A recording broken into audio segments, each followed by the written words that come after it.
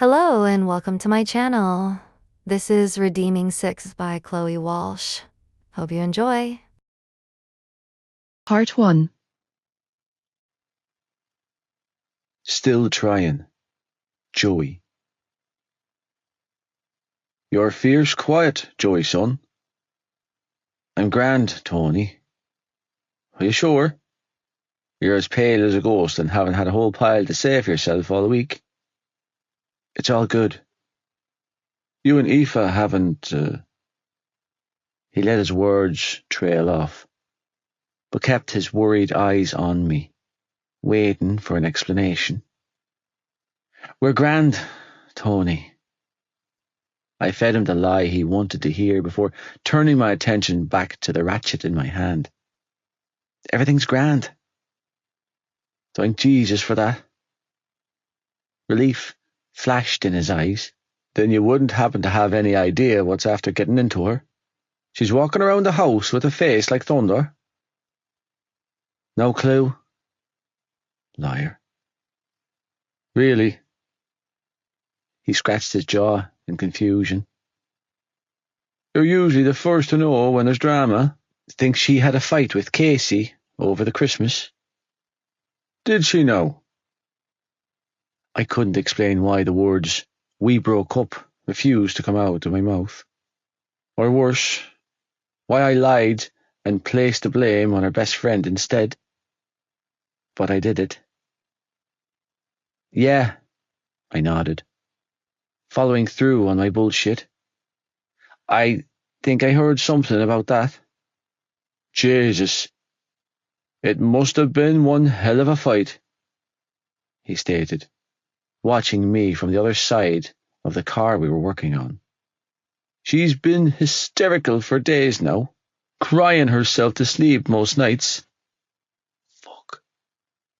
She has, her father nodded. My heart sank into my ass. Jesus. You should have a word with her, he added, turning his attention back to the task at hand. She listens to you. Get her to patch things up with young Casey before she floods the house with tears. Yeah, I'll call her after work. I managed to squeeze out, though it was hard to breathe, let alone talk. 'Cause this was on me. Malloy's tears were on me. This whole damn mess was a result of my inability to resist the pull of my fucked up DNA. Feeling like my heart was constricting to the point of explosion, I set the ratchet down and moved for the back door. I'll be back in 5. Pack those damn cigarettes in for the new year, he called after me, but his tone was jokey enough. Either way, we both knew that I wasn't going to quit. Not when I had already given up so much. Slipping out back, I placed a cigarette balancing on my ear between my lips and grabbed a lighter from the pocket of my overalls. Sparking up, I inhaled a deep breath and sagged against the wall at my back, feeling a million different emotions rushing through me. Exhaling a cloud of smoke, I fought an internal battle with myself to not throw in the towel and do exactly what I knew I would. In the end, it was only a matter of minutes before I grabbed my phone. The same phone that I had to pry from my brother's fingers this morning. Blowing out a frustrated breath, I unlocked the screen, declined another call from Shane, brought up the name Malloy in my contacts, and pressed call. She answered on the 4th ring, but didn't greet me. I didn't blame her. I didn't deserve to be greeted. If anything, I deserved to be hung up on. It's me, I said quietly, taking another drag of my smoke. Can you talk? The hustle and bustle in the background let me know that she was at work. When it grew quieter on the other line, I knew she must have moved to someplace quiet. Okay, she finally said down the line. I can hear you. Are you at work? No, she bit out, tone laced with venomous sarcasm. I'm out on the town with my new boyfriend. Taking her bitchiness on the chin, I took another drag of my smoke before asking, And how's he treating you? A hell of a lot better than the last asshole I made the mistake of falling for, came her smart-ass response. What do you want, Joe? Shaking my head, I blew out a pained breath before saying, I wanted to check in on you. Why? You know why, Malloy. Shrugging helplessly, I concentrated on a spot of dirt on the path. I didn't flip a switch and turn my feelings off.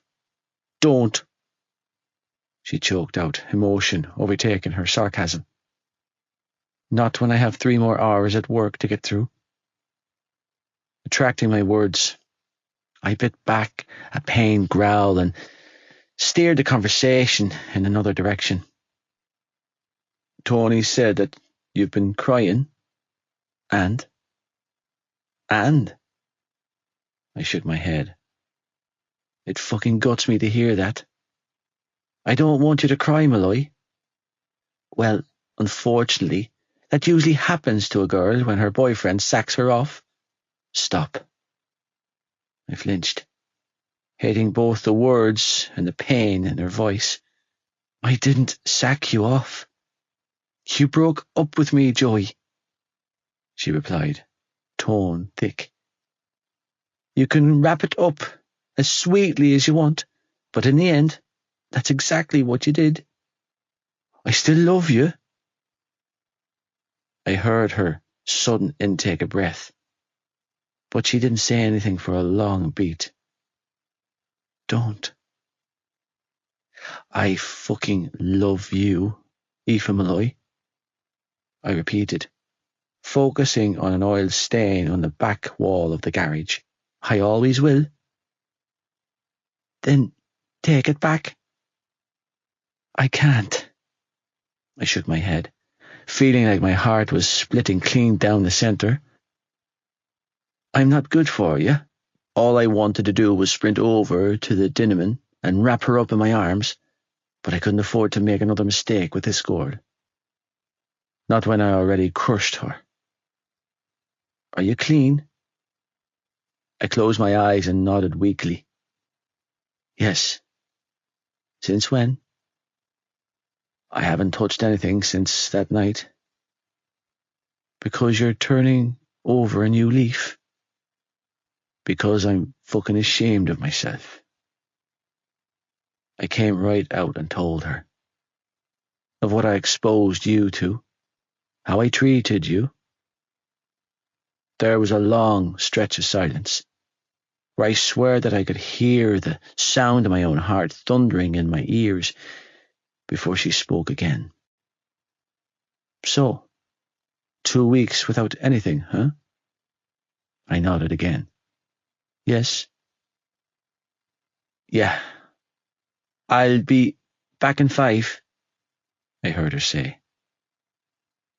I'm owed a cigarette break, yes, Julie. I know I don't smoke, but I cover for you at least 7 times a day when you take yours, so I'm having one. The line was muffled for a few moments before she returned. Okay, I'm back. Julie's just being a greedy bitch. Picking fights with co-workers, Malloy. No more than usual. There was a bite in her tone that she didn't try to conceal. And Shane Holland? How many weeks have you been clean of him? The same. How can I believe you? I don't know. I exhaled a heavy breath. All I have is my word. I want to believe you, Joe, she whispered down the line, so badly. But you can't. I get it, I replied, roughly clearing my throat. We both know that I haven't been the kind of fella you could put your faith in. You didn't call. The accusation was there in her voice. Not once. I couldn't. Grimacing in what felt like physical pain, I forced myself to give her my truth. I only got my phone back this morning. From who? From Tag? There was a pause. Why did Tag have your phone? Because I needed to not have it. Because? I grimaced. You know why. Joe. She breathed heavily into the phone. And I didn't have to be there to know there was a tremor running through her body. I knew because the same tremor was running through mine. You're really clean? Yeah, Malloy. For you. I really am.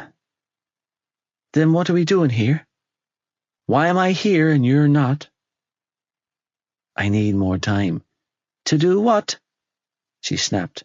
To fuck around? To get myself straightened out.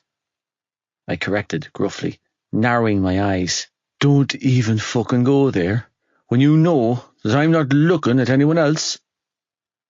Well, if you're clean, then why can't we just... Stopping short, she blew out a shaky breath and said, You know what? Forget it. I won't beg you again. If you're not calling to get back together, then hang up the phone. Malloy, I mean it, Joe. Don't call me again. Not unless you've changed your tune. The line went dead, and I let my head fall back against the concrete wall. Fuck. Breathing it hard and fast, I resisted redialing her number and giving her exactly what she wanted. The only way I was able to stop myself from doing just that was the knowledge that, while she might want me, she certainly didn't need me. Not now. Not yet. Not at all if I couldn't get a handle on myself. Serving pints and pricks. Aoife. Ending the call, I shoved my phone into the front pocket of my black apron and shook my hands out, desperately trying to get a handle on my emotions before they got the better of me. 1 whole week had passed since I landed on Joey's doorstep on New Year's Eve, and I was still a walking mess because nothing had changed. We were still over. He was still gone. I was still shredded. Keep it together, Aoife. You're at work. You can cry when you get home. Don't you dare embarrass yourself. Refusing to give in to the overpowering urge to slump in the corner of the smoking area and rock, I pushed my shoulders back, tipped my chin up, and sauntered back to the bar. I might be crumbling to pieces on the inside, but I would do it with dignity, damn it. He's just a boy. Just one boy. You can survive this.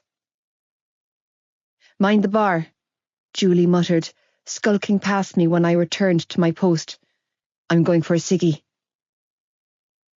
Since turning 18 last September, I'd stepped in enough times behind the bar and pulled enough pints to know my way around a tap. When the orders started trickling in, I handled it with ease, flirting and smiling and sticking out my chest like the pro I was. Unfortunately, one of those orders just so happened to come from a man who made my skin crawl. Jameson straight, no ice. Joey's father demanded from his perch at the bar. Forcing myself to keep my smile in place, I quickly set to work on preparing his drink, forcing myself to repress a shudder when I felt his eyes on my back. What? Teddy taunted when I set his drink down on the beer mat in front of him. No sweet talk for me. That will be €3, please, I replied, jaw aching from the effort it was taking to keep my smile in place. Reaching into his jeans pocket, he grabbed a fistful of loose change and smacked it down on the counter in front of me, causing pennies and coppers to spill everywhere. You can count, can't you, girl? I sure can, I replied, unwilling to let him entice me into an argument as I used my finger to slide the coins towards me. Enjoy your drink. I'd enjoy my drink a lot more if you popped a few buttons on that blouse. Now I did shudder. Don't you have a wife at home to be looking after, Teddy? Moving to the cash register, I tallied up his drink and dropped the coins inside the till drawer before snapping it shut with a clatter. A pregnant wife? I wasn't unfamiliar with being propositioned by punters. It came hand in hand with the job, but this was Joey's father. As far as he knew, I was his son's girlfriend. This wasn't his first attempt to lure me out back for a quickie, but that didn't make it any less disturbing. The man set my teeth on edge in the worst kind of way, and being in his presence was the ultimate form of unsettling. Dutifully ignoring his comments, I cleared away glasses and wiped down the bar, doing pretty much anything I could to get away from him. Tell me something. Shifting on his stool, he folded his arms across his chest and gave me a heated look. What are you doing with him? I presume you mean Joey, I answered, knowing that he wouldn't let up until I did. Like I said, not my first time serving this creep. Nodding stiffly, he never took his cold brown eyes off me. Fully aware that any admissions from the heart would be wasted on this man, and unwilling to lose my job over him, I slapped on a smile and said, I told you before, that son of yours is more than able to keep me satisfied. He's a kid. And what am I? Came my dry response. A middle-aged woman? If I was your father, you wouldn't be working behind a bar. You're certainly old enough to be my father. His nostrils flared. You don't know what you're missing. Okay, you need to stop. My smile faded and I gave him a hard look. If Joey knew that you were speaking to me like this, he would... What? He cut me off with a threatening lilt to his voice. He would do what, girl? He would break your fucking neck, I bit out, keeping my tone low. So back off. Well, I don't see that young fellow of mine anywhere, do you? Elbows resting on the bar, he leaned closer. What time do you get off work? A freckle past a hair. What's that code for? It's code for never, I snapped. As in, it's never going to happen. Not in your wildest dreams. So why don't you finish your drink and clear off across the road to another pub? Because whatever you're looking for, you won't get it from me. Prick tease. Beyond repulsed, I wandered to the far end of the bar, putting as much space between us as possible. The man made my skin crawl, and the sooner Julie came back from her break, the better. A few minutes later, he crooked his finger and pointed to his empty glass. Fighting back the urge to scream, I begrudgingly returned to his end of the bar and gave him a blank stare. Teddy slammed another fistful of coins down on the bar. Another. Counting his coppers, I moved to the till and tossed them inside before pouring him another glass of his poison of choice. Whiskey. You know he's a disaster, don't you? Teddy slurred, nursing the glass I set down in front of him. Can't help himself. It's in his blood. I knew that he was talking about Joey, but I refused to play ball with him. Regardless of our current relationship status or how badly Joey had hurt me by walking away, I was prepared to die on my hill of unwavering fealty to him. The boy is fucked in the head, he continued, taking a sip from his glass. Always has been. Been a problem from day one. I wonder why. He glared at me with those cold eyes. You think you know everything, don't you? I know enough. I held my ground and replied. You know fuck all. A cruel smile spread across his face. He's either going to end up killing himself or someone else. Then let's hope it's you. My response surprised him, and he rose a brow. You're not afraid of me, are you, girl? I don't fear men, I tossed back, meeting his stare head on. Because the man in my life knows how to treat a woman. Already told you that young fella of mine is still a boy. He's more of a man than his father. Realizing that I had no intention of giving in to his oppression, Teddy dismissed me from his presence with a flick of his wrist, muttering something unintelligible under his breath. More relieved than angry, I once again moved to the other end of the bar, sighing in relief when my eyes landed on Julie returning from her smoke break. Oh good, he's still here. Setting her pack of cigarettes under the bar, she fluffed out her hair and smiled. Something to look at for the evening. I knew she was referring to Teddy, and the thought made me want to hurl my lunch up. To the untrained eye, it could be assumed that he was a beautiful man. He was tall and blond, with golden skin and a strong muscular physique. But once you knew who he was, once you got a glimpse of the evil lurking beneath the surface, you could never mistake his looks for beauty. How he fathered 5 pretty epic humans was beyond me, but he had, and all 4 of his sons bore an uncanny resemblance to him. Shannon was the exception to the gene pool, clearly taking after Marie in appearance. My mind drifted back to Joey, and the resentment weighing heavily on my shoulders significantly lightened.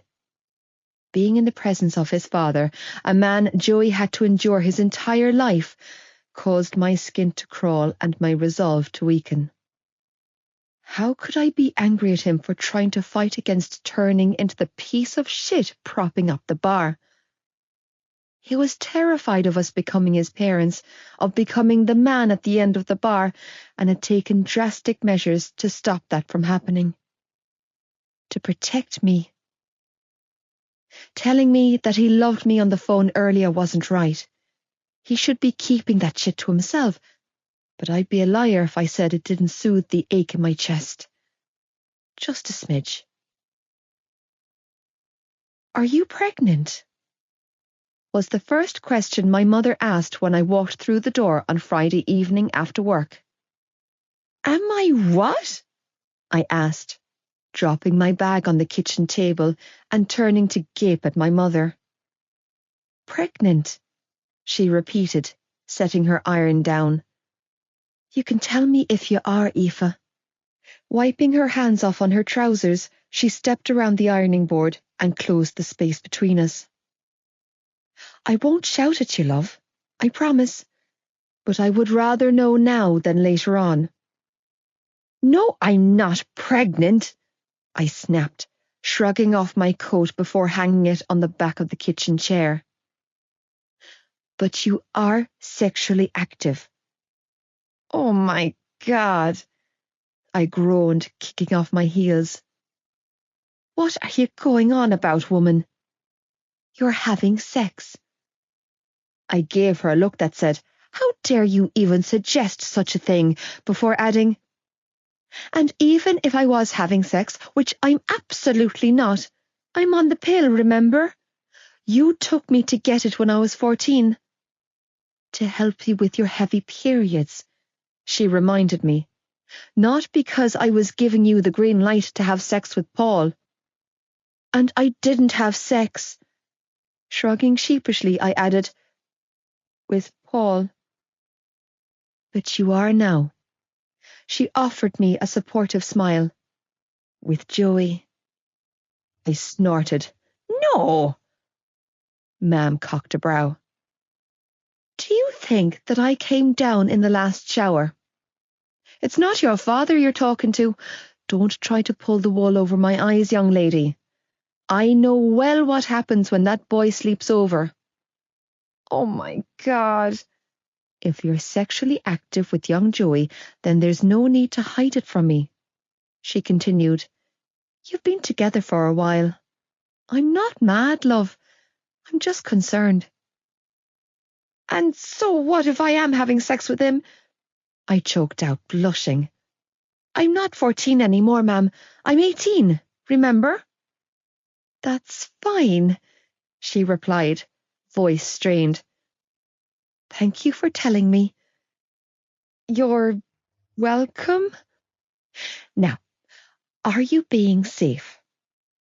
I'm on the pill, I repeated slowly. How much safer can I get? Condoms? I scrunched my nose up in awkward discomfort. Mam's eyes widened. Aoife. What? I threw my hands up. We're being safe. So you've been taking your pill at the same time every day? She pressed, tone laced with concern. Religiously. I balked. Why are you even asking me all of this? Because you're moody, you're spending all of your time holed up in your room, you're eating like a horse, and you look like you're seconds away from bursting into tears at any given minute. And that makes me pregnant? I demanded, hands on my hips. What's next? Are you going to tell me that I've put on weight too? Aoife. No, ma'am, Jesus, I'm not pregnant. Shaking my head, I stalked over to the fridge and swung it open. I had a period before Christmas. You did? Yes. You're sure? Yes, ma'am. I rolled my eyes. I specifically remember because I'd been out shopping with Casey that week and didn't buy that really cute white skirt from the Modern to wear out for Katie's birthday, even though it was a total bargain at a tenner, because I knew I couldn't risk wearing it. Relief flooded her eyes. Oh, thank God for that. Thanks for the vote of confidence, by the way. I really appreciate how much faith you have in my ability to not ruin my life. I waved a hand around aimlessly. I hope you plan on giving Kev the same supportive pep talk, because he's a moody bastard who rarely leaves his room either. Don't be daft. Mam batted the air like it was the most ridiculous thing she had ever heard. Your brother can't bring a grandchild home to me in his belly. And you think that Joey and I are thick enough to? I think that you've both been swept up in the throes of first love. Both her eyes and her voice softened when she added, and I think that a lot of mistakes can be made when emotion takes the driving seat over logic. Well, that shows what you know, I replied, slamming the fridge closed, because Joey and I aren't even together right now. You're not? Her eyes widened. Oh, I didn't know, love. Well, now you do, I said flatly, moving for the door. I'm nursing a broken heart, ma'am, not your grandchild in my belly. Aoife, she called after me. Wait, pet, we can talk about it if you want. I'm here for you, love. I don't want to talk about it. I tossed over my shoulder as I thundered up the staircase. I can't. Turf war. Joey. What the fuck are you on? Podge demanded, as he chased me around the pitch at the GAA pavilion on Saturday afternoon, with his hurley in hand. I haven't seen you this pumped since we won the county final in third year. Nothing, I panted, narrowly sidestepping him to hook the sliotar with my hurl and tap it back to him. Tony had closed up early. Something that left me with my hands hanging, which had led me to text the lads to meet me for a puck around. I haven't been out since Christmas. Then what the fuck did Santa put in your stocking? Alex wheezed, chopping down hard on Podge's hole and robbing the ball. Speed? A reality check. Nothing. Podge narrowed his eyes in disbelief. Then what the hell is going on with you? Nothing. I shrugged, breathing hard and fast. I'm just done with the bullshit. Meaning I'm done fucking around. Meaning he's too busy getting his hole of sexy legs to even think about getting high. Alec snickered. Jesus, her pussy must taste like ambrosia, whatever it is the gods eating there. Whoa, Jesus, fuck, don't hit me with that. Clutching the side of his head, he groaned. Damn it, Joe. You're lucky I'm wearing a helmet. You could have given me brain damage. No. You're lucky you're wearing a helmet. I shot back, still wielding the boss of my hurl precariously close to his throat. Next time you even think about my girl's pussy, I'll take the head clean off your shoulders, you hear? Give it a rest, Al. Podge snapped, dragging my attention back to him. What does this mean, Joe? His attention was riveted on my face. When you say that you're done fucking around, do you mean with Holland and his crew? I nodded stiffly. I mean, with all of it. Yeah. Yeah, shrugging in discomfort. I hooked the sliotar onto my boss and broke off on a solo run before deftly lobbing the ball over the bar of the far end goal. With sweat trickling down the back of my neck, I retrieved the sliotar from behind the back of the goal before sprinting off again, desperate to burn the tension out of my body. I couldn't remember the last time I'd gone this long without anything in my system. But I was still here, still trying, still hanging in there. For her. How long has it been? Podge asked when I returned with the ball. How long what? Alec piped up. A few weeks, I replied, using the hem of my jersey to wipe the sweat dripping from my brow. It's nothing to sing home about, but it's a start. I had this horrible, anxious tremor rolling through me, one that no amount of exercise could settle. I knew why, of course. My body wasn't craving exercise. It didn't want food or water, and it wasn't satisfied with a smoke. I wanted more. I was fucking ravenous. But with 2 weeks of hell put down to get where I was today, I was strong enough to let it starve just a little while longer. 1 more hour. And then another after that. Keep fucking going, lad. Well, shit. Podge's brows shot up in surprise and quickly laced the sliotar down the pitch before telling Alec to go along. Am I wrong in thinking that Aoife has a fair bit to do with his sudden change of lifestyle? He asked when Alec was out of earshot. She's a good influence on you, lad. We're taking some time out, I forced myself to admit, out loud, and quite possibly the only person I trusted aside from the 2 girls in my life.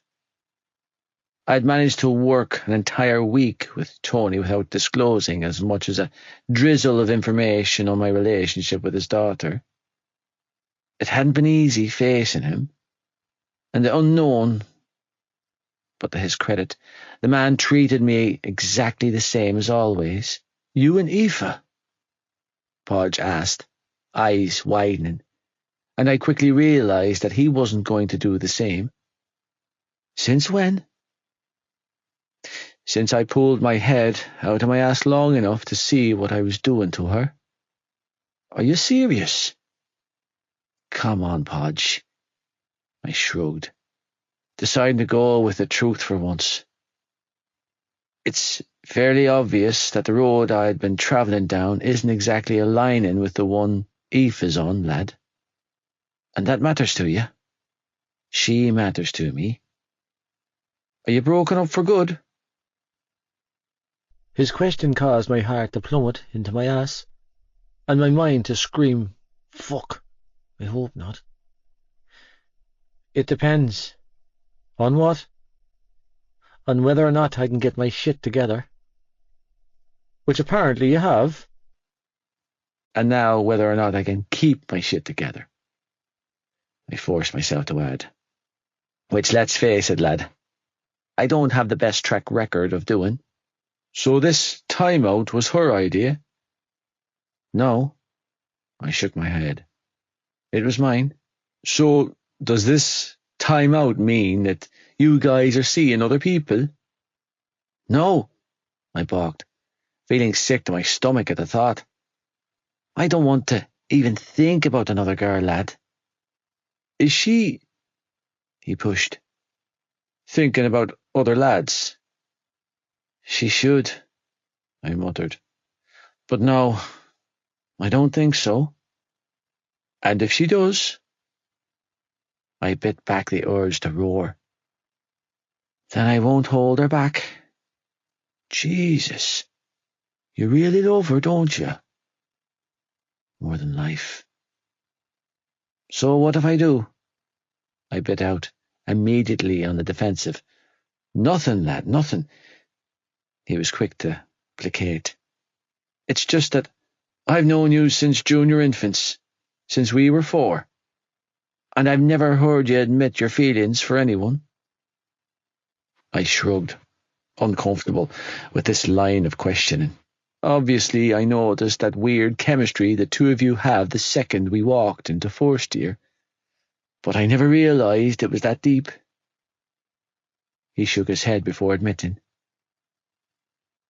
I always figured the infatuation you had with her had more to do with pissing off Ricey than anything else. Ah, yes. I smirked to myself, thinking back to the countless times down through the years when Ricey had caught us bantering and lost his shit. That was an enjoyable perk. Could you have poked that sliotar any further? Alec panted, jogging back over to us, ball in hand. I had to climb into the bushes to get it back. Sorry, Al. Podge chuckled, and then turned back to offer me a wink. Keep on keeping it together, Joe. That's the plan. Keep on keeping it together? The plan? Alec shook his head and groaned. Why do I always feel like you two are speaking in riddles around me? Because you're perceptive, Podge shot back with smirk. No, I'm not, Alec grumbled. I know what you two fuckers are doing. Don't deny it. He said you were perceptive, Al. I laughed, pucking the ball towards him. Do you know what perceptive means? Of course I know what it means, Alec huffed, catching the sliotar mid-air. It's when you're second-guessing everything and don't trust a word of what's being said around you. Podge threw his head back and laughed, while I scrubbed a hand down my face before muttering, That's paranoia, Al. It is, Podge chuckled. Yeah, lad, it's a whole different world with a whole different meaning. Maybe I did hit you too hard before, I offered dryly. Paranoia? Alec frowned. Then what's perceptive? Something you'll never be accused of being again, Podge laughed. Right, lads, spread out and we'll have another puck around before it gets dark. I instructed, jogging backwards. We have a match against St. Fintan's next week, and I have no intention of letting those fuckers knock us out of the playoffs. So, the school board got back to you with their decision? Alec asked, tone hopeful. Yeah, they phoned Ma'am the day before yesterday, I replied, jumping up to catch a sliotar mid-air. Apparently, I'm on the last of my 9 lives. So you're not getting expelled? I grinned. Not this week. It was closing in on 5 in the evening when Podge nudged me in the arm, alerting me to the fact that we had company. Squinting in the semi-darkness, I tried and failed to put names on the faces watching us from the far side of the pitch. As my hackles rose and my body tensed up at the unknown threat. They're definitely watching us, Podge muttered. I think they're from Thomond, Alec noted, rubbing his jaw. I've definitely seen that big fella in the local paper playing rugby. Yeah. They drinking biddies. The fuck are they doing here? I bit out. Yeah, wrong pitch. Wrong side of town, more like. We continued to puck the sliotar around for another 5 minutes, until it was clear that they weren't going away. Give me a sec, I snapped, throwing my helmet off. I'll sort this. Pissed off and irritated, I stalked towards a group of rich pricks huddling at the sidelines of my goddamn pitch. Don't lose the head, Joe, Podge warned, hurrying after me. Yeah, lad, Alec muttered in agreement. There's like 6 of them over there. Got a staring problem, assholes. Oh, Jesus, Alec groaned, clutching the back of my t-shirt. We're going to die. Are you deaf? I demanded, shaking him off, my entire focus on the lads watching me. I asked you a fucking question. Yeah, that's the one of the lads said before taking a safe step behind an even bigger lad. You do the talking, Gibbs. This one had a familiar look about him, with blonde hair and a goofy as fuck smile. Howdy, friend. I'm not your friend. I seethed, closing the space between us, hurley in hand. And the last time I checked, the rugby club was on the other side of town. I reminded them. You have no business here. Oh, Jesus. The blonde lad's silvery grey eyes lit up with what I could only describe as playful mischief when he chuckled. Oh, are we about to have a turf war? I cocked a brow. A turf war? Yeah. He nodded eagerly, like the T-Birds and the Scorpions in Greece. Greece? I gaped at him. What the fuck are you talking about? Don't mind Gibbsy, another one of them said, and this one was definitely familiar. He's a fair bit dysfunctional. How do I know you? I demanded, eyeing him wearily. I'm Huey Biggs. He was quick to offer up, holding his hands up, the universal symbol of peace. Our sisters are friends.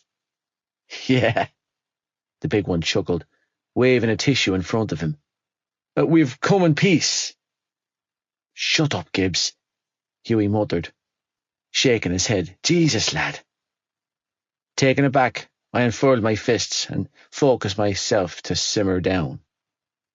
There was no threat here. I needed to get my body to register that. What are you doing here, Biggs? I asked, addressing Huey and ignoring the big ape of muscle he had standing beside him. What do you want? Looking for you, actually. Now I was on alert again. Why? I sort of need a favour. I don't do favours for strangers. Our sisters are friends. he repeated, tone hopeful.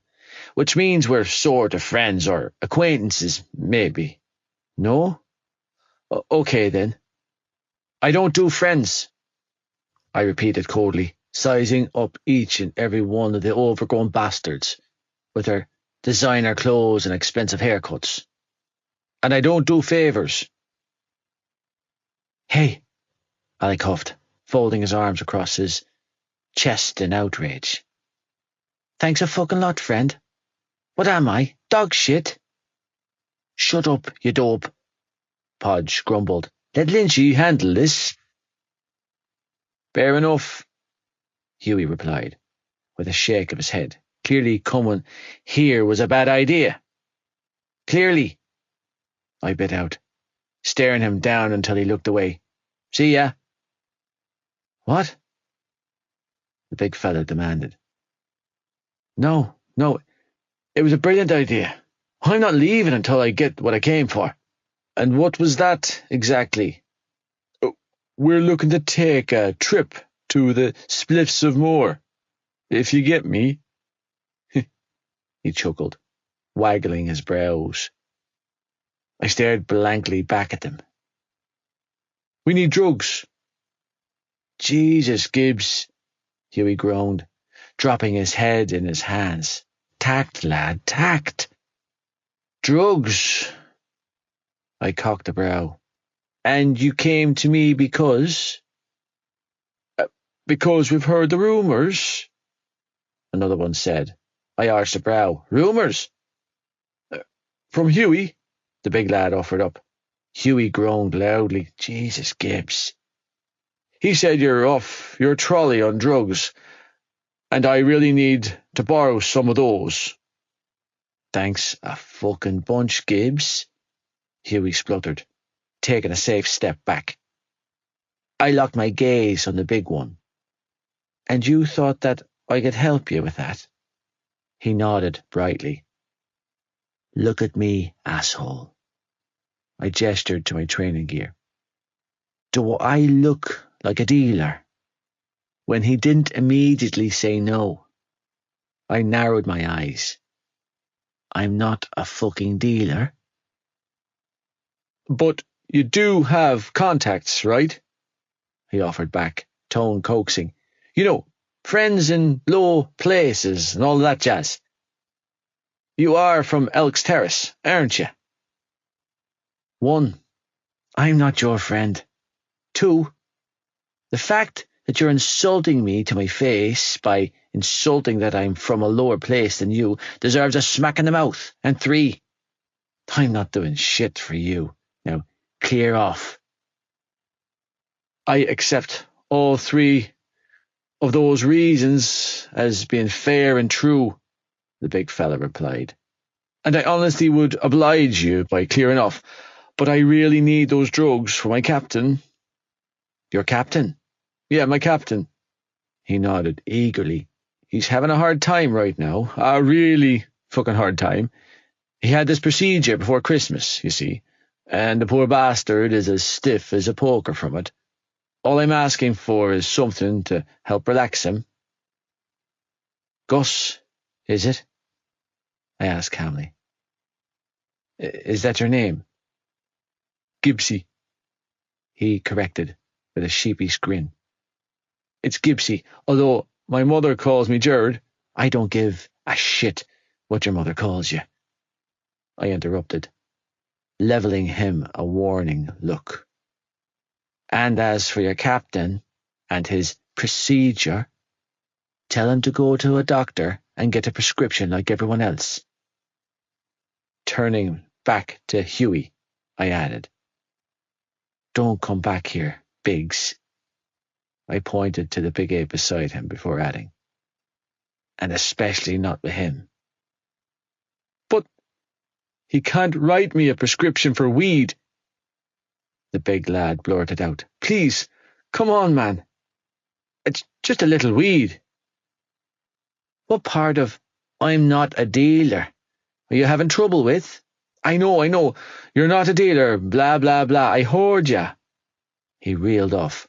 But if you could make an exception, just for tonight, Then I'd really owe you one. You really owe me, I muttered. The last 5 minutes of my life that I'll never get back. You can come to our party tonight. He tried to coax. It's Huey's gaff. It's 90s themed. No, it's not, Gibbs. Yes, it is, The big lad argued before turning back to me. His folks are in Portugal. Free drink all night. Oh, and sausage rolls too. Free sausage rolls! I feigned excitement. Well, why didn't you say that earlier? I'm in. His eyes widened in delight. Really? I rolled my eyes. No, not really, you langer. We can pay. Another one said, and this one had dark hair. We have money, he added, standing slightly back from the others. Whatever you want. It wouldn't be an issue. Shit, Feely, lad, don't say that. Huey groaned. We only have 200. Now I was listening. 200? Yeah, he replied, withdrawing a wad of 20s from his jeans pocket. Is that enough? I glanced at Alec, who was dutifully trying not to burst out laughing.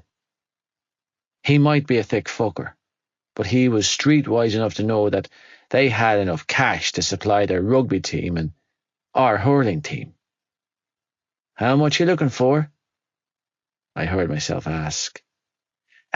Lynchy, can I talk to you real quick?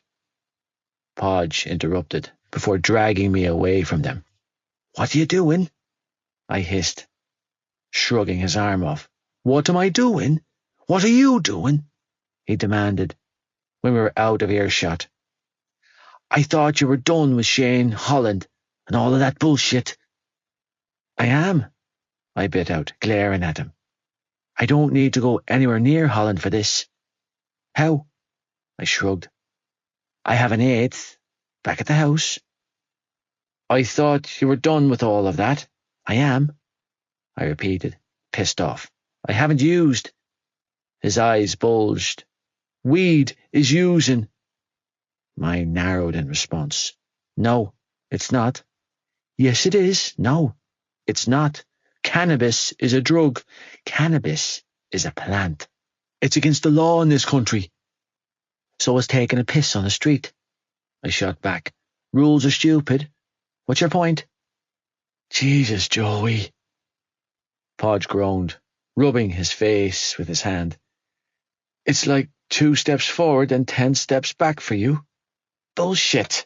It's prescribed by doctors for pain in half the world. So is OxyContin and the dozens of other prescription meds I've watched you ram down your throat since primary school. They're prescribed for pain too, Joe. But you know only too well what happens when they fall into the wrong hands. I told you that I haven't touched anything in weeks, except weed, he reminded me, tone exasperated. Don't act all high and mighty about it. I shot back defensively. Not when you've passed around many the spliff in your day. There's a big difference between having a smoke and hustling a bunch of naive rich boys out of cash. Hey, don't fucking judge me, I warned, narrowing my eyes at him. 200 quid, Podge. 200. And they're waving it around like it's monopoly money. That might be pennies to guys like them. But for the likes of me, that's serious fucking money. I threw my hands up in frustration and spat. You might be in the privileged position of being able to turn your nose up at it, but I sure as hell can't afford to. Do you have any idea what that money could do for me? For my mother? For my siblings?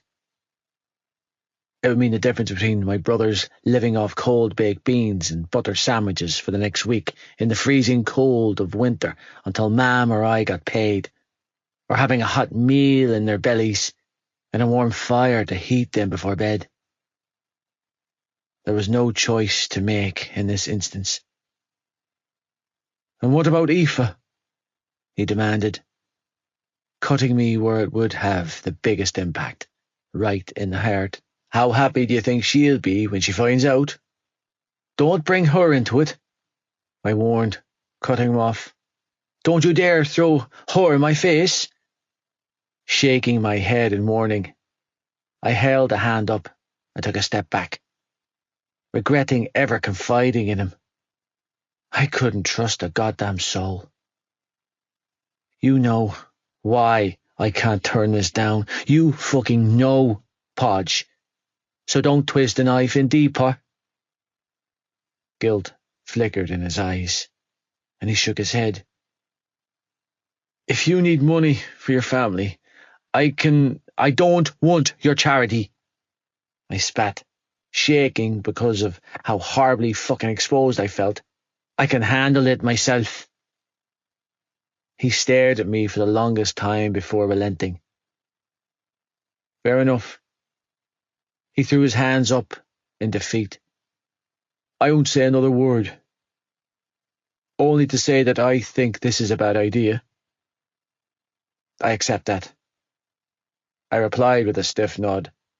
Now, you can either stay here on your high horse and judge me, or you can come with me to their fancy-ass party and eat your weight and sausage rolls. Turning around, I strode off in the direction of the lads from Tolman. Either way, bad idea or not, I'm doing this. This is the closest thing to crazy. Aoife. We're staging an intervention, Casey announced later that evening, throwing my bedroom door open and sauntering into my room like she was practicing for the catwalk. Dressed to the nines in a short denim mini, stilettos, and that cute white gypsy blouse I bought her for Christmas, she planted her hands on her hips and glared at me. That bastard dumps you on Christmas Day and you don't call. Smooth, Casey. Katie cringed, following her into my room.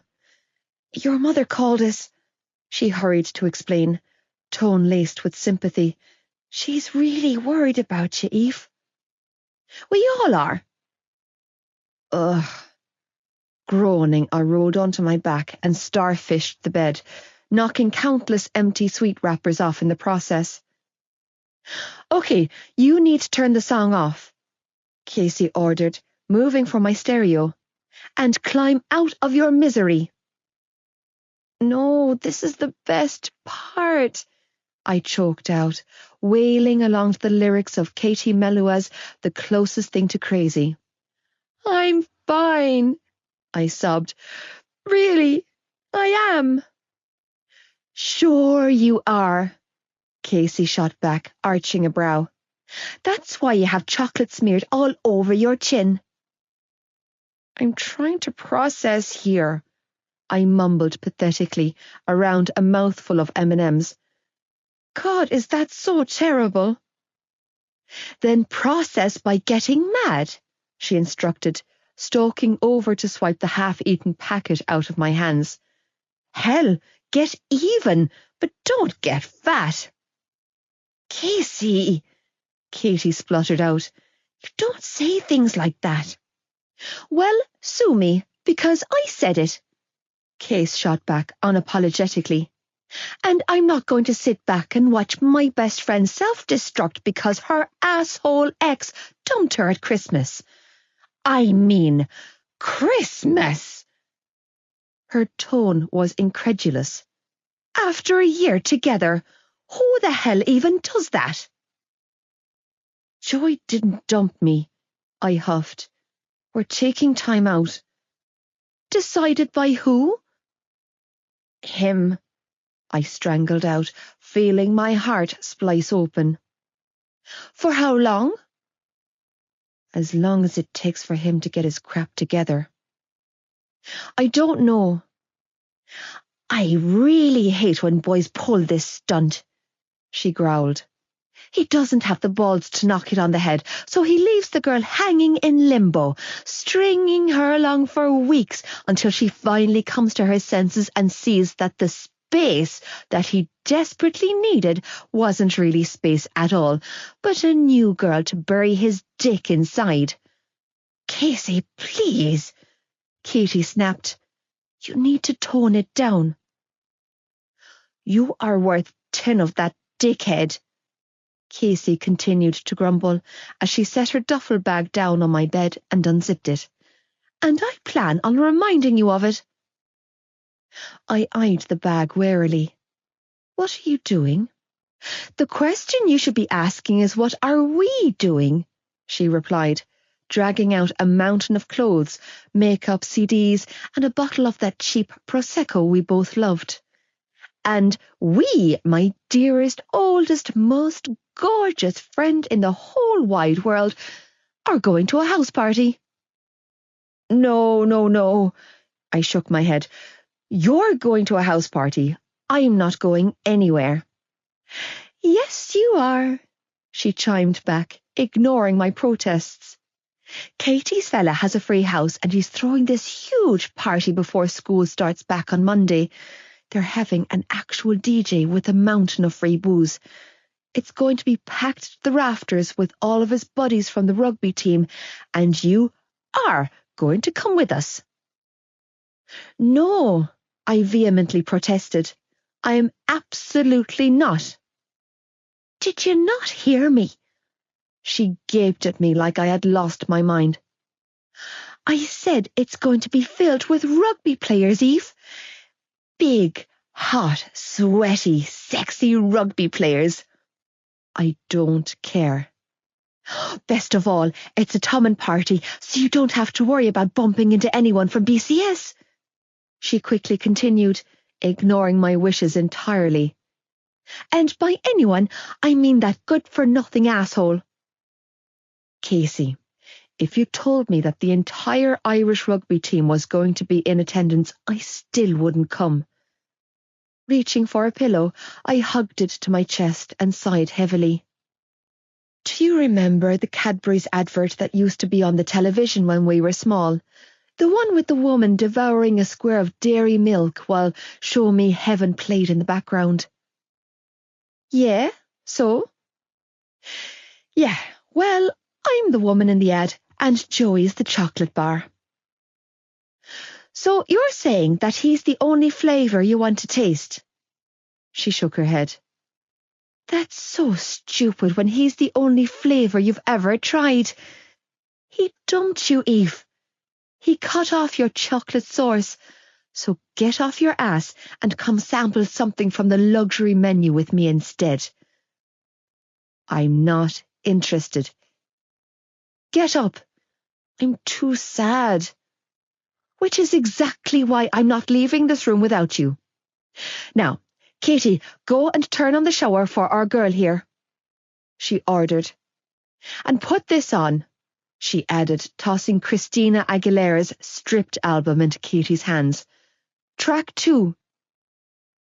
Is it really that kind of an intervention?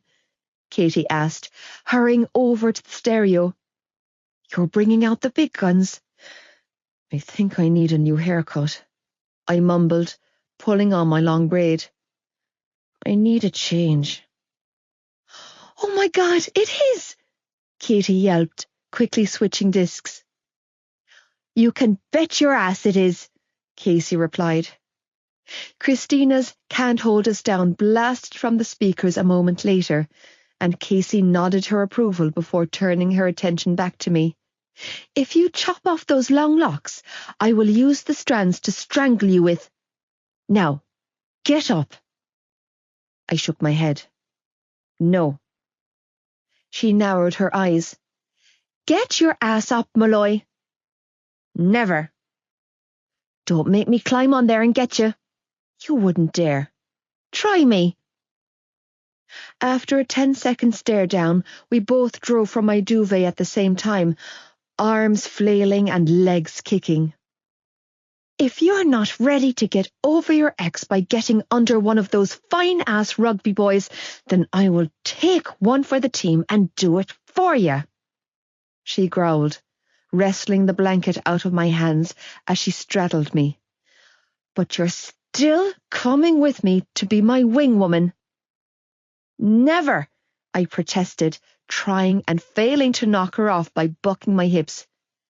How are your thighs so freakishly strong? It's called using my mam's thigh master, bitch, she shot back, pinning my arms to the mattress. Now, do you relent, or do I need to kick your ass some more? Case, do you relent? Fine. Releasing a pained groan of defeat, I stopped fighting her. I relent. How the other half live. Joey. Spending my Saturday night inside a house that could have easily accommodated 3 of the one I'd grown up in, and surrounded by a bunch of people from Thomond College, was not something I'd ever anticipated happening. The closest I'd ever come to their elite school was when I walked past the big iron gates on my way to a match. Now, somehow, I found myself slap bang in the middle of their fucked up inner circle, watching on as a bunch of privileged private school boys got fucked up on high-grade skunk. The captain these lads had been hell-bent on loosening up hadn't bothered to show up tonight, but it was clear from most of their red-eyed, goofy-as-fuck expressions that all thoughts of their captain had long since dwindled. Clearly there was no limit to the levels that I was willing to stoop for a couple of £100. Jesus. The fact that my sister was supposed to start school with these people on Monday morning didn't exactly sit well with me, especially the big blonde fucker with a penchant for dope, debauchery, and his friend's baby sister. "Put her down right this instant, Jared Gibson," Shannon's curly-haired pal, Claire Biggs, instructed, as she stood on the last step of their impressive staircase, dressed up as the blonde from the Spice Girls, and pointed a finger at the big bollocks attempting to waltz to the Venga Boys' boom, boom, boom, boom, with a pampered-looking cat. "Don't you dare hurt my pussy," he offered, and then made a ridiculous purring noise with his tongue. "You know that I would never hurt your pussy, Claire Bear." Yeah. He was a few crayons short of a full box. "I told you not to call me that in public," she protested with a huff. "And I told you not to wear that pink dress," the big lad shot back with a wolfish grin as he sat the cat down on the couch and prowled towards her. "But I'm so fucking thrilled that you didn't listen to me. Avert your eyes from my sister, fucker," Hughie warned, appearing from thin air to intercept his friend before he reached the staircase. "What did I tell you about keeping your dick on the other side of the street?" "Contrary to the many rumours going around about my magical dick, it doesn't yet possess the ability to unattach itself from the rest of me, lad," he shot back, brows waggling, as he bopped and rocked around in a pair of pink board shorts and a Hawaiian-themed floral shirt. "So if I'm here, my dick's here." "Then go home." "No way," he laughed. "This 90s party is my love child." "It's not a 90s anything, Gibbs. It's just a party. So tell that asshole on the decks to play something decent." "No, it's my party, and you'll play what I want him to play. It's my house. It's my playlist." "Then at least go home and change your clothes. You look like a tool." "Are you mental? Look at me. I make a beautiful Ken. Beautifully deranged, more like. Nobody else is dressed up, lad." "My lover is." "Your lover? Are you well? She's my sister, not your lover, asshole." "I take it all back." Podge slurred, distracting me from their antics, leaning heavily against my shoulder. He tossed back another shot of Jameson and grinned. "This was a fantastic fucking idea." "Where's Alec?" I asked, roughly shrugging him off. I fucking hated being touched, and this drunk asshole knew it. I also detested the smell of whiskey. It did shit to my head, made me feel on edge. He went upstairs with some posh girl with a huge rack, Podge replied, with a huge grin, still leaning heavily against me. Lad, these rugby heads know how to throw a party. He waved a hand, gesturing to the mob of bodies surrounding us. This is unreal, Joe. He pointed to where some older lad, with speakers and decks set up in the far corner of the room, had switched songs to Tupac's Changes. I've never seen so much drink and food in my life. It's easy for them to have it, I replied bitterly, still nursing the same bottle of beer I'd been handed when I walked through the door. When they have their father's wallets to pay for it. Ah, loosen up, Joe. It's not their fault they've got a few bob in the bank. Podge chuckled, looking like something a Christopher Lee Dracula movie shot out with the big bloodshot eyes on him. You did good tonight. No, I did what I had to do to feed my family. Have a smoke and relax, he encouraged, handing me another bottle of beer from a nearby table. A few drinks and a smoke won't hurt. I arched a brow and set it back down. Coming from the fella who almost pissed himself when I told him that I was still smoking. Yeah, well, he grinned at me and shrugged. I've been reminded of the perks of being your best friend. Yeah, I smirked. Damn straight, asshole. Stay out of their medicine cabinet, though. You hear? He warned, holding a finger up. And don't go losing the run of yourself. He reached up and slapped my chest.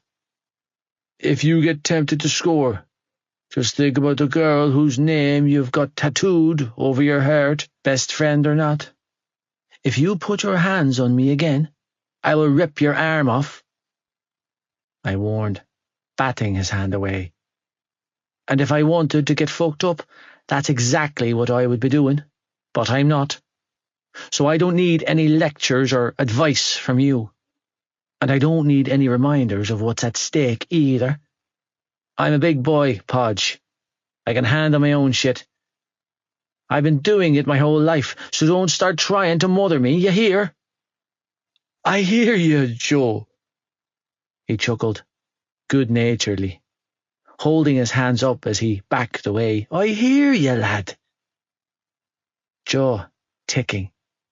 I watched as he slipped into the crowd, feeling pissed off and on edge. This wasn't easy for me. And I needed him reminding me of that like I needed a hole in the head. Fuck. Depressed and on edge, I finished my bottle and set it down, refusing to pick up another. I didn't need the complications that I knew would follow. Because he's only using you, I heard someone say. I turned my attention to where Hughie was in a heated discussion with another familiar blonde. This one wasn't his sister Claire. No, this girl was Shannon's other little friend. I couldn't remember her name, but I had a feeling it was Lily. Or maybe it was Izzy. Either way, she was standing near the doorway with her arms folded across her chest, glaring up at Hughie Biggs, who was glaring back at her, while he flailed his arms around in obvious exasperation. You can't seriously be considering going upstairs with him. Like you give a shit, she continued to say. At least Pierce doesn't act like I'm invisible when he's with his friends. You know I give a shit. He was quick to counter. If I didn't care, I wouldn't. You wouldn't what, Hugh? She cut him off by hissing. You wouldn't treat me like an afterthought? Because newsflash, asshole, that's exactly what you've been doing. taking it all in with her sober eyes. I briefly considered telling them that if they were trying to conceal a hookup, then they were doing a pretty terrible job. Before remembering these assholes were not my monkeys, and this was not my circus. Shaking my head, I stepped around them and headed through the impressive kitchen until I found the back door. Slipping outside, I ignored every other asshole in the back garden and wandered over to the far end of the yard, sparking up a cigarette as I went. Temptation was all around me, and I needed to keep my head. I had 2 weeks of torture put down, and I sure as hell didn't plan on throwing it away for a piss-up with a bunch of people who, in any other given circumstances, would cross the road to get away from me. "Got one of those spare?" a female voice asked, and I turned around to find Shannon's friend that had been fighting with Biggs moments before. "Remember me?" "Just about," I replied, rubbing my jaw. "Lily Young, right?" "It's Izzy," she corrected, unblinking. "So can I have one?" "One what? A cigarette?" "No." Her blue eyes narrowed. "Why not?" "Because you don't smoke," I replied coolly, "and I don't share."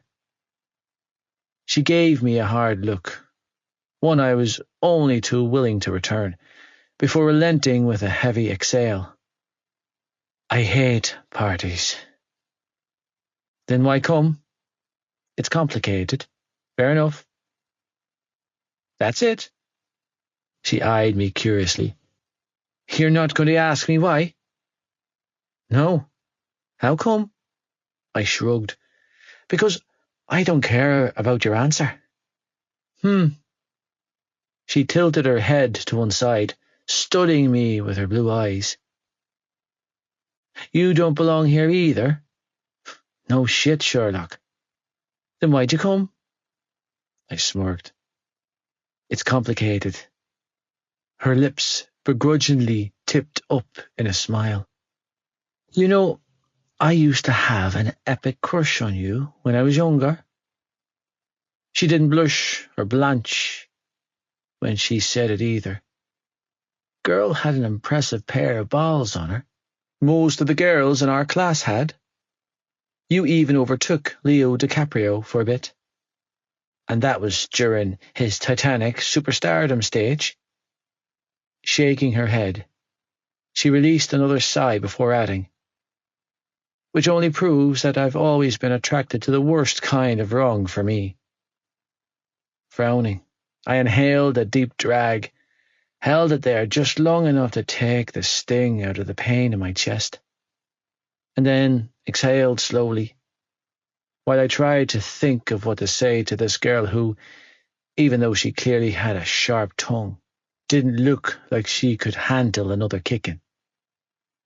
"For a kid, you sound awfully cynical." She narrowed her blue eyes. "I'm not a kid." "Maybe you're not," I shrugged and took another drag. "But you are friends with my baby sister, which means that you could be 40 and you'd still be a kid in my eyes. If this is your attempt at letting me down gently, then save your breath." She was quick to counter. "I said that I used to have a crush on you, as in past tense, as in not currently." "Wise decision." I chuckled, amused by her bitchiness. "Best to stick with Leo." "Funny." She rolled her eyes, tone flat. "Besides, I know you hurled for Cork, and I don't like athletes anymore. And yet you're attending a party being thrown by your school's rugby team?" I nodded. "Makes perfect sense." "I'm here for Claire." "Bullshit," I corrected with a snort. "You're here for her brother." Her eyes widened. "What are you? Let me guess." I interrupted, amused. "You're fucking Biggs, and he won't commit." So you've gone off with one of the lads on his team to get back at him? I don't... It's not... Her mouth fell open, and she gaped in horror at me. You need a better poker face. You have it all wrong. I don't think so. Joey, please, don't worry. I cut her off with a wink. I don't talk. There's nothing to talk about. She looked truly terrified now. Because, like I said, you have it all wrong. Sure I have. Oh God, please don't say anything, Joey. Swallowing deeply, she pressed a hand to her brow and groaned. He has a girlfriend, and I have a... I tell you what, Lily, it's Lizzie. Lizzie. Taking pity on her, I pulled a cigarette from my box, put it to my lips and sparked it up, before holding it out for her.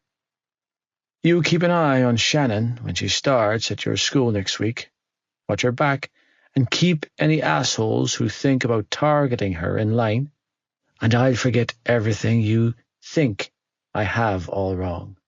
I was planning on looking after Shannon regardless, she replied, taking the cigarette and putting it to her lips. And I was planning on keeping my mouth shut regardless, I replied evenly. So it looks like we both win. I'm not a bad person, she was quick to point out, tone defensive. I'm not a slut either. I never said you were. Yeah, but I know what you're thinking. I arched a brow. I really doubt that. You're thinking I'm a horrible snake to even consider going there with another girl's fella. But you have no idea what's really going on. She mumbled, red-faced. It's really, really complicated and messy. She exhaled a ragged breath before muttering. And a million other things. I shrugged. It's not my business. So that's it. She eyed me wearily. That's all you're going to say? What else is there to say? I replied with a shrug. The way I see it, you're not the first girl to get tangled up like this, and you won't be the last. Either way, I'm no priest. So no need to offer your confession up to me. Not when I've done plenty worse than you. She arched a brow reluctantly, intrigued. When you say worse, I smirked. You'd need a bishop to take my confession. Jolene was a blonde with a death wish. Aoife.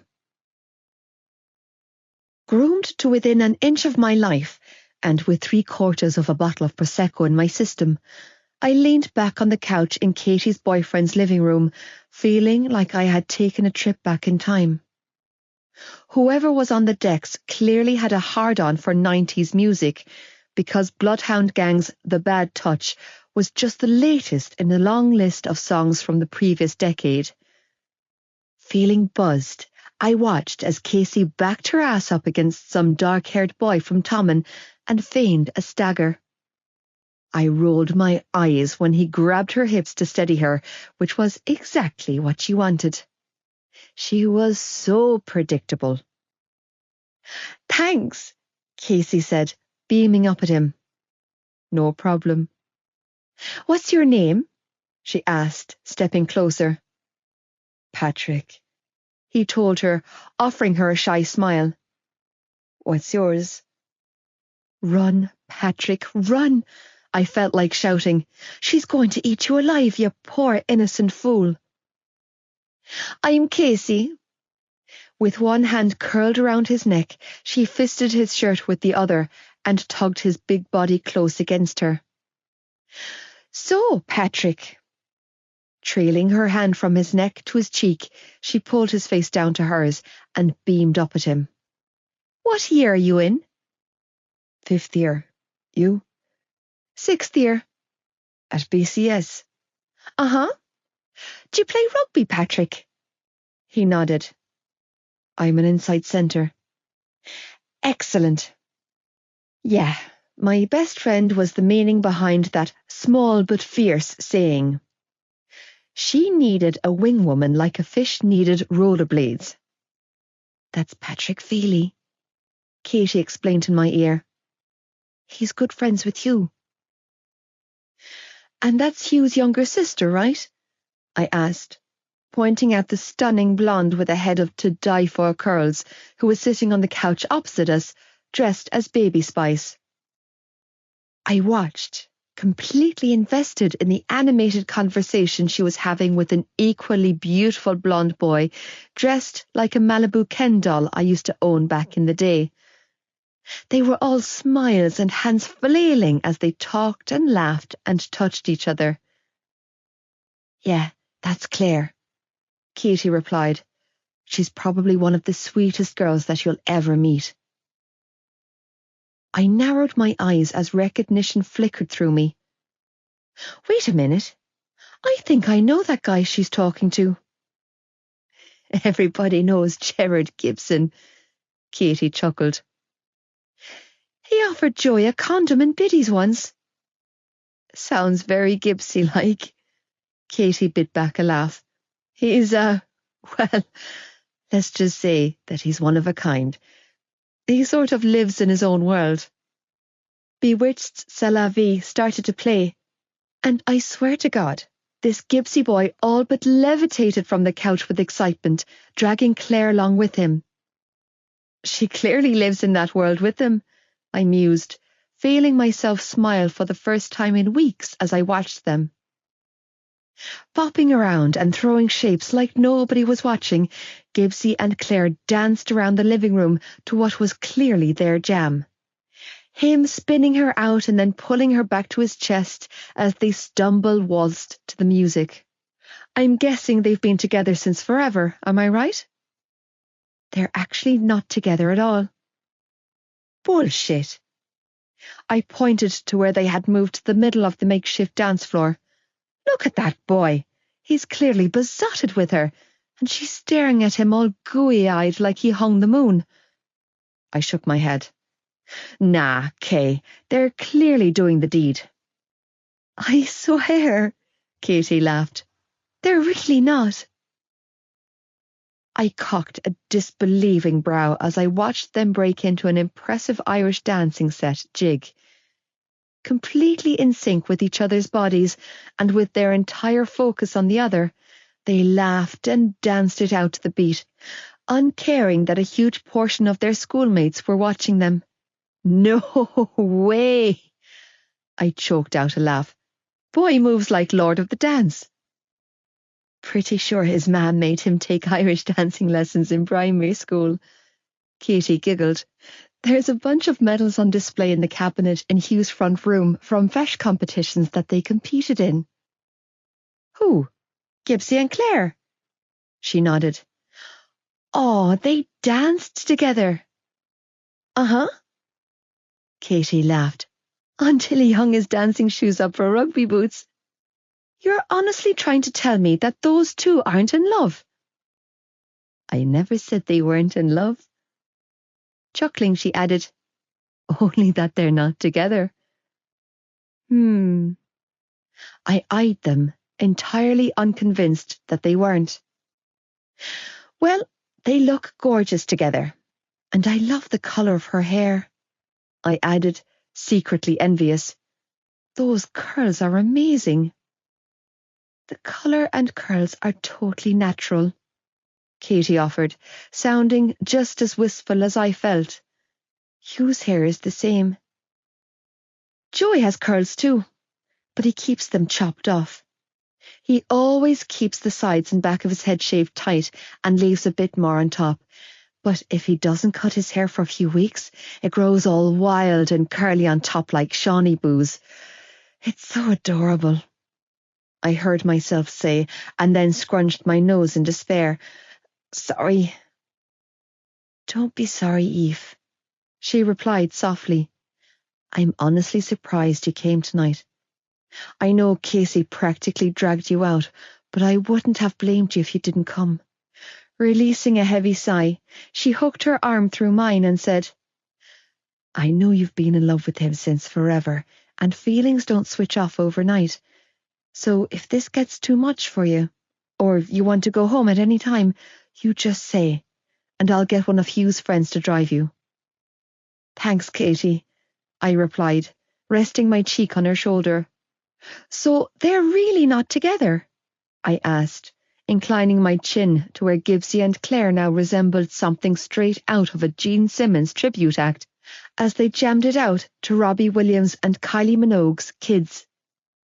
He was strewn out on the flat of his back, singing to his heart's content into his imaginary microphone, while she straddled his hips and joined him. Uh-oh, Katie snickered, watching as her boyfriend came thundering towards them. Hughie's going to freak. Holding a hand up to warn her brother off, Claire continued to bop her head and drum one-handedly to the music, while Gibbsy folded his arms behind his head and grinned sheepishly up at her brother. Oh, crap, Katie groaned then, dragging my attention back to her. What? I asked. He's hardly going to lose it over his sister dancing with his buddy. Not him, Katie strangled out, pointing towards the doorway that led to the kitchen. Him. Craning my neck, I followed her line of sight, only for every muscle in my body to lock tight when my eyes landed on Joey. Oh my God. The air escaped my lungs in a breathy rush, and I quickly jerked my gaze away. What's he doing here? Panic-stricken, I looked to my friend for help. Katie, what is he doing here? I don't know, she choked out, shaking her head. I have no idea. Oh, Jesus! Dropping my head in my hands, I groaned loudly, while my stomach twisted up in knots and my knees started to bop nervously. You said he wouldn't be here. He shouldn't be here, she protested. I know that Claire is friends with his sister, but I didn't think that he and Hugh were friends. Oh my God! My stomach churned and I felt faint. I need to get out of here.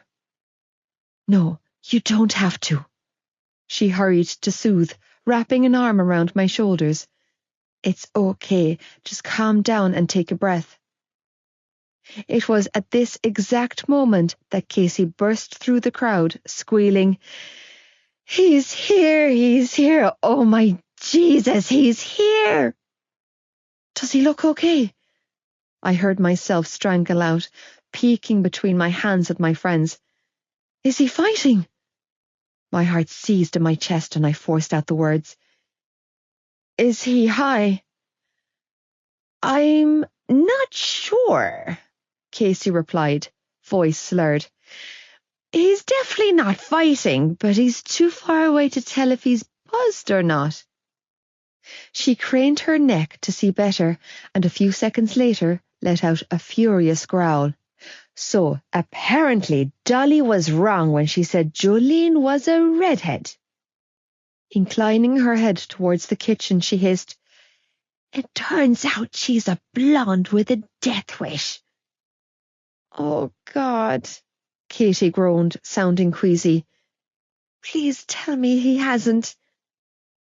Heart hammering violently in my chest, I forced myself to inhale a few steadying breaths before daring to glance in his direction again.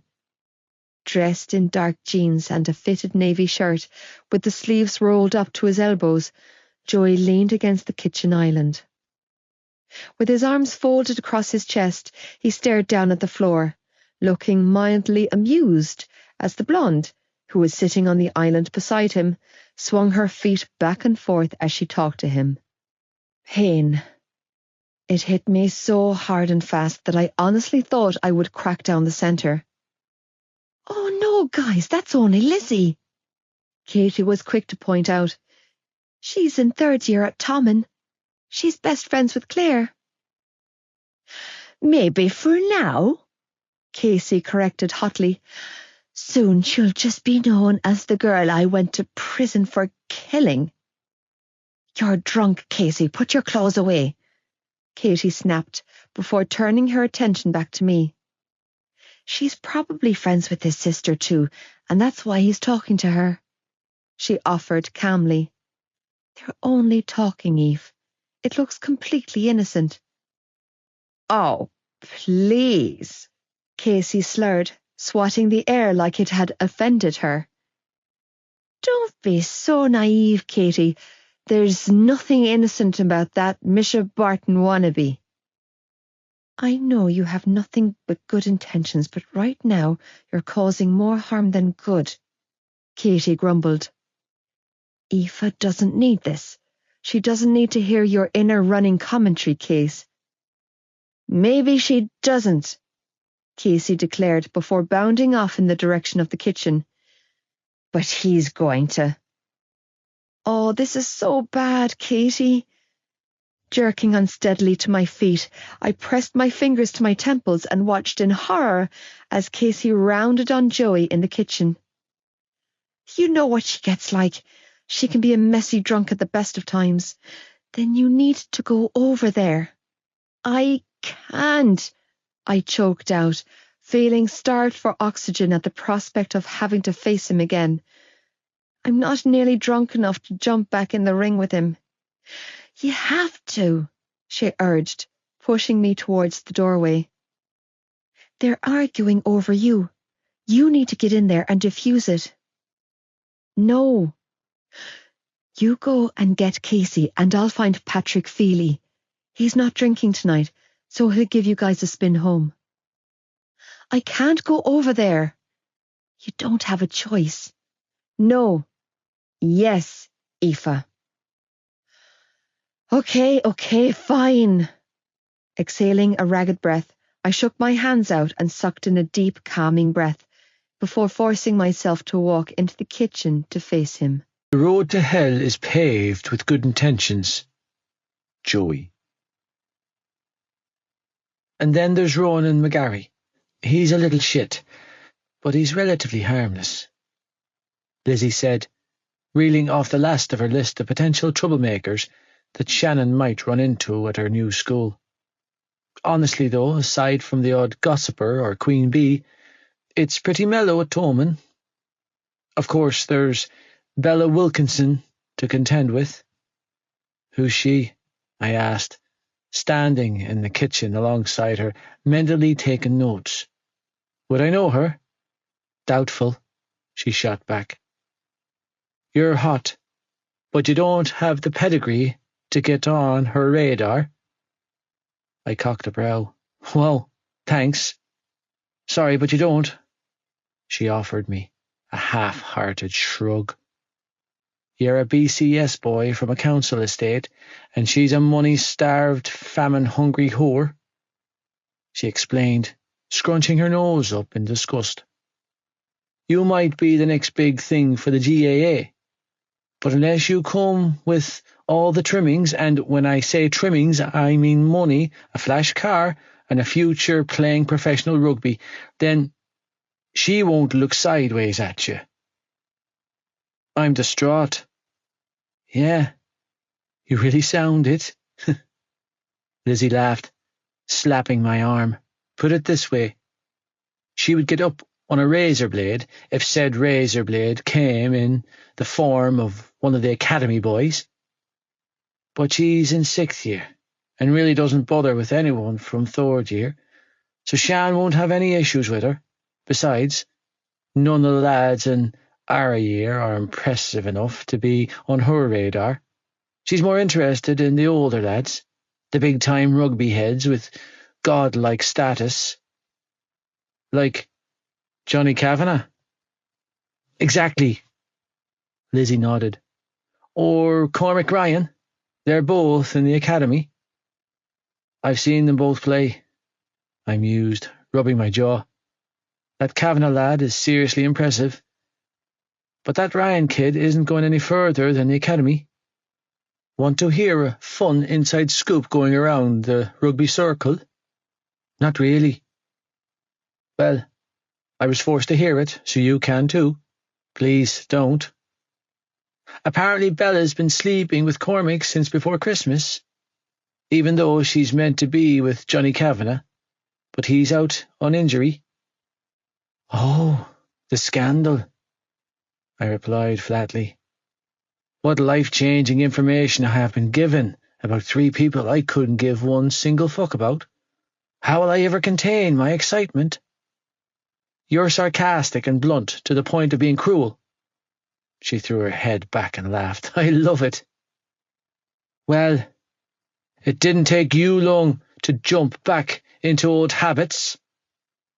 A familiar voice sneered, and I turned my head to see Casey Lorden glaring up at me. "Having fun with your new side piece, asshole?" I narrowed my eyes. "What are you talking about?" "Hugh," Casey hissed, pointing a finger between us. "And this little slut." "Did you seriously just call me a slut?" Lizzie interjected. "Are you insane?" "If the dick fits, sweetie," Casey sneered, giving Shannon's little pal one of those withering looks, and sloshing wine over the rim of her glass in the process. "And it sure looks like it does." "Don't call me sweetie, bitch," Lizzie warned, hopping down from the island, "because you don't know who the hell you're dealing with." "Pack it in," I warned, quickly stepping between my sister's best friend and my girlfriend's one. "Whatever you think you know, you don't," I said, addressing Casey. "She's my baby sister's friend." "Yeah, sure she is." "Yeah, I am," Lizzie argued from behind me. "You," I ordered, turning back to face Lizzie. "Walk away." "But walk away," I barked, waiting for Lizzie to storm off before turning my attention back to Casey. "As for you," I snapped, tone laced with disgust, "I don't know what's after coming over you, Case, but you need to get your head out of the gutter. I saw you all over her. She's a child," I bit out. "Have a bit of cop on, will you? Jesus! And keep your goddamn nose out of my business while you're at it." Doing the complete opposite, she reached a hand up and slapped me across the cheek. And fuck if it didn't sting. "Or what? Huh?" She pushed my chest with a surprising amount of force, considering she barely reached my chest in height. "What are you going to do if I don't, asshole?" "Casey," I warned, backing up a few steps, only to have her close the space between us. "Back off." "Why'd you do it, Joey?" she demanded, pushing and shoving at my chest until she had me cornered with nowhere to go. "You could have left her alone," she slurred, wobbling in her heels, and I, for some unknown reason, reached a hand out to steady her. That's right. I was the idiot who stopped the girl who was attacking me from falling over. As a thank you, she slapped me again. "Lovely. Listen here, you good-looking son of a bitch," she slurred as she poked me in the chest with her finger. "I don't care how slick you can move your hips on a pitch, or on a mattress, for that matter. We both know that you're punching way above your weight with my girl." "What the hell are you talking about?" I demanded, feeling my temper rise. "You sound like a head case." "I'm talking about you breaking my best friend's heart," she hissed, poking me again. "Aoife is worth 10 of every other girl at this party, and you're a stupid asshole if you can't see that." "You think I'm fucking around?" I gaped at her. "Are you insane?" "Oh, I know you are. I just caught you red-handed." "Talking," I spat back. "You caught me red-handed talking to my sister's childhood friend. Deny it all you want.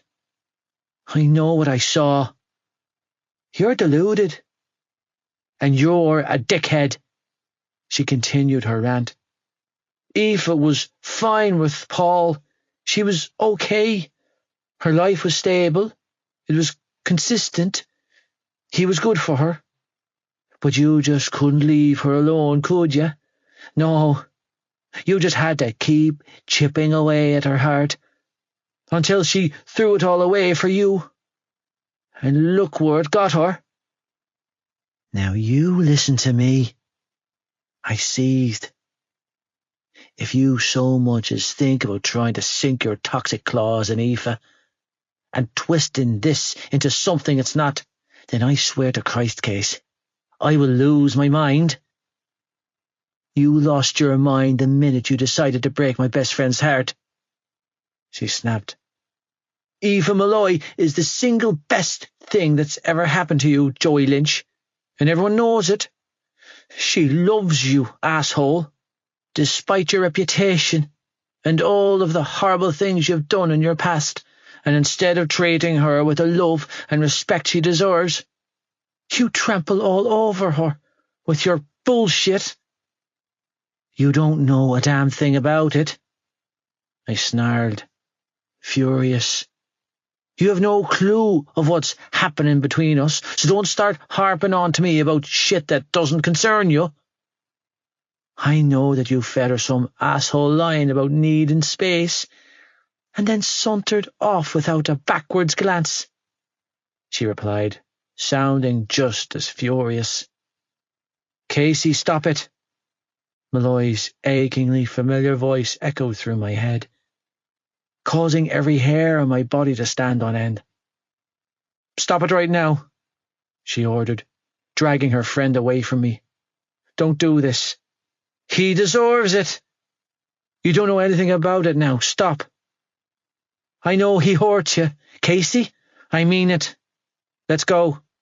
Struck fucking dumb at the sight of Malloy in a skin-tight, backless red dress, I could do nothing but watch as she completely ignored me, focusing on her friend instead. But he hurt you, Casey continued to slur, pointing her finger in my direction. You're so sad, and eating all that chocolate, and it's all his fault. It doesn't matter, Malloy bit out, wrapping an arm around Casey's waist and pulling her towards the door, never once looking at me the entire time. Come on, she continued to say, coaxing her bitchy gal pal away. I'll get us a spin home. Malloy, not right now, Joe. My heart buckled wildly in protest. Malloy. No, she choked out, before hurrying out of the kitchen with Casey draped around her. I can't do this right now, okay? No, it wasn't okay. It wasn't fucking okay at all. My legs were moving after her before my brain had a chance to catch up. Patrick Feely is outside with the car, her neighbour told her, as she looped an arm around Casey and helped Malloy cart her outside to a nearby running car. He'll make sure that you guys get home safely. He's one of the good guys, Eve. You can trust him. Thanks, Katie, I heard Malloy reply, as she opened the back door and manoeuvred Casey inside. Sorry about this. It's totally fine, girlie, Katie replied, giving her a side hug. You didn't do anything wrong. I don't want to go home, Casey slurred, slumping into the back seat. I'm having fun. Yeah, Malloy growled, ruining my life. Don't be mad at me, her friend whined.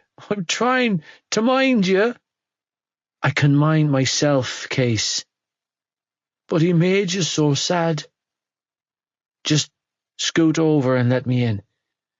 We can talk about this later. Malloy, I interjected, grabbing a hold of the door when she moved to climb in beside her friend. Don't leave yet. I have to. Why? I'm playing by your rules here, Joe, she croaked out, still averting her gaze from me. You do your thing and I do mine, remember? Yeah. Casey slurred from her perch on the back seat. Leave her alone, asshole. Casey, it's grand. Stop. Malloy muttered, cheeks flushed. Just leave it, okay? Don't leave, I repeated, ignoring the evil eyes her friend was giving me. Don't go, Aoife.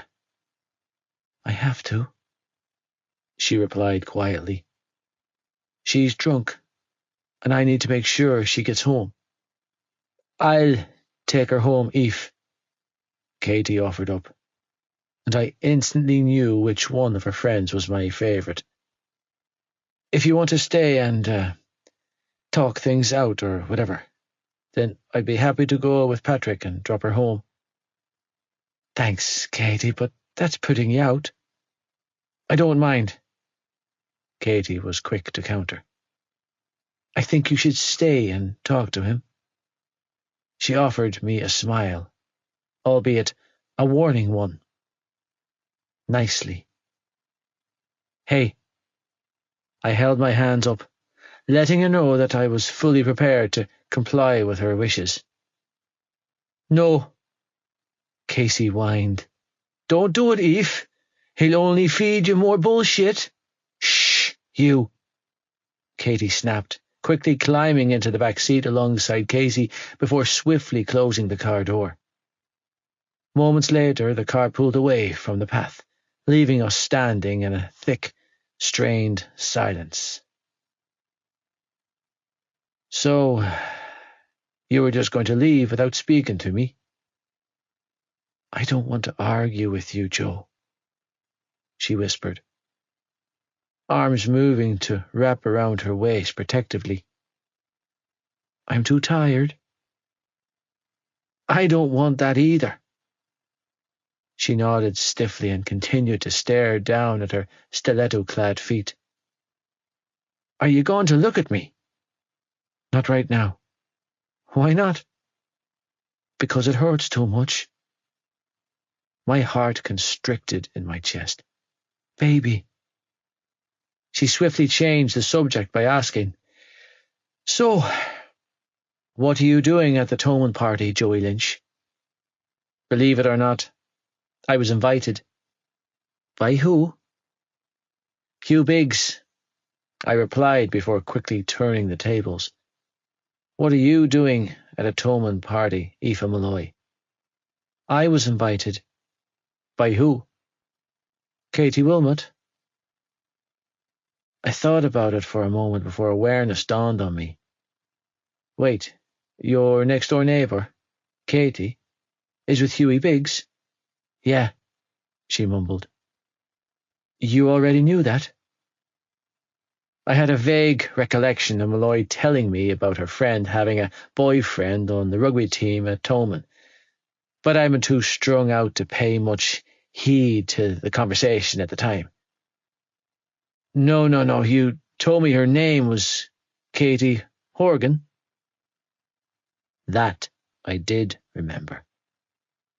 She's Katie Horgan Wilmot, Malloy replied. Her parents aren't married, remember? Her mam's Horgan and her dad's Wilmot. She has a double-barreled last name, but she mostly goes by her dad's name. So, Katie is with Hugh. Yeah, they've been together for a while now. Well, shit.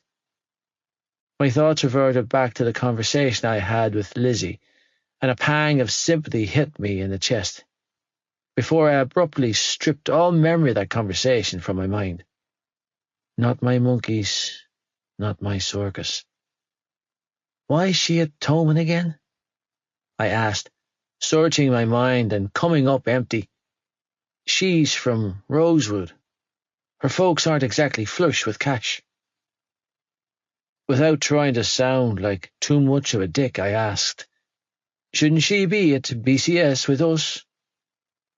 You know why she's at Toman, Joe, she muttered, kicking at a stone with her foot. I've told you all about it before, remember? Yeah, but I was on another planet and couldn't hear you. Oh, yeah, I lied, disgusted by just how many ways I'd let this girl down. I remember. Have you been drinking? I've had one drink the whole night. Whoa, she said softly. That must be a personal best for you. Ouch. I deserved that. I didn't say that to hurt you, she squeezed out, shaking her head. I wouldn't blame you if you had. Yeah. Another strange silence settled between us, and it made me feel uneasy. You do know that Casey was completely off the mark earlier, right? That girl I was talking to back there is a friend of Shannon's. I heard myself hurry to explain, heart gunning in my chest. You get that, right? Yeah. Her voice was barely more than a whisper when she said, Katie mentioned something about that. So, you're okay then? I pushed gently. You know that there's nothing going on? No, I'm not okay, she choked out, voice thick with emotion now. I haven't been okay in weeks. This time she did look at me, and it cut me like a knife when I saw the tears pooling in her eyes. But you seem like you're doing a lot better, so clearly this breakup is working for one of us. Are you serious? I took a step back, feeling like she had just knifed me in the gut. You think I'm not hurting? I don't know how you feel anymore. In love, I bet out. With you, don't. Nothing's changed for me, Malloy, I interrupted, needing her to know. Nothing. I can't do this, she admitted, voice torn. I can't. Can't do what? I asked, feeling panicked. Can't talk to me? Be here with you, and not be with you, she strangled out, pressing a hand to her forehead. It's too much. It's too hard. Shaking her head, she turned to walk away. I can't. Aoife. A fucked up combination of guilt and fear coursed through me as I watched her leave. All I'm trying to do is protect you. No. Swinging around, she stalked back to me, looking mad as hell. No, she repeated through clenched teeth, pointing her finger at me. This is not protecting me, Joy. Walking away is not protecting me. Leaving me is not protecting me, damn it. Furious, she blinked back her tears and glared up at me. This is not how you treat the person you love, which goes to show that you never loved me the way I loved you. Never loved you? I gaped at her. Are you fucking crazy? You're the only person on this planet I do love. No, she snapped, shaking her head. You don't get to do that. You don't get to come back and wreck me. Placing her hands on my chest, she pushed me back when I reached for her. You don't get to tell me you love me and then go right back to breaking my heart. She choked out another pained sob when I cupped her cheek. You don't love me, Joey. Eyelids fluttering, she leaned into my touch and sniffled. You don't know how to love anyone. Maybe I do it badly, I strangled out as my heart splintered apart. But I do love you. You're a shithead, I know. I can't live like this. I know. No, I mean it, Joey. She breathed, jerking away from me with a shiver. I can't take another second of it. With that, she turned on her skyscraper heels and marched back inside the house, tossing the words, "It hurts too much," over her shoulder as she went. I knew that I should turn in the opposite direction and walk my ass away from her, but that wasn't what I did. No, because like the sick, masochistic fuck-up I was, I followed her back into the Biggs house, knowing that Malloy wasn't one to take being scorned lying down. There wasn't a doubt in my mind that she had every intention of making me pay for not giving her what she wanted, which just so happened to be exactly the same thing as I wanted. Fuck my life. Don't get mad. Get even. Aoife. Several rounds of shots later, and I had swiftly moved beyond the point of tipsy and was teetering closer to the verge of intoxication. Shaking my ass with Katie, who had returned from chaperoning Casey, we danced around the makeshift dance floor with Ken and Baby Spice, while I dutifully ignored the asshole passing around a joint in the kitchen. So much for being clean. Asshole. You do know that Hughie is going to kill you, don't you, Gibbs? Katie asked, dragging my attention back to the present, to where Gibbsy Gibberson, or whatever his name was, had stripped down to his jocks to Aqua's Barbie girl. Shameless in the act of debauchery, he had thrown his dance partner over his shoulder and was drumming on her ass to the rhythm. Squealing in delight as he bopped around the floor with her dangling haphazardly in the air, Claire held onto his biceps for dear life. Giving Katie a wolfish grin, the big lad continued to dance with his little gal pal, either unaware or just plain uncaring of the many longing looks he was receiving. To be fair, it didn't take a genius to figure out why the girls from his school were looking. The boy was built like a brick shithouse, with both nipples pierced and more muscles on his body than he had common sense in his head. Common sense or not, the big man certainly seemed to have his priorities in order, placing his curly-haired queen in a firm first-place position. While the rest of his friends had long since abandoned their girlfriends and dates, Gibbsy hadn't taken more than 3 steps away from Claire all night. Honestly, they're not doing it, Katie offered, seeming to read my thoughts as she rolled her eyes. They're always like this, like 2 weird little unicorn magnets drawn to each other. Laughing, I nudged her and said, "Well, when they fuck, there's going to be fireworks." "If it ever happens, then it'll be on their marriage bed," Katie snickered, because Claire Biggs isn't opening her legs for anything less than a big, fat diamond and the promise of forever. "Good for her," I replied, and then offered her a teasing grin. Sounds like she's taking her cues from her future sister-in-law. "Hey," Katie's face flamed with embarrassment. "There's nothing wrong with wanting to be good." "True," I mused, slinging an arm over her shoulder, "but being bad is so much more fun." Speaking of bad, catching a hold of my arm, she leaned in close and asked, "Are you going to go over there and talk to Joey?" "Nope." "Oh, stop it," she growled. "You're hurting, and I get that, but pretending like you don't want to go over to him is just silly."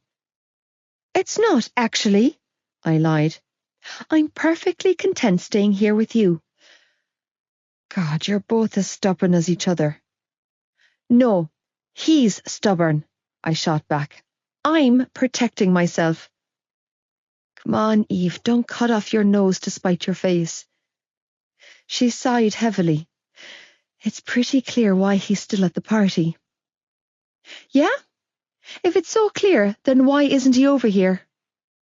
Because he already tried to talk to you. She reminded me. You walked away from him. Because he broke up with me, Katie. Feeling a lump bob in my throat, I quickly forced it down before hissing. He dumped me. What am I supposed to do? Stick around for another verse of "It's not you, it's me"? Well, break up or not, it's obvious that he's not looking to replace you, she replied, pointing a finger in the direction of the kitchen. Greta Birchill is the 6th girl I've watched crash and burn with him tonight. Reluctantly, I turned around and peered through the archway to see Joey leaning against the marble kitchen island, rollie in hand, as he chatted to a group that contained Alec, Podge, Katie's boyfriend, Hugh, the designated driver, Patrick, Shannon's friend, Lizzie, and a few others I didn't recognise. White hot fury scorched through me when the leggy brunette who was sitting on the island next to him sidled closer and whispered something in his ear. She was all flirtatious smiles and not-so-innocent petting as she hooked an arm around my asshole's neck and dragged him backwards to rest between her legs. Keeping her hand on his chest, she rested her chin on his shoulder and whispered something else in his ear. Oh, hell fucking no. Stem the crazy, Harley Quinn, Katie coaxed, gripping my wrist when I moved to go cut a bitch. Just watch. Not missing a beat, Joey caught a hold of her hand and deftly slipped out from under her arm, shaking his head when she moved to pull him back to her. See? Katie called over the music. He's not interested in any other girls, Eve. I was too far away to hear what was being said, but the hand he held up to warn the brunette off, not to mention the bemused expression etched on his face, momentarily mollified me and sated my thirst for blood. The girl held her hands up and said something to Joey, and whatever he said in response caused them both to turn in my direction. The girl had the good grace to blush when our eyes met. Meanwhile, Joey gave her a smug look that said, "See, I told you." Narrowing my eyes, I glared at her until she scrambled off the counter and away from my man, retreating from the kitchen with her tail between her legs. Our eyes met, green on green, and he winked at me from across the room. And just like that, I was ruined. Go on, Katie urged, giving me a little shove in the direction of the kitchen. You're Aoife Malloy. Since when did you start letting a boy call the shots on your life? I don't, I mumbled, before snapping my attention back to my friend. I don't. Exactly, she smiled. So go on over there and claim that incredibly sexy and incredibly scary boyfriend of yours before any more girls try to snatch him up. Damn straight I will. Narrowing my eyes, I turned on my heels and marched straight for the beautiful pothead himself, only to swing back at the last minute and grab Katie's hand. But you better take your own advice and come with me, because that moody-looking pal of Shannon's is looking like she wants to eat that posh boy of yours up. Who, Lizzie? Katie laughed, trailing after me. No way. She's in their super elite inner circle at school. She's just a friend. Uh-huh. I rolled my eyes. Rule 1, my innocent little neighbour. Never trust a girl who looks like that around a boy who looks like that. Well, hey, sexy legs. Alec cheered when Kate and I joined their little circle of smoke in the kitchen. How's my favourite girl? Don't push your luck, lad. Podge chuckled, ribbing Al with his elbow. You're looking well, Aoife. Cheers, Podge, I acknowledged, feeling awkward when Katie moved straight for Hugh, leaving me standing alone in front of a group of boys who, normally, I wouldn't bat an eyelid at chatting to. But this is different. Malloy. Heat flooded my belly when he spoke my name, and I forced myself to face him. Joe? I cocked a brow and watched as he exhaled a cloud of smoke. On the straight and narrow, I rolled my eyes. Yeah, asshole, it sure smells like it. His brows furrowed in confusion, while Podge let out a very loud ha. A smoke doesn't count, Malloy. Yes, it does. Since when? Since always. Frustrated and weary, I rolled my eyes and gave him my back, unwilling to fight him on this. Hi, I said instead, giving the scowling blonde my attention. I'm Aoife. Lizzie, she replied, giving me a half-hearted smile, shaking her head when Alec held the joint out for her. Your friend was wrong earlier, just so you know. I wasn't trying to get with your boyfriend. It's not my business who Joey gets with, I replied, achingly aware of how close he was standing behind me. He's a free agent, and so am I. Like fuck we are. His hand came around my waist, fingers flexing against my flesh as he pulled me backwards into his embrace. Pack it in. Whoa! Alex spluttered through a fog of smoke. Is there trouble in paradise I'm sensing? What's the matter, Joe? I taunted, resisting the urge to shiver and sag against him. You want to be done? Then deal with the consequences. Malloy. Shush. Keeping my ass pressed against the front of his jeans, I flicked my long hair over my shoulder and smiled at the stranger taking a hit from the joint. Are you planning on sharing that, Blue Eyes? Offering me a flirty wink, the lad held out the joint for me. What are you doing? Joey's tone was hard. Releasing a frustrated growl, his big hand splayed across my belly. Put that the fuck down, Malloy. Now. Not having a notion of what I was doing, I balanced it between my fingers, pressed it to my lips, and sucked in a deep drag, willing myself not to splutter my lungs out as my head swam and my eyes burned. Malloy. Twisting me around in his arms, Joey glowered down at me. I'm not fucking around here. Forcing myself to exhale slowly, I beamed up at him. What's the saying, Joe? If you can't beat them, join them, Alec cheered, drumming his hands on the counter at his back before quickly quietening down when he was met with a death glare from Joey. Or not. No, Joey deadpanned, turning his attention back to me. No. What's wrong, Joe? You can have fun, but I can't, I taunted, putting the joint to my lips once more and taking another eye-watering hit. Malloy. Lynchy, just relax. She's only having a bit of crack, lad. I said no, he snapped, snatching the joint out of my hand and handing it off to the stranger standing behind him. I said no, Aoife. You can't tell me what to do, Joe, I growled, feeling a combination of drunk and dizzy.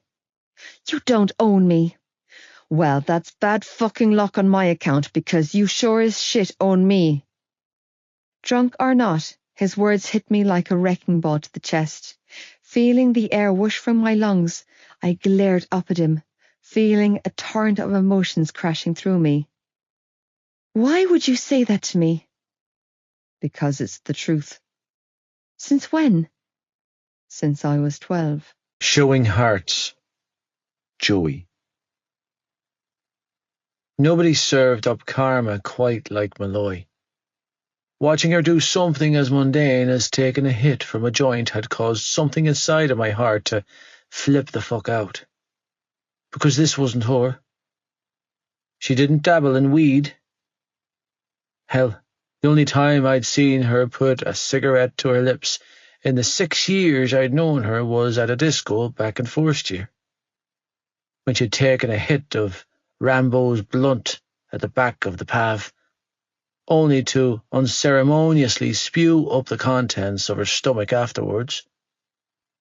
I was the fuck-up in this relationship, not her. Malloy played her ace card tonight, though, and in doing so, had forced me to fold, with nothing but hearts on display for everyone around us to see. Nicely done, baby. Blowing out a frustrated breath, I clamped a hand on her hip and pulled her close. You win this round. My life was unpredictable, and my future was bleak, but I had no doubts that wherever I ended up, this girl would forever have a hold over me. This round, defiant as always, she looked up at me with those ridiculously sexy green eyes and arched a perfectly groomed brow. I always win, Joe. Yeah, she did. Even when it wasn't good for her. Her body was pressed against mine, causing her tits to brush against my chest every time she breathed. It was entirely too much in this moment, and I was having a hard time keeping my head on straight. I could hear murmurs of a conversation happening around us, but I couldn't make out a single word of it, because my entire focus was on the girl who had been successfully tormenting me from the first day we met. Because I loved her. Because every part of me loved every part of her. The good, the bad, and the ugly. I fucking revelled in all of it. She had my heart in knots and my head spinning. Never once taking her eyes off mine, she trailed her long red nails down my stomach to my belt buckle and tugged me closer. Fuck. She knew exactly what she was doing when she took the hand I had on her hip and placed it on her peachy ass. Reaching up on her tiptoes, she curled a hand around my neck and pulled my face down to hers. You're an asshole. I know. You crushed me. Pain. It hit me square in the chest. I know. Bad boy. Her breath was laced with alcohol and so fucking warm on my face when she whispered, Tell me you're sorry. Piss off. And agitated, I give in without a fight. Too weary and too damn in love to fight my feelings. I'm sorry.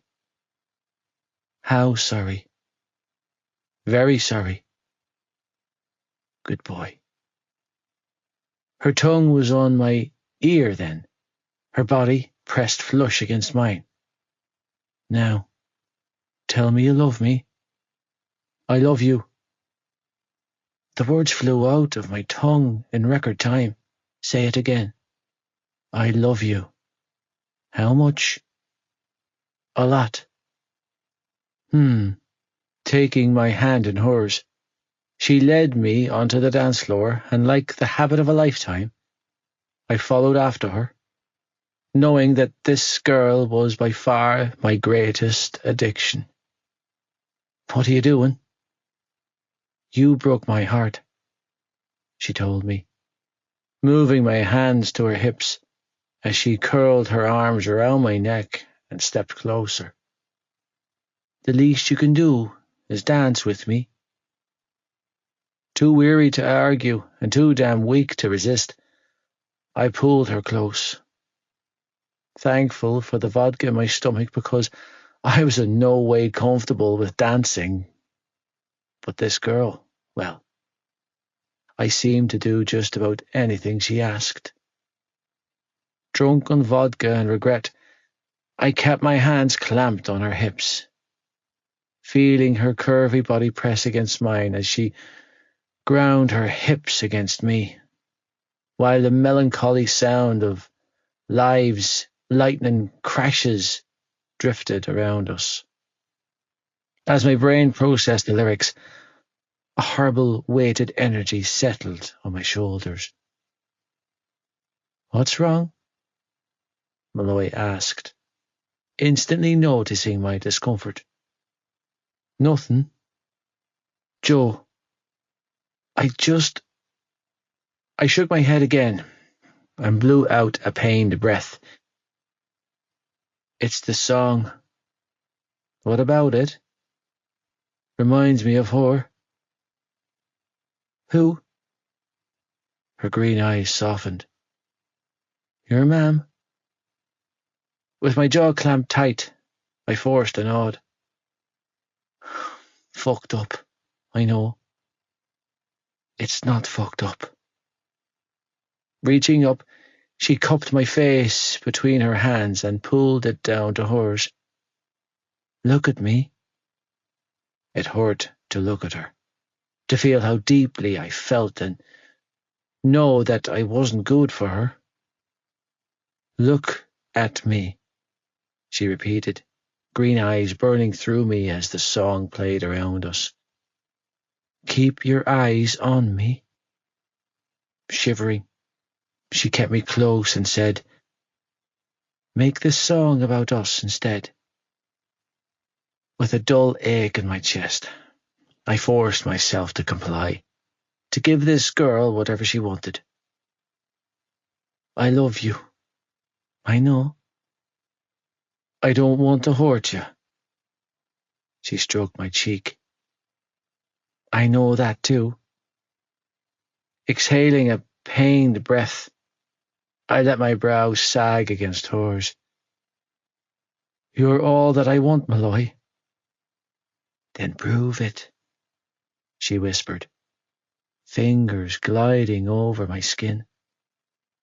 "Because you can't keep me hanging in limbo like this." "That's not what I'm trying to do." "Maybe not, but that's what you're doing."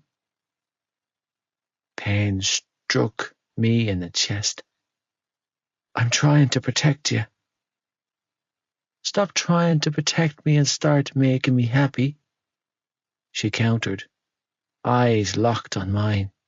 "Because it's time to pick your poison, Joey Lynch." Don't say it if you don't mean it. Aoife. It's time to pick your poison, Joey Lynch. Trembling, I stood in front of the only boy I had ever loved, with an ultimatum hanging heavily in the air between us. What I said was true. I genuinely couldn't live another day feeling like this. I needed to know where I stood with him. I couldn't cope with the unknown. It terrified me. There's no decision to make. He blew my mind by saying, green eyes blazing with heat, "You already know it's you."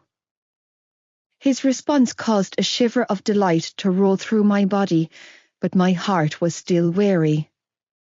"No, I don't," I choked out, heart racing violently. Because if I did, I wouldn't be standing here, putting my heart and pride on the line. "I don't know, Joey." "Then let me be very clear about it," he replied, reaching up to cup the side of my face. "It's you, Malloy." He tipped my chin up, forcing me to look at him. "It's you." "Don't say it if you don't mean it."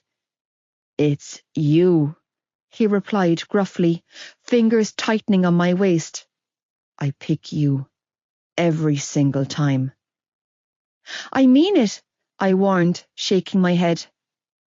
"I'm a big girl, and I knew what I was getting myself into when I kissed you that day outside your house.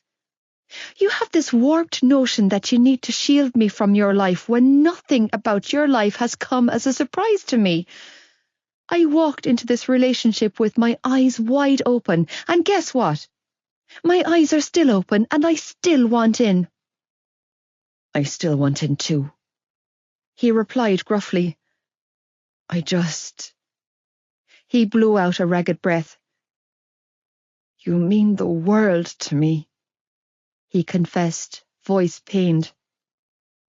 I know I have a fucked up way of expressing myself, and I don't show it like I should, but it's true.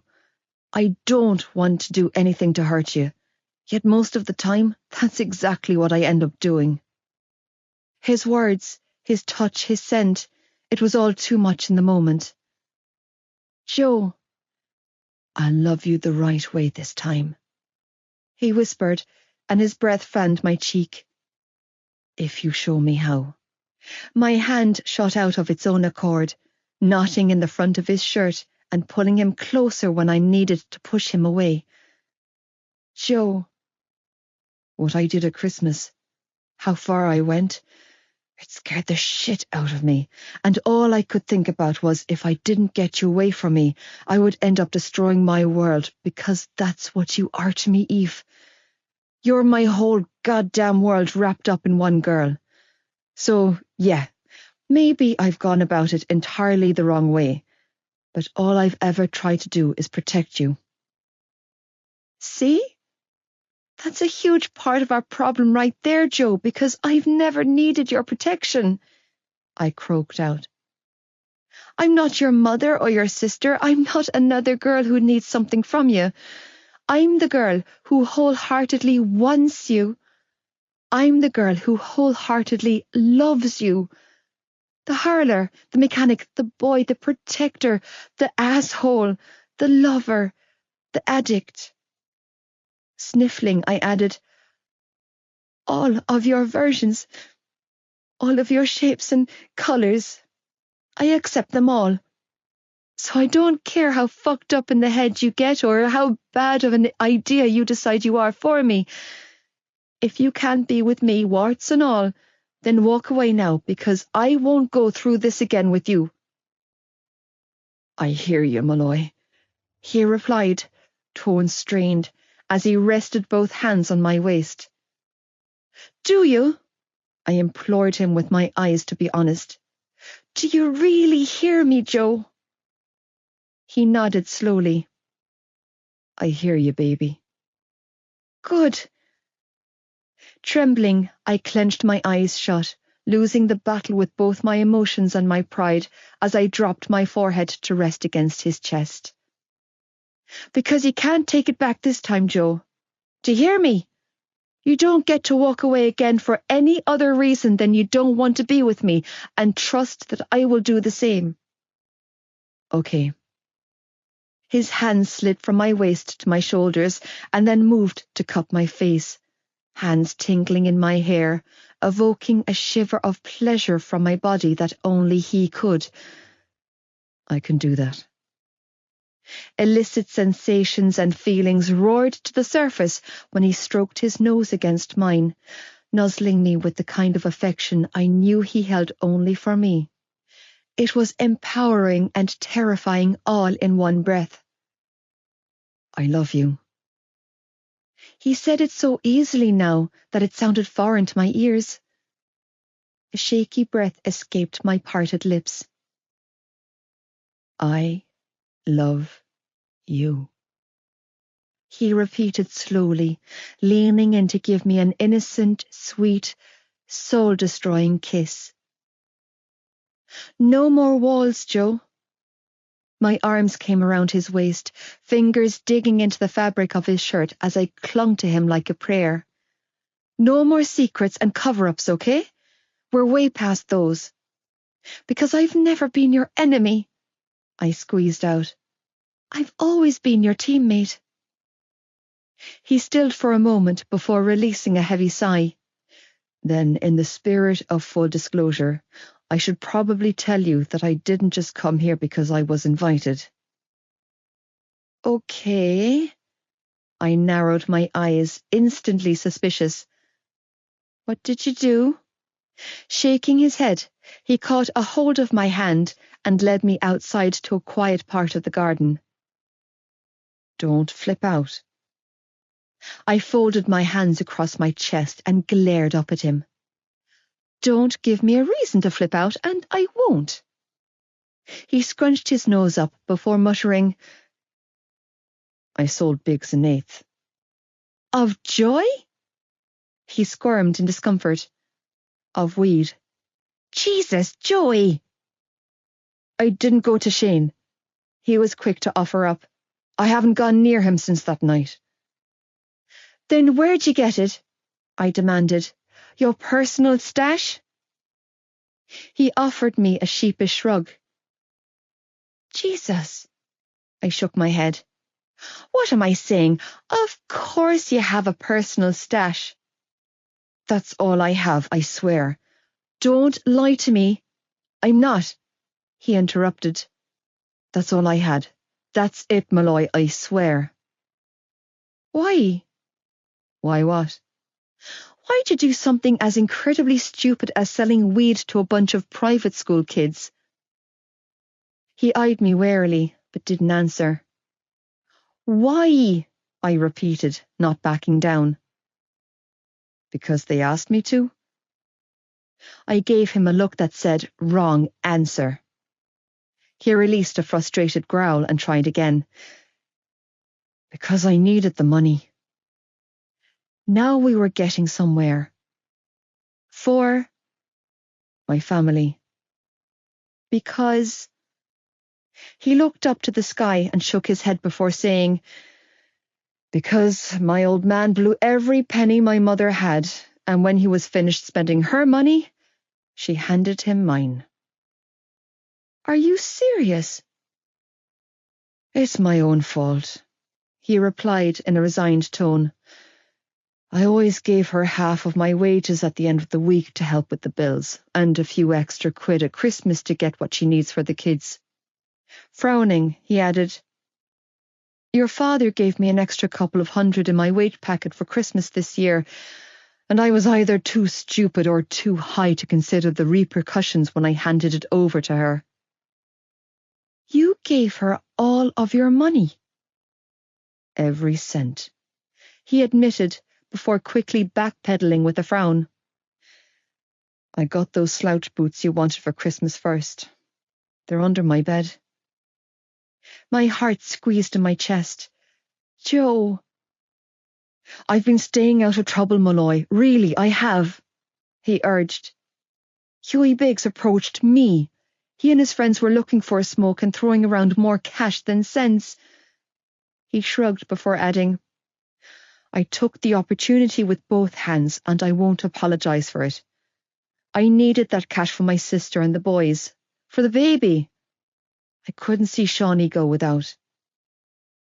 He shook his head, eyes awfully full of regret for a guy who refused to apologize. I'm not a dealer, Malloy. You know I'm not. But I couldn't turn my nose up at a one-time offer like that. I couldn't afford to. Why? Curiosity got the better of me, and I asked, How much did they offer you? €200 for a bag that cost me 60. Are you serious? My mouth fell open.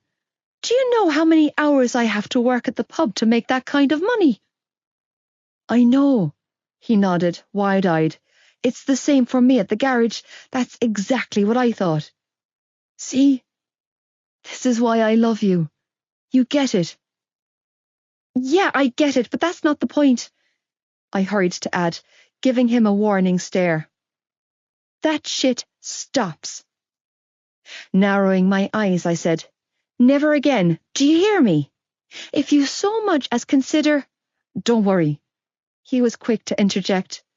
I've made the mistake of handing over my wages to a bum for the last time. That was a lie. The minute his next wage packet landed in his hands, Joey would go right ahead and hand it over to her again. It was one of the reasons I loved him so much, and a huge reason why I despised his mother. So I'm sort of freezing out here, I told him, gesturing around us. Shit, yeah, he muttered, reaching for the hem of his hoodie, only to realize that this was one of the rare occasions in which he wasn't wearing one. Do you have a coat? He asked, pulling me in close and splaying his big hand across my bare back. No, but I don't need one, I replied, just about done with all of the heavy. Because I have an unlimited supply of free alcohol to warm my belly, and this asshole guy I'm sort of in love with to warm everywhere else. He smirked. Is that so? Uh-huh. Come on, Tony Soprano. Wrapping my arm around his waist, I slid my hand into his back pocket, leaned into his warm side. This time, you can look after me. No more walls. Joey. Malloy laid her cards on the table, gave me her ultimatum, and I'd never been more grateful. I'd never been the kind of person that took being cornered or told what to do lying down, but I didn't feel the usual need to fight her on it. It had taken years to happen, but my body and mind didn't automatically slip into attack mode when she called me out on my bullshit anymore. I didn't shift into defense mode either, because something deep inside me recognized her as an ally, my teammate. It had never happened before. Not with a single other human on this planet, not even my sister. But something about this girl settled something deep inside of me. I couldn't understand it, much less explain it. But when I was with her, I felt like I was drowning and breathing all at once. I felt like I was riding this thrilling wave, and it didn't matter if I fell or not because I could only land on softness. I wasn't going to get hurt this time, because Aoife Malloy, and it had taken me 6 long years to accept it, was not going to harm me. When she told me that she loved me, she meant it, and it was as unsettling as it was addictive, because if she only felt a fifth for me of what I felt for her, then I was one lucky son of a bitch. Do you know what yesterday was?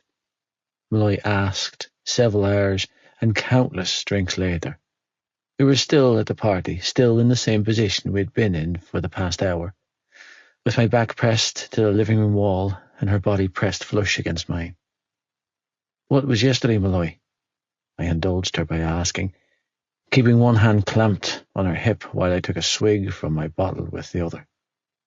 She was loaded, while I had somehow managed to remain in control of my impulsive nature.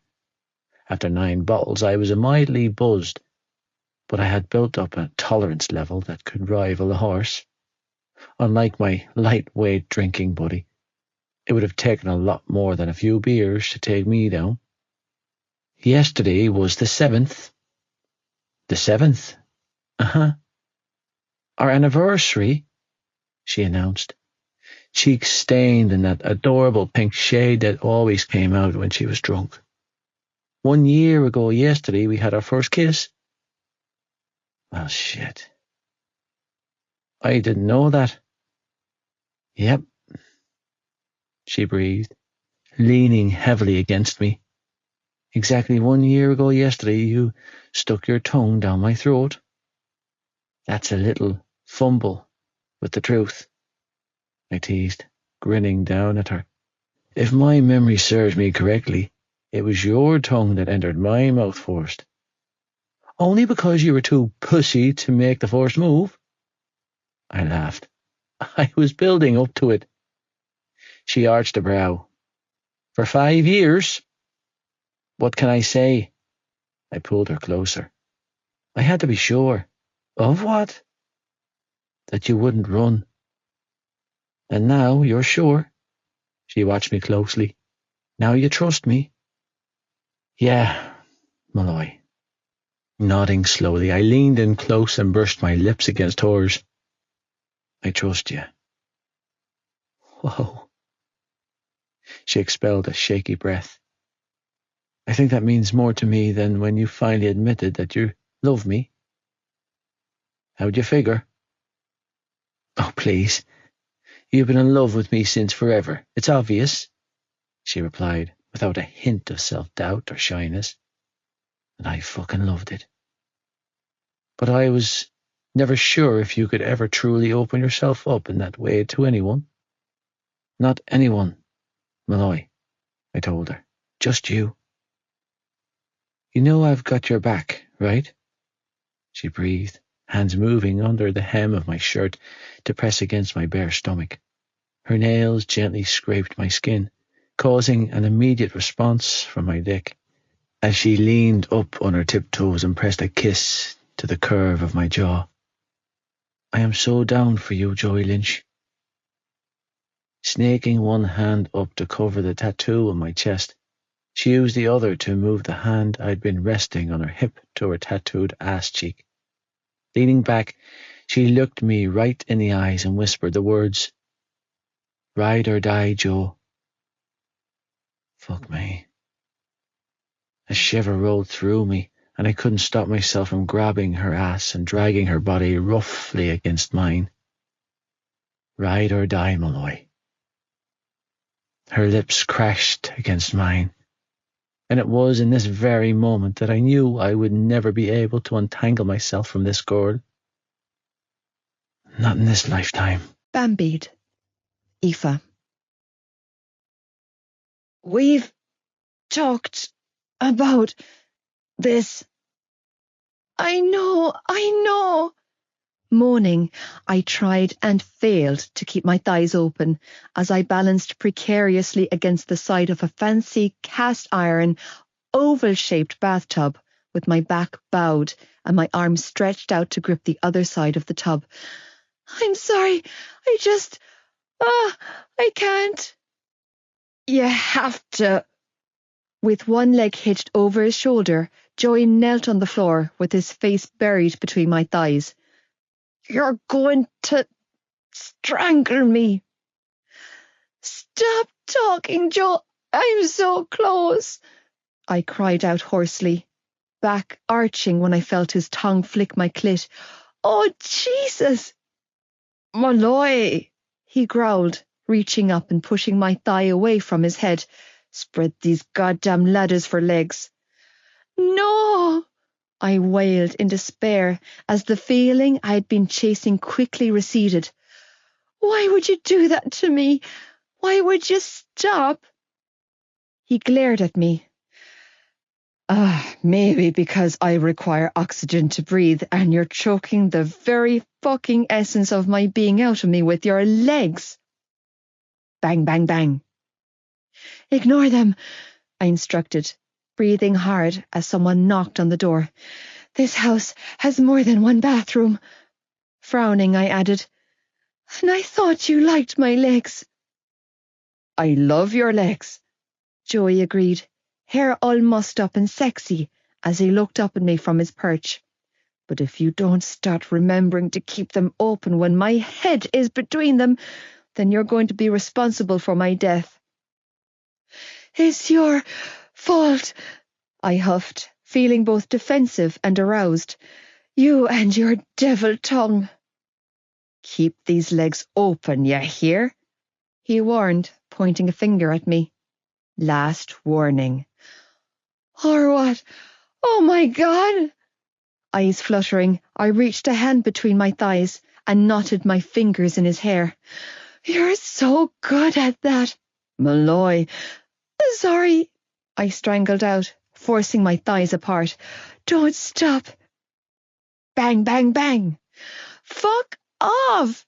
I screamed at the inconsiderate bastard banging on the bathroom door. Bang, bang, bang. She said, fuck off. Joey roared, a hell of a lot louder than me. Bang, bang, bang. That's it, he snapped, tone furious, as he climbed to his feet and moved for the door. If that creepy blonde bastard is on the other side of that door again, I'm going to fuck him up. But you've been so good, I replied, choking out a laugh as I hurried to intercept him before he could open the door. Don't fuck him up, I purred, sliding between him and the door. When you can fuck me instead. His eyes blazed with heat. Malloy. I promise I'll feel better. Reaching up, I quickly slid the sleeves of my dress down my arms, letting the fabric pull at my waist before hitching the skirt up to join the rest of my dress. So what's it going to be, Joe? Fuck.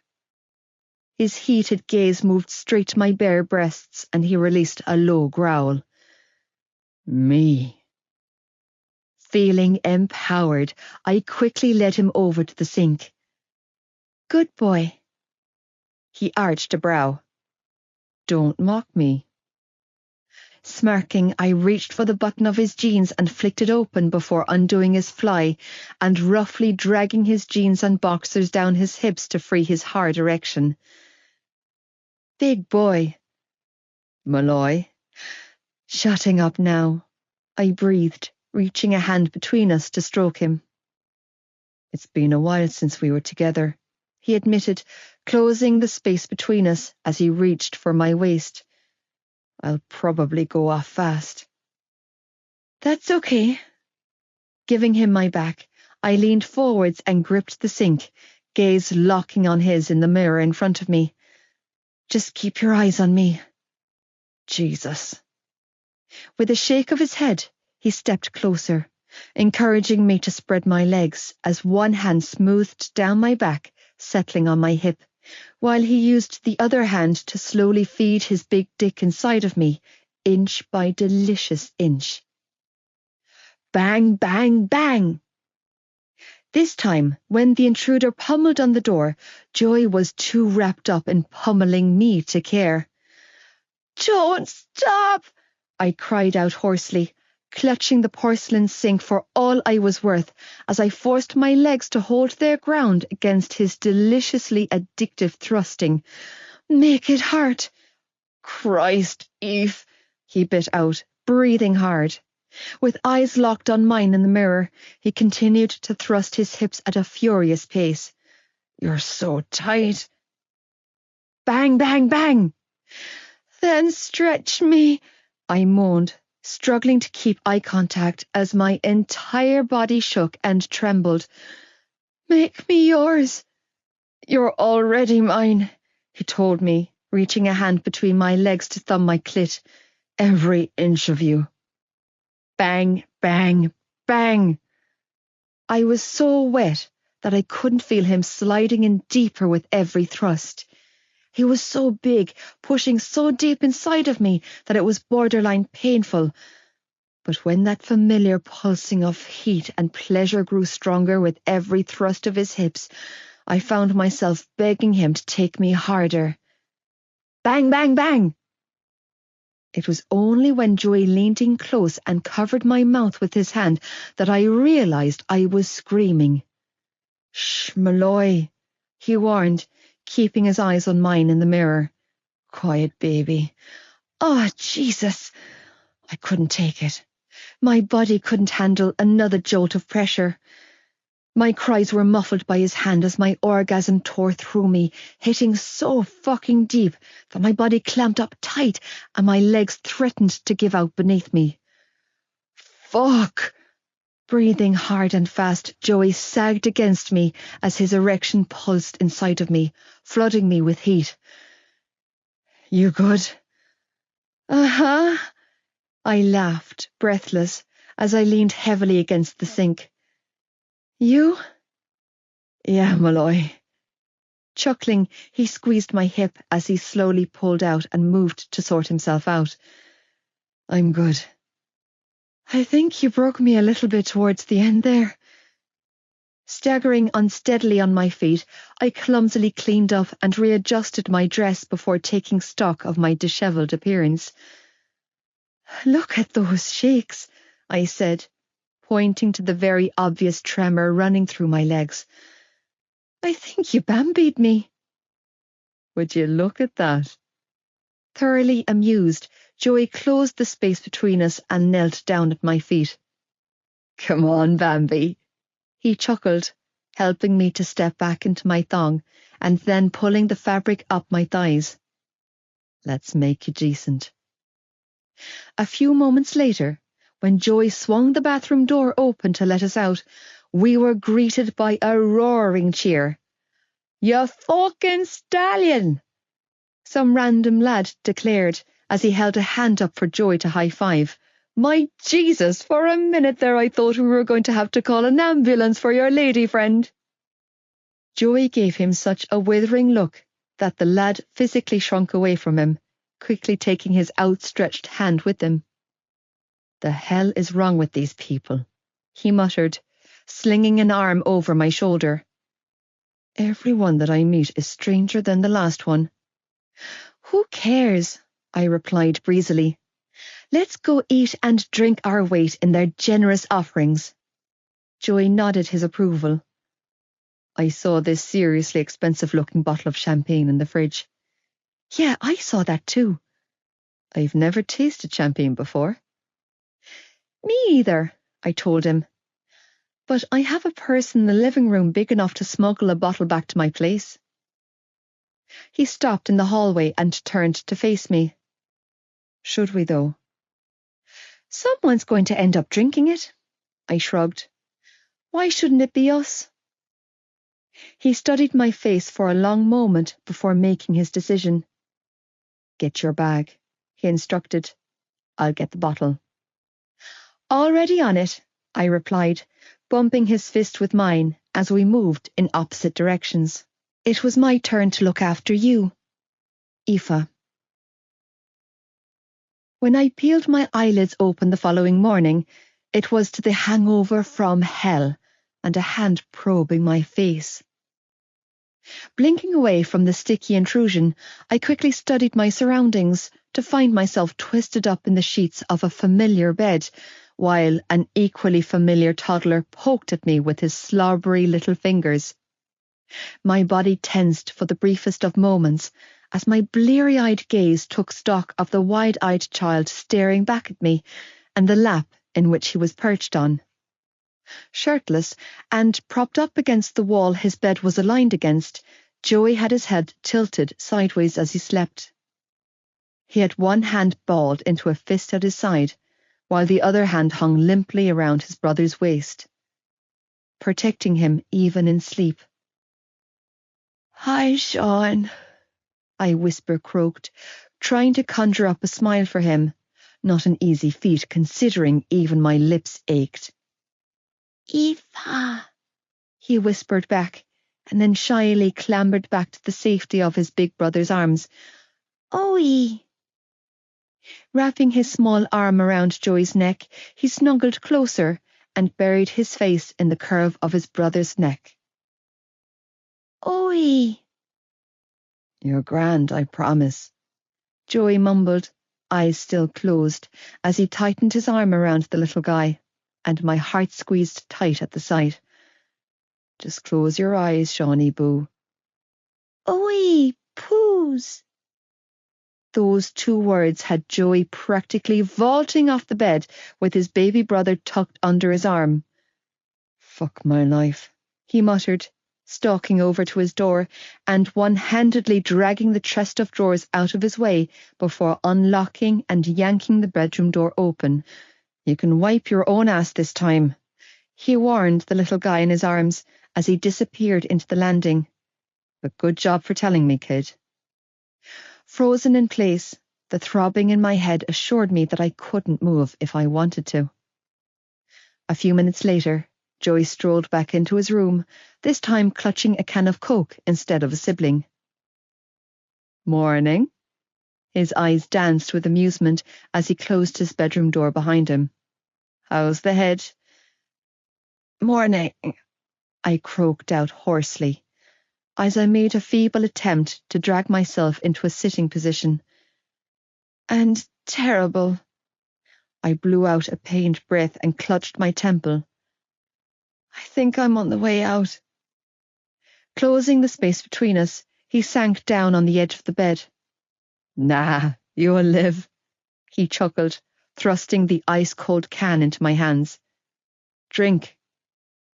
"I can't," I groaned, and then physically gagged at the concept of putting another drop of liquid inside my poor stomach. "Seriously, I think I'm dying here."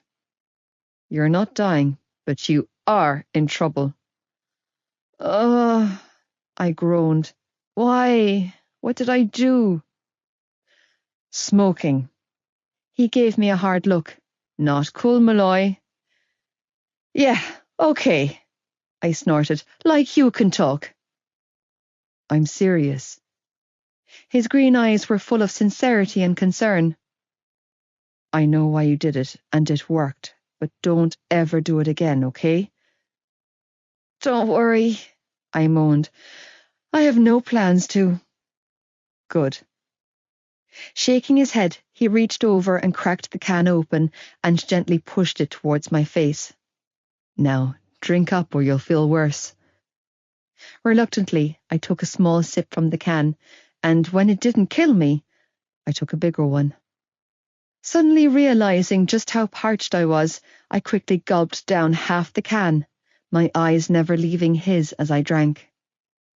Nodding his approval, Jory reached into the pocket of his grey sweatpants and withdrew a small packet of paracetamol, and from the other pocket he produced a packet of salt and vinegar crisps. Trust me. He was quick to coax when I eyed him warily. It'll work. Fine. With a resigned sigh, I popped 2 painkillers and quickly drained the rest of the can before reaching for the crisps. I thought we were going back to my place, I mused, unable to piece the events of last night together through the hazy fog in my mind as I munched on the crisps. So did I, he agreed, but you insisted that I take you back to my place. I did? Yeah, you did. Huh. Swallowing down a mouthful of salt and vinegar goodness, I tilted my head to the side and considered his cure, feeling my stomach settle second by second. Sugar, salt, and paracetamol. I have to say, this is a pretty strange hair of the dog, Joe, but it's a good one. Family recipe, was his wry response. Perks of growing up with an alcoholic for a father and a mother with a penchant for benzos. And a messy drunk for a girlfriend, I offered, wincing when my eyes landed on the notable sick bucket next to my side of the bed. I'm guessing that was for me, right? Joey smirked, and I dropped my head in my hands. Oh, God, I groaned. You had to clean up my puke. It was the champagne, he replied with a chuckle. Or so you told me in between spraying us both in chunks in that Feely lad's car on the way home. I did? Yeah. He inclined his head to his t-shirt that I was sporting. I had to put you in the shower when we got back here. Oh, my sweet baby Jesus! I wailed, mortified. Stop laughing, Joe. It's not funny. It's horrifying. It's not a big deal, he laughed, pulling my hands away from my face. It's not like you haven't returned the favour a time or 10 for me. Shrugging, he added, It was my turn to look after you. That's different. How? Because you're my boyfriend. So? You're my girlfriend. Girlfriends are supposed to be sexy. Malloy, I can assure you that you are insanely sexy. I am? Absolutely, he replied, and then choked out another laugh. Especially when you have champagne bubbles coming out of your nose. Oh, fuck right off, I snapped, grabbing a pillow from behind my back and smacking him over the head with it. I did the best I could with your hair, he added, but I've never washed hair as long as yours before, so if I screwed up, don't hold it against me. My heart squeezed. You washed my hair. I sort of had to, he replied. You sprayed your ponytail with chunks too. Oh, God! I pulled my damp hair over my shoulder and took a sniff, instantly recognizing the shampoo scent as the one he used. That's quite possibly the most romantically disgusting thing anyone's ever done for me. Come on, he said, shaking his head. I'll make you a cuppa. Isn't that against your rules? I reminded him, throwing the covers off and climbing out of bed. I mean, don't you prefer us to stay in your room when we're here? Yeah, well, that was before. Before what? Before last night, he replied gruffly. Before I opened my ears and actually listened for a change. So, Boys can listen, I mused, readjusting the waistband of his boxers he clearly dressed me in last night. I thought that was just a myth. I heard you, Eve. Reaching for my hand, he pulled me close. And I meant what I said about trusting you. Yeah? Yeah. He nodded slowly. This is my world. It's fucking horrible, but I'm willing to show you, if you're willing to stay. Always, Joe, I whispered, wrapping my arms around his waist. Always. Braless beneath his white t-shirt, and with only his black boxers to cover my ass, I piled my hair into a makeshift bun on top of my head and trailed downstairs with Joey, too hungover to care that I looked like something the cat dragged in. Fully aware that much of last night's makeup was still smeared across my face, I checked my vanity at the kitchen door and let him walk me inside. Joey, his mother said from her usual perch at the table. Her gaze flicked to me, and I felt a sudden shift in her mood. Aoife. Morning. Acknowledging his mother, Joey walked us over to the kettle, keeping my back pressed to his front as he set to work on making coffee. The need to conceal his hard-on that was digging into my back was no doubt the reason for keeping me close.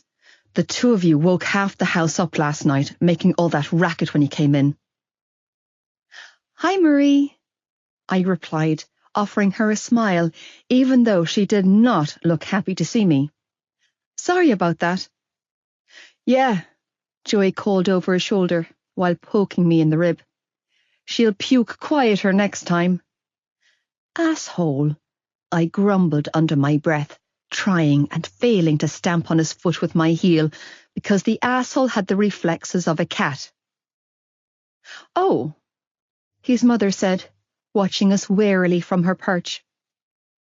When you didn't bring Aoife around over Christmas, I thought you two might have gone your separate ways. No such luck, bitch. I'm afraid I'm here to stay. I gave her an extra wide smile as I spooned sugar into my mug. Coffee? No, thank you. She turned her attention to her son. I've agreed to take on Betty Murphy's cleaning shift at the hospital this afternoon. You'll be here to watch Sean, won't you? No. No. Confusion filled her blue eyes. What do you mean, no? I mean, no. Stepping around me now that his morning wood was under control, Joey moved for the fridge and grabbed the milk. I have plans. What plans? Just plans, ma'am, Joey replied, pouring a dollop of milk into both of our mugs. With who? With Aoife, he replied, winking when he handed me the mug. My heart thudded in victory. Can you change your plans? His mother pressed. I already told Betty that I would cover her shift. No, I can't, Joey replied slowly. Sunday is my only day off and I'm spending it with my girlfriend. Ha ha ha ha! Giving her a sweetly smug fuck you smile, I leaned up on my tiptoes and pressed a kiss to her son's cheek. We need the money. I don't know what to tell you, ma'am. Well, what am I supposed to do with Sean? Joey shrugged but didn't answer. Shannon is at Nanny's getting her uniform altered, and your father has taken Ollie and Tig to that hurling blitz at the pavilion. He's your son, came my boyfriend's quiet reply. I know that, Joey, but I need you. Ma'am, you have responsibilities. His nostrils flared. I'm well aware. We can stay here and mind Sean for your ma'am, Joe, I decided to say, thrilled that he was trying to put me first, but knowing that his guilt would only serve as a downer on his mood for the rest of the day. It's not like we have anything better to do. You sure? Uncertain green eyes landed on mine. You didn't sign up to spending your Sunday babysitting my brother, Malloy. No, but I definitely signed up to be with you. I'm sure. I gave him an enthusiastic nod before turning back to his mother. We'll watch your son. Joy's mother didn't like me, didn't want me anywhere near any of her sons, but I had her over a rock, and she could do nothing but nod stiffly and say, "Thank you." "You're welcome." Still smiling, I caught a hold of Joey's hand and practically dragged him out of the kitchen. "Let's go." "Did you see the look on her face?" he chuckled, following me up the staircase, trying to balance both steaming mugs of coffee. "She's raging." "Because she doesn't want me in her house." Closing his bedroom door behind us, I turned the key in the lock and prowled towards him. Distracting her perfectly trained, busy little worker bee. Setting both mugs down on his windowsill, Joey turned back to me and gave me a heated look. "Call me a bee again and I'll have to sting you." Sounds tempting. Reaching for the hem of the t-shirt I was wearing, I quickly whipped it over my head and laughed when he groaned. "Fuck." "Come on, Joe." Hooking my fingers into the waistband of the boxers I was wearing, I pushed the fabric down my thighs. "I have the perfect place for you to put your stinger." "Your mind is so messed up."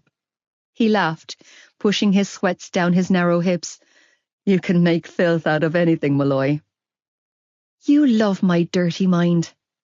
"You're right, I do." He agreed as he closed the space between us and reached for me. "And I love your ass." Hoisting me up, he pushed my back against his door and leaned in close. "And these lips." Kissing me deeply, he growled into my mouth and rocked himself against me, causing the thick head of his cock to probe my clit. "Do it, Joe," I encouraged, hooking my legs around his waist as I slipped a hand between us and fisted his shaft. "Take me."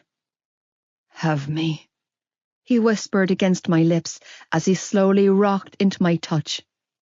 "Put me inside you." "Oh, Jesus." Shivering against his lips, I tilted my pelvis, aligning my body with his, and slowly fed him into my body, breathing hard as he filled me to the point of pain. "You stretch me so good." "Keep talking and it'll be over before it starts," he warned, hips gyrating against mine as he slowly built up a delicious rhythm that involved making minimal noise against the doorframe while making maximum impact on my body. "You like my pussy, Joe?" "I love your pussy." "How much?" "Malloy."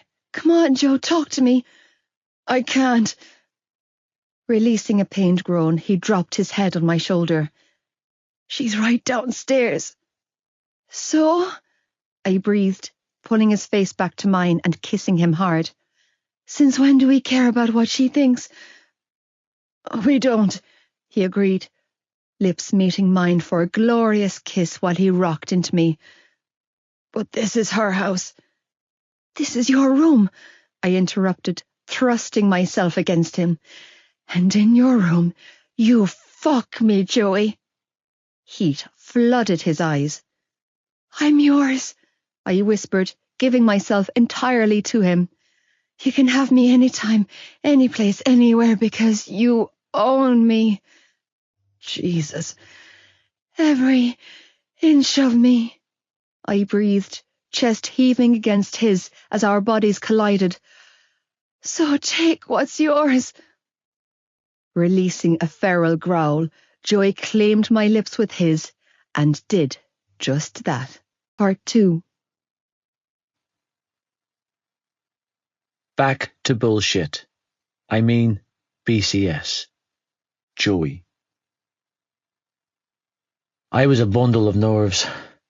I couldn't fucking breathe at the concern for the girl in the bathroom. Today was Shannon's first day at Tolman, and she had been locked inside the bathroom for so long that I was beginning to consider the possibility that she might have washed herself down the drain. I mean, in all honesty, there wasn't much of her there to begin with. It wasn't that hard of a stretch to imagine. Unable to take another second of the not knowing, I threw my door open, paddled into the landing, and rapped my knuckles against the bathroom door. "Shan, hurry up, will ya?" I knocked again, lying through my teeth when I added, "I'm bursting for a piss." "2 minutes, Joey," she called back, and I leaned an ear against the door, listening as she muttered positive affirmations to herself from behind the closed door. "Poor kid. You can do this," I heard her tell herself over and over again. Jesus. I sure as hell hoped it was true, because I was over 18 now, a legal adult, which meant that the next time I had to intervene on her behalf, I'd be heading straight for Cork prison. When the door finally swung inwards, and I was faced with the sight of my baby sister clad in a private school uniform, it took me a moment to process my thoughts. "You look—" I let my words trail off, shaking my head when I took sight of the blazer. A blazer? Who wore a fucking blazer to anything besides a wedding and a funeral? I didn't understand any of this. The world she was about to enter was one I would never belong to. Lovely, I forced myself to tell her. And it wasn't a lie. Besides from the fact that she looked skittish and terrified, she really did look the part. The uniform suits you, Shan. "Do you think it'll be okay?" she asked, voice small, eyes wide with barely contained fear.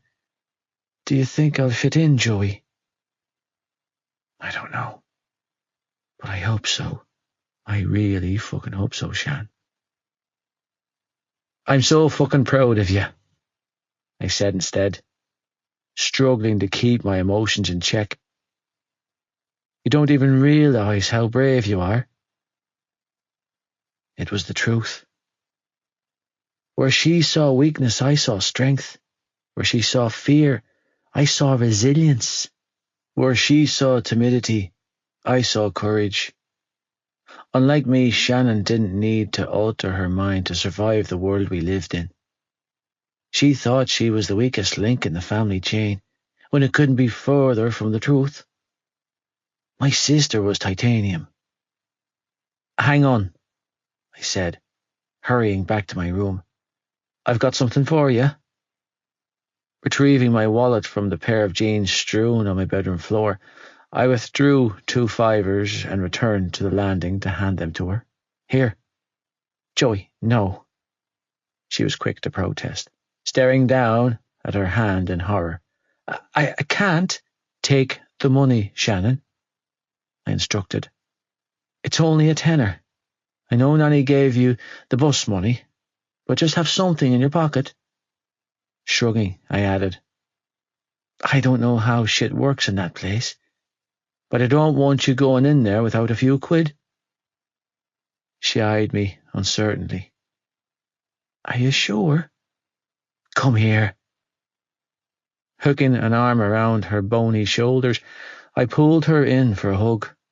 "You're going to be grand," I told her, and I wasn't sure which one of us I was trying to convince, her or me. Trembling, she hugged me back for all she was worth. "If someone gives you even the hint of shit, then you text me, and I'll come over there and burn the school to the ground and every posh rugby head fucker in it." "It's going to be fine," she strangled out, clinging to me for dear life. "But I'll be late if I don't get going, and that's so not what I need on my first day." I let my arm fall from her shoulders, but she didn't move. Instead, she continued to cling to me like a baby monkey would its mother.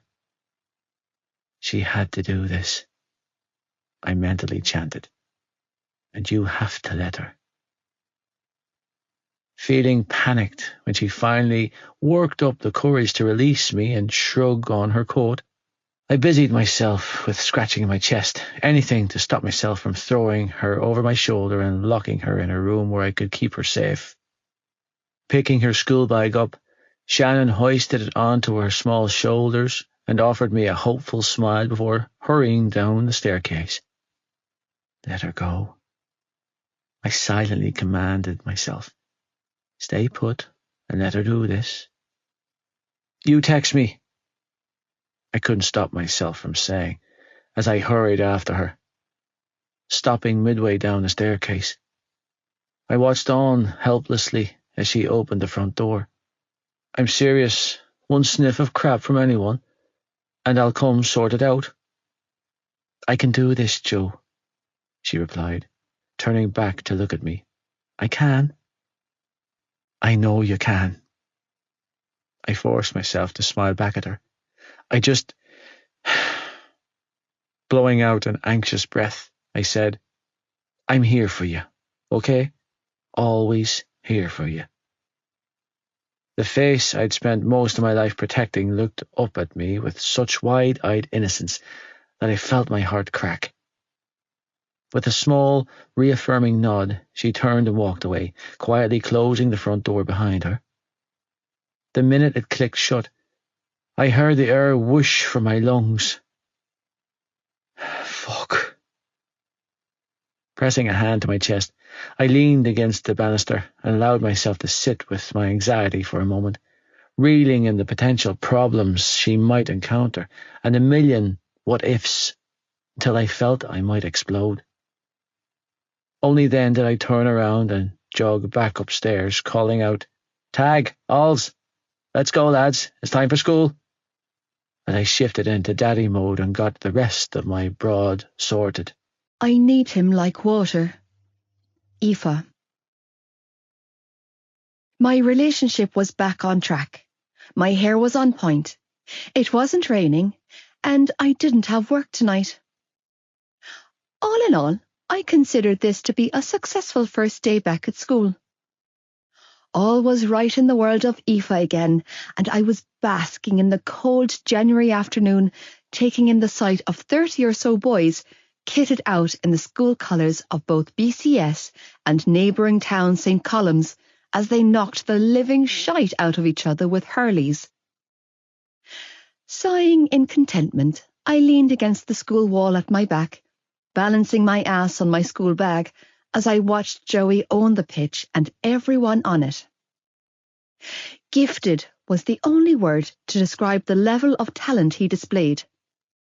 He literally oozed skill and flair by the bucketful without even having to try.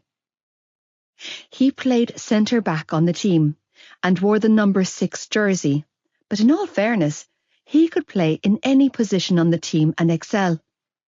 The boy was beyond gifted.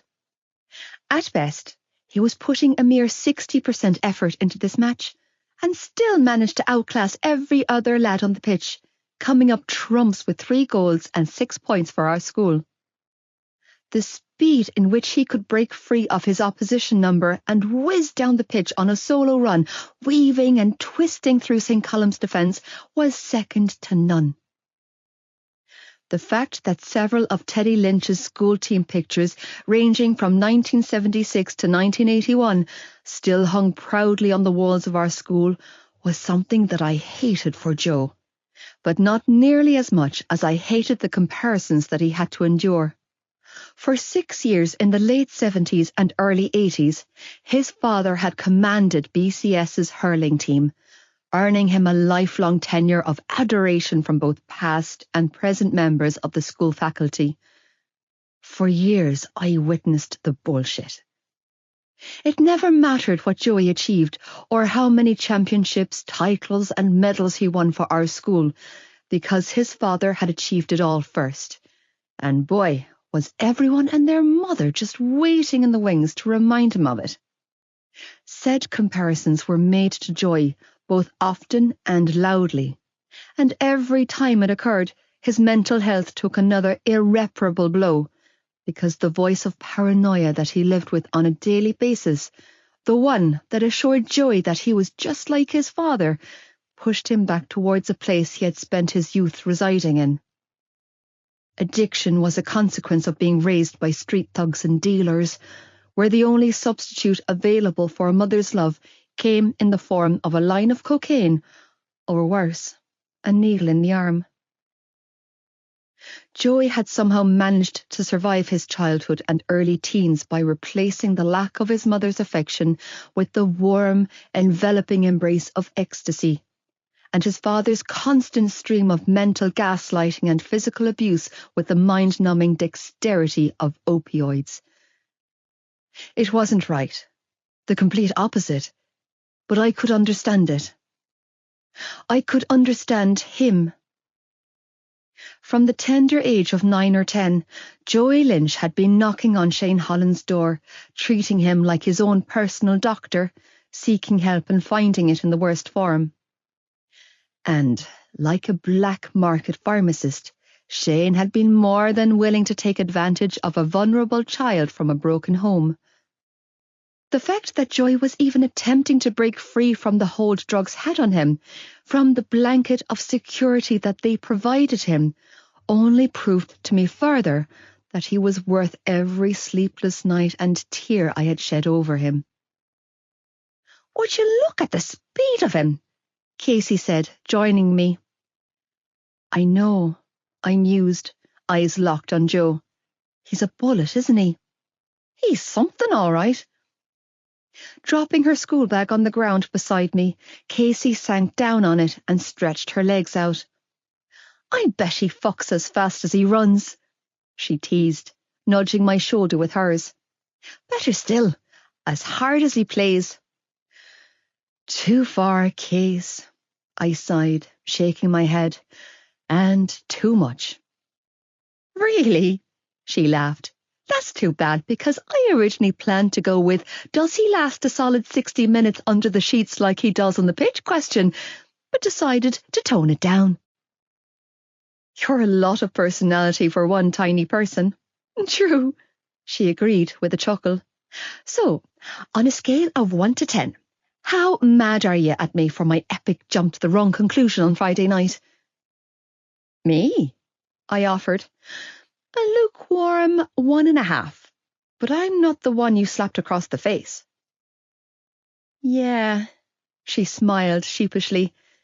"How mad do you think he still is at me?" "Oh, you mean after you assaulted him and accused him of sleeping with a girl the same age as his baby sister?" She nodded. "It's been 3 days, so I reckon he's come down to a stony 7. She scrunched her nose up. "I went a tad too far, huh?" "Just a smidgen," I replied with a smile. "You were over the top and out of line, but I love you for having my back." "Good, because I'm not sorry." "Case." "What? I'm not. My delivery might have been wrong, and I shouldn't have slapped him, but he deserved the wake-up call."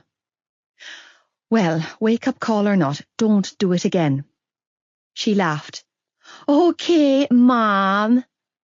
"I'm serious." I gave her a meaningful look. "Don't put your hands on him again, Case."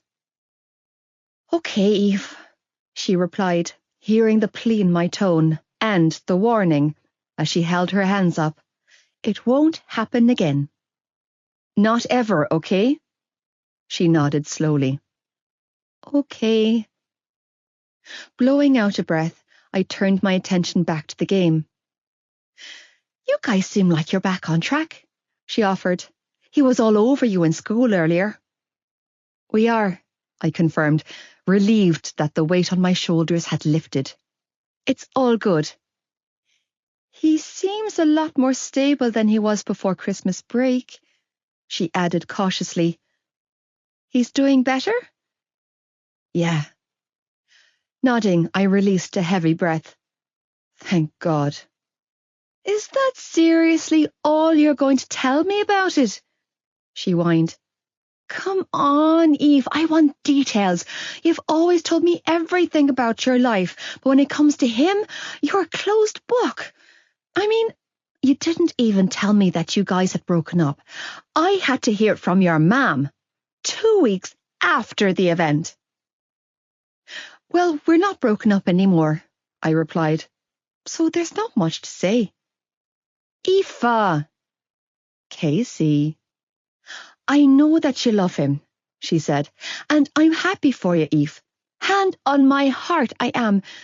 But don't make him the be-all and end-all of your world, because, like you've already experienced, if it goes pear-shaped, you'll have nothing to fall back on. That's not what I'm doing. Isn't it? It's not that I don't want to tell you things, I try to explain. It's just, and he's so, our relationship is just really intense, she offered gently. Oh, it's a whole lot intense, I agreed with a breathy sigh. But it's also a whole lot of complicated and private and not up for discussion, she winked. Gotcha. You know I love you. I tried to placate, hooking arms with her.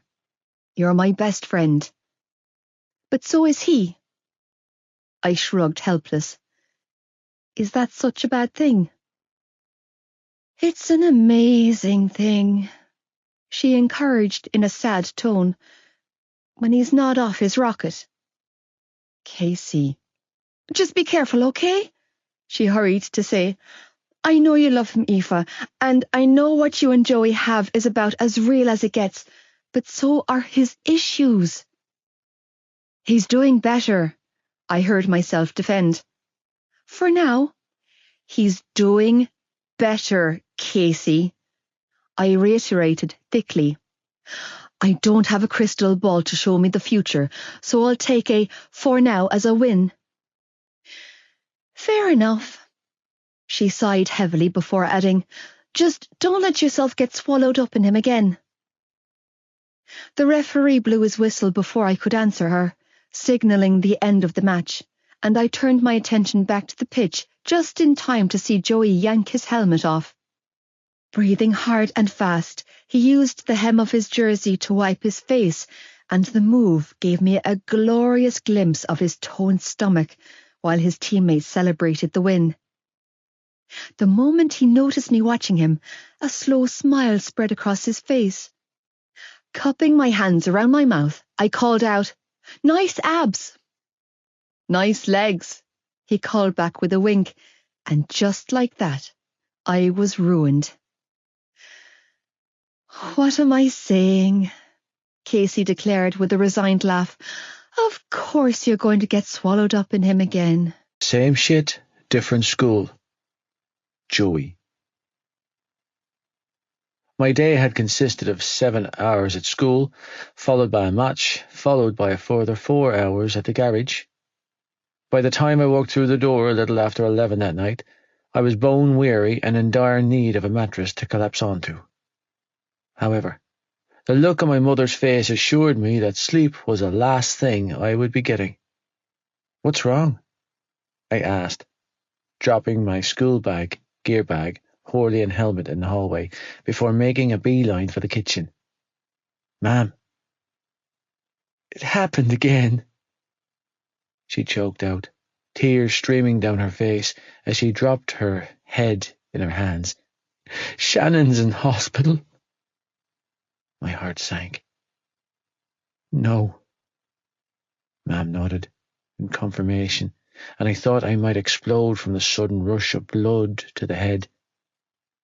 Why? My breath caught in my throat. What happened? She has a concussion, she explained, slumped in her usual chair. They're keeping her overnight for observation. A concussion? I gasped. How? Where? What the fuck?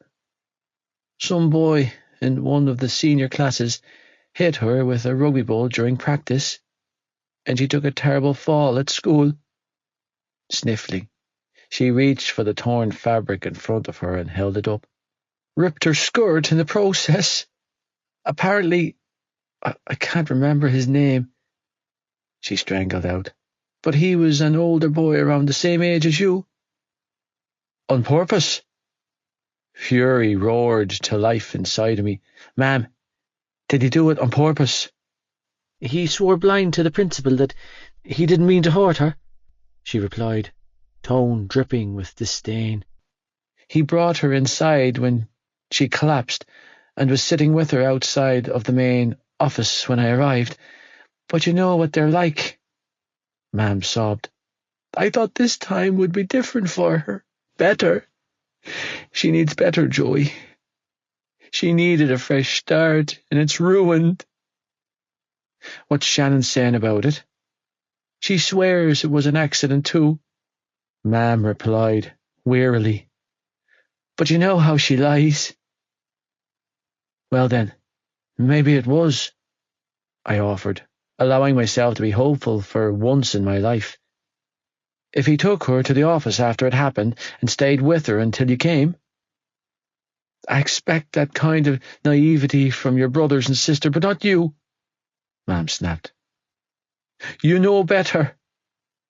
Yeah, I did, but for once, I didn't want to. For once in my life, I wanted my mother to show me the same consideration that she so willingly showed the rest of my siblings. It wouldn't happen, of course, because my feelings weren't meant to be spared. They were meant to be bulletproof, or non-existent. What's Dad saying? Her shoulders slumped, but she didn't reply. What's he saying about it, Ma'am? I pushed. That it serves her right for thinking she was better than the rest of you. Prick, I muttered, rubbing my jaw. He doesn't have a goddamn... Please, don't start. She cut me off with a sob. I've already heard all that I can handle tonight from your father. Ma'am, I began to say, but she shook her head, silencing me with her dismissal. With a sniffle, she rose from the table, pressed a hand to her growing stomach, and walked straight past me, with scorn and disappointment wafting from her in waves. The kitchen door closed behind me, and I felt that familiar swell of frustrated desperation rise up inside of me. It was the same feeling that was never sated until I forced it away with whatever I could get my hands on. Helpless, I stood in the kitchen with my hands hanging limply at my sides as I absorbed the horrible fucking sensations and feelings rushing through me. Unwilling to unlock my muscles out of fear of what I was capable of doing, and even more unwilling to detonate the self-destruct button on the life I had barely managed to get back on track, I bowed my head and breathed in deep and slow. It doesn't matter. I tried to soothe myself by mentally chanting, none of this matters, because you don't care. Remember? You don't care. You don't care. You don't fucking care. The night visit. Aoife. It was a little after midnight when I roused to the sound of my bedroom window creaking open and then closing shut. My heart accelerated in my chest when muffled footsteps followed, and then I felt the mattress dip beside me. Remaining silent, I rolled onto my back and turned my head to look at my boyfriend, because I just knew that it was Joey.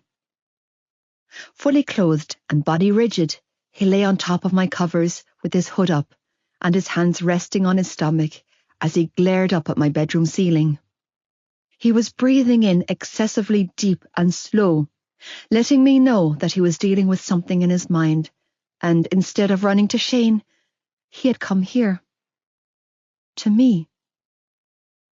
In the darkness, with only the hue of the moon shining through my window to illuminate us, we laid side by side, my body cloaked in warmth and his in coldness, mirroring our lives. Without speaking a word, I reached out and took one of his big hands in mine and lifted it to my mouth. He needed to process. He needed to make the next move for himself. I couldn't do that for him. Pressing 4 soft kisses to each of his scarred knuckles, I cradled his hand to my chest and waited. After what felt like an eternity, he exhaled a pained breath and entwined my fingers with his. He turned his head to look at me, so I did the same. I need Tommen to be better for her. Shannon? He nodded stiffly. Heart sinking, I covered our joined hands with my free one. She looked at me like it was my fault. Your mam? Another stiff nod. My heart squeezed. I knew that he didn't need me to bombard him with questions, much less did he want my pity or comfort, so I just stared at him, watching as his clear green eyes focused on mine. She hates me, he finally came out with, his words of pained admission. You should see the way she looks at me. Pain encompassed me and I rolled onto my side facing him. What do you see when I look at you? He flinched. That's not the... What do you see, Joe? You. He whispered brokenly. I see you, Malloy. You see love, I corrected softly, releasing his hand to cup his stubbly cheek. You see acceptance. He swallowed deeply, but didn't reply. We're mirrors, Joe, I told him, taking his hand and placing it on my cheek. Everything you feel for me is reciprocated. It's mirroring back at you. Malloy, your mother might be foolish enough to disregard you, but that will never happen from me, I whispered, shifting closer until our noses were brushing. I will never reject your love. He exhaled and whispered, I'm really fucking drowning here, Eve.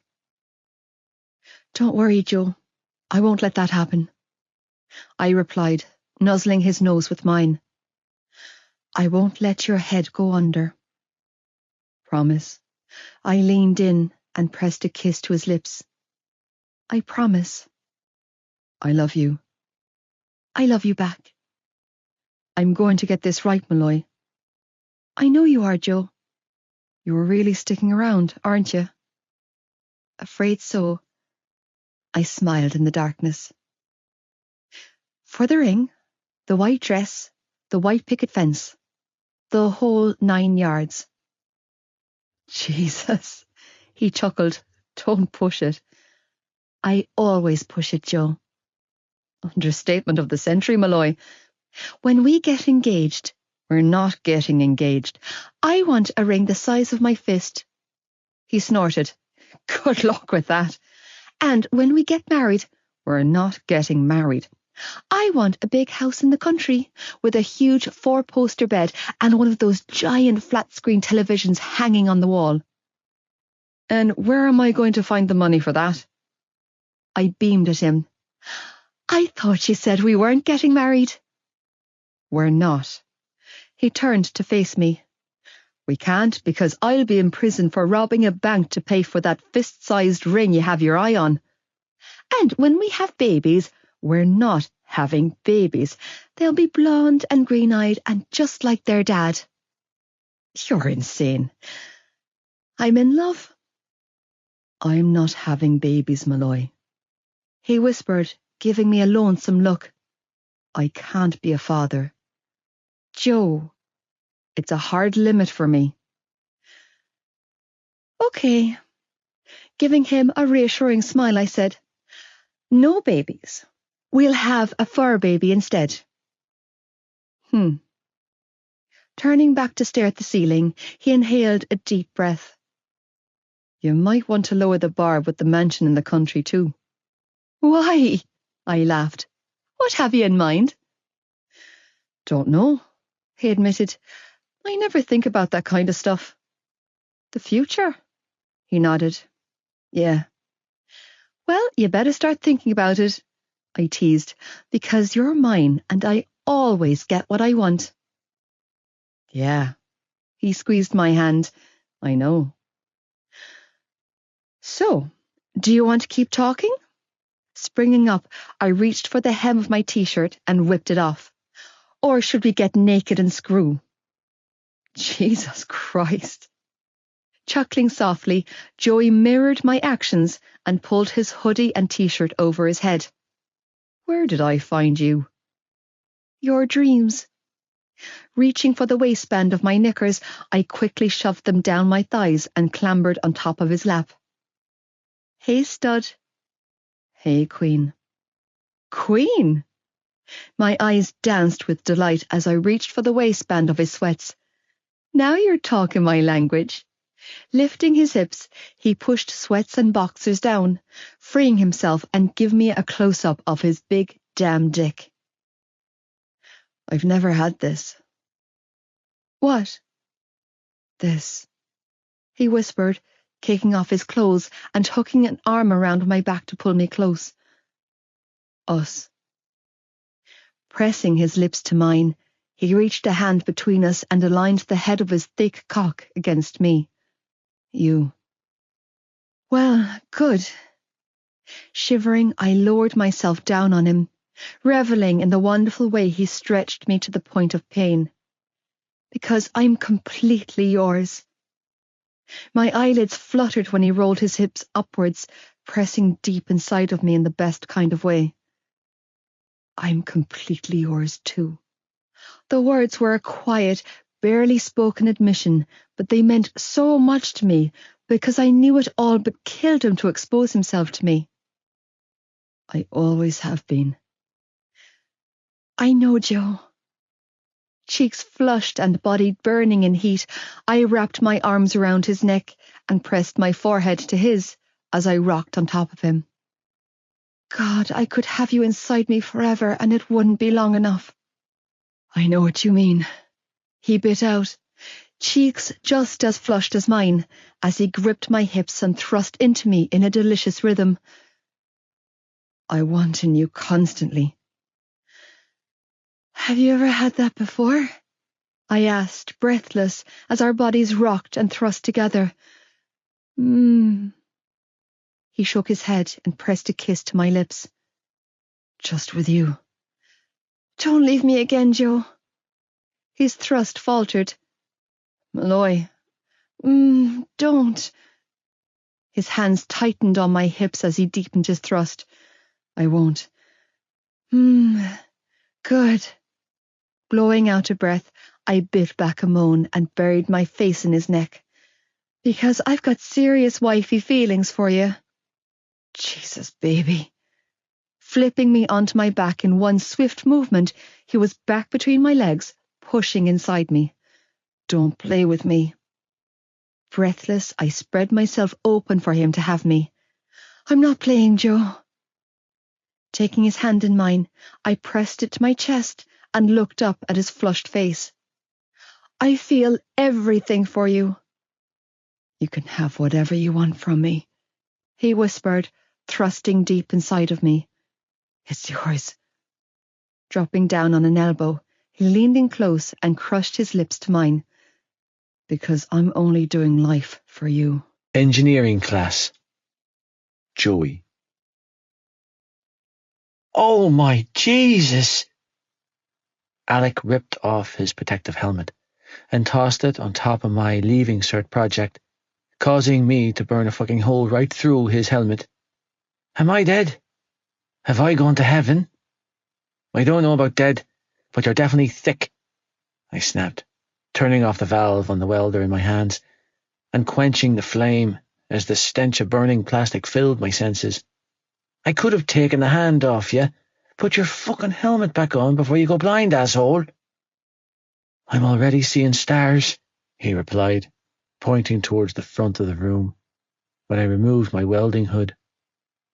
Donning a white lab coat over her tiny scrape of a school skirt, and with protective goggles perched on top of her head, Malloy looked like something out of medical porno. The top two buttons on her shirt were undone, and her tie was nestled between her tits like a glove. It's actually disgusting how lucky you are. Yeah. I wholeheartedly agreed. I know. She was all flirtatious smiles and banter with her teacher, Ballsy Goggin, who was lapping up the attention. It didn't matter that the fucker was old enough to be her father. He was looking just like every other asshole in the room. Jesus, Alec groaned from beside me. I know you'll kill me for saying this, but I would do pretty much anything to get between those. You're right. Finish that sentence, and I will kill you. Setting the torch down, I pulled off my protective gloves and made a beeline for my girlfriend, while mentally taking note of every cheeky bastard wolf whistling. I would settle those scores later. Hey, Joe, she acknowledged when I reached them. I was just asking Mr. Goggin if he could spare a student for 20 minutes to help me out with my practical biology. The fuck? I frowned at her. She returned my questioning look with a smile that said, Go with it. We're dissecting cow hearts today. Everyone's already paired up in class, sir, and I'm all alone at my station with no one to help me. I'm so nervous to dissect anything that my teacher said I could have a student from another class accompany me in case I faint, she continued to say, batting her big green eyes at old Ballsy, who was falling for a bullshit hook, line, and sinker. Of course, Aoife, of course, he replied, slapping a hand on my shoulder. Take young Joey here. Are you sure, sir? Malloy beamed at him. I'm not disrupting your class too much, am I? Not at all, he replied, giving my shoulder another clap. Will he do? Yes, he'll do just fine, sir, she replied, flicking her hair over her shoulder as she caught a hold of my hand and practically dragged me out of the metal workroom. I'll bring him right back once I'm finished with him, sir. What the hell are you up to? I laughed when we were in the corridor. Biology? Fainting? I stared at her. They'd be hard stretched to find another girl in school who loves gory shit more than you, Malloy. Yeah, well, you're working this afternoon and I'm working tonight. So, I'll call over later. So, I want time with you now. Snatching my hand back up, she dragged me down the corridor before pushing me through one of the many do-not-enter doors scattered around the school that were intended for emergencies only. This particular door led to a dimly lit stairwell that, once followed to the end, led onto the pitch. Here, or my car. What? I laughed, allowing her to pull me flush against her. You do know that I was in the middle of something back there. Wouldn't you prefer to be in the middle of my legs? Jesus. She claimed my mouth with hers and pushed me roughly against the wall at my back, while her hands moved for my belt buckle. You're crazy, I growled, hips thrusting towards her, without an ounce of protest, as I watched her unzip my pants, yank my boxers down, and drop to her knees. Wait. Your car. We should definitely do this in your car. My eyes fluttered shut when her tongue circled the head of my dick. Never mind. Purring like a kitten, she took me into her mouth, while she pulled on my shaft with her hand. You're a dangerous fucking girl, I choked out, hissing out a sharp breath when she gave my nuts a warning squeeze. You're a perfect fucking girl. Came her approving purr as she deep-throated me like a champ she was, choking and gagging and coming back for more every time. Knotting my fingers in her hair with one hand, she used the other to wipe a rogue tear from her cheek. Don't choke yourself, baby. She gagged, and the pressure was fucking unreal on my shaft. Unwilling to slow her pace, she upped the ante, pulling me harder and quicker while she choked on my cock. I'm going to come. Pull back. I'm going to come in your mouth, Malloy. She grabbed my ass and sucked me in deeper. Oh, fuck. Feeling everything inside of me tighten to the point of pain, I let my head fall back and fucked her mouth until the pressure in my balls released with a sudden jerk. Watch the teeth. Hips buckling wildly, I came hard in her mouth as my thighs shook from the instant relief. Jesus. Oh, whoa, she breathed, flopping back on her heels as she dragged in several mouthfuls of air. That's a personal best. Wiping the corner of her mouth, she climbed to her feet and readjusted her ponytail while giving me a devilish wink. Feeling better, stud? Yeah. All I could do was lean against the wall and nod at the powerhouse of a girl who could suck dick like a hoover. Ah, thanks. Meh. She shrugged and waved a hand around. I figured I owed you a blowy.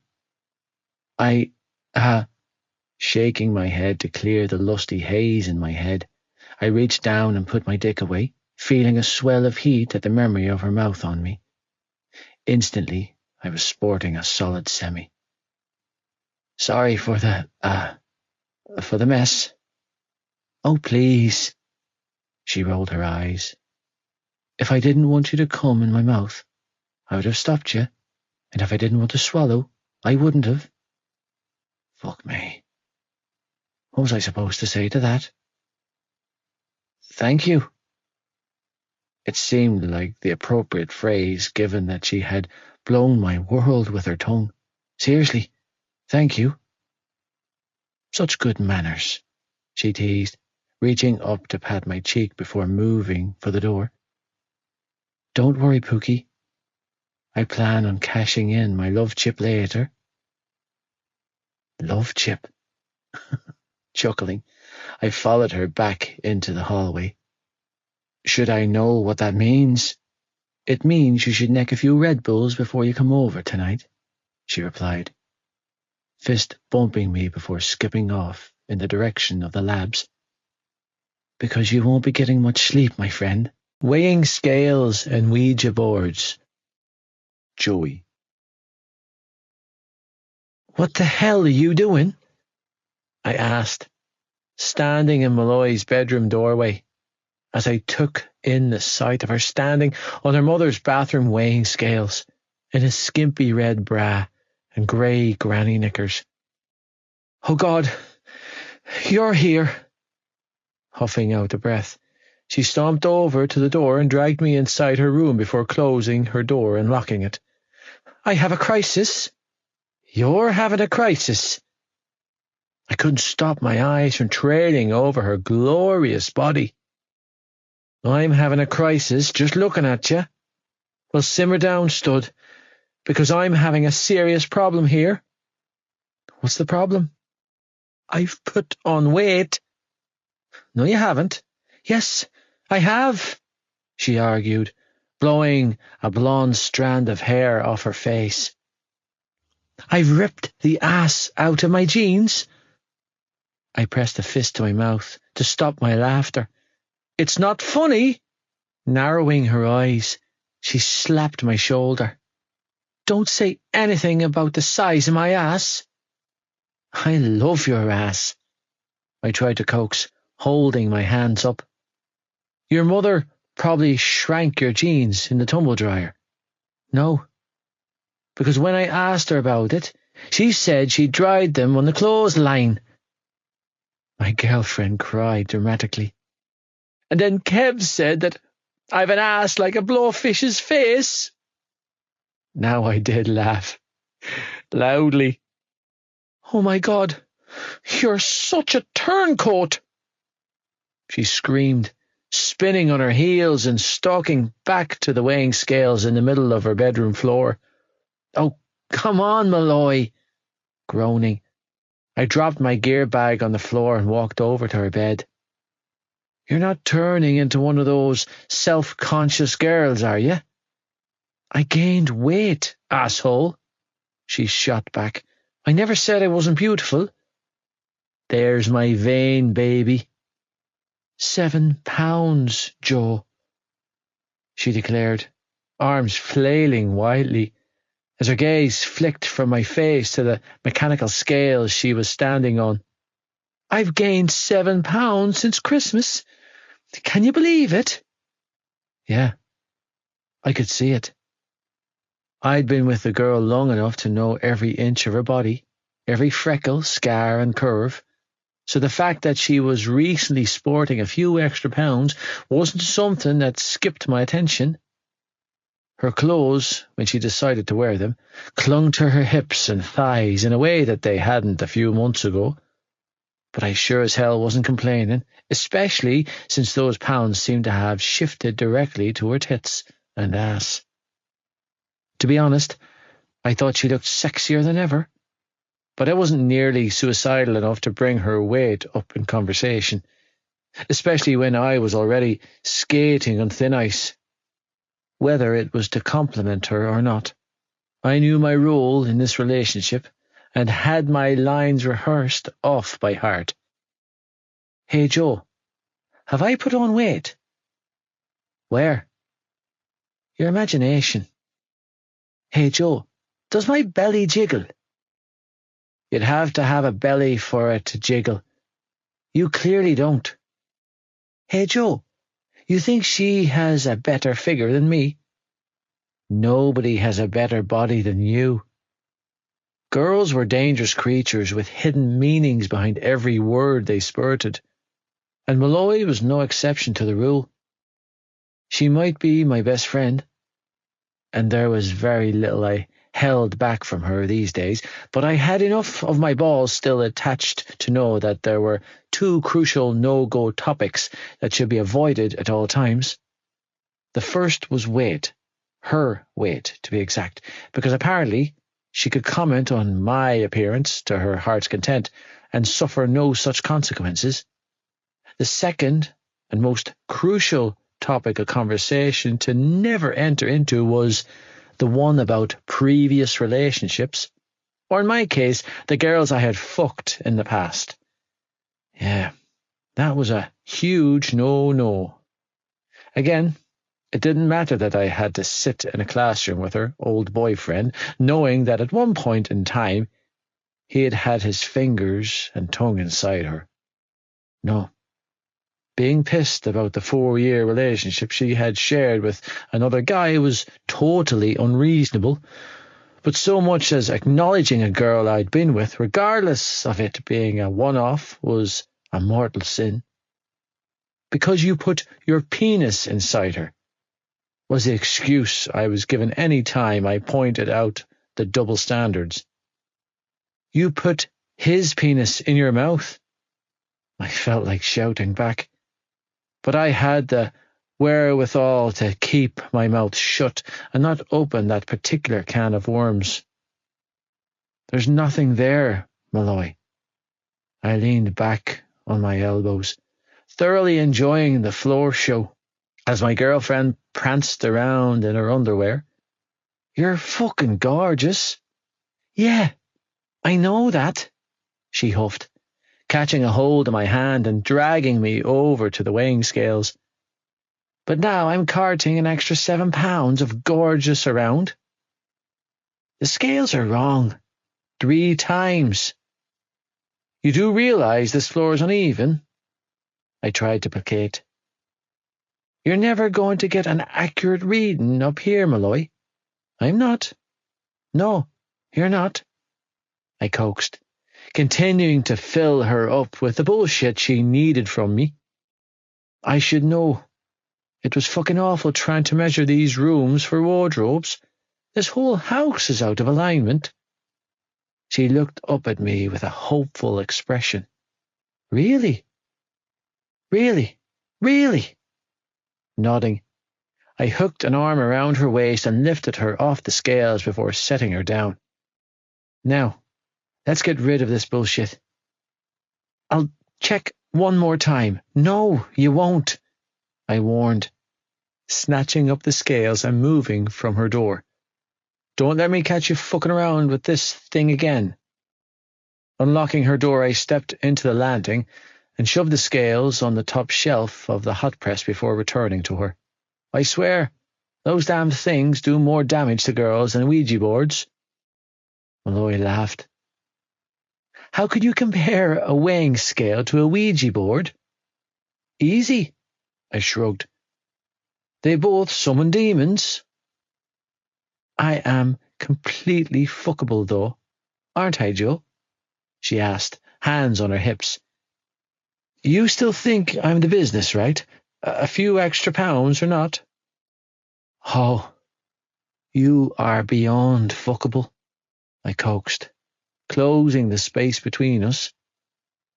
And your business is the only business I want to get caught up in. Smooth. Grinning, she hooked an arm around my neck and pulled my face down to hers. Give me a kiss. Speaking of getting caught up in business, I trailed my hand down to the waistband of her big-ass granny knickers and pinged the elastic. Please tell me these aren't what I think they are. Afraid so. She laughed against my lips. I'm spotting, which means you're due on... I groaned, letting my head fall back. Fuck my life. Come on, stud. Reaching for my hand, she tugged me over to her bed and winked mischievously. I'm sure we can be inventive. You know, sometimes I breathed, trailing after her. Love my life. Late bloomers. Aoife. Late-night visits and secret rendezvous became the norm for us, and as the days turned into weeks and the winter made way for spring, the mile-high wall that Joey had spent a lifetime erecting around his heart continued to lower. And it wasn't that his home life had become any easier. The opposite would be a closer comparison. The fights with his dad had significantly worsened, resulting in deeper mood swings and darker bruises, but his eyes remained clear and his head focused. Most of the time, that intense focus seemed to remain honed in on me, and I wasn't complaining. He spent every second of his spare time with me, and having him close settled my anxiety. Because when he was with me, I could keep him safe. When he was with me, he was sober and unharmed. What the hell are you doing? My brother demanded when he walked into the living room on Sunday night. Mum and Dad had gone out for a drink, and Joey and I were thrown down on the couch watching You're a Star on RTE and arguing over who we thought should win the singing competition. I was rooting for the siblings from Westmeath, while Joey was rooting for an aneurysm to put him out of his misery, or so he continued to tell me. Secretly, I think he liked the siblings too. What? I stared at Kev in confusion before looking down at myself. Dressed in sweatpants and a baggy t-shirt, with my legs sprawled over my boyfriend's lap, I couldn't be accused of being too revealing. What did I do? It's not what you did, Kev groaned, pointing at the plate of food balancing on my lap. It's what you're eating. He shook his head in disgust. Nachos and chocolate spread. He gaped at me in horror from across the living room. Oh my God, are you mixing the chocolate with mayonnaise? Hey, don't knock it until you try it, I replied, tossing back another mouthful of deliciousness. So good. You are sick. He looked to Joey.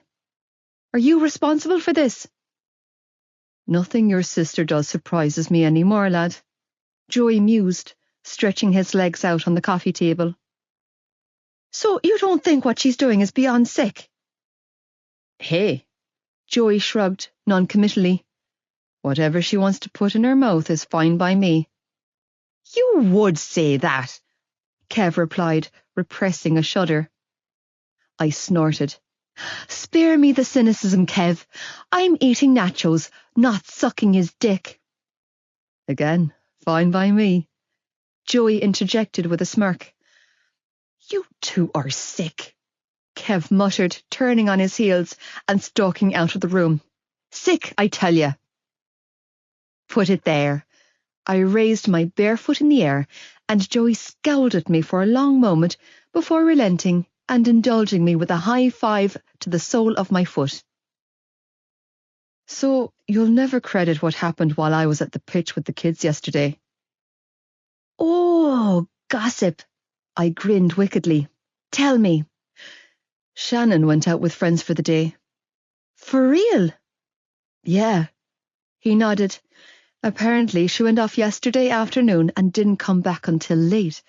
Spent the day with Claire and Lizzie. I'm guessing this rarely happens. Try never, he replied, snatching up the remote and flicking through the channels. The old man went batshit when she came home last night. Apparently she'd only arrived back when I walked in the door from work. Which explains this, I whispered sadly, fingers grazing the fresh bruising on his neck. Don't worry. He was quick to placate. I handled it. Shannon's grand. I wasn't worried. About her, at least. She has friends, Malloy, he said then, sounding as close to content as ever I'd heard him. An actual social life. She's not hiding behind her bedroom door listening to music and burying her nose in books. She's going out. So Tommen is suiting her, I smiled. All of that worrying was for nothing. We'll see, he replied, gaze flicking briefly to me before returning to the match on TV that he had so smoothly switched on. It's still early days. Or could it be possible that your baby sister is growing claws? Christ, I hope so. Yeah, me too. You have to remember that she's almost 16 now, Joe, I reminded him, with hormones and feelings and a mind of her own. I ruffled his hair and smiled. It was bound to happen at some stage. I was worried it wouldn't, he admitted gruffly. All flowers bloom, Joe, even the late ones, I told him. And sometimes it's the late blooming flower that makes the biggest impact. Rolling in the hay. Joey. It was almost midnight on a Friday night, and instead of doing something productive, like sleeping in an actual bed, I found myself slumped on top of a stack of bales, with my girlfriend nestled between my legs and a pink fluffy blanket slung over us. The majority of our classmates from 6th Year 3 were crammed into Podge's hay shed, having been smuggled onto his parents' farm on the back of a tractor-trailer. To be fair, we had no business being here, but when the idea arose in class this morning, a haphazard plan was thrown together, and here we were. The rain was pelting down on the tin roof, the drink was flying, the tunes were pumping from Nisa Murphy's battery-operated boombox, and the crack was 90. Most of us here had endured one another's company 5 days a week for almost 6 years now, and there was a definite sense of camaraderie between us. We had grown up together, suffered through all of the teenage bullshit, fights, bitching and hardships. Hell, a good portion of those in attendance knew each other on an intimate level, but being here now almost felt like we had come full circle. Knowing that in a couple of months we would all go our separate ways should have made me feel some semblance of sadness and anxiety, but it didn't. The rest of my class could shoot off in whatever direction they wanted after the leaving cert, just as long as I got to keep the girl in my arms. I bet you've never spent a Friday night rolling in the hay, devil tits. You'd be surprised how I've spent my Friday nights, Al. Casey laughed, readjusting her woolly hat before accepting the naggin of vodka he'd held out for her. Jesus, lad, could you be any more conspicuous? Podge demanded, gesturing to the high-vis coat that Alec was wearing. You're not at your Saturday job, Al. You could have left the construction site jacket at home. Oh, get you and your big words, Alec grumbled, sparking up a rolly. Fuck off, you swat. I haven't a notion of what you're talking about. Conspicuous, Nisa chuckled. It means you're not being very discreet, Al. Discreet about what? About the fact that we're not meant to be here, Podge argued. And you can't be smoking in here either. The bales are dried out, lad. One rogue flame and this place will go up like a Christmas tree. Don't mind you, Farmer fucking John, with your big words and laying down the law. If I want a smoke, I'll have one. Could you be any more of a townie? Better a townie than a farmer with a big culchy head up on him. Hey now, there's nothing wrong with farmers, Casey chimed in with a wink. Plenty of money hidden under the mattress. Plenty of sheep, too. Actually, we're tillage and beef farmers, so we fatten bullocks, asshole, not sheep. Joe, I feel sick, Malloy declared, distracting me from our friend's antics. She thrust her half-empty can of Dutch Gold into my hand and groaned. Seriously, my stomach's turning.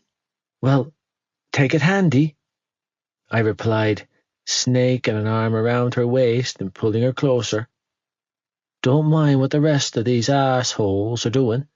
My lips brushed against her ear as I spoke. It's a marathon, not a sprint. She looked fucking adorable in her puffy white coat and pink bobble hat, scarf and matching gloves, with her long blonde hair braided in two plaits that reached the middle of her back. The epitome of fashion, regardless of the venue. She donned a light blue tracksuit she liked to call her knock-off juicy, whatever the fuck that meant, and a pair of black wellies. My stomach's not turning from drink, she grumbled, twisting around to look up at me. It's turning from having to look at those two. My gaze flicked to where she was pointing, and a deep shudder rolled through me. Jesus.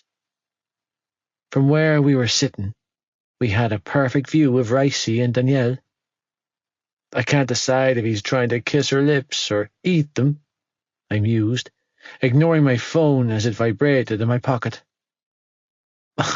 Both, Malloy laughed. Oh, Joe, it's so bad. Ugh. Yeah, it's pretty bad, Malloy. He has this really wide tongue, she continued to tell me. Like this was important information her current boyfriend needed to know about her ex, which would be a pretty great asset if the boy actually learned how to use it, snickering she added. But he's one of those 3 flicks of the bean and I'm done kind of guys. What a lovely mental image to inflict upon me, I drawled, tone laced with sarcasm. Ricey's wide tongue on my girlfriend's pussy?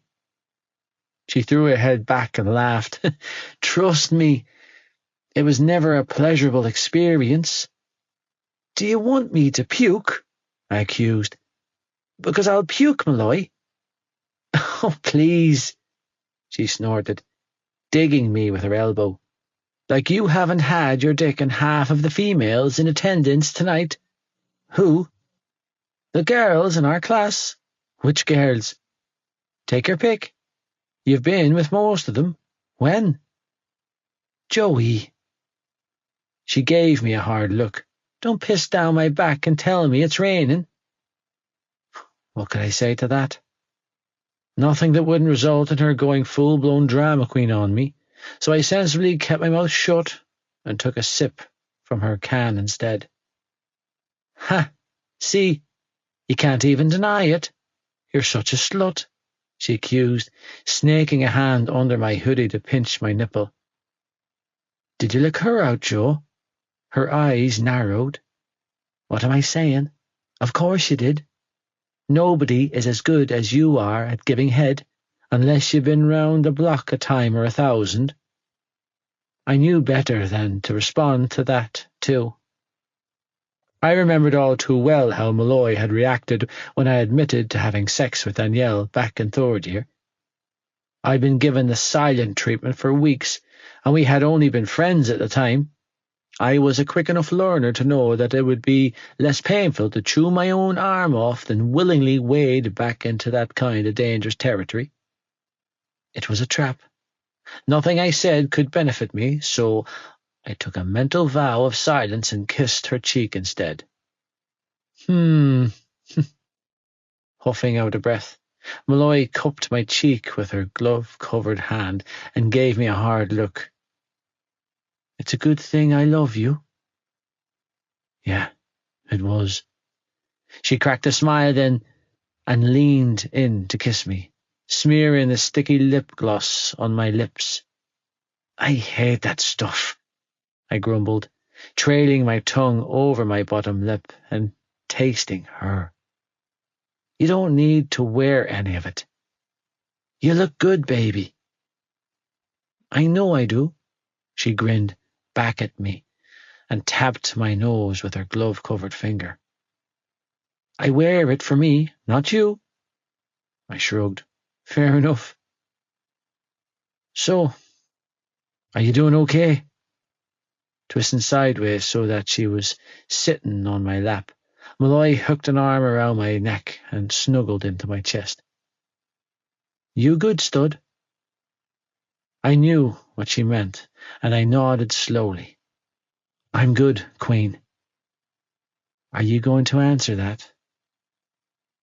She asked then, alluding to the phone that was still vibrating in my pocket. It's been going off all night. It didn't take a genius to know that it was my mother calling, and it sure as hell didn't take any guesses to know what she wanted either. No, I replied, knowing that if I did answer my phone, there was a very big chance that I would have to cut and run. Surprise flashed in her eyes. No, I confirmed, tightening my arms around her. I'm here with you. Oh, she beamed up at me. You are so getting the good lovin' tonight. Is that so? Uh-huh. Hooking an arm around my neck, she pulled me close and stroked her cold nose against mine. Then what would you say to having a little roll around in the hay? I'd say you're a bad influence on me. I laughed against her lips. Really? She purred. Because I'd say that I'm an even better influence when I'm on you, and you're in me. If you're trying to make me hard, then mission accomplished, Malloy. I'm trying to get my hold, Joe. Jesus, your mouth is terrible. What was that?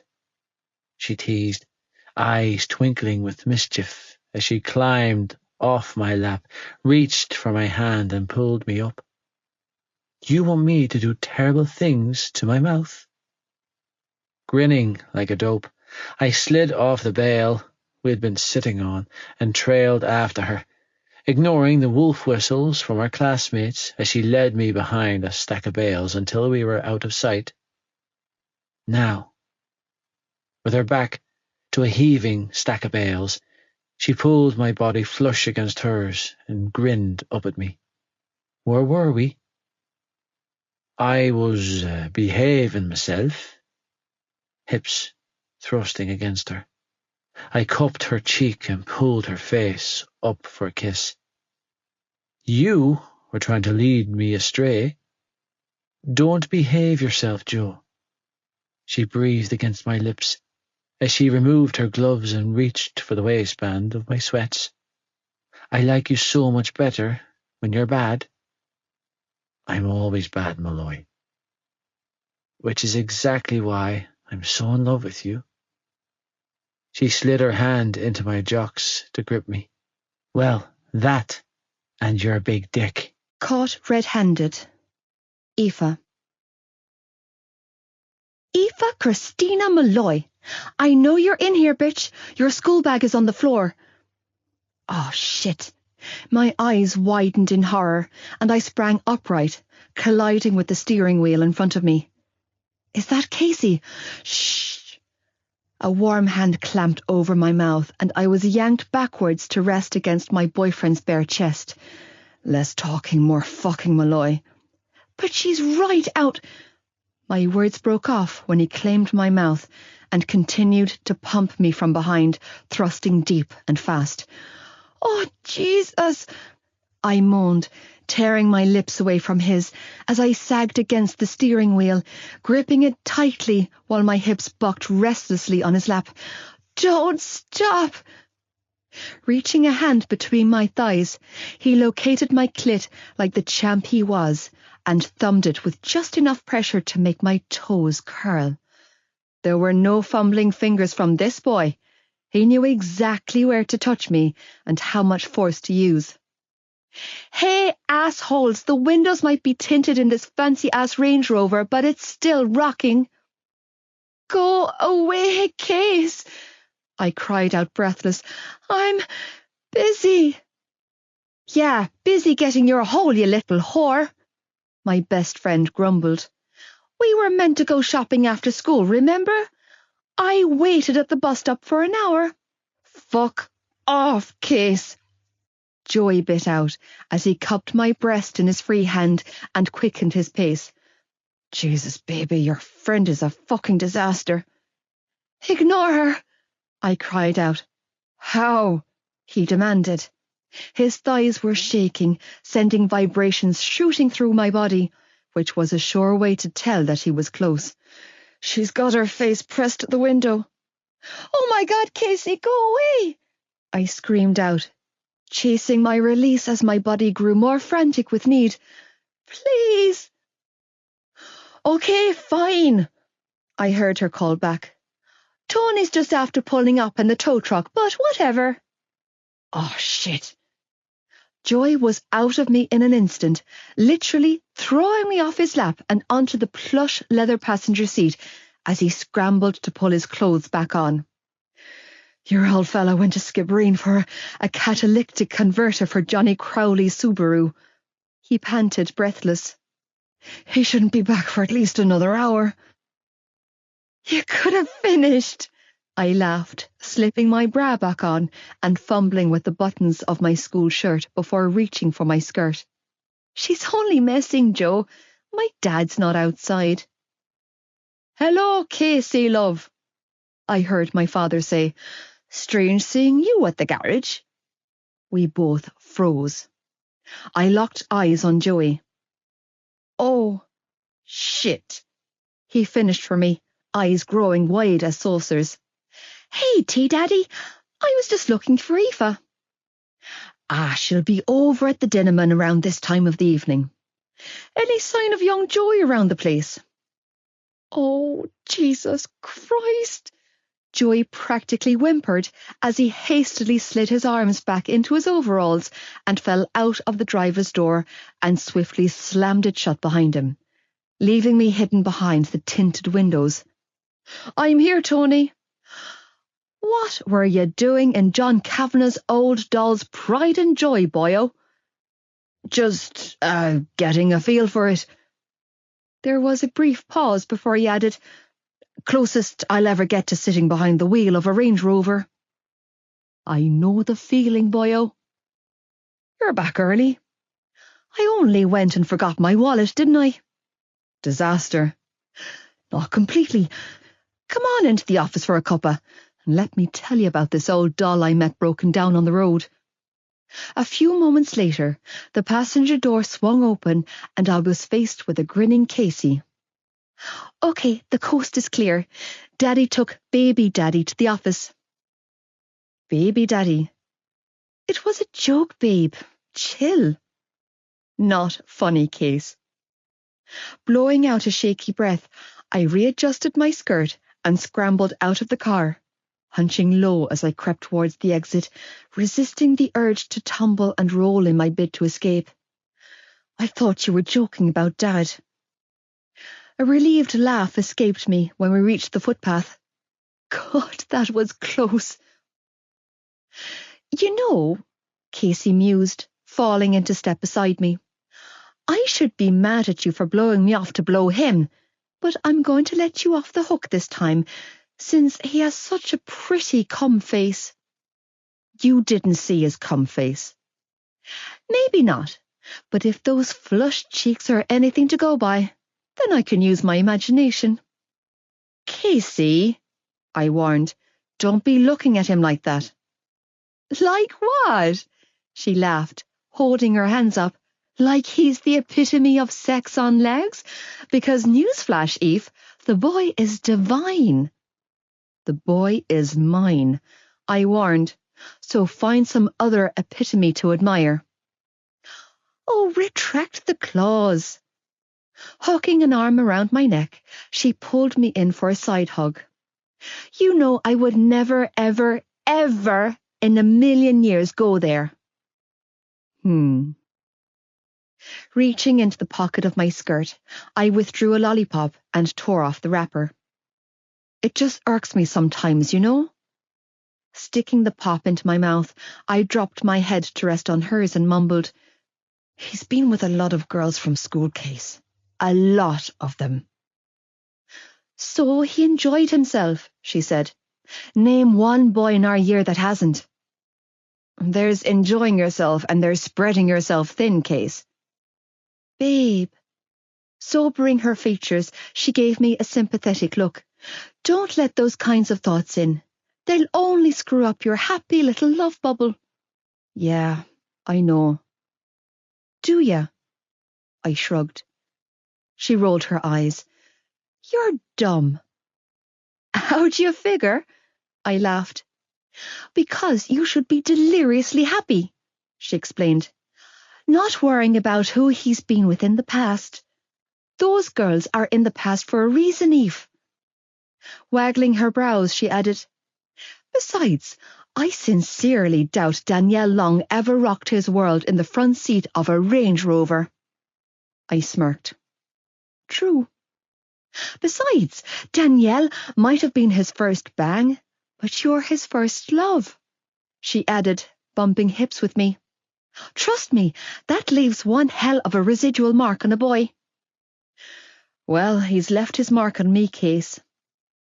Yeah, my best friend agreed, giving me a peculiar look. What? I asked, unsettled by the way she was looking at me. What's with the face? Nothing. I just thought she had more to add, she replied, still looking intensely at me. Because you can tell me anything, Eve. I know, I smiled. Right back at you, Case. Ho, ho, ho, Joe. Joey. Who's up for a Chinese? My father announced in a jovial tone when he sauntered into the kitchen late Saturday evening with 2 brown paper bags in his arms. My numbers came up at the bookies, and there's plenty for everyone. With the plastic peeling from a shop-bought frozen lasagna in my hands, I watched as my mother and siblings all filed into the kitchen after him. Come on, boy, he said, slapping the bags down on the table, while my mother hovered close by with a stack of plates. Throw that shit away, he commanded, waving a hand towards me. There's a chicken curry in here for you too. Doing the complete opposite, I walked over to the bin, tossed the plastic inside, and then returned to place my lasagna in the oven, ignoring the swell of bitterness that rose up as I watched the rest of my family, Shannon included, line up with their plates, like a scene straight from 1840s Ireland. Don't be so fucking weak, I wanted to scream. His soup kitchen has consequences. Didn't you hear me, boy? Dad barked, as they all took up position around the table like a big, happy family. I heard you. Then what are you waiting for? He kicked out a chair for me to join them. Grab a plate and sit down. I don't want any. Go on, will ya? You need to bulk up a bit, boy. I said I don't want your food. Why not? Because it comes with strings attached and I'd rather starve. Joey. Mom dropped her fork and sighed. Please, don't start trouble. Your father's trying. Yeah, that's what I'm afraid of. Folding my arms across my chest, I glared at him when I said, I don't know what you're angling at, old man, but you're not fooling me with your bullshit. If you don't want to eat with your family, and you can't be civil to your father, then you can leave, Mam instructed, reaching across the table to place a calming hand on my father's balled fist. The other four were rigid in their seats, with their heads bowed and their attention on anything but our father. I'll go when my food's ready, I bit out, jaw clenched. Just leave it, Marie. There's no pleasing that fella. Eat your food, Dad ordered, and like a well-trained soldier, my mother fell into line, obeying his every command by dropping her gaze from me and shoveling a forkful of rice into her mouth. Shoulders bunched tight with tension, I turned my back on them, concentrating on my food in the oven instead. 20 minutes later, there was a knock at the door, and I felt my body both tense up in anxiety and sag in relief at the same time. Malloy was supposed to be coming over tonight. I didn't want it, at least. I didn't want her here. But I was working really hard on keeping the lines of communication open and putting momentous effort into not shutting her out. That was all she wanted from me. Honesty was the only thing she ever asked me for. It seemed to be working in my favour, too. The more I let her in, the more she rewarded me. Sometimes I felt like a fucking dog, bringing her a stick just for a belly rub. But I had grown too addicted to her affection to slam the brakes now. Knowing there was a 99% chance that I would find her on the other side of the door, I moved before anyone else could, hurrying through the hallway and swinging the door inwards. Shh! She pressed a finger to her lips when I opened my mouth to greet her. Grinning devilishly, she unhooked the belt of her long black coat and pulled the lapels open and winked. My eyes quickly trailed down her body, taking in the sight of what she was wearing, or should I say the lack of what she was wearing. Suspender stockings, a frilly garter belt, lacy, barely there thong, and matching bra, all in the colour of crimson, greeted me on what was by far the man upstairs' greatest creation. She was shaped like every fella's wet dream, with this narrow little waist that curved out into a pair of thick hips and a round peachy ass. She had legs for days that the red stockings enhanced further. Her hair was poker straight, loose, and reached the frilly garter belt that was hugging her in all the right places. And her tits, Jesus. Don't even get me started on her double Ds, as they strained against the scrap of a bra attempting to contain them. Domed up to the nines with a face full of makeup and crimson-painted lips. She looked like she belonged on the cover of a fucking magazine, not a doorstep in Ballylagan. The miniature-sized Santa hat perched on top of her head was the icing on the cake. I shook my head, at a complete loss. What the fuck? Beaming back at me, she waggled her brows and purred. Ho, ho, ho, Joe. Christmas was 2 months ago, Malloy. I know, but I found it on a sale rail in this city today and couldn't wait to try it on. She squealed, clearly delighted with herself, as she did a little dance in her skyscraper black stilettos. Hitching her coat up, she twirled around to give me a 360 view, not giving two shits who saw her. €15, Joe? Down from 85. Can you believe it? I heaved out an impressed breath. That had nothing to do with the price tag. Why my dick grew hard enough to cut diamond. Jesus Christ. Well, she gushed, giving me and half the street another twirl. What do you think, huh? There's only one head doing the thinking for me now, Malloy, and it's not the one on my shoulders. She threw her head back and laughed. Exactly the reaction I was looking for. Jesus Christ. Stepping outside, I quickly grabbed the lapels of her coat and yanked it shut, before glancing over her shoulder to see if any fuckers from my road were lurking. If they were, then my girlfriend had just given them a glorious fucking peekaboo. I'm willing, I'm waxed, and I'm raring to go, she declared, hooking an arm around my neck and pulling me in for a kiss. Seriously, I was listening to Maisie Starr fade into you on the drive over here, which, FYI, is our second song, and now I'm in the mood to get naked with you. Are you high? She rolled her eyes and gave me a "you wish" look. I'm just happy. I had the best day shopping with the girls, and now I'm here with you, and besides, we never get a chance to have that unvirgin merry sex for your birthday. Fair enough. She kissed me again, deeper this time, fingers knotting in my hair. But first, I need you to feed me. My dick, later.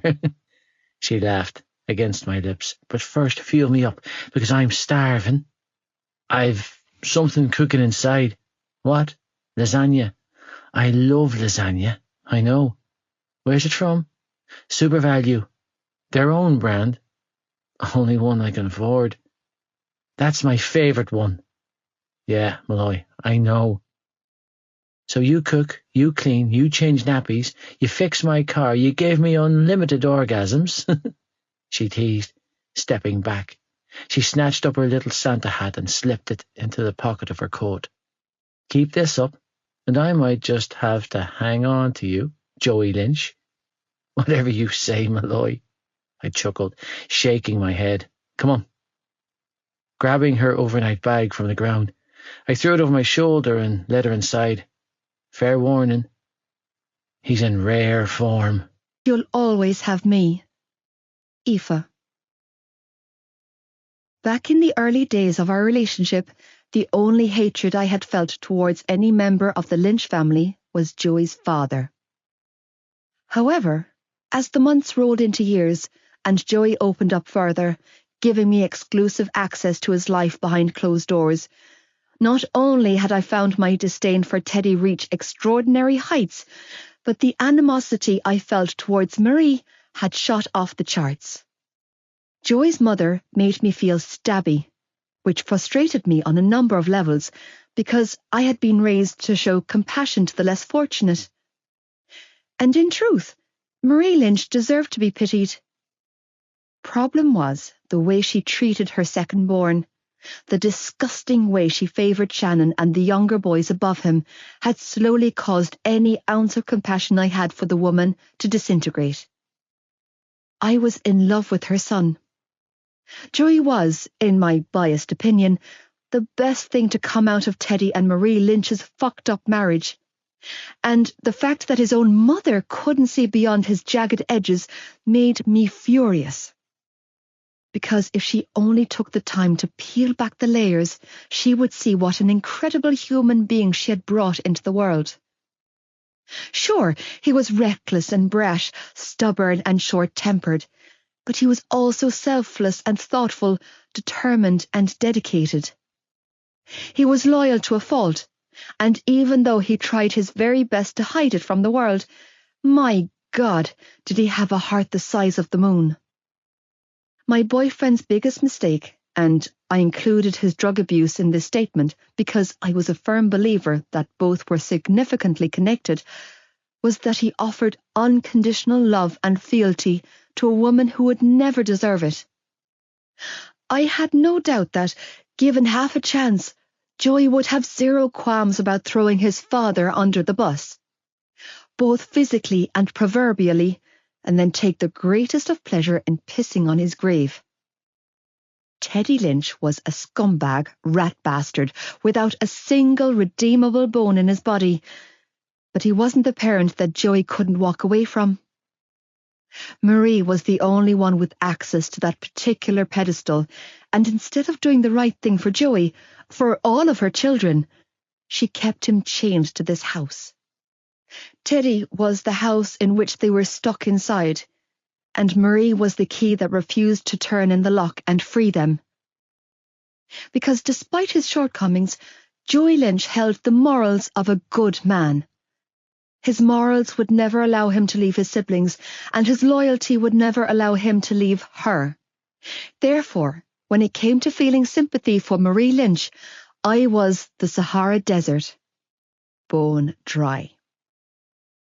Shaking my head to clear my thoughts, I slapped on my brightest smile and followed Joey into the kitchen, in awe of the mammoth effort I knew it had taken him to let me through the door. The atmosphere inside his house was always malignant and void of happiness. Unease settled heavily on my shoulders every time I stepped over the threshold, but it was important to me that Joey knew that I accepted every part of him. He had nothing to be ashamed of, and he never needed to hide a thing from me. His family were sitting round the kitchen table when I walked into the room, and the coldness I usually received from his parents felt particularly arctic tonight. "Hey, Aoife!" Tig and Ollie both chimed, while Shannon offered me a timid wave before quickly bowing her head, eyes trained on the table. Poor little Sean didn't say a word, but his wide-eyed expression assured me that he felt incredibly confused and frightened. "Hey, boys," I replied, forcing myself to smile and keep my feelings in check as I kept my back to the fridge and my eyes trained on the table. "Hey, Shan." Hi," she whisper-croaked, hiding her face behind a mountain of brown hair. "Aoife?" Marie acknowledged with a small nod, her anxious gaze flicking from me to Joey before settling on her husband, who was heading up the table and making no secret of his obvious ogling of my body. I had a full-length coat on, but I may as well have been naked for all the good it did me around this man. "I didn't know you were coming over this evening." I invited her. Joey was quick to intercept the conversation and say, thumb smoothing over my knuckles before he released my hand and moved towards the oven. "She's staying over tonight." "It would have been nice to be told that we were having a visitor," his mother said quietly. "I pay my way in this house," was my boyfriend's cool response. "Your father and I were hoping to make this a family night." If she was trying to make me uncomfortable enough to offer to leave, then it wouldn't work. I had no intentions of going anywhere without her son. "That sounds nice," I replied, giving her a false smile. "We're having a date night." "Date night?" his father scoffed. "And you're cooking dinner for her?" He shook his head in disgust. "Are ya completely pussy-whipped by this one, boy?" As opposed to just plain whipping her. Removing a tray of lasagna from the oven with a tea towel, he quickly set to work on plating it up. "And as for Aoife staying over, I wasn't aware I needed to ask your permission for shit." "Don't get lippy, boy," his father warned, never taking his beady eyes off my legs. "This isn't a whorehouse." "It's not?" Joey drawled, tone dripping with cynicism as he handed me a plate of food and a fork. Reaching around me, he grabbed a couple of cans of Coke from the fridge and slid one into each pocket of his sweats. "Well, shit, you could have fooled me, considering it produces just as many unwanted pregnancies." "Joey!" his mother snapped, looking mortified, while I bit down on my lip to stop the smile from spreading across my face. While my heart cheered, "Go on, baby, you tell those bastards." Tig made the mistake of laughing, which earned him a "Don't fucking start, boy," warning snarl from their father as he slammed his fist down on the kitchen table and extended his power. Like dominoes, I watched as 5 heads dropped in submission. Or fear. Not my one, though. Not my Lynch. Like a lone wolf standing on the outskirts of his family pack, Joey refused to bend or cower to the alpha. "Don't start getting too big for your boots, boy," Teddy warned, glaring daggers at my boyfriend. "I have no problem knocking you back down to size." "You want to throw down, old man?" Setting his plate down, Joey gestured for him to go for it. "Then fucking try it. I'm right here." "Joey!" Marie tried again, tone admonishing. "Stop trying to provoke trouble." "Save your breath, Marie," Teddy said, eyes still locked on his son, but making no move to leave the table. "That little cunt isn't worth the energy." "Thought not," Joey replied hotly. Shaking his head, he turned his attention to me. "Come on, Eve." He gestured to the door. "Let's leave them to their family night." I knew that Joey would erupt the minute we were alone, so it came as no surprise that, as soon as his bedroom door was closed behind us, he kicked it twice, released a pained roar, and then gave it a further 4 kicks before tossing his plate and our cokes on his dresser and running his hands through his hair. After abusing his bedroom door, the same door he regularly fucked me against, he yanked it open and stalked out, returning a few minutes later with my overnight bag, a jar of mayonnaise, and a regenerated thirst for pummeling his door. Smiling when he handed me the mayo, I padded over to his bed and sank down, letting him do his thing and process, while I occupied myself by scoffing down every morsel of food on my plate. When his knuckles were aching, his breathing was ragged, and his anger was spent, only then did he slump down on the bed beside me, with his plate on his lap and a dejected look on his face. When he made no move to eat, I stabbed a piece of his lasagna with my fork and held it up to his mouth. He stared at it for the longest time before finally accepting my offering and taking a bite.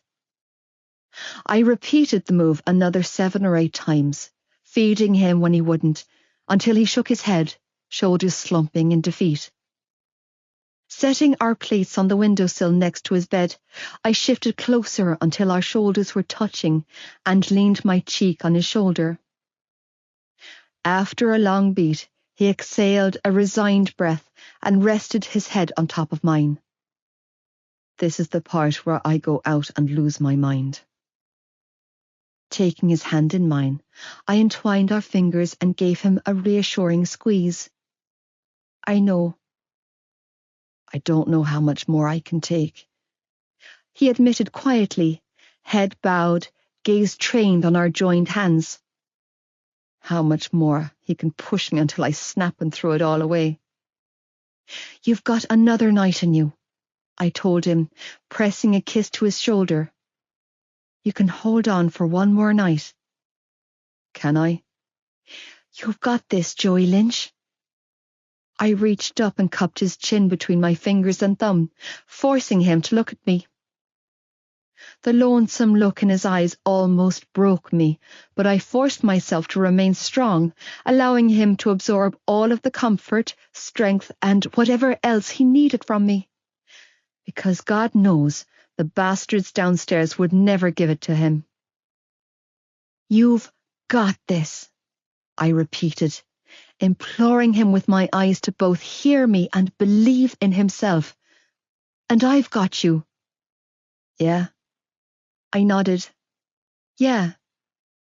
His lips were on mine then, hands pulling at the opening of my coat and tearing the fabric from my body, as he chased the physical connection he needed to ground himself in this moment.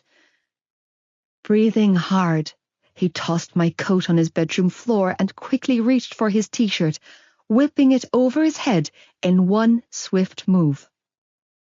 Trembling with feelings and anticipation, I lay back on his bed, giving him unlimited access to my body. When his big body came crashing down on me, pushing me deeper into the mattress, I felt myself slip deeper into his world, as I drowned in the love I felt for him, and he drowned in the physical affection that he had spent a lifetime being deprived of. Roll onto your back. I didn't get all dolled up to be hidden in the sheets. I pushed at his chest. I want you to see me. Complying without objection, he rolled us over until he was underneath, with me perched on his lap. I grinned down at him and trailed my freshly painted red nails down his bare stomach. Hey, stud. His fingers flexed on my waist. Hey, queen.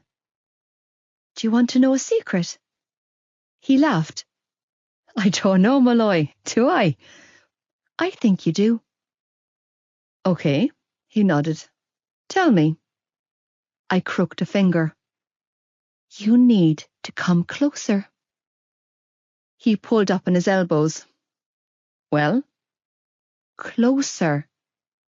How close do you need me? This is perfect, I said approvingly, wrapping my arms around his neck when he sat straight up, with his chest flush against mine. First, give me a kiss. Jesus, Malloy, just tell me already.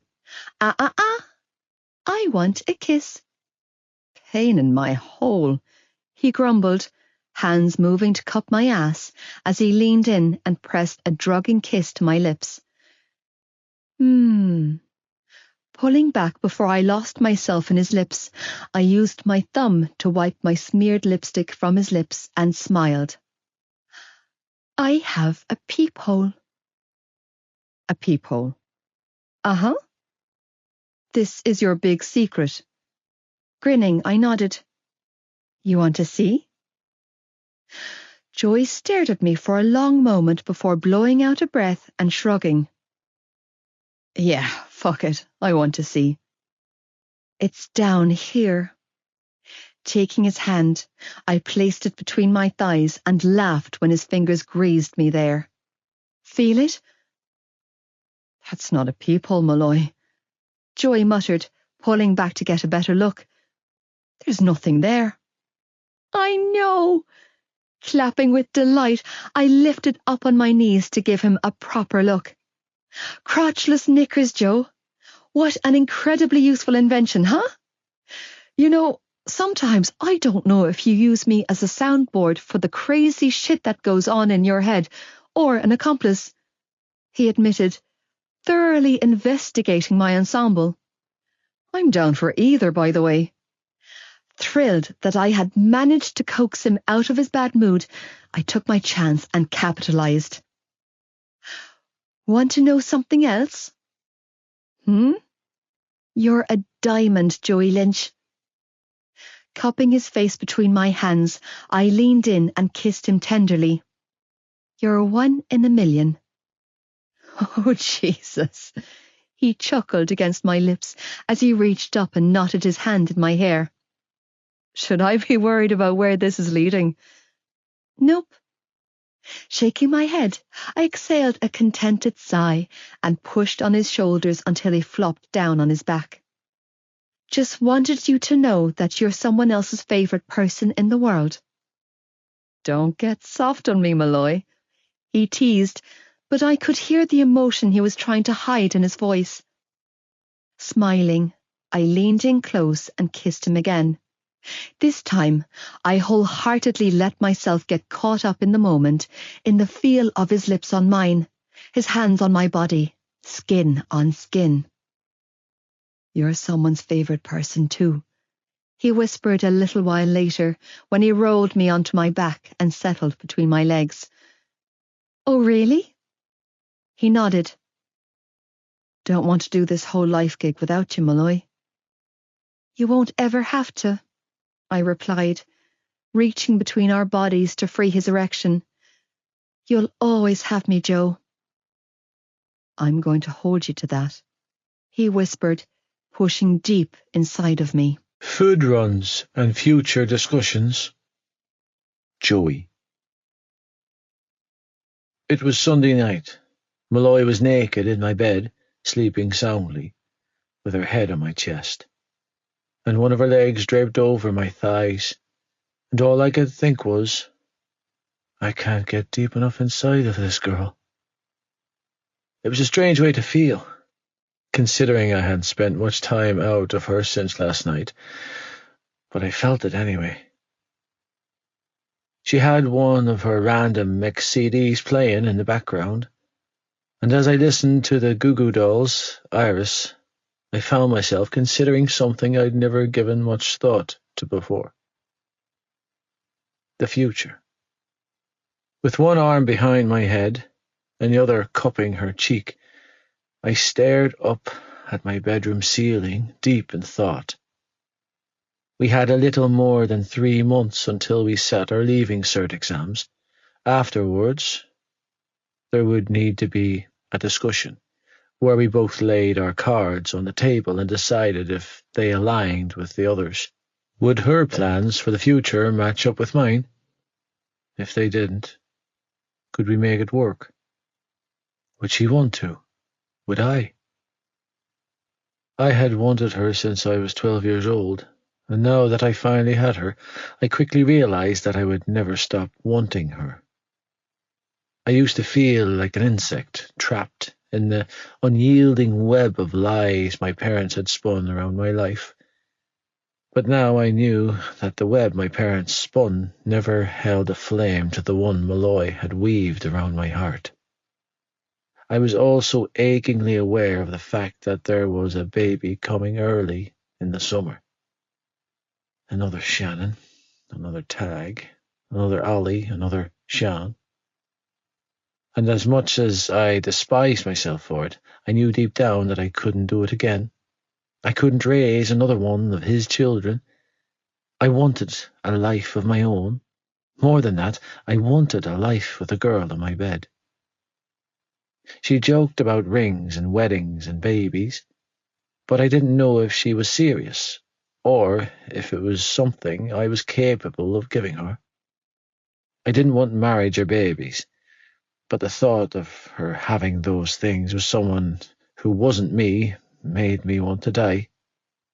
The thought of her years into the future with another man's ring on her finger, or worse, another man's child in her stomach, made me want to burst into flames. Deep down inside, I knew that it all came down to what I could and couldn't live with. So could I live with marriage and babies if that was what her future consisted of? Could I live with it? All I knew was that I couldn't live without her. It wasn't an option. Jesus. I was so fucking snared by this girl. When the song ended and Maisie Star's Faded Into You drifted from my stereo, I felt her stare against my chest. I love this song. Snuggling in close, she draped an arm around my stomach and pressed a kiss to my bare skin. I love you. Wondering how the fuck I had managed to get this girl in the first place, let alone keep her around, I tilted my head to study her, naked as the day she was born, and with an aura of contentment floating from her in waves. Malloy didn't move to cover herself up, confident in her skin and in my feelings for her. She arched her back like a kitten stretching and let out a sexy moaning yawn. Her blonde hair was splayed over our bodies, and I twisted a strand around my finger aimlessly as I pondered my next move. She made it for me when she declared, "My stomach is growling like crazy." "Is that your way of telling me to get my ass out of bed and go to the shop for you?" "Yep," she agreed, nuzzling my chest with her cheek. "You know what I would love, Joe?" "What would you love, Malloy?" "A loop-de-loop ice pop and a packet of salt and vinegar crisps." I reach for my phone and unlock the screen. It's 10:30. Central on Main Street is open until 11. And there's nothing I can tempt you with from the kitchen.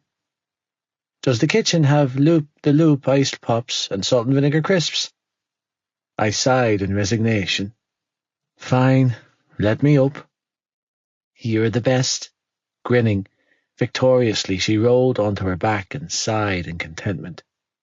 You can take my car. You can bet your ass I'm taking your car, I replied, pulling on my clothes and reaching for her keys. Is there anything else the Queen would like?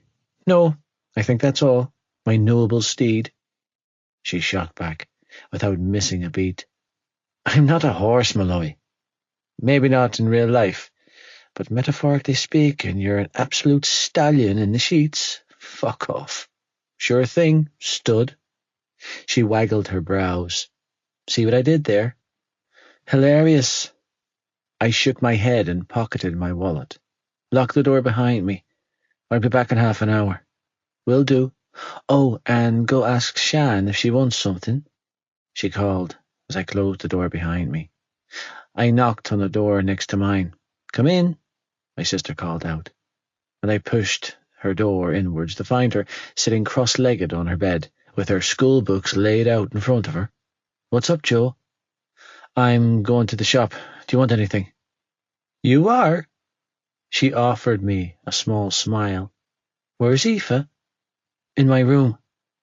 Sticking her pencil behind her ear, she flicked through the pages of her textbook. Is she staying over? Yeah, I replied, impatient. Do you want something from the shop or not? It's closing soon. Why are you going to the shop so late? She eyed me curiously. What do you need that's so important?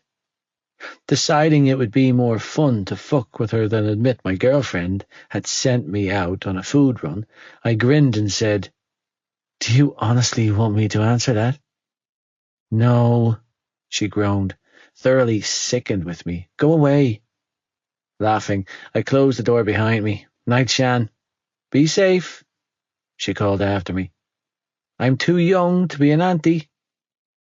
No fear of that happening, I grumbled, repressing a shiver. Tampons! My bedroom door flew inwards, and Malloy's head popped out. Get me a box of tampons too, Joe, will you? I'm really bloated, and I'm due on any day now. I didn't pack any in my bag.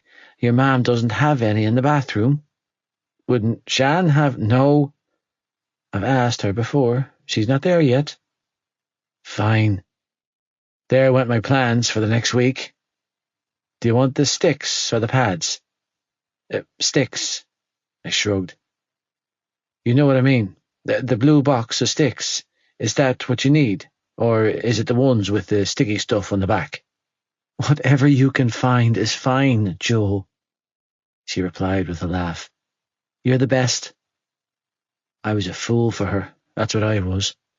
Jesus, the old man was right. I was pussy-whipped. I'm always careful. Aoife.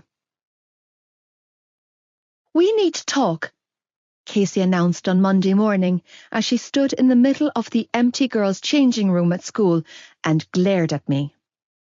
We had double class of PE, and I was sitting on the wooden bench, last, as usual, attempting to tie the laces of my football boots and catch up with the rest of my class.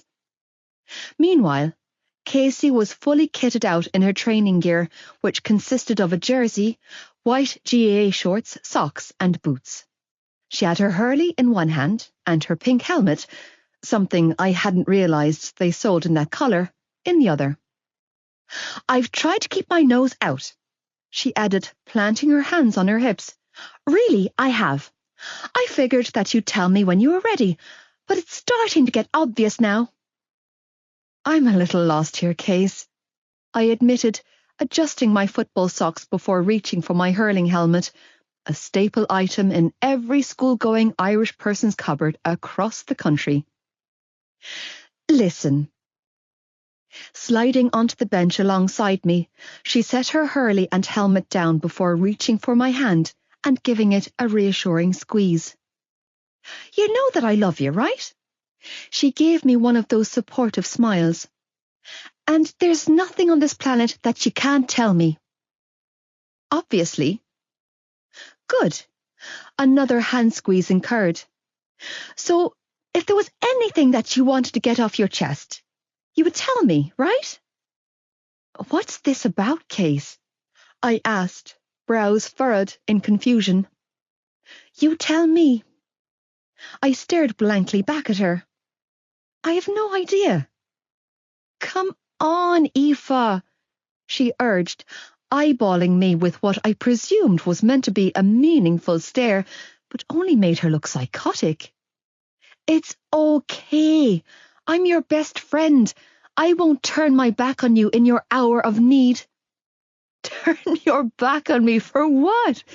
I laughed, at a loss, but finding her amusing just the same. Does your mother know? She demanded then, huffing out a breath. I presume Joe knows. That's a given. Oh my God, does Katie know? Because I can understand your mam and Joey knowing, but I swear if you told Katie Wilmot before me, then I'm going to be seriously pissed. I don't care if she's your next door neighbour. I'm the one who's had your back from the dawn of time, bitch. Case, you're going to need to tell me what the hell you're talking about, because I'm genuinely lost here, babe. Casey stared at me for the longest moment before her blue eyes widened and her brows shot up. Of course they don't know, she mumbled, pressing a hand to her brow like she had a sudden migraine. Because you don't know. Don't know what? Eve, my best friend shrugged helplessly before saying, I think you might be in the family way. I took in the sight of her comical expression and burst out laughing. Eve, I'm being totally serious here. I know you are, I agreed, still laughing. That's what makes it so funny. Aoife, oh my God, no, I'm not pregnant, Gaze. I choked out, trying to sober my features. Why would she even think that? When was your last period? I gaped at her. What? Your last period, she urged, tone serious. When was it exactly? I'm due on, I told her. No, she shook her head. No, you're not. I think I'd know when my period is due, I replied, tone defensive now, as the funny side of this conversation quickly faded. You would think, she muttered, pressing her fingers to her temples. Listen to me. Since first year, we've always been in sync. The third week of the month. Like clockwork. So, you're either 2 weeks late on last month's one, or 2 weeks early for this month's one. No, that can't be right. Shaking my head, I reached into my bag and grabbed my phone. I'm due on, tapping furiously on the buttons of my shiny new Nokia 3510i, my secret Santa Christmas present from Nana Healy. I searched through the calendar notes, panic rising in my chest at a rapid speed. I'm not late. Oh, thank Jesus. Exhaling a ragged breath when I found what I was looking for, I handed the phone to her and physically sagged in relief. See? What am I looking at here? I knew I wasn't late, I told her, pointing at the saved note. I had a switch up a couple of months back, where it came early, but I'm fine, see? My last one started on the 14th. Yeah, that was December, Eve. What? I shook my head. No, that was January. No, babe, she corrected, tapping her long nail against the screen of my phone. It was December. That can't be right.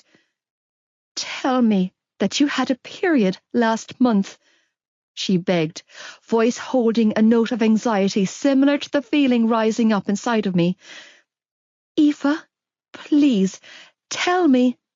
I did, I strangled out, snatching my phone back up and furiously checking through every calendar note and outbox message I could find, only to come up empty. Of course I did. I had one at the end of January, except what? Well, it was weird, I strangled out, feeling my anxiety rise. It was super light and only lasted a day or two. It was like some light spotting that just tapered off. Dear Jesus! Casey cried, slapping the heel of her hand against her forehead. That could have been implantation bleeding. What the hell is implantation bleeding? I demanded, eyes wide and full of terror. Implantation of what? Of Joey's strongest fucking swimmer. Casey strangled out. Seriously, I know what I'm talking about. It's like this teeny tiny period-like spotting that can trick you into thinking you're having a period. It happened to my cousin Lisa. You know Lisa, with the twins? Yes, Jesus, I know Lisa, I wailed. But that's not happening to me. He had a lot going on back at Christmas. My best friend gave me a worrying look. You know, with Joey going off the rails and stuff. Maybe you missed a pill or something.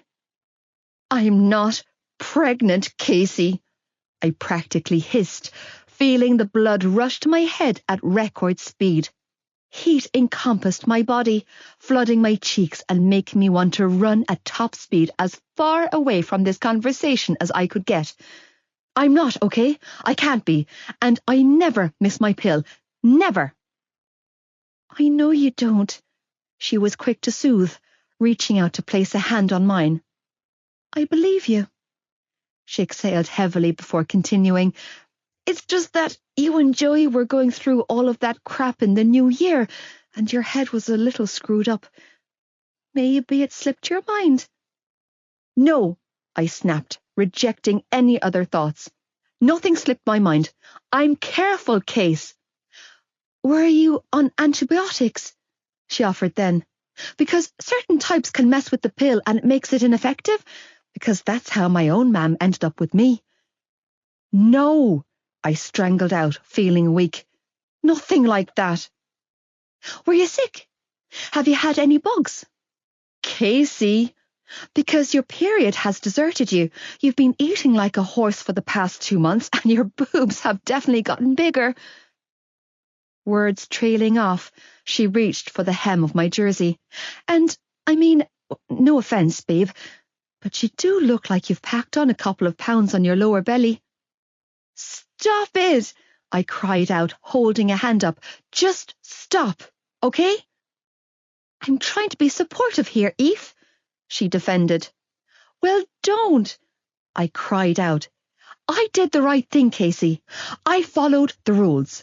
I waited for the right guy. I took my time. I took the damn pill. This is not supposed to happen to me. Seriously, this is all a big mistake. Maybe, she offered with a grimace. Or maybe you need to consider making an appointment with your doctor. Because whether you want to believe it or not, Eve, it's looking a lot like... Shh, don't say it. Just start praying. To who? Saint Anthony, I strangled out, dropping to my knees and clasping my hands together. He's the saint we're supposed to pray to when things go missing, isn't he? I don't think Saint Anthony can help find your missing period, Eve. You never know. Mr. Ryan sent me to tell you both that you need to get your asses out on the pitch. Danielle interrupted, stalking into the changing room. Or he'll save you both a seat in detention at lunchtime. We're coming, Casey mumbled, making no move to get up, eyes still glued to mine. He said, now.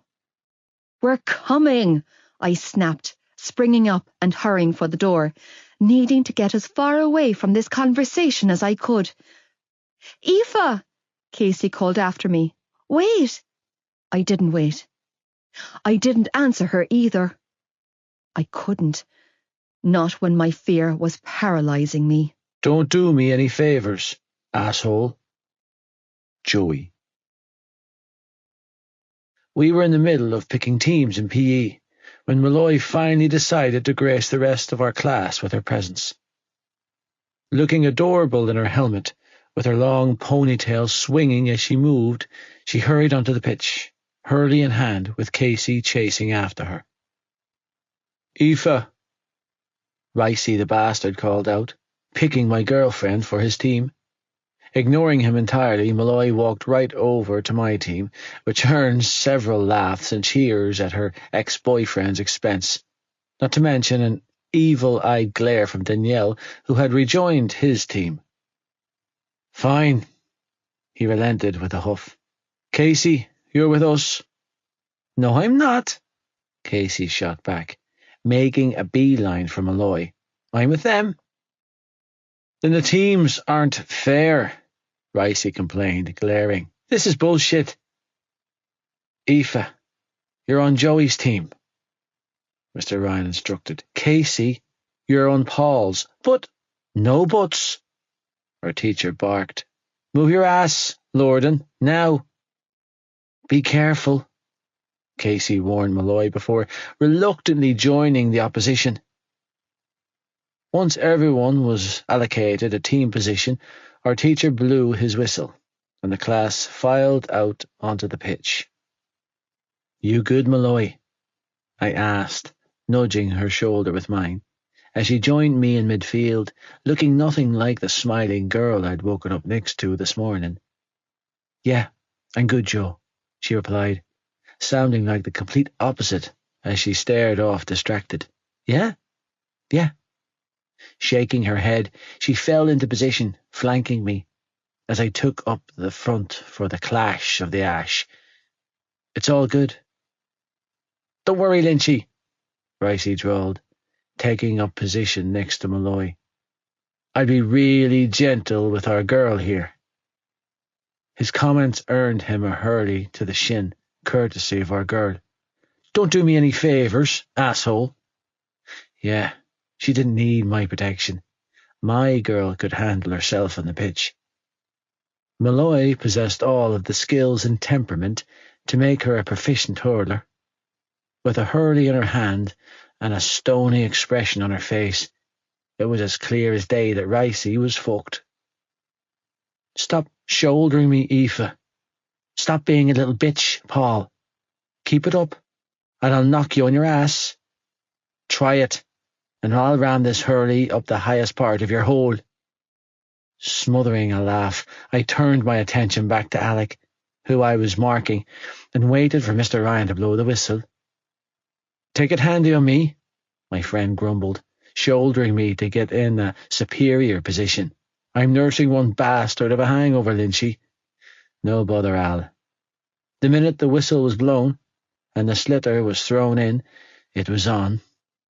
"I said take it handy," Alec complained, losing his hurl in the clash as I secured the sliotar for our team, breaking free on a run. "Show off." Half an hour later, and our team were running away with the game, having gone clear out of sight on the scorecard, and causing Mr. Ryan to make the decision to switch up positions. "Joey, swap over with Alec." "That's bullshit," Podge argued, throwing his hurley down. "He's our best player, and that lazy bastard over there is barely moving." "Hey, I told you I had a bad pint last night," Al huffed. "Exactly," Ryan snapped. "Let's make it a fair game." "I resent that," Alec panted, breathless. "My hole is like a volcanic onion ring. You're damn lucky I'm even kitted out." "Paul, take Alec," our teacher instructed. "Joey, take Aoife." "You're putting him on a girl?" Podge choked out, outraged. "How in the name of Christ is that fair?" "Don't be sexist." "I'm not being sexist." "Yes, you are. It's fair because that girl is his girl." "Oh," Podge's eyes lit up. "I take it all back, sir. You're a genius." "Don't even think about going easy on her," Ricey warned, jogging past me to take up position next to Alec. "Get fucked," I called back, jogging over to where my girlfriend was standing. "Malloy? Joey? she acknowledged. Nice moves, nice legs. If you ever want to experience them wrapped around your waist again, then you'll back down. That's blackmail, I teased, narrowly avoiding a sneaky swipe of her hurley across the shins. She muttered, pushing me with her shoulder. I prefer when we play with your other stick. Lynchy, heads up! Paul pucked a slitter in my direction, and I raised my hand up to catch the ball mid-air, only to miss my target entirely when Malloy grabbed me in a precarious fucking spot. That's my ball, Joey Lynch, she warned, squeezing my nuts just enough to let me know that she was capable of doing damage. And so are these. Jesus! I strangled out, throwing my hands up in surrender as my blonde-haired nemesis secured the ball for herself and whizzed past me, crackling evilly. Malloy made it about 15 yards up the pitch before being blown clean off the ball with a hard shoulder, flattening her like a pancake on the grass. Ricey scooped the slitter back up and passed it back to me. This time, when I didn't catch the ball, it wasn't because I was distracted. It was because I was too busy ridding myself of my helmet as I stalked up the pitch towards him. I'm grand, Malloy was telling Casey, who was fussing over her. I said I'm fine, Case. Taking her friend's hand, she climbed unsteadily to her feet and adjusted her helmet that had been knocked sideways. Relax, will you? I'm okay. What the fuck is wrong with you? I roared, closing the distance between us, fury rising inside of me.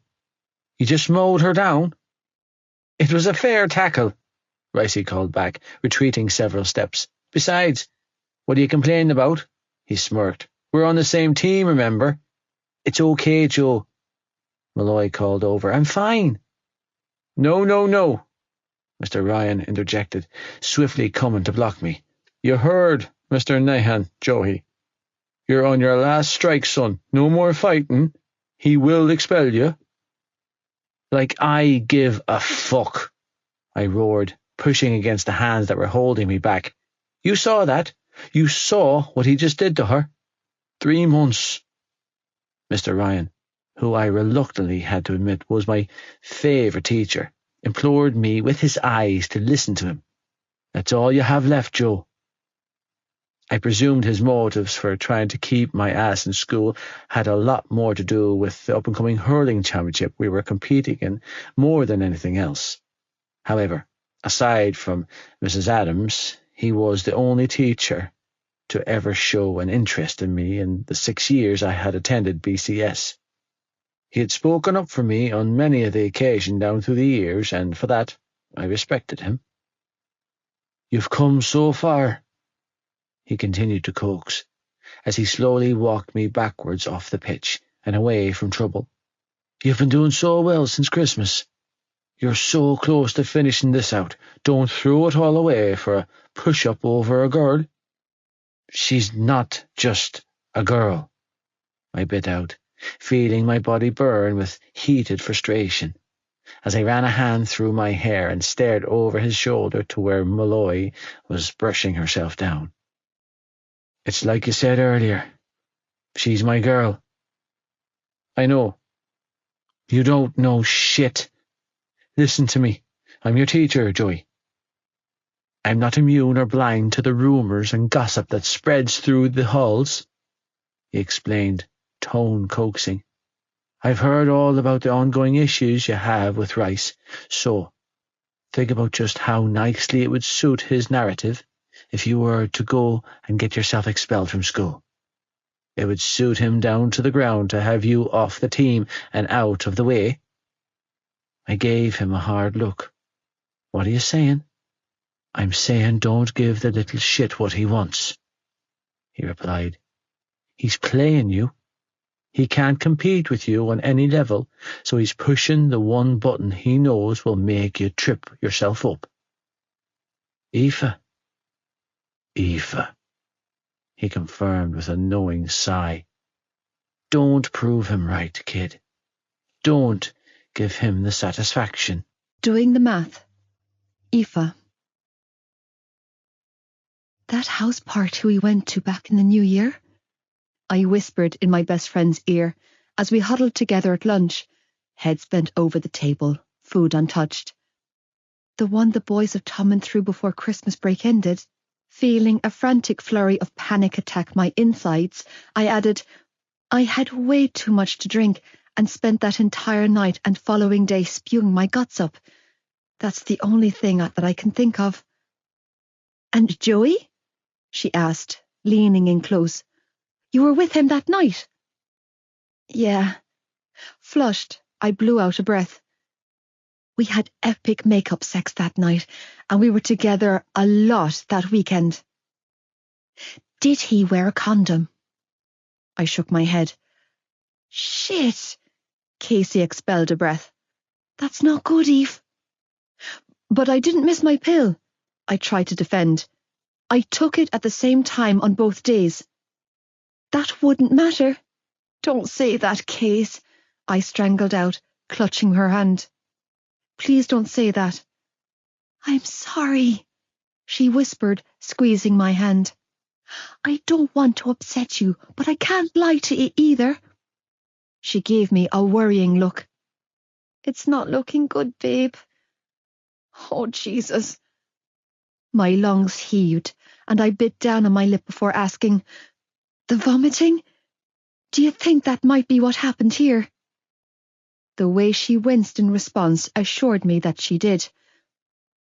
I can't be pregnant. My eyes welled up with tears and I shook my head, feeling utterly blindsided. I can't be. It's going to be okay. How? I choked out, feeling my windpipe tighten. How is it going to be okay? Because it just will be, she assured me, looking as uncertain as I felt. We'll go to the pharmacy after school and get a test, and at least then you'll know for sure. I don't want to know. You kind of have to, Eve. No. Dropping my head in my hands, I clenched my eyes shut, feeling the tears dampening my lashes. No. Don't panic, she instructed, placing her hand on my back. We'll figure this out. Case, I strangled out, chest heaving. Tomorrow is the 1st of March. If that wasn't a period I had last month, then I'm 11 weeks tomorrow. She sighed heavily and rubbed soothing circular patterns on my back. Yeah, Eve, I've already done the maths. This can't be happening, I groaned, feeling sick to my stomach as I pressed the heels of my hands into my eyes. This isn't happening. What's wrong, Malloy? An achingly familiar voice asked, and I clamped up with tension when Joey sank down on the table in front of me. Were they out of Rolos in the tuck shop? Forcing myself to steady my nerves and look at him, I leaned back in my seat and smiled weakly. How'd you guess? He tossed a packet onto my lap and winked. My heart flipped in my chest as I stared down at the packet. Joe, my throat felt like sawdust. That's so sweet. He rolled his eyes at my overly dramatic reaction to his kindness and turned his attention to his friends, who were all joining us at the table. Fuck no, he didn't, Alec announced, laughing at something Podge had said. Not a hope in hell does he have a chance of making the under-20s. I'm telling you, lad, he's a shoo-in for the summer tour. Podge pushed, wolfing down a sandwich as they discussed some rugby player. Maybe even the senior team. Bullshit, Alec argued, tossing his crisp packet on the table. He's younger than us. Turning to Joey, he asked, What do you reckon? You know my view on Kavanagh, my boyfriend said with a shrug. He's going to make a fortune. Thank you, Hodge said, before turning back to Alec with a smug expression etched on his face. I rest my case. Reaching over, Casey gave my hand a reassuring squeeze and mouthed, It's going to be okay. I couldn't return her reassuring smile. I couldn't even breathe. As my gaze flicked between my best friend and my boyfriend, I felt the walls of the canteen close in around me. This isn't happening. This can't be happening. And yet, here I was on the verge of the unspeakable and the brink of a mental breakdown. Hey. Joy's voice broke through my frantic thoughts, and I felt his fingers on my chin, tilting my face up to look at him. You good, Queen? Yeah. Releasing a shaky breath, I leaned my cheek against his hand, reeling in my panic and the warm feel of his touch on my skin. It's all good, stud. His green eyes were clear, focused, and full of unconcealed affection. The way he looked at me now was worlds apart from the way he used to. I could see the trust he had for me.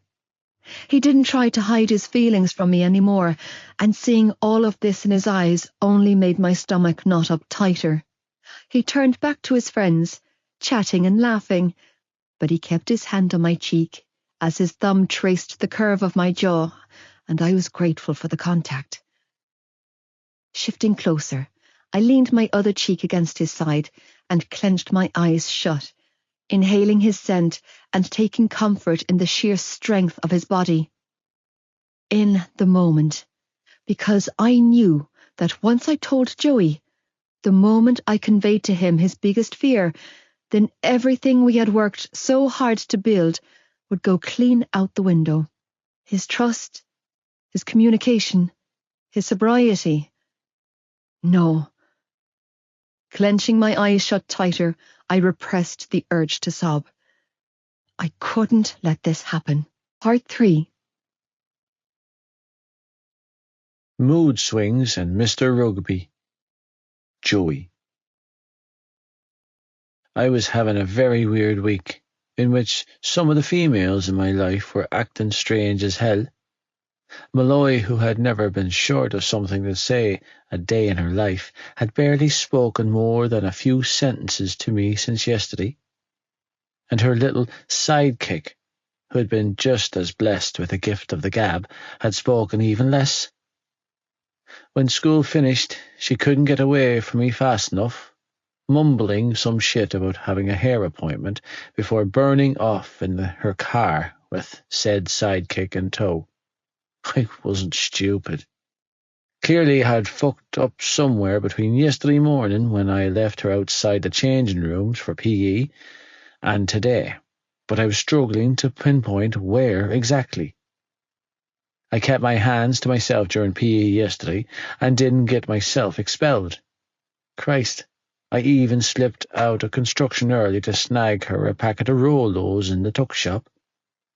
Sure, I had a smoke behind the shed with the lads at lunch today, same as always, but it was a cigarette and not a hit from Rambo Regan's perfectly rolled joint, tempting as it had been.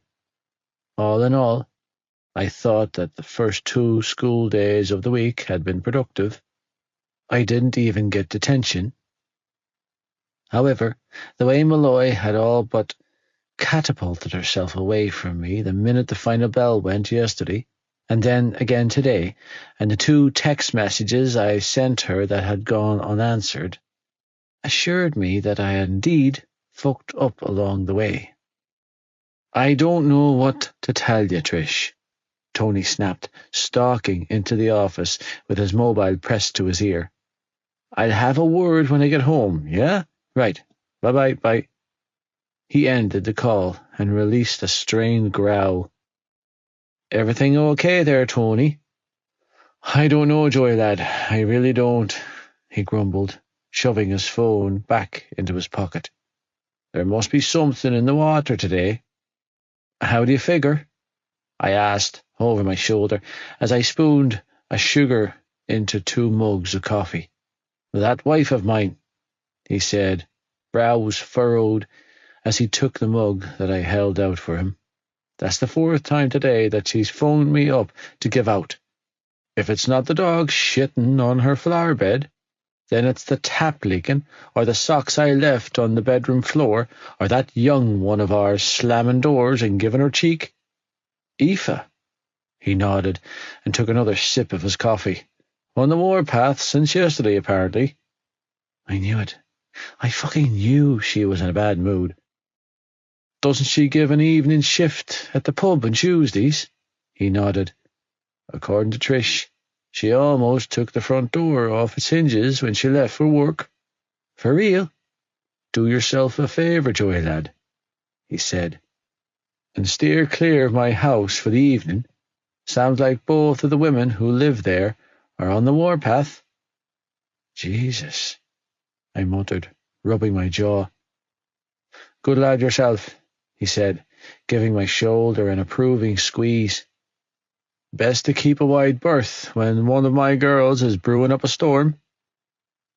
Unease filled me, following by a wave of concern. Malloy didn't keep shit from me. That was not how she rolled. When she had a problem, I was the first one to hear about it, especially since I was usually the problem. I'm going out back for a smoke, I told her father, grabbing my phone off the counter before heading for the door. Don't do it, son. Do what? Put yourself in the eye of the storm by phoning my young one, he called after me with a chuckle. By the sound of it, she won't think twice about swallowing you whole. Jesus. Still, like a glutton for punishment, I stepped out back, sparked up a cigarette, and dialed her number, ignoring the dozen or so messages I'd received from Shannon. My sister could wait. My girlfriend came first in this instance. When it rang out and went to voicemail, my unease spread. Redialing, I held the phone to my ear and took a deep drag of my cigarette. 5 rings in, and she finally answered. Hello? It's me. Yeah, I know. Her tone was clipped. Your number came up. What's wrong? I came right out and asked her. You're pissed. No point in beating around the bush. Tell me why. Nothing. She sighed down the line. Everything's fine. Don't bullshit me. Taking another drag, I exhaled a cloud of smoke and said, I know something's up, Malloy. Joe, tell me. There's nothing up. Liar. There was a long pause, and the sound of cutlery clattering filled my ears before her voice came back on the line. Listen, I need to go. I'm at work. What time are you finished? 10:30, she said quietly. I'll walk you home. I have the car. Fine. I'll walk over to the pub, and you drive home. You finish at 9. I'll wait. Joe, I need a night to myself, okay? She said, tone strained. I have, I just do, okay? Are you mad at me? I asked, hating the helpless feeling eating me alive. Did I do something to upset you? I swallowed down a growl before asking.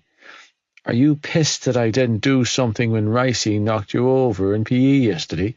Because I wanted to, Malloy. I was fully prepared to kick the shit out of him for putting his hands on you. Are you kidding? No. I'm so proud of you for not reacting. It was only a push, no big deal. And I swear, you didn't do anything, okay? She hurried to soothe. I love you, Joe. I'm not mad at you, I promise. I'm just dealing with something and I need a night to myself. I love you, I heard myself admit, tone gruff. Do you hear me? I love you, Malloy. I know you do, Joe, she replied, tone thick with emotion. I'll see you at school tomorrow, okay? Yeah. I bowed my head. Okay. Bye, stud. Bye, queen. That's the start of it, Tony chuckled, joining me out back. Keep pandering to that young one of mine, and you'll be in big trouble, boyo. I'm already in trouble. Yeah, well, it's a quiet life I'm after, Tony, I replied with a shrug, as I took another drag of my smoke and scrolled through my phone, counting at least 25 call-me text messages from Shannon. The hell's wrong now? What's that? At my sister, I explained, dialing her number, feeling a different sort of panic rise up inside of me. She's after blowing up my phone with messages. Is she all right? Shannon, I demanded when she finally answered. What's going on? Are you okay? Did something happen at school? The sinking feeling in the pit of my stomach assured me it had. My blood pressure was rising at a rapid pace, and I had to take a second before I could speak again. If one of those posh fuckers did something to you, I'm fine. I'm okay. Calm down. I missed my bus, and the next one's not until 9:45 tonight, she explained down the line, sounding eerily calm for someone who had blown up my phone. Was she hurt? She didn't sound it. Was she lying? It was close to impossible to tell. It's already dark, and I don't want to walk in case... She paused, and the sound of rustling filled my ears before she spoke again. Are you with Aoife? Can you guys come pick me up? I'm really stuck, Joe. I wouldn't ask you if I wasn't desperate. I'm working until 9, I heard myself say, pressing the heel of my hand to my forehead. And Aoife works until 10:30 on Tuesdays. Not that I was about to ask the girl who had asked me for space to collect my sister. Did you try Mum? She's working the late shift, and I'm not calling Dad. No, Jesus, don't call him, I agreed, shaking my head. Look, hang up and give me a few minutes. I'll call round a few of the lads and see if anyone can pick you up. Surely Podge or Alec would drop her home for me. I'll call you back in a few. No, don't do that, she is quickly to say. The school stays open late. I can wait here until my bus comes. Oh, no, that's okay. I frowned. Huh? You don't have to do that, she said, obviously not speaking to me. Do what? Curiosity piqued. I eyed Tony, who wasn't even pretending to not listen to the conversation. In fact, he had stepped closer. Shan, what's going on? Who you talking to? Oh, just this guy from school. Guy? Tony's brows shot up at the same time as mine. What guy? Just a guy I know, she replied, all coy and shit. Honestly, it's fine. You don't have to drive me home. Drive her home? Tony mouthed, pointing at the phone. She's a baby. I know, I mouthed, before turning my attention back to my sister. Hold up. Who's driving you home, Shannon? Why are you talking to guys old enough to drive you home?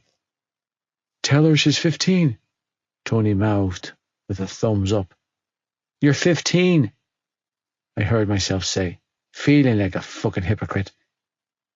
If he knew the half of what I wanted to do to his daughter when she was 15, he would be shitting rocks.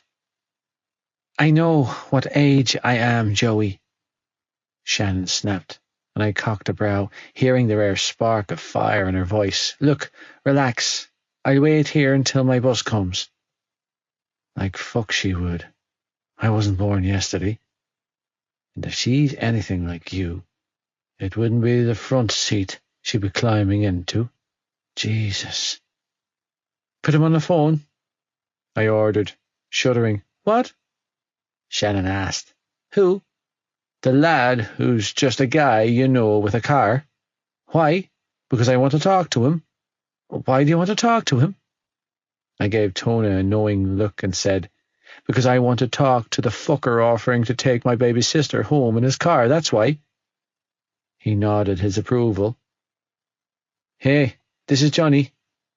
A male's voice with a thick Dublin accent came down the line a moment later. That's no boy, Joey mouthed, accusingly, gaping at the phone.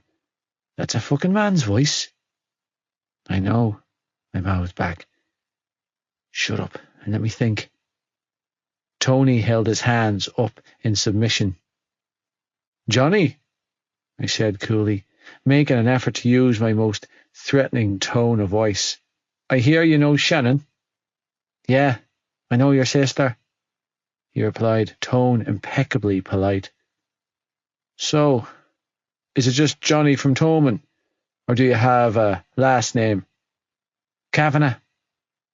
"The rugby player?" Tony and I both asked in unison. "Yeah, that's me." "Oh, shit." My boss mouthed, eyes wide with excitement. "The lad from the academy?" If this hotshot fucker had taken time out of his rigid schedule to drive her home, then my baby sister had made more than just waves at Tolman. She'd summoned a goddamn tsunami. "I saw your last game with the under-18s, I heard myself say. "You were class." "Thanks. It was a strong performance all round," he replied again, with the polite bullshit. "You're heading for the under-20s tour with the Irish squad in May, aren't you?" "Probably." "Ask him for a few tickets," Tony mouthed, nudging my arm. "I can't do that," I mouthed back, glaring at him. "Do it." "No." "Ask him." "No." "Do it for your boss." "No." "Fine. Do it for your future father-in-law." I gaped at him. He grinned back. Is there any chance of a few tickets?"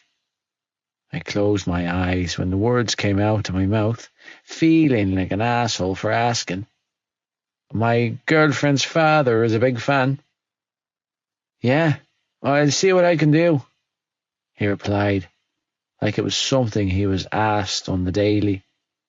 "Home games only, though, and the tickets don't go on sale to the public until May. Shouldn't be a problem, though." "Well," I nodded. "Get fucking in there." Beaming at me, Tony held both thumbs up. "I always knew you were worth the trouble." Rolling my eyes, I turned my attention back to my phone call. "You do realize she's 15, right?" I said, tone serious. "My sister Shannon, she's only 15, so I hope you don't have any notions because she's a good girl."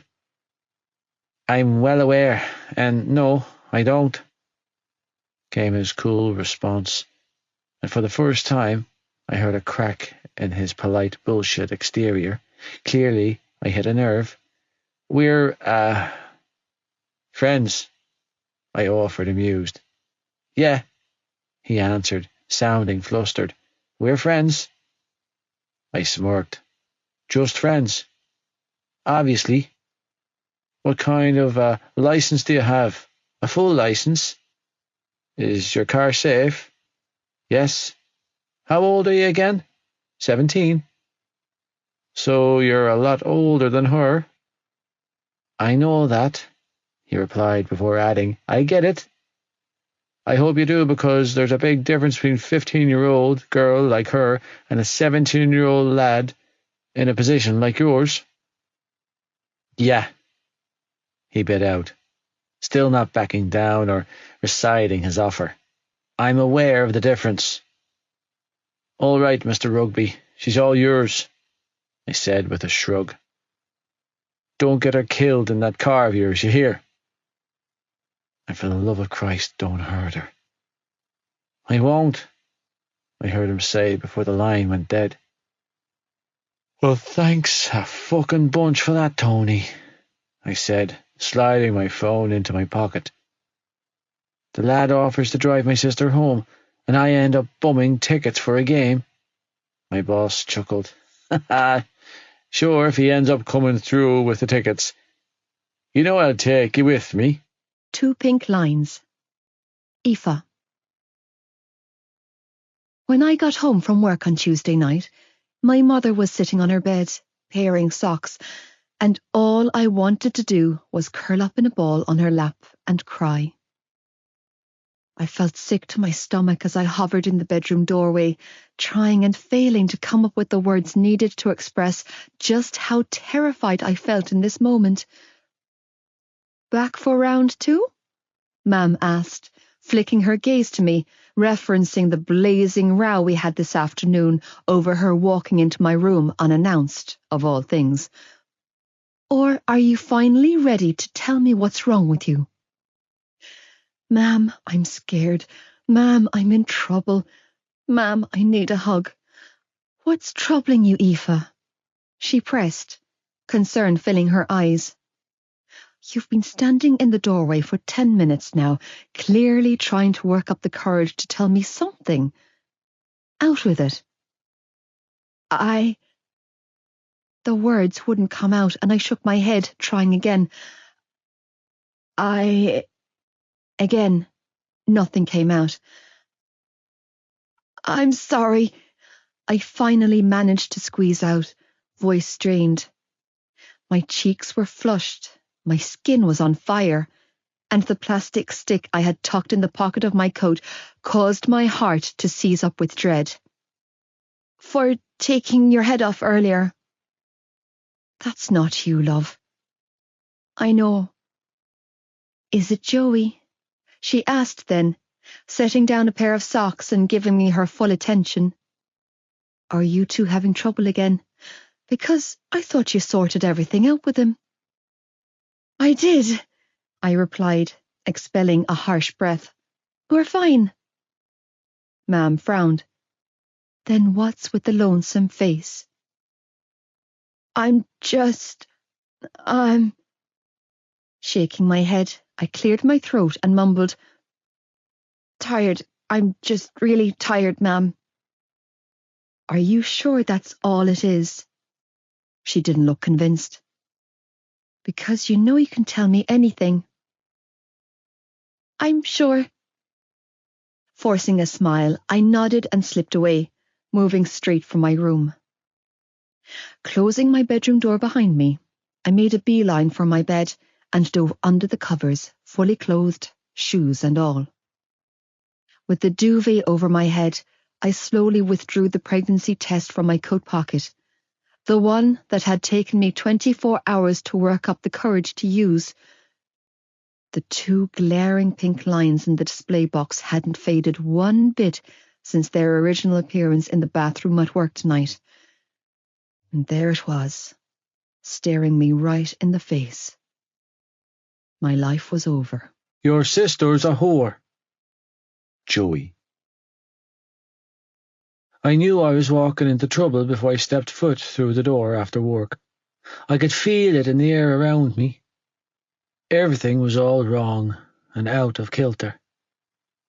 I was also achingly aware that today was Children's Allowance Day, a windfall day on the first Tuesday of every month, where a father got paid by the government for having children and then drank every penny, before beating the living shit out of said children. Sometimes I thought that monthly allowance was the reason he continued to reproduce so many of us. How's it going, family? I said, tongue laced with derisive sarcasm, when I stepped into the kitchen. The minute I walked inside, I could smell the whiskey permeating off the old man as he hovered unsteadily in the middle of the room. Joey, he acknowledged warily. Boys in bed? My father nodded, keeping his eyes on mine the entire time, watching me like I was some dangerous predator that would strike at any given minute. He was dead on the fucking money. I could feel the fear coming off my sister in waves as she cowered by the sink, with her small hand pressed to her neck. Shannon's face was all blotchy, and her eyes were bloodshot. I wasn't stupid. It was as clear as day that I'd walked in at the right time. Trying to keep my head, I reached for a can of Coke from the fridge, knowing that I had to be careful here. Where's Ma'am? I asked, taking a swig. Still at work? Your mother's at work, and this one here is late home again. Dad slurred, glaring at Shannon. Missed her fucking bus, apparently. I know, I replied coolly, giving Shannon a wink. How's it going, Shan? Hey, Joe. She swallowed deeply and attempted to smile at me. Nothing, just hungry. I was getting a snack. Getting a smack, more like. Walking over to her, I playfully nudged her cheek with my knuckles, but it was only so that I could get a better look at the marks on her neck. Bastard's fingerprints were embedded on her skin. Fuck. Did Aoife stay long after she dropped you home? I threw her a lifeline by asking. No. Her eyes widened in awareness and gratitude as she hurried to say, she just dropped me off and went straight home. Offering her a small wink of approval, I grabbed a packet of biscuits from the press and tossed them to her. Here, no doubt they were what you were looking for. They weren't. She would never touch a thing on the top shelf that I stored my shit on, but he didn't know that. It's not a halfway house, Dad snarled. This is my food, old man. I turned back to glare at him. Bought with my money from my job. This is my house. Given to you by the government, I drawled, unwilling to back down an inch from the piece of shit in front of me. Because of us. Don't get smart with me, boy. Shannon, why don't you head up to bed? I told her, knowing that shit was about to go down. I needed her out at the firing line. Shannon moved for the door, but he stepped in front of her, blocking her way. I'm not done talking to her. Well, she's done talking to you, I said, tone deathly cold, as I shouldered him out of the way of the kitchen door, giving my sister an escape route. So get out of her way, old man. Now. Thankfully, Shannon took the opportunity to bolt out of the room before he could catch a hold of her ponytail. Don't fucking think about it, I warned, blocking the doorway, when he made to move after her. She's not your fucking punch bag. Did you see this? Grabbing a newspaper, he tossed it at me. Did you see this carrying on by? Smoothing out the page, I stared down at a picture of my sister with none other than Mr. Rugby himself. Well, shit, I mused, reluctantly smiling at the sight of my baby sister tucked under the arm of the rising star of Irish rugby. Maybe he has notions. You think this is funny? Dad snarled, ripping the newspaper from my hands and tearing the page in half. Your sister's a fucking whore, and all you can do is smile about it. Clearly our definitions of the word whore are very different. The doll you're fucking around with is another one, he told me. Little blonde whore, prancing around my house with her tits and legs and whole on full show. She's looking for that one. I'm telling you, boy. She's looking for a good seeing too. His words broke off when I levelled him with a fist to the face. Keep your goddamn eyes off her. Eyes?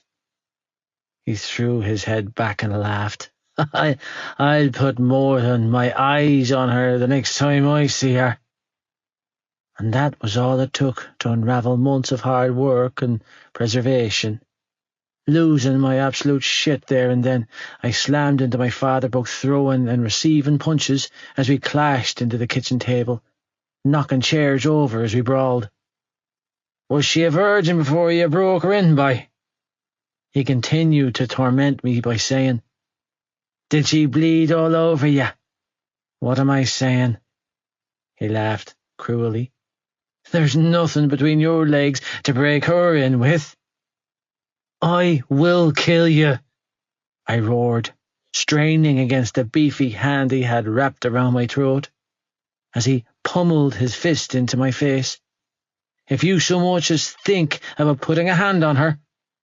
Breaking free of his hold, I threw my entire weight at him, propelling us both forward until his legs gave way beneath him and we crashed to the ground.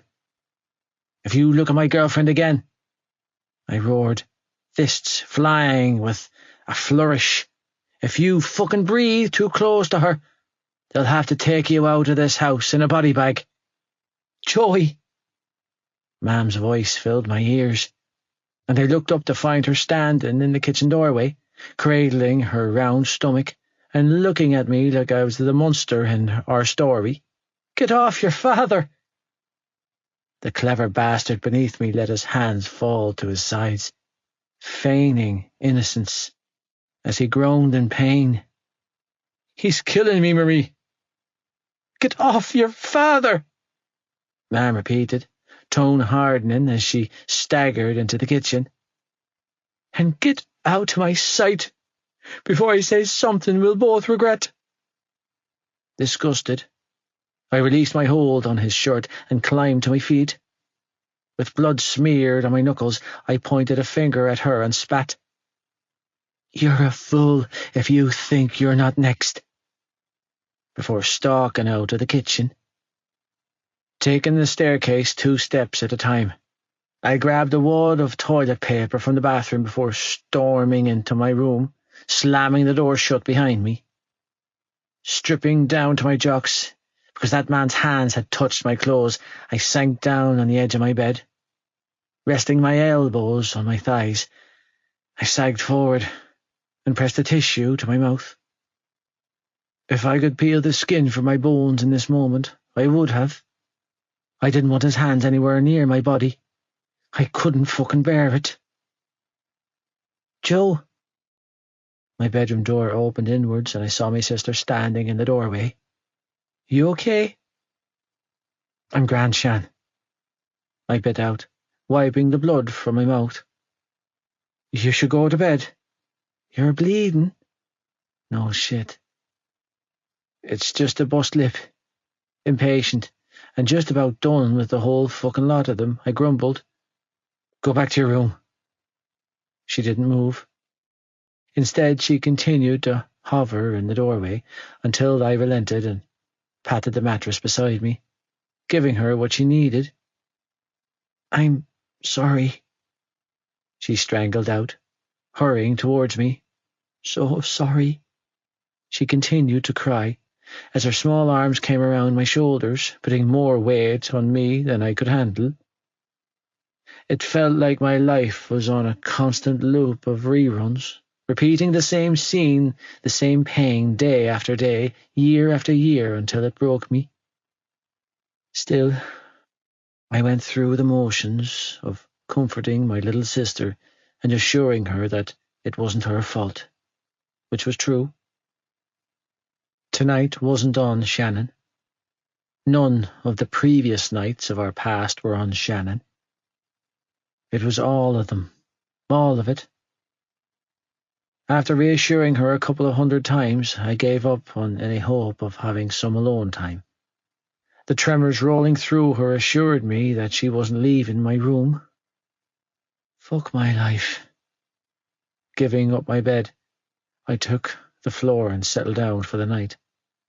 As the topic of conversation and my sister's focus shifted from our father to a boy she was intent on feigning indifference towards, Johnny Kavanagh. When she told me that he was responsible for her concussion that first day, I felt something settle inside of me, because I finally had the confirmation that what happened to her that day had, in fact, been an accident. The lad was almost mechanical in his rigidity, with impeccable manners. The academy had him groomed into the perfect gentleman. No way would he risk a future as bright as his on a childish stunt.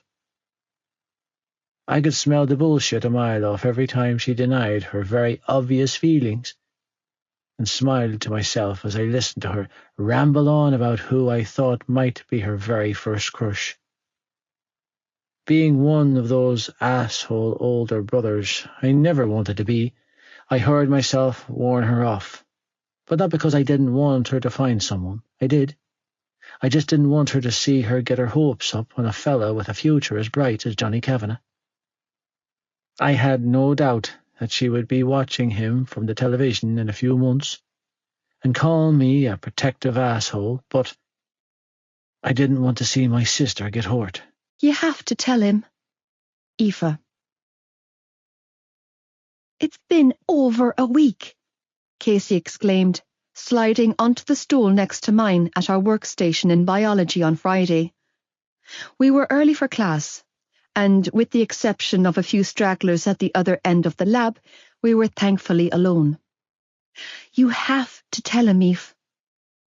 Keeping my eyes trained on my pencil case, I didn't even try to stop my hands from shaking.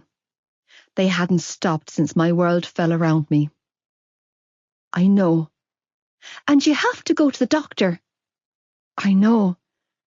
I can make the appointment and go with you. I shook my head. No. She sighed heavily. Aoife, I'm not ready, okay? The tremor in my hand increased to the point where I couldn't open the zip of my pencil case. I'm just not. You still have options, you know, she said softly, reaching over to open my pencil case for me. Fuck this country. There's always England. We can get on the boat to Liverpool in the morning, if that's what you want. If you want it to be over, then it can be. I know, I whispered, biting down on my lip. So you have thought about it? Of course I've thought about it. Blinking back my tears, I nodded slowly. It's the best thing for both of us.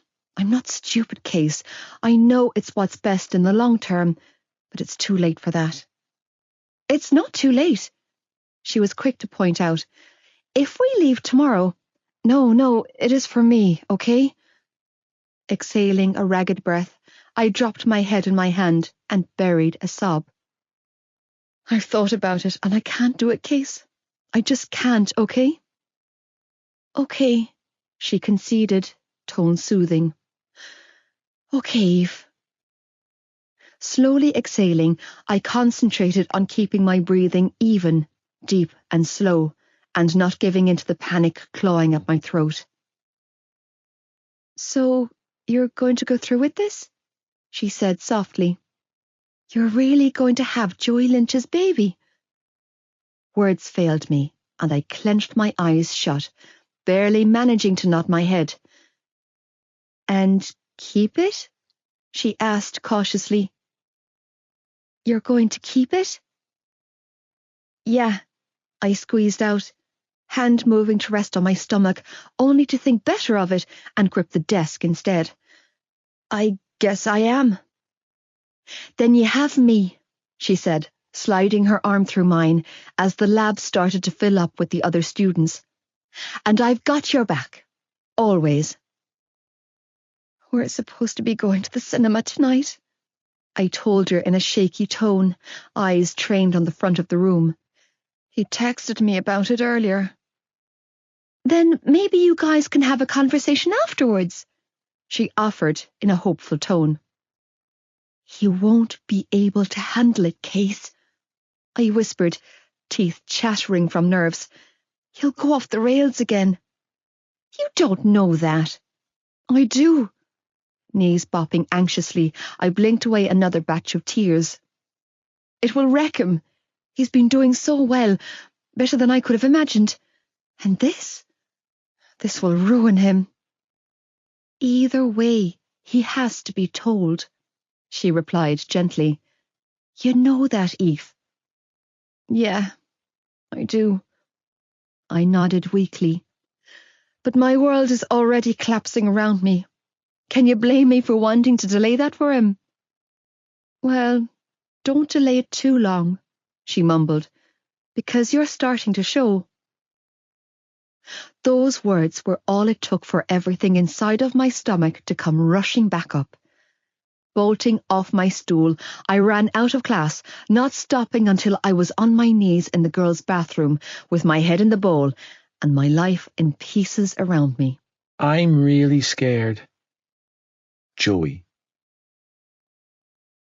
Are you sure you're not hungry? I asked Malloy on Friday night, as we took our seats in the middle row at the cinema. She shook her head. Thirsty? Another head shake. She had been banging on about going to see Boogeyman for weeks now. I'd finally managed to get a night off work to take her, and she couldn't look more miserable if she tried. She wasn't talking. She wasn't eating. She wasn't smiling. The girl sitting next to me was not the same girl who climbed out of my bed last week, and I was really starting to worry. So, I heard a rumour this evening, I decided to go with next, knowing that Malloy could never resist some juicy gossip. According to Mac, that Johnny Kavanagh lad from Toman kicked 7 kinds of shite out of Ciara Malloy's fella in biddies this evening. When she didn't reply, I continued to ramble on, hoping to stir some sort of reaction from her. Apparently Ciara and Hannah were giving Shan shit as usual, and your man Kavanagh absolutely lost it, knocked over a table of drink and everything. Gave that Murphy lad a right kicking, I added, stuffing a handful of popcorn into my mouth. I reckon there's something going on there between Shan and Kavanagh. She'd never admit it, of course, but I'm not thick. I mean, first he's driving her home from school, and then he's taken her to the pub, and now he's publicly defending her honour and settling scores with a bunch of bitches that have been hounding her for years. Sounds a little more than just friends, if you ask me. A half-hearted "oh" was all I got for my troubles. At a complete fucking loss at what to say or do next, I drummed my fingers on the armrest and decided to concentrate on the screen in front of me. It wasn't coming easy, though. Not when I could literally feel the anxiety wafting from my girlfriend. "Joe," Malloy finally whispered, an hour or so into the movie. "I need to tell you something." "Hmm?" I turned to look at her, relieved that she was finally making conversation. "Yeah. I'm—" Her green eyes were wide and full of panic. "I'm—" "You're what, Malloy?" "Scared." Exhaling a shaky breath, she shook her head and reached for my arm, draping it over her shoulders as she leaned into my side. "I'm really scared." "It's just a film," I whispered, tightening my arm around her. "It's not real life. Don't let it freak you out." "I know." Shivering, she buried her face in my chest and fisted the front of my hoodie with her hand. I'm still scared." Confused, I looked down at the way she was clinging to me and felt even more uneasy than before. The way she was acting was all wrong. None of this sat well with me, because this was the same girl who loved gore and horror movies. "Do you want to leave?" She shook her head. "I can take you home." Another head shake. "You're clearly miserable." "I don't want to go home." "Then what do you want from me, Malloy?" I asked, feeling helpless. "What can I do here?" "You can stay," she squeezed out, and a shudder rolled through her. "I want you to stay with me, Joe." "I'm staying," I replied, expelling a frustrated breath. "I'm not going anywhere." Later that night, as I drove us home from the cinema in Mahon Point, I watched from the corner of my eye as Malloy stared out the passenger window, clearly lost in thought. As Bell X1's "Eve, the Apple of My Eye" played on the local radio station. "I'll drive you home," I told her, breaking the silence. "And I'll walk home from your place." She swung her gaze to me. "You're not staying the night?" "Not tonight. Why?" "Because if I wanted to get the cold shoulder, then I can get plenty of those at home," I replied, hand tightening on the wheel. It's not like that, Joe, she croaked out. It's not. Then what's it like, Malloy? I demanded hoarsely. Huh? What's happening with you? Nothing, she whispered, retreating back to her perch of staring out the window and ignoring me. I love you, Joe. Yeah, and I love you back, I admitted, feeling frustrated and pissed off and anxious all in one breath. But I don't understand what's happening here. With you, between us. I don't fucking like it. Don't go home tonight, she said, after a long stretch of silence. Please. I'm not staying at your house. She turned to look at me. Why? I shook my head. I already told you. Then can I stay at your house? Malloy. I released a pained sigh. Don't. Please. Reaching across the console, she placed her hand on my jean-clad thigh. I know I'm holding back, okay? I know, I'm just... Releasing a pained growl, she shook her head and reached a hand up to swat what I presumed was a tear from her cheek. Ugh, why am I such a fucking girl? Are you crying? No. Malloy, I'm being stupid. Throwing on my indicator, I waited for a break in traffic before pulling off to the side of the road and throwing on the hazard lights. Killing the engine, I turned to face her. Okay, you need to start talking to me. Really? I'm fine, she sobbed, batting tears left and right and centre as they dripped onto her cheeks. I don't know why I'm crying. She half laughed, half sobbed as tears continued to fall from her long lashes. See?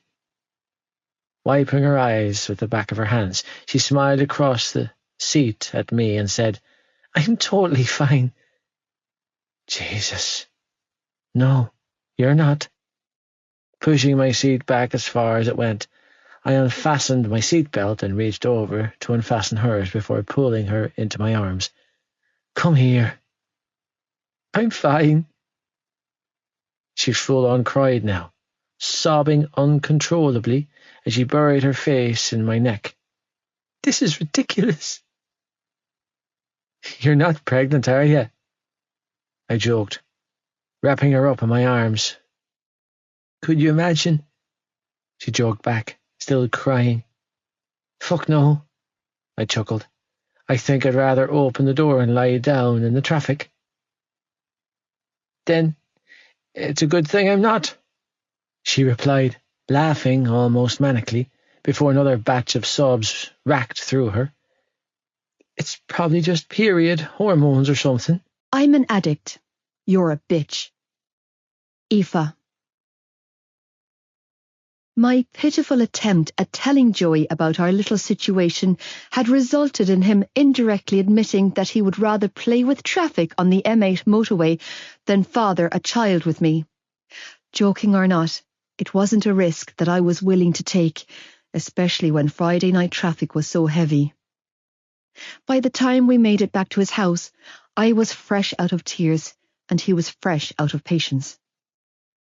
I don't know, Malloy, he said, parking the car, after I finished giving him a detailed rundown of the woes of womanhood and premenstrual syndrome, literally anything to buy myself more time from having to tell him the truth.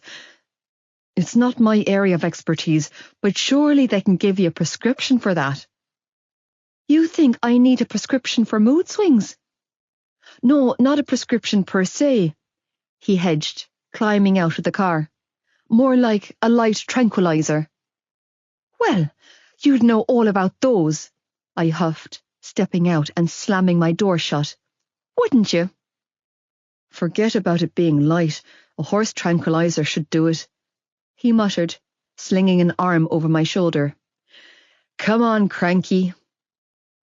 Sighing, I slid my hand into his back pocket, leaned into his side and said, I'm sorry for being such a bitch to you. Meh, I'm an addict. You're a bitch, he mused, pulling me close. No relationship is perfect. I laughed. It works though, right? Right. Grinning, he leaned down and kissed me as we rounded the garden wall and walked up the driveway. Two of a very fucked up kind. Hey guys!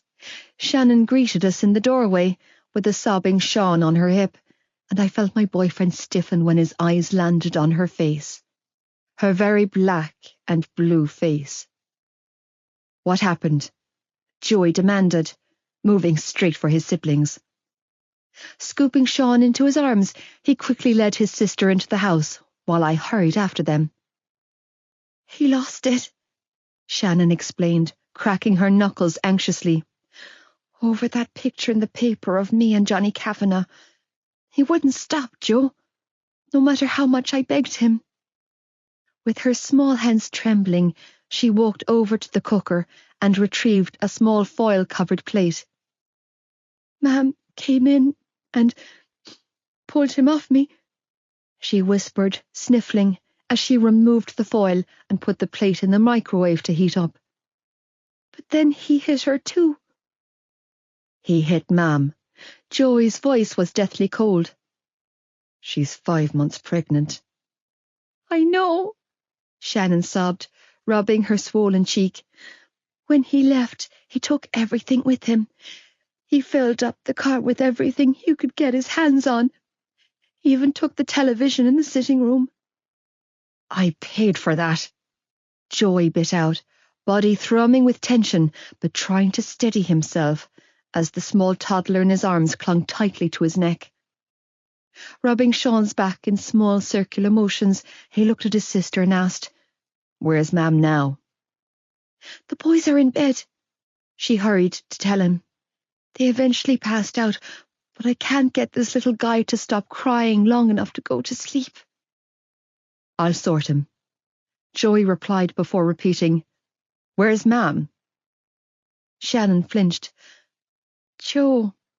Where's Ma'am, Shannon? Gone, she squeezed out. She left us. Left you? He shook his head. Left you how? She packed a bag and climbed into a taxi, his sister confessed, jumping when the microwave pinged behind her. About an hour after Dad left. Shivering, she opened the microwave door and withdrew the heated plate of spaghetti. That was around 6:30, and she hasn't called or answered her phone since. So what? Joey demanded. Ma'am just left you here alone with the boys. No explanation or anything. She just upped and left. She offered her brother a sad smile and set the plate clearly meant for him down on the table. Here, I saved you some dinner. Shannon, you should eat it before it gets cold. I'm not hungry. Answer me. Are you sure? Shannon! Yes, she admitted quietly. I suppose she did. Why didn't you call me? Because you were going to the cinema. Shannon! I didn't want to trouble you again. She cringed, cheeks burning. I feel like that's all any of us do these days. Because I'm your brother, he snapped, closing the space between them and tucking her under his arm. That's what I'm supposed to do. I watched as both Shannon and Sean clung to Joey, a lot like I had earlier in the car. You call and I come running, he told them in a gruff tone, but his eyes were locked on mine as he spoke. Every time. Daddy duties. Joey. Once again I found myself up Schitt's Creek without a paddle, or a parent to show me the way. My father was gone, my mother was missing. My sister had been beaten to a pulp, my brothers had been abandoned, and my girlfriend had been possessed by some demon bastard called premenstrual syndrome. And here I was, in the middle of the carnage, trying to stay clean and keep my head on straight. I'm fucking possible. Shannon was at home with Sean, and I was supposed to be in the city at a miners' training session of my own, but I was here in Ballylagan GAA Pavilion, with my attention switching between each of my brother's underage matches, reverting to the life-learned pattern that had led me down the path that Malloy had dragged me out of at Christmas was not an option. So instead of drowning out the noise by self-medicating, I settled for a smoke instead. Sitting on the grassy slope away from all the other parents and supporters flocking the GAA grounds, I rolled a joint while I waited for the boys to finish competing in their underage hurling blitz. With my arms hooked loosely around my knees and my head up to conceal my face, I took a deep hit, holding it there just long enough to feel the burn in my lungs and the haze in my mind, before exhaling slowly. Hurling wasn't Ollie's cup of tea. He struggled with the concept of the game in the same way Shannon used to struggle with camogie before she gave it up. Tag, on the other hand, seemed to have the gene that had been passed down from our father in droves. Hurling came naturally to him, and when you watch him play, you knew you were looking at something special, at someone special. I had a feeling that given the time and space to hone his craft, providing our father didn't suck all of the joy out of the game for him like he had for me, the Tag would become the best one of all of us. Alls was a trier, but the kid just didn't have the hand-eye coordination, dexterity, or cutthroat attitude that went hand in hand with the sport, which was fine by me. I couldn't care less if any of my siblings played or not. To me it was a game, just a game, but to our father, our ability to hurl was a rite of passage that couldn't be skipped over or avoided. From the age of 4, a hurley had been thrust into each one of our hands, and we had been marched over to this very pitch, handed over to the underage trainers and coaches, with our father's full permission to bend, break, and shape us into the best we could be. It was our own personal baptism of fire.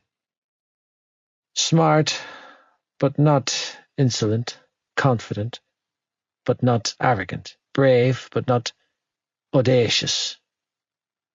Darren had always fit the mould of golden boy to perfection. All of those characteristics, along with his mild-tempered mannerism and perceptive nature, were the primary reasons why he had always been our mother's favourite son. And up until he learned of his sexual orientation, our father's favourite too. Most importantly of all, Darren had been both a skilled and proficient hurler, but he had never been a phenomenal one.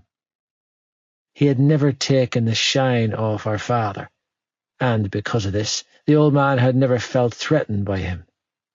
Because in our father's eyes, the better hurler you were, the better son you were, unless you were better than him. Then you were a threat to his legacy, and he loathed that more than if you couldn't hit a ball straight. He wanted us to be reminded that he had been one of the greats and not the other way around. While I had never been the son our mother could be proud of, lacking the silver tongue my older brother possessed, I had managed to fit the stereotypical prototype required to be accepted and praised by our father. Until, at the tender age of 11, when I made the unforgivable error of coming under the radar of the county selectors, something my father hadn't managed to achieve until he was 13, and Darren 14. After that, our relationship went downhill fast, shifting from tempestuous to downright intolerable. The more I played, the more he hated me, and the more he hated me, the harder I played just to piss him off further. It was a vicious, never-ending cycle of toxicity that resulted in me resenting the game almost as much as I resented him.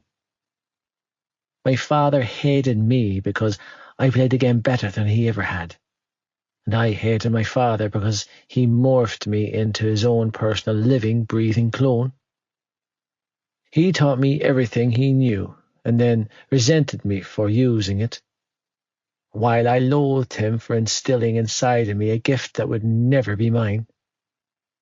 For the rest of my life, whether I was better than him or not, he would forever be credited with my achievements. I still played, though, because, in all honesty, I didn't have a whole host of other skills.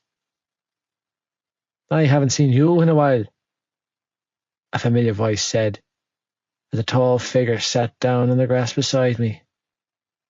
"How have you been doing, kid?" Immediately tense, I balanced my smoke between my lips and turned my head to look at him. "What are you doing here?" "Daddy duties." Shane inclined his head towards where a minis game was going on. "You see that young fellow over there? The big lad with the ball, yeah? His ma is the old doll of mine from back in the day," he explained, holding his hand out. "We surfaced lately with a habit and our hands hanging. Apparently, he's meant to be mine, or at least she says." Inhaling one more drag, I passed him the joint and exhaled a cloudy breath. "So she says. When it comes to women like her." He paused for a moment to take a hit before continuing. "Labelling that kid as mine holds as much merit as her falling into a bunch of nettles and being able to pick out the one that stung her." I winced. "A stab in the dark." "A very fucking wild stab in the dark," he agreed with a chuckle, exhaling a cloud of smoke. "Well, shit," I muttered, not knowing what else to say.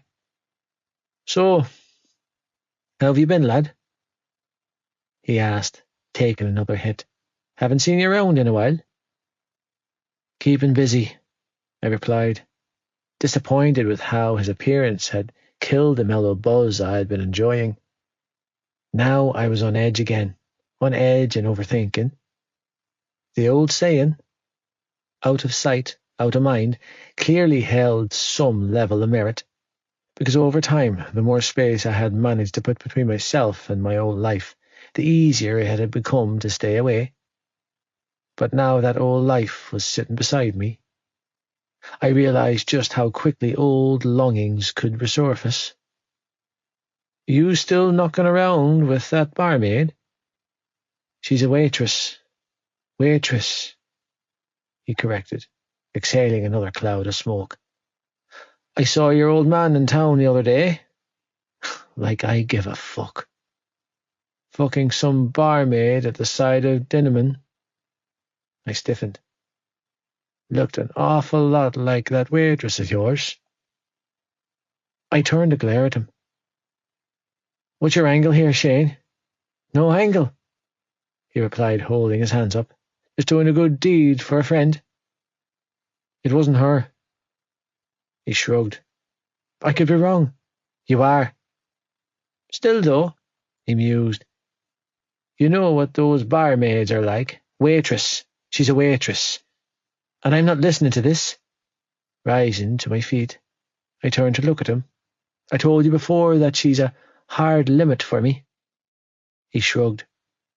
"I'm only looking out for a friend." "Except that I'm not your friend, Shane," I told him. "I'm just a fool that halved his wages with you since he was old enough to earn it." "Sit down, Lynchy." "No, I'm not interested." "Sit the fuck down," he warned, tone low and menacing. "Now, kid. I'm not finished with you." Wishing more than anything that I was still blissfully ignorant of what he was capable of, I reluctantly sat back down, knowing there was no level he wouldn't stoop to in order to prove a point. My baby brothers were a stone throw away from where he was sitting. I couldn't afford to be reckless, because as dangerous of a friend as he was for me, making an enemy of him would be infinitely worse. "Your doll is a hard limit for you," he said calmly, nudging my shoulder with his. I didn't hear you before, but I hear you now. Body rigid with unease, I nodded stiffly. She's off the table, he offered. How's that? What do you mean? I mean, I remove her from my mind, he replied breezily, meaning that I forget all about her, where she lives, what she looks like, where she works. Her old man's garage, all of it erased. Bullshit. The very fact that he was saying this meant that he was using her against me. He was letting me know in no uncertain terms that he could and would go after my girlfriend if I didn't play by his rules. The only problem I had was that I didn't know what game he was playing. What do you want? Nothing. More bullshit. I arched a disbelieving brow. Fine, he conceded with a chuckle. I want you to come and see me again. In other words, pick back up where I left off. No. Struggling to contain my emotions, I shook my head. I'm done with that shit. Are you? He asked, tone coaxing. Or is your doll doing the thinking for you? Shoulders slumping. I let my head fall forward, desperately trying to keep my head and not fuck this up. The maze I had managed to lose myself in was virtually impossible to navigate my way out of. Every time I tried to escape, I got dragged back down another dead-end path. That supply issue I was having is all cleared up now. Reaching into his pocket, he withdrew a baggie and thrust it into my hands. Your usual. Shane, with my chest heaving, I stared down at the bag of oxy in my hand. I can't. Tell you what, he said, rising to his feet. This one's on me. If I don't hear from you again, then no hard feelings. He walked away before I could say another word, leaving me alone with my self-control, hanging by a tether. Revelations and Rugby Boys. Aoife. Neither one of Joey's parents had returned to the house by the following night. Alone to bear the huge weight of responsibility they had unceremoniously dropped on his shoulders, I had tried to help as he once again parented his siblings with a proficiency a grown adult would envy. Going from hauling them around to their extracurricular activities, to cooking and cleaning up after them, and then bath time to bedtime, it was exhausting watching him go through the motions.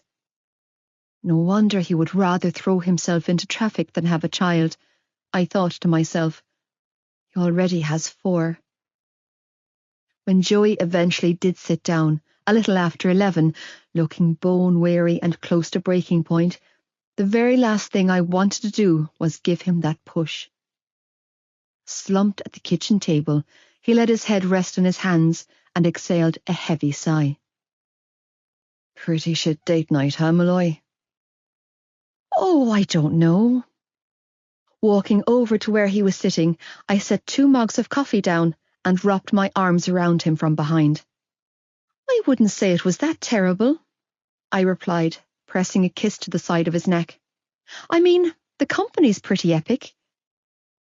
Grunting in response, he reached a hand up and gave mine a squeeze. So, taking the seat next to his, I reached for my mug and blew the rim before taking a sip. What's the plan? I don't have one, he admitted honestly, reaching for his mug. I have no idea what I'm doing or how long I'll have to do it for. I thought about what he said for a long time before saying, I think you're quite possibly the most incredible human being I've ever known. He shook his head and chuckled. Fuck off. I've never meant anything more in my life, I urged. Who you are? What you do? The knocks you've taken? The blows you continue to receive? How hard you love those kids? How much you sacrifice so that they don't have to? I shook my head. It's mind-blowing, Joe. Your selflessness is staggering. Don't say shit like that, Malloy, he muttered, taking a swig of his coffee. Why not? I pressed. Are you afraid someone might hear me and realize how amazing you are too? I'm far from amazing, he replied quietly, brows furrowed. Seriously, don't put me on a pedestal. I wasn't built for one. I'll only end up letting you down. I'd say you're doing a pretty good job of doing the opposite, I offered. I'm so proud of you, Joe. Don't be proud of me, Malloy, he bit out. Don't be, because I'm not better. I'm not cured. He blew out an agitated breath. I'm just trying? Yeah. Shoulders slumping, he nodded slowly. Trying. That's enough for me, I told him, voice thick with emotion. You're enough for me. I need to talk to you about something, he said then, expelling another frustrated breath. Something important that happened today at the GAA grounds. Yeah, I agreed shakily. I need to talk to you about something important too. Hey guys. It was at that exact moment that Shannon walked into the kitchen, causing us both to turn away from the other in relief. How's the face, Shan? Joey asked, eyes trailing over the bruises. Jesus. I looked at her, taking in the sight of her black eye, and winced, feeling sick to my stomach. It's okay, Joe, she told him, offering him a weary smile. It looks worse than it feels. I'm so fucking sorry, Shan. He dropped his head in shame. I should have been here. It's not your fault, she told him before I could. None of what happened last night was your fault. You're entitled to have a life, Joey. Yeah, he was, but that didn't make it any easier for him. Did you manage to get Sean back to sleep? I asked, tone soft. Finally, Shannon replied. Tig and Ollie are out for the count, but Sean? God, he's in an awful way over, ma'am. He was sobbing his heart out for hours. He ended up crying himself to sleep. Fucking cunts, Joey choked out, vibrating with tension again. Joe, I whispered, don't say that. Say what? He argued. The truth? Because that's what they are, a pack of fucking cunts. She's still your mother, I said, not because I didn't feel the same way as he did. I simply knew that his words, no matter how true or sincere, would haunt him later, because his mother held power over him in a way that I could never understand. She's worse than him, he snapped, running a hand through his hair. Leaving those kids here on their own. She could pick up the phone and talk to the boys, but no, like always, she runs and buries her head in the sand. Yes, she was worse than him, but Joey didn't really feel that way. He was anxious and frightened and feeling concerned. He was reacting to his trauma by using his words as bullets. Same as always. But those bullets were made of buckshot that splintered and ricocheted through him too. Let's see what we're dealing with, he said then, emptying his pockets on the kitchen table. I don't get paid again until next week, which leaves us with exactly... His voice trailed off as he counted his cash and stacked a few rogue coins. €87.30 for the next 6 days. That's good, right? It should work. You know I'd help if I could, Shannon blurted out, looking guilty. But he won't let me get a job. Stop. Don't even think about taking on blame for this, Shan. Joey warned, holding a hand up. And then, with a wince, he added, Check the fridge for me, will ya? When she obliged, showing us that it was completely bare, I watched as my boyfriend balled his hands into his fists and growled, Fucking cunts. The cupboards are the same, Shannon said quietly. Ma'am usually does the shopping on Saturday. Usually. Joey sneered, hands in his hair as he slumped over the table, staring down at the stacked coins. She wouldn't leave like this, Joe, Shannon offered quietly, worrying on her lip. She'd never leave us without the shopping. Well, she did, Joey shot back, tone hot and full of resentment. Fuck it, it's grand. We'll manage. Yeah? Yeah. Okay, his sister replied, looking upset and sounding unconvinced. I'll give Mark a buzz in the morning, Joey offered then. He has a conservatory job lined up in the city next week. I'll ask if he needs a labourer. No way, I argued. Mark was one of Dad's clients that used the garage. Every time he came in for a service, he tried to poach Joey to work construction for him. It drove my father crazy. You can't miss school. It's the leaving cert.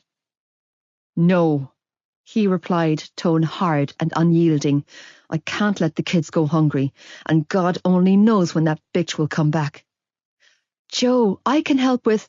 I am not taking your money, Aoife. He all but spat, looking mortally offended at the very thought. So please don't offer. Joey, I shook my head, feeling at a loss. I want to help you. And I love you for that, but I'm not taking handouts from my girlfriend.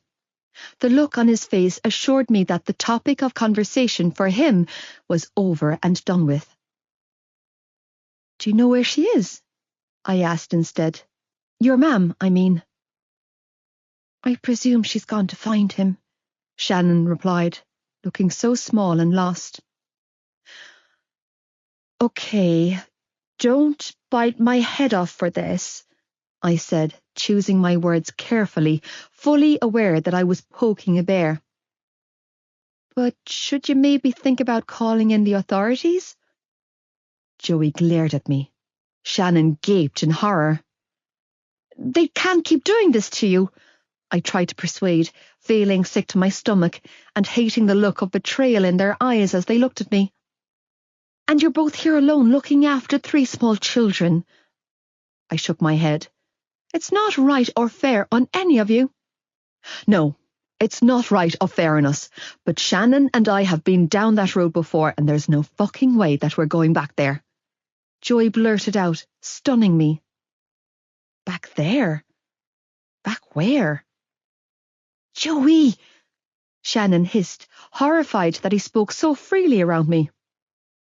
Look at us, Shan, he replied warily. She can already see how fucked up we are. What do you mean? I asked, giving my boyfriend my full attention. Back where? What are you saying, Joe? When we were small, before the boys were born, when it was just Darren, Shannon and myself, the 3 of us were put into care for 6 months. He blew my mind by revealing. Oh my God. My heart seized in my chest. You never told me that. Yeah, well, it's not something I go round talking about. Besides, I was only 6 at the time. He muttered, dragging a hand through his hair. Shan was 3. Mam placed us in voluntary care, said she was too sick to care for us at the time. His tone was dripping with disgust as he spoke. Dropped us off and walked the fuck away. Shan and I got lucky. We were placed together with a nice family. Darren was 11 at the time and wasn't so lucky. Joe, please don't, I heard his sister say, pleading with him to block me out of their world. He was sent to a care home where things happened to him. Joey continued, giving me his truth.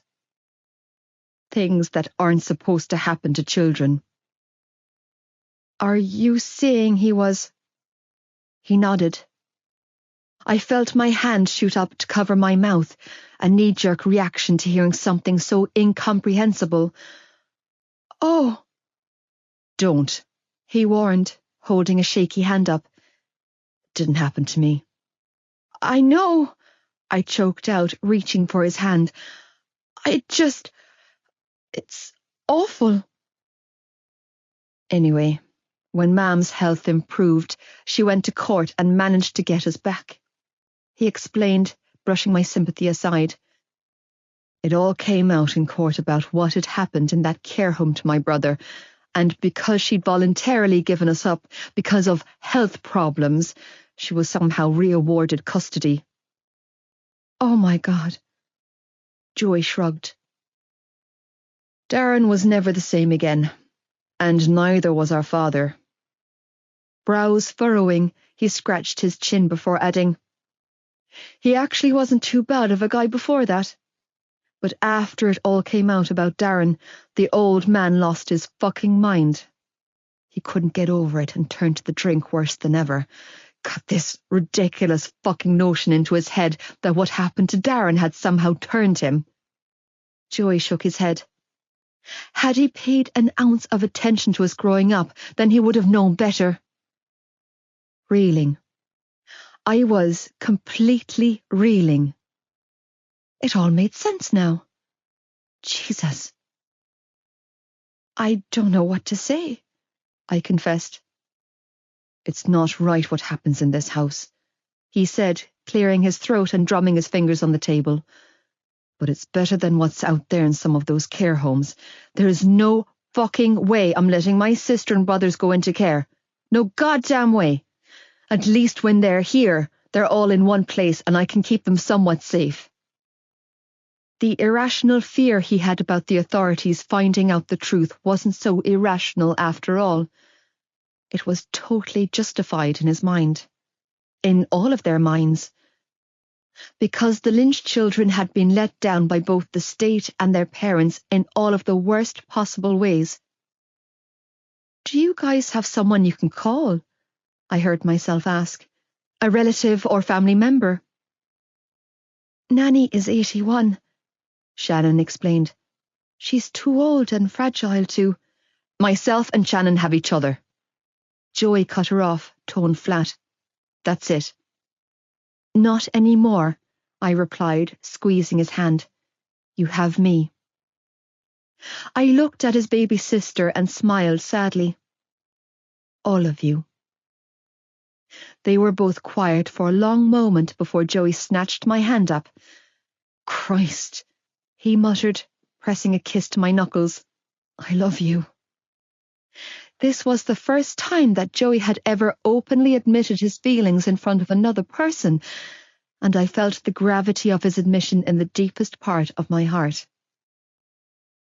Okay. Standing up before I collapsed in a heap and cried in sadness for them, I clapped my hands together and smiled brightly.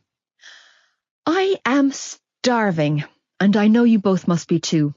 So I'm going to make a food run to the chipper, and it will be my treat."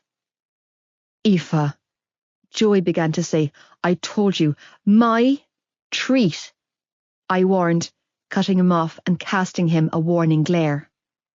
He could fight with me about everything else, but not this. "Now, are you coming with me?" "Yeah, I'll come," he muttered, rising to his feet. "You're not driving around town in the middle of the night by yourself." "Well, at least you're finally eating again," Joey noted half an hour later, as we sat in one of the empty booths at the local chipper, scarfing down a monster-sized bag of chips. "You had me worried for a while there." "Believe me, Joe, taking into account the amount of crap going on in your life right now, my appetite is the least of your worries," I assured him, dabbing a chip in mayonnaise before popping it into my mouth. "Kev's right," he mused, eyeing me curiously. "This newfound love of mayonnaise is weird as fuck, baby." Cheeks flushing, I averted my eyes from his, both unwilling and unable to delve deeper into the origins of my newfound cravings. That was a conversation for another day. A day when your boyfriend's life isn't unraveling around him. "Should we head back?" I asked, changing the subject. "To the kids?" He shrugged. "Probably." "What?" I asked, eyeing him warily when he continued to stare at me, making no move to leave. Have I got something on my face? He shook his head slowly. I'm just thinking. Oh, shit. About what? How different you look. Oh, double shit. Different how? I'm not sure, he mused, tilting his head to one side, studying me with razor-sharp eyes. But you do. Is that a bad thing? I chuckled nervously. Nothing about the way you look is ever bad, Malloy. He replied, tone thoughtful. You just look sort of shiny. I swallowed deeply. Shiny? Yeah, he nodded. Kind of like you're glowing. That would be your baby. That would be my halo, I joked, as I quickly stood up and grabbed all of our empty food wrappings. Walking over to the bin, I tossed our rubbish inside and quickly wiped my hands together. It's shinier than yours, remember? It's a good look, he assured me, pulling me close to give my ass a squeeze before leading us out the door. Very sexy. Joe, I couldn't repress the illicit shiver that rolled through me if I tried. Don't. Don't what? He purred, pushing me up against the wall outside. Don't tell my girlfriend that I think she's sexy as fuck. Pinning me with his hips, he cupped my face in his hands and kissed me hard. You drive me crazy, he growled against my lips. You twist me up in knots, queen. Right back at you, stud, I breathed, relinquishing all power over to him as I wrapped my arms around his neck and pulled him closer. How do you feel about getting naked tonight? He said against my lips. Joe, I exhaled a ragged breath. Whatever it is, I don't care. He cut me off by saying, I need in you so fucking bad, Malloy. I don't know who you bleedin' are. A nearby voice boomed, and we both turned our heads in unison to see an absolute giant of a boy slumped against the glass front of the chipper, talking at his phone while he inhaled an abnormal number of burgers. I don't know any bleeding king clit. Well, shit, Joey mused, stepping back. That's him. Who? That's the lad Shannon has her eye on. The one you said beat up Ciara Maloney's boyfriend? That's the one. Well, go Shannon, I said, taking in the sight of the ridiculously attractive boy who was making a ridiculously unattractive attempt at swallowing a quarter-pounder in 2 bites. He's a little ridey, isn't he? Joey snorted in disgust. Don't worry, I teased, patting his chest. The steroid head look doesn't appeal to me. No? Nope. Grinning up at him, I added, I'm more into the lean, mean, cocaine-snorting machine type. He smirked. Funny. Let's go say hi. What? Joey gaped at me like I'd grown 3 heads. Why would we say hi? Because he could be your future brother-in-law. His brows furrowed. Like fuck. Come on, I laughed, catching a hold of his hand. Live a little, but be nice about it. Don't even think about scaring him off your sister. She could do better. She could do a lot worse, I laughed. Go on, Joe. Go and say hi to him. He gaped at me. Why me? I shrugged. Because she's your sister, not mine. So shut up and do it already. Why am I constantly being ruled by the women in my life? Joey muttered, trailing after me. Joey Kavanagh? No pictures tonight, kids. The boy replied, shoulders slumped. Johnny's on a time out. Joey gave me a look that said, what a dickhead. I gave him an encouraging nod.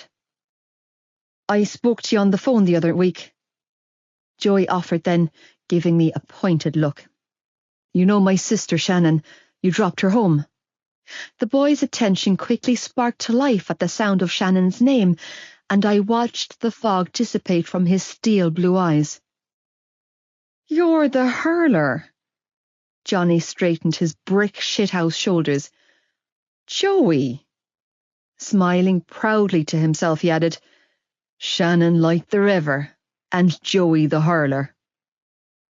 Joey gave me a what the fuck look. I choked out a laugh in response. Like the river? I grinned. God, how much have you had to drink? A river load by the looks of it, Joey said dryly, nudging my shoulder with his. Do you think you should head home? You look fairly well-oiled, lad. Would if I could, Johnny grumbled, looking a little lost. No taxi. I opened my mouth to speak when Joey shook his head, giving me a warning look that said, don't do it. Sure, we could give you a lift home, couldn't we, babe? I said, doing it anyway, and revelling in the fuck you expression on his face. We're only parked down the road. That would be great, Johnny replied, voice slurred, but eyes full of relief. Thanks. Yeah, sure, Joey said flatly. No problem. I snickered. Joey glared at me. I beamed back at him. This would be fun. I'm Aoife Malloy, by the way, I said, amused at how this giant of a boy tried and failed to walk a straight line down the footpath towards the car. Rounding the car, I yanked the door open and snickered. Joey the hurler's girlfriend, before climbing inside. Nice to meet you, Johnny replied, manners impeccable, even though he was having a hard time keeping himself upright. 3-door, Joey explained, gesturing for our passenger to maneuver over his seat to get into the back. You're going to have to climb into the back. It's fine, lad, Johnny replied ever so politely. And then I watched as quite possibly the biggest boy I'd ever seen in my life tried and failed to wedge himself into the back seat of my poor Opel Corsa. Rolling his eyes, Joey shoved him into the back seat with an impatient, for fuck's sake, growl. Christ, Johnny muttered when he was inside, taking up the entire back row of my car with his shoulders alone.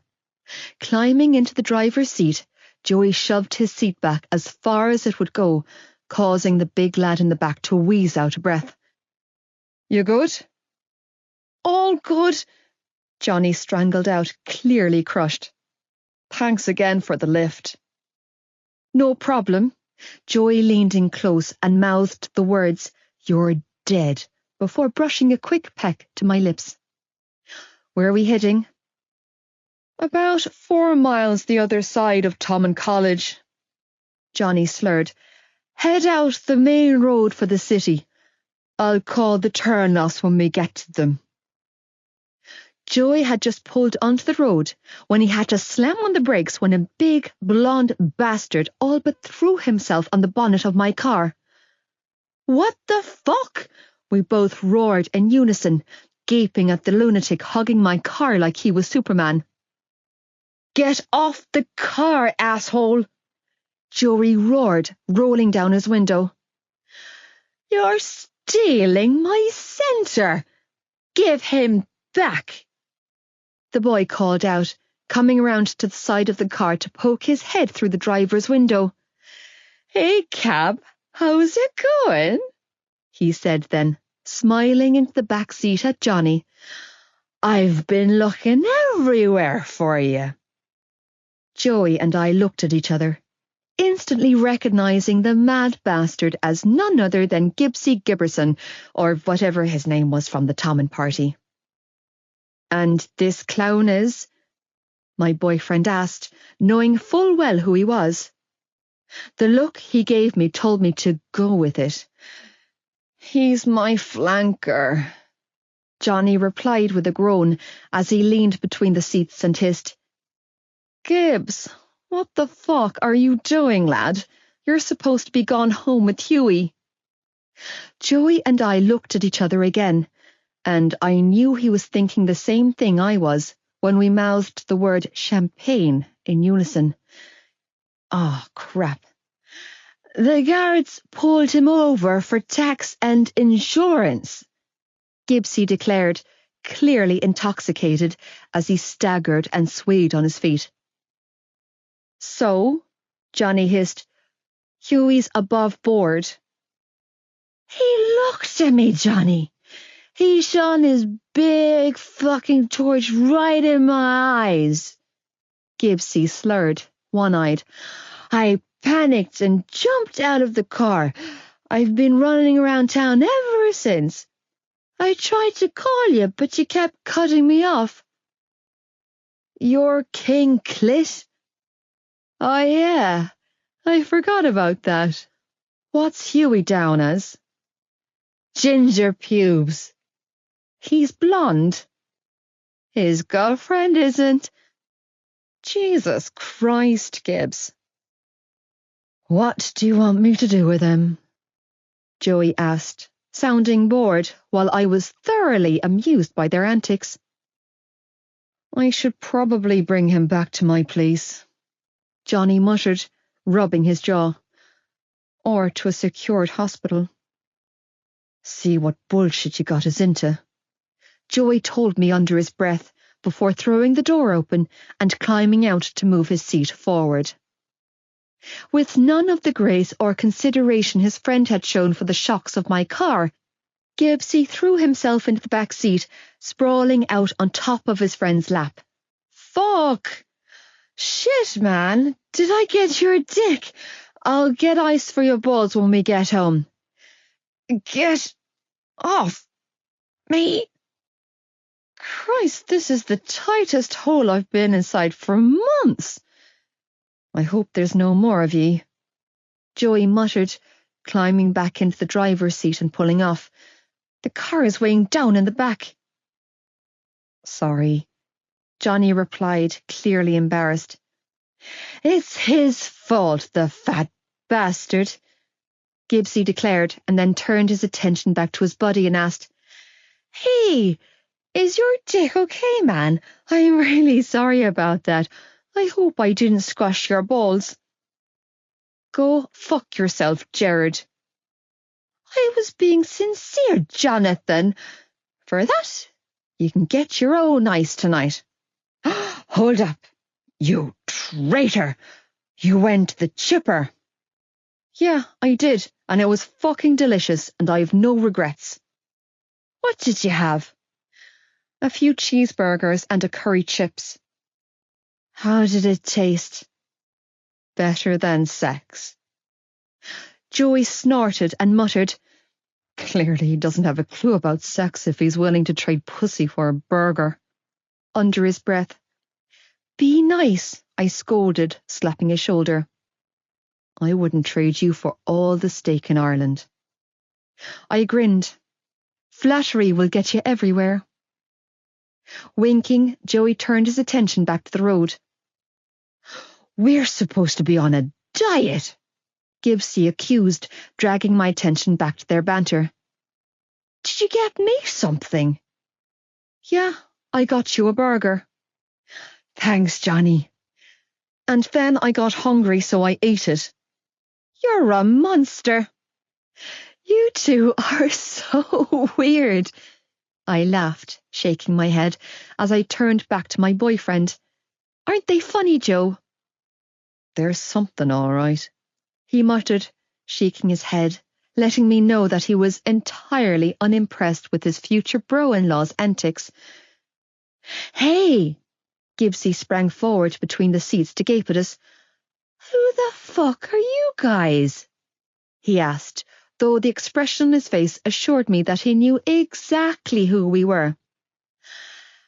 Not a word about the weed, he mouthed, begging me with his eyes to keep stum. He's the captain I tried to drug. He'll kill me.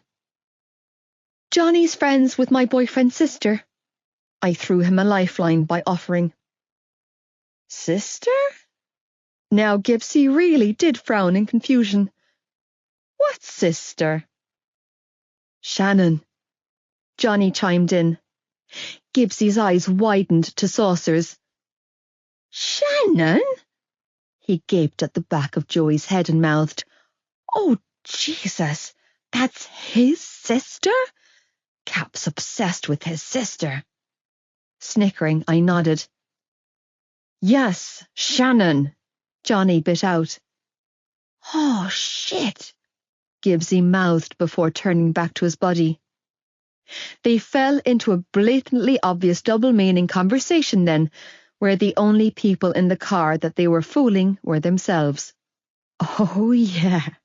I leaned close and whispered in Joey's ear, That big gorilla of a boy definitely wants in your baby sister. Jesus Christ, you want me to crash the car? Joey choked out with a shudder. This is a hideous thing to say to me, baby. It's true, though, I mused. Maybe they've already done the deed. Malloy. She's so tiny and he's so big. Aoife. My sister needs a friend. Joey. Manipulated into driving miles out of the way, on the insinuation that I might get my dick wet afterwards, had me driving through an impressive 10-foot cast-iron gate and up a mile-long private country lane that led to a house straight out of the films. Seriously, in any other circumstances, I'd be shot on target for trespassing on a property like this. In fact, I half expected to see a guard of some sort jump out of the bushes with a shotgun. I had to steel my features when I pulled up outside what I could only describe as a stately fucking mansion. This was where Kavanagh lived. I looked to Malloy, who was gaping at the house not unlike the way I was, and I thought his friend's house was a palace. She mumbled, face pressed against the window. Holy crap, Joe. I know, Malloy. These people owned acres of land and grounds. They were sprawled out everywhere. Christ. After helping Cav deposit his ward onto the couch in a living room that looked like it could have been a ballroom before it had been renovated, I stopped at the front door, unable to walk away until I addressed the elephant in the room.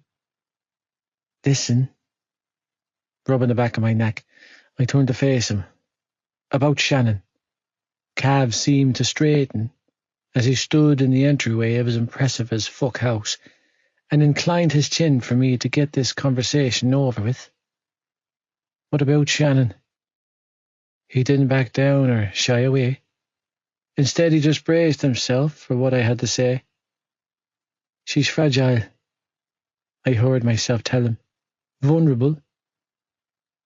Yeah, I already guessed that. What I'm trying to say here is that I appreciate you looking out for my sister. She's had a hard few years, and Toman seems like a good fit for her. He gave me a clipped nod. It is. Reluctantly impressed, I gave him a hard look, taking his measure to see if he would slip or falter. Blue eyes stared back at me, unyielding and unwilling to bend an inch. Well, shit. This fucker was going to stand his ground. Not wanting to meddle in whatever my sister had going on with this lad, but needing to let him know that I wasn't going to sit back and let him fuck her over either, I said, So I guess I'm hoping that you continue keeping an eye out for her at school, you know. Make sure that no one's giving her any hassle. He nodded once. That's no problem. She seems to be settling in at Tolman, and she keeps telling me that the kids are nice to her, but I'm at BCS, so I have no way to tell if she's okay or not. I shook my head and sighed. And she never tells anyone what's going on in that head of hers until it's too late. Too late. Bitchy girl shit. I hated the feeling that I was burying my neck to this lad, but I didn't have any other hand to play. He was the one at school with my sister. He was the one with the ability to do what I couldn't. He was the one going around handling her bullies. He had the upper hand in this situation. My sister has had a target on her back since she was in nappies. Jesus Christ. Raw, unrestrained emotion flashed in his eyes then, and in his voice, letting me know that he wasn't quite the robot he had been programmed to be. And that's pretty messed up. Kids are cruel, I offered, giving him the perfect opportunity to tell me about the altercation he and Shannon had at Biddy's. They sure are, was all he offered in return. No bragging, no pissing contests, no explanation, just stoic silence. Oh, shit. Are you going to tell me about it? Silence. Kieran Malloy's boyfriend? I mused, lips twitching when he made no move to comply. Some fella from Thomond beat the shit out of him in town yesterday. Oh, he shrugged, non-committedly. Is that so? I smirked. Yeah, it is. Well, I hope he fucked him up, he finally offered, folding his arms across his chest. Heard his girlfriend's a bitch. I heard he was in a bad way, I replied evenly. Broken nose and a few stitches. How awful. Cav's tone was dripping with disdain, his eyes void of any empathy or regret. Anyway, I just want you to know I appreciate that my sister has someone looking out for her when I can't. No problem. A friend, I said slowly, watching his reaction. My sister needs a friend, Kavanagh. She doesn't need to be getting her hopes up with a guy who'll be gone come the summer. Or her heart broken. I won't hurt her, Joey. The sincerity in his voice and the vulnerable look in his eyes assured me that not only was my sister's heart on the line here, but so was his. Poor fucker had gone and caught himself some big old feelings. For my sister, of all people. Go figure. I think you're right about them, I said when I climbed back into the driver's seat. I usually am, Malloy mused, as she looked through the stack of CD cases in her hands. But indulge me anyway. That big overgrown fucker. Fastening my seatbelt, I started the car and turned to look at her. Yeah, I'm fairly sure he's banging my sister. No way. Throwing her head back, she laughed. Go, Shannon. She's 15. Oh, please. She rolled her eyes at me. Like you're in the position to throw stones. Exactly, I bit out, driving down the tree-lined lane towards the road. We all know what a shit show 15 was for me. Shannon should be learning by my mistakes, not following in my footsteps. She's 16 tomorrow, she reminded me. Worse still, I groaned. 16 was another train wreck of a year for me. Hey! Malloy folded her arms across her chest and huffed out a breath. I take offence to that statement. Why? Because I was in your life for both of those years. Ah, but I didn't get naked with you until 17, I reminded her, winking. 17 was a far more productive year for me. No, you didn't get naked with me until you were 17, she agreed with a sudden bite to her tone. Because if I recall correctly, you were too busy sticking your dick in most of the girls in Ballylagan, and at least 50% of our friendship circle at school. Funny, because if I recall correctly, you were the one in that 4-year relationship with one of my teammates. 3.5 years, she corrected with a growl. And that was totally different. How? Because I never slept with Paul. I've only ever been with you. Yeah, and I never loved any of the girls I slept with, because I've only ever loved you. So, I get your heart, while you get my heart and my virginity. Sounds about right. That's not a fair trade. Tough shit. Joey! What do you want me to say? I demanded in exasperation. I can't go back in time and unstick my dick in the first girl I slept with, Malloy. How about just the first 50? Now you're being ridiculous, I muttered, running a hand through my hair. I haven't been with 50 girls. I don't even know 50 girls to begin with. Well, I can name at least 10 girls from school that know you on an intimate level, she was quick to point out. And those are only the girls from BCS, Joe. She finally decided on a disc then. One of her older burner CDs, labelled JL4AM 1999, in black Sharpie ink, and popped it into the stereo. A few seconds later, Joey from Concrete Blonde drifted from the speakers. Turn it off, I warned. I mean it. No, I like it. And don't change the subject, she argued. We were talking about the fact that you've made your way through half of the girls at school. How did a conversation about Johnny Kavanagh's sex life switch into a fight about our previous sex lives? Your previous sex life, Joe, she corrected hotly. My entire sex life, past, present, and future, starts and ends with you. And my sex life, present, and future, starts and ends with you.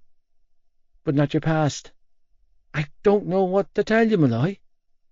How about the truth? The truth about how your mood swings are on another fucking planet?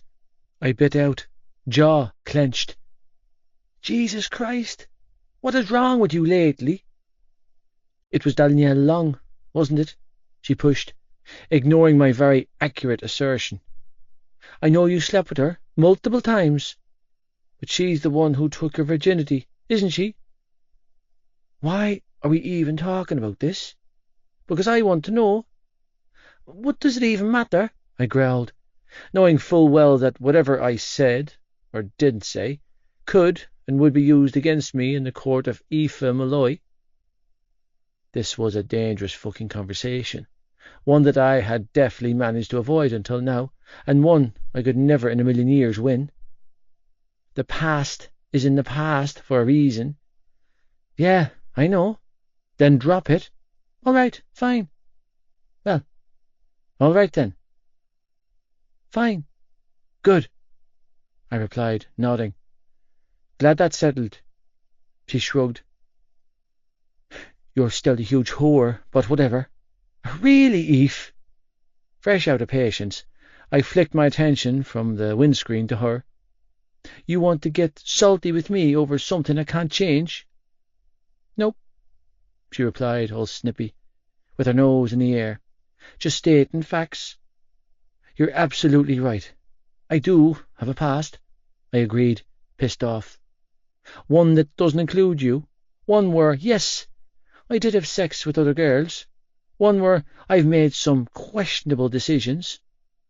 I'm no fucking angel. I've never pretended to be. But was it her, she asked, chewing on her lip, when we pulled onto Elk's Terrace? Danielle, was she your first? I didn't want to answer these questions. Tell me, Joe. No good can come from this conversation. Please. Yeah, she was my first, I reluctantly admitted, as I pulled onto my street and parked up outside my house. I was young and thick and desperate for a bit of affection. Killing the engine, I turned in my seat to look at her. It meant nothing. and I remember even less about it. So she had you first. Aoife. I blew out a weary breath. I can't change my past. Who else? She asked. How many others? No, I shook my head. I'm not doing this. Why? Because I don't want to, I snarled, losing my cool. Because I don't fucking remember. In case you forget, I spent most of my secondary school off my goddamn head, so I can't give you a number. Malloy. And I can't give you names because I don't fucking remember. I blew out a harsh breath before adding, I'm sorry about that, okay? I know that this must be a fucking horrible thing for you to have to hear, because if the shoe was on the other foot, and you were the one saying all this to me, then it would shred me. I shook my head, feeling at the loss. But it's the truth. You were right, Joe. Blinching, she exhaled a shaky breath and clutched her stomach, looking physically sick. No good can come from a conversation like this. It's only been you, I heard myself tell her, even though I knew that no amount of damage control could repair tonight. Since we've been together, since the day you put your lips on mine, it's only been you, Eve. Yeah, but you've been off your head for most of our relationship. I watched as a tear trickled down her cheek. And if you can't remember the girls that you were with before me, then how can you be sure? Because I am. Because I know. Reaching across the car, I grabbed her hand in mine, flinching when I felt the tremor rolling through her. Because I'm sure about you. And I'm sure about you. She strangled out. But I've spent most of my life watching my mother forgive my father for countless affairs. She shook her head when she said, I won't be that kind of person. I won't become her. It's a hard limit for me. And you think I'd do that to you? I demanded. You think I'd risk our future for a cheap fuck? No, she admitted, sounding pained. It's just, listen to me. Leaning in close, I tucked her hair behind her ear and said, I'm not Tony. And you're not Trish, okay? I would never do that to you. I promised, as I cupped the side of her face with my hand, and resisted the urge to shake the sudden onslaught of irrational fear and neediness out of her. Do you hear me? I would never cheat on you. She reached up and covered my hand with hers, as her green eyes searched mine for reassurance that she had never needed from me before. Because, you see this face? Leaning in close, I rested my brow against hers and stroked her nose with mine. Your face right here is the only face I've been seeing since I was 12. Because no matter how off my head I've been over the years, no matter how far from reality I've let my mind wander, I've never lost sight of this face. Shivering, she exhaled a shaky breath and grabbed my face between her hands. Really? The only face, I confirmed with a small nod. The only girl. Future, she whispered shakily, and then her lips were on mine. You said future, Joe. No, I mumbled against her lips. I said our future. She pulled back to look at me. You want one of those? I watched her carefully. Don't you? With me? Who else, Malloy? She looked genuinely stumped. But you never talk about the future. I shrugged. Never used to think I had one. And you do now? You sound surprised. Because I am. Her eyes searched mine as she continued to hold my face between her hands. You want a future with me, Joe? I know that I don't want one without you, Malloy, I replied, leaning in to brush my lips against hers. So that narrows shit down, doesn't it? I guess it sort of does, she breathed, thumbs tracing over my cheekbones. So, do you have any idea what this future might look like? Well, it won't look like a mansion in the country. I don't care about that, she whispered, eyes full of urgency. Tell me, Joe. I suppose it looks a bit like us finishing out school, I offered with a shrug. You'll get into that hairdressing course in St. John's, and I'll take the first apprenticeship at the garage with your dad. Uh-huh. Her eyes twinkled with excitement. Keep going. Maybe the night could be saved after all. And then we'll attempt to save up for a flat, I said, amused by her sudden perkiness, and playing along to make her happy. That I'll end up paying for because you'll blow every cent you earn on clothes and makeup, which is nothing new there. For real? She squealed, bad mood forgotten now, as she shimmied around in the passenger seat. You see us moving in together? Don't get your hopes up, I warned. On an apprentice's wage, it'll end up being a shitty one-bed apartment at the end of Elks Terrace with leaky pipes and a mouse infestation problem. Psh! She waved her hand like those details were unimportant. That's why plumbers and mouse traps were invented. She grinned at me. What else does this future of ours consist of? Aside from all of the wild sex we'll be having in our shitty flat. The constant wild sex, she agreed approvingly, on every surface, which we'll soon run out of because it's so small, and mouse-infested, and damp, and unbearable. She smiled. Keep going. After a while, we'll upgrade to a two-bed. A two-bed? Yeah, I chuckled. Somewhere for my sister and the boys to hide out. Otherwise, they'll end up emotionally scarred from all of the wild sex we'll be having. Okay, she laughed. So, we're adopting your siblings now, are we? What can I say? I grinned. It's a matter of buy one and get four free. Maybe we should just permanently evict your parents and keep the house, she joked. We'd save a fortune and subsidise rent from the council. Don't tempt me, I groaned, reluctantly smiling. So, now that we have established a future with me consists of slumming it up in a flat in Ballylagan and becoming parents at 18.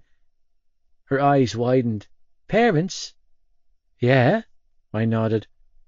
Buy me, and you get 4 kids free, remember? Your siblings. Who else? Right.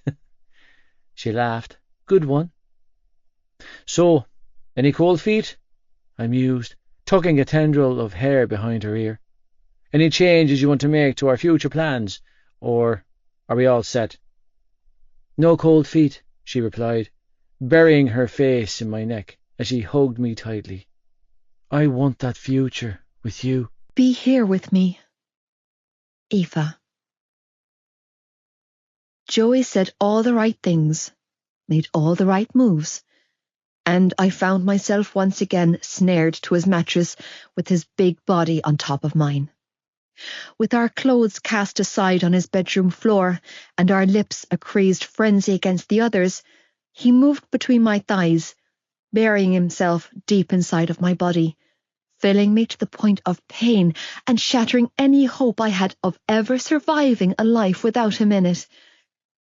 His family was falling apart around him, and instead of me supporting him, he was supporting me.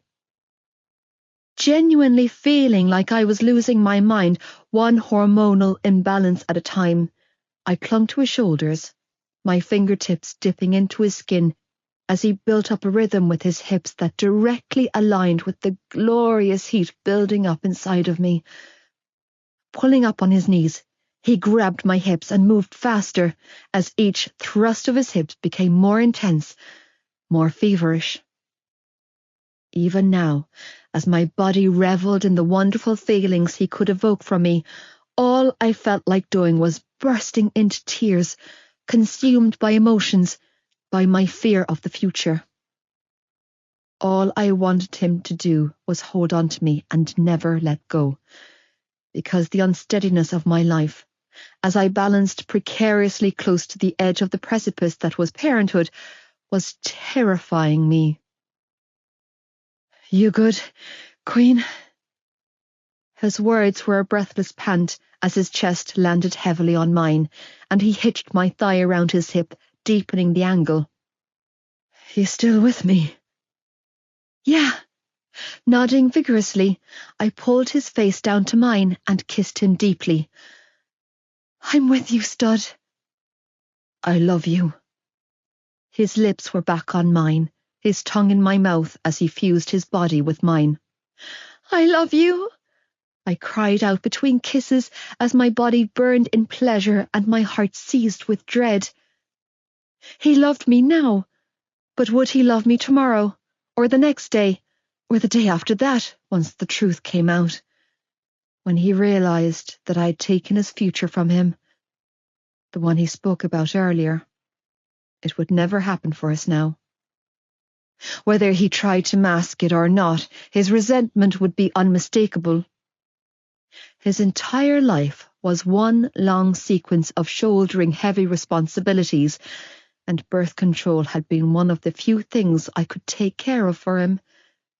It was a responsibility that I had gladly taken on my shoulders, empowered by the level of trust it had taken him to relinquish that control. I was the one who vetoed a condom our first time, too caught up in my feelings to think about the consequences. He was the one who suggested we use both the second time, and the third time, and the fourth, fifth, and sixth. I was the one who had naively assured him that we were protected every time it came up. The pattern we had since fallen into had been built on the foundations of his ability to trust my ability to protect us from the very thing we were now facing. "Get out of your head," Joey grunted softly, nose brushing against mine as he pressed another kiss to my lips and pulled me back to the moment. To him. "Stay with me," he instructed, green eyes locked on mine. "Be here with me." "I am," I whispered. "I'm with you, Joe." With my eyes wide open and focused entirely on his, I forced my fears to the back of my mind, letting my body take over the thinking for me as I drowned in my feelings for him. Several hours later, long after he had fallen asleep beside me, I slipped out from under his arm and quietly grabbed his hoodie and grey sweatpants from the corner of his room, throwing them on before creeping downstairs, phone in hand. It was 3:30 in the morning, and his house was in a rare state of silence. I padded into the kitchen and dialed the phone number I knew off by heart, knowing that regardless of the early hour, my call would not be rejected. "Hello?" My mother's sleepy voice came down the line. "Aoife, love, are you all right?" "Hi, Ma'am." Closing the kitchen door out behind me, I exhaled a shaky breath and leaned against it. "No, I'm not."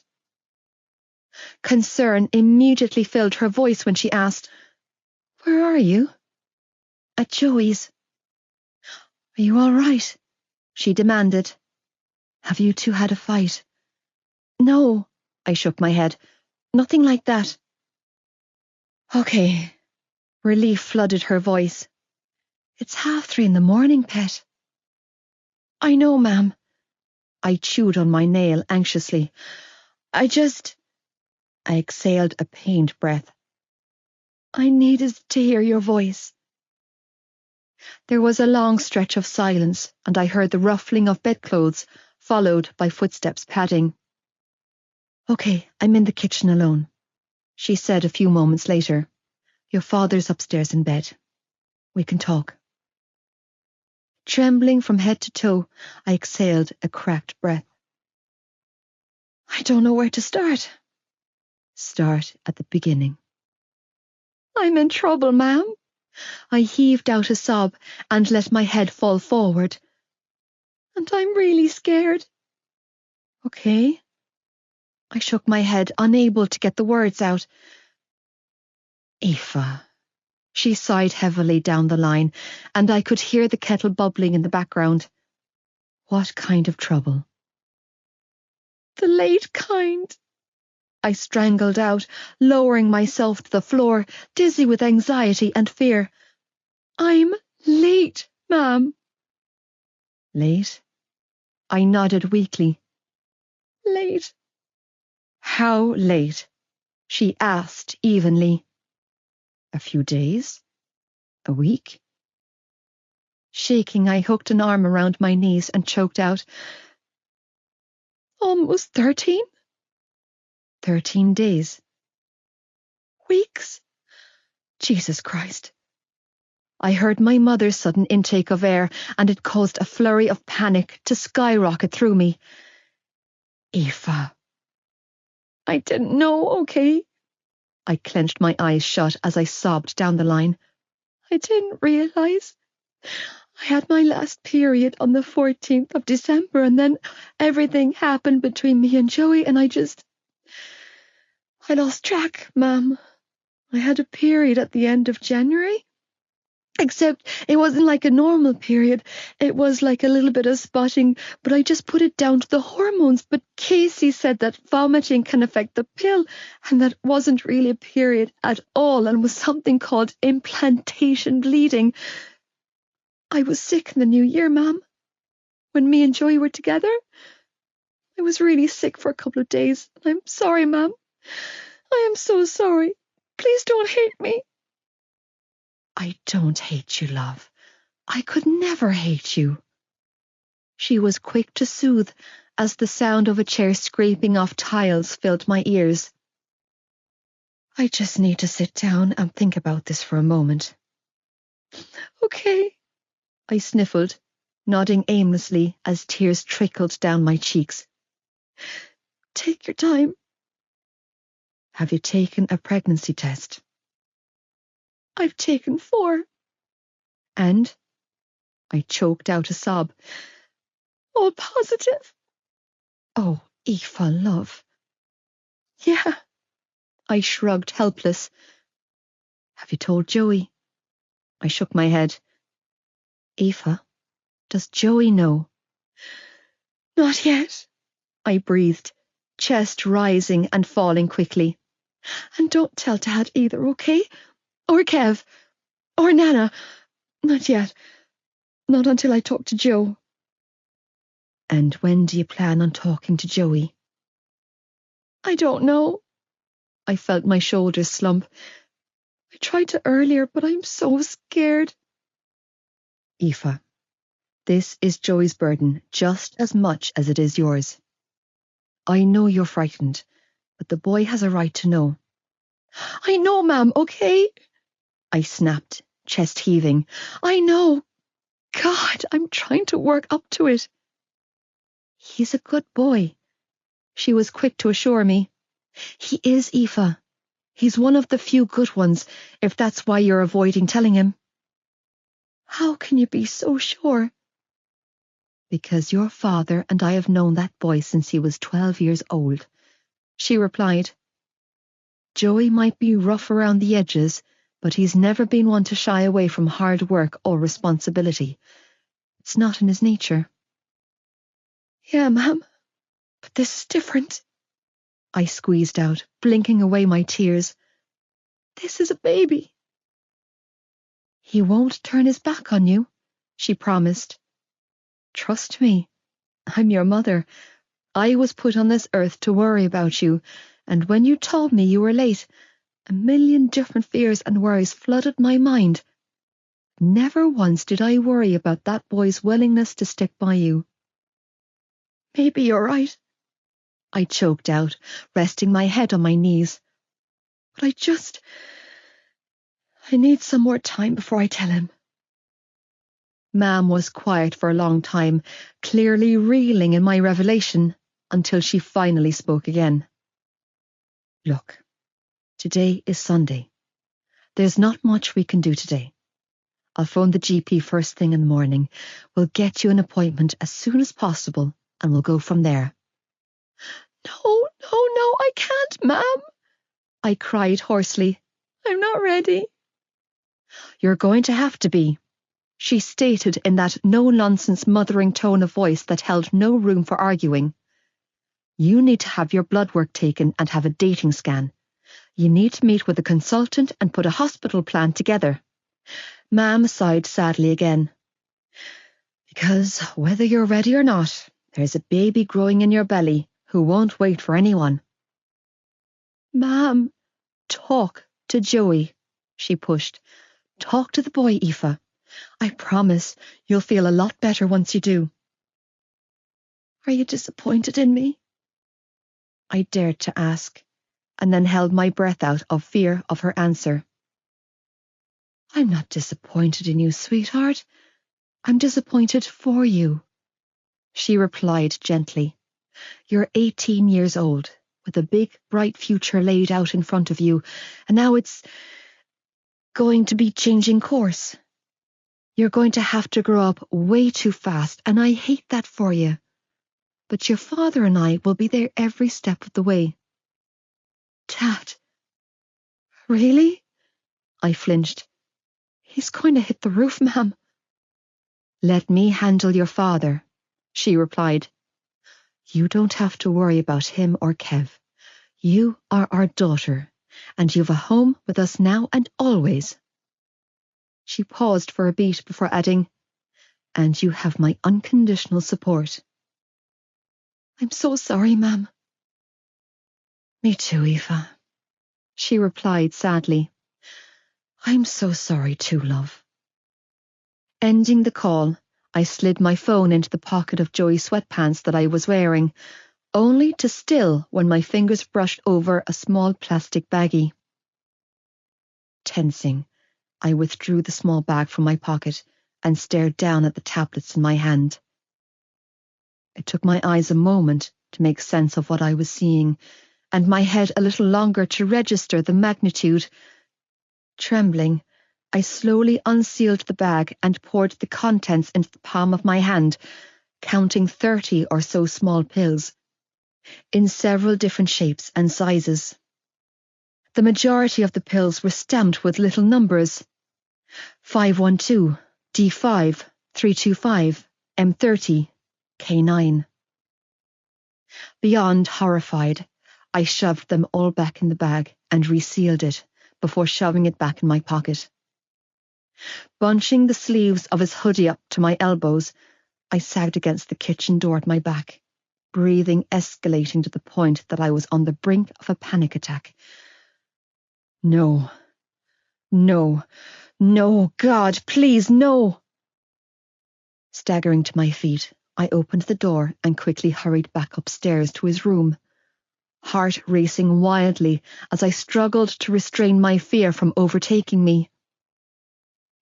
When my eyes landed on Joey, sprawled out on his back, with his arms slung over his face, still sleeping, I released a shuddering breath and quietly closed the bedroom door behind me.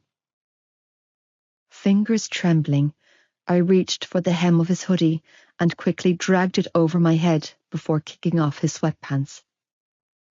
Desperate to get it away from my body, I threw them back in the corner of his room where I'd found them, before sinking down on the edge of the mattress. With my hands knotted in my hair and my elbows resting on my thighs, I sagged forwards and breathed deep and slow, forcing myself to get a handle on my emotions. It doesn't mean anything. The bag is clearly untouched. He's clean. He's still trying. Don't freak out. He's always with you.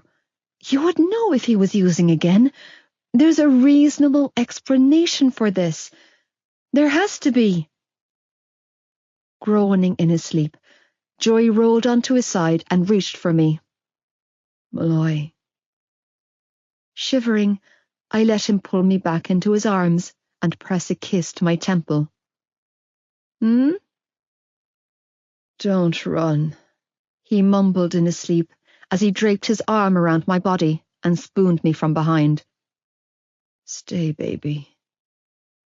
I'll stay, Joe, I whispered, clutching onto his forearm for dear life.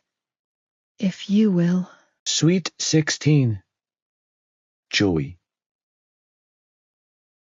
The following morning, when I finally woke a little after 10, it was to an empty bed in a childless house.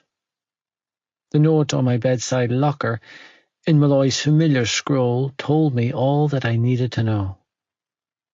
Hey, stud. If you're wondering why I'm writing this down instead of texting you, it's because I'm out of credit.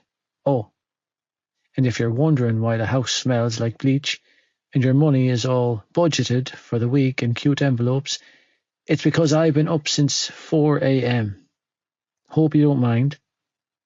Anyway, Sean woke up and came into your room around 6 a.m., but you looked so exhausted, and it's the first time I've seen you actually get a good night's sleep, that I decided to take him and the boys out and let you have a lie in. We've been to the shops to grab a few supplies. It's all unpacked and in the cupboards. We're going to the GAA pitch now. Tag wants to show me his mad skills, and Ollie wants to hit the playground afterwards. I bring them back around 1 p.m. before my shift at work. Don't forget to give Sean her birthday presents. And give her a big, squishy, sweet 16th birthday hug from me. I know you're really busy, but could you swing by my house after the kids are in bed tonight? There's something I really need to talk to you about. I love you. Aoife, kiss. P.S. Don't stop trying, Joe.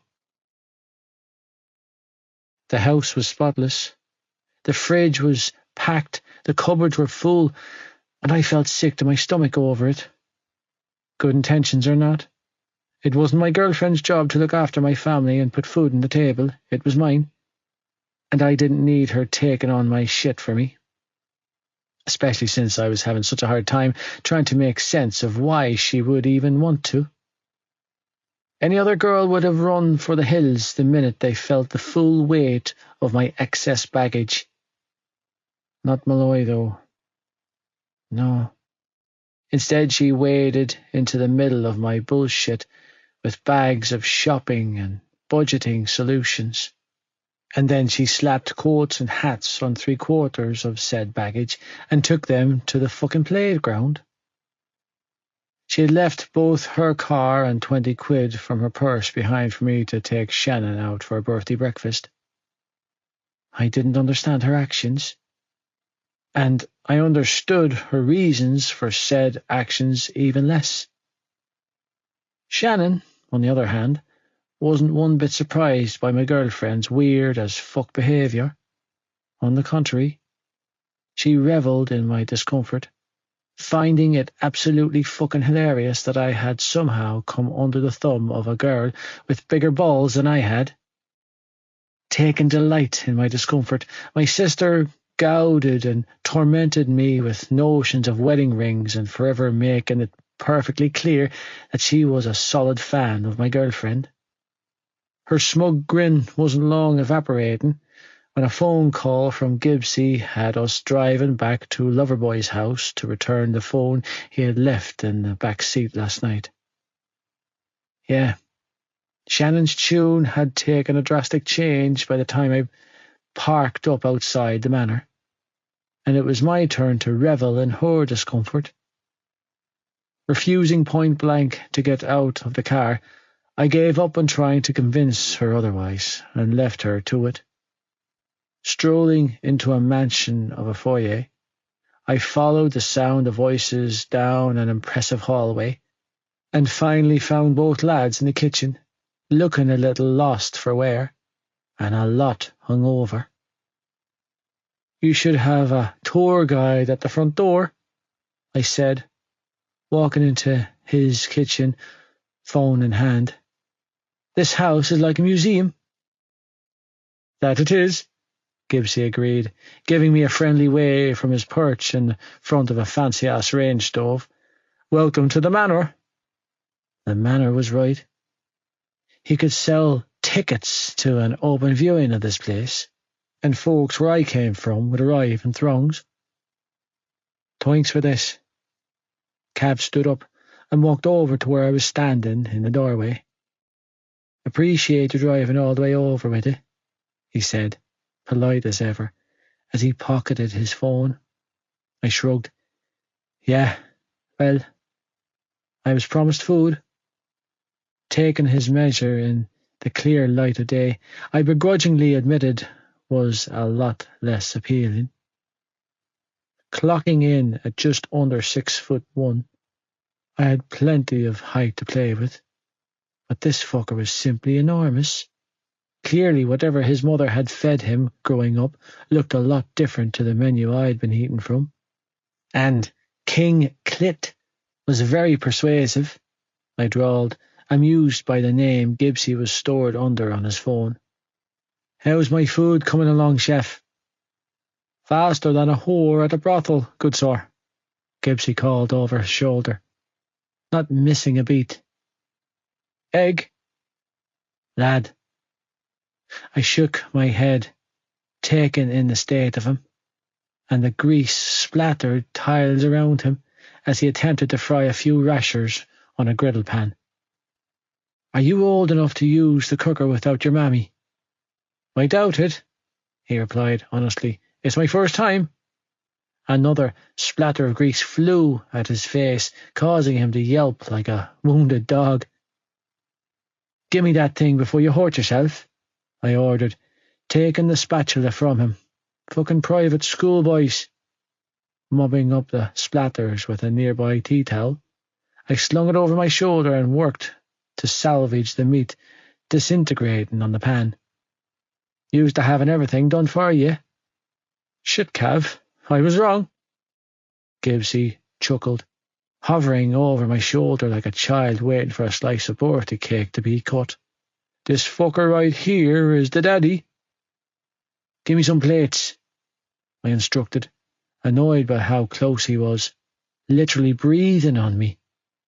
"And some personal space." "On it."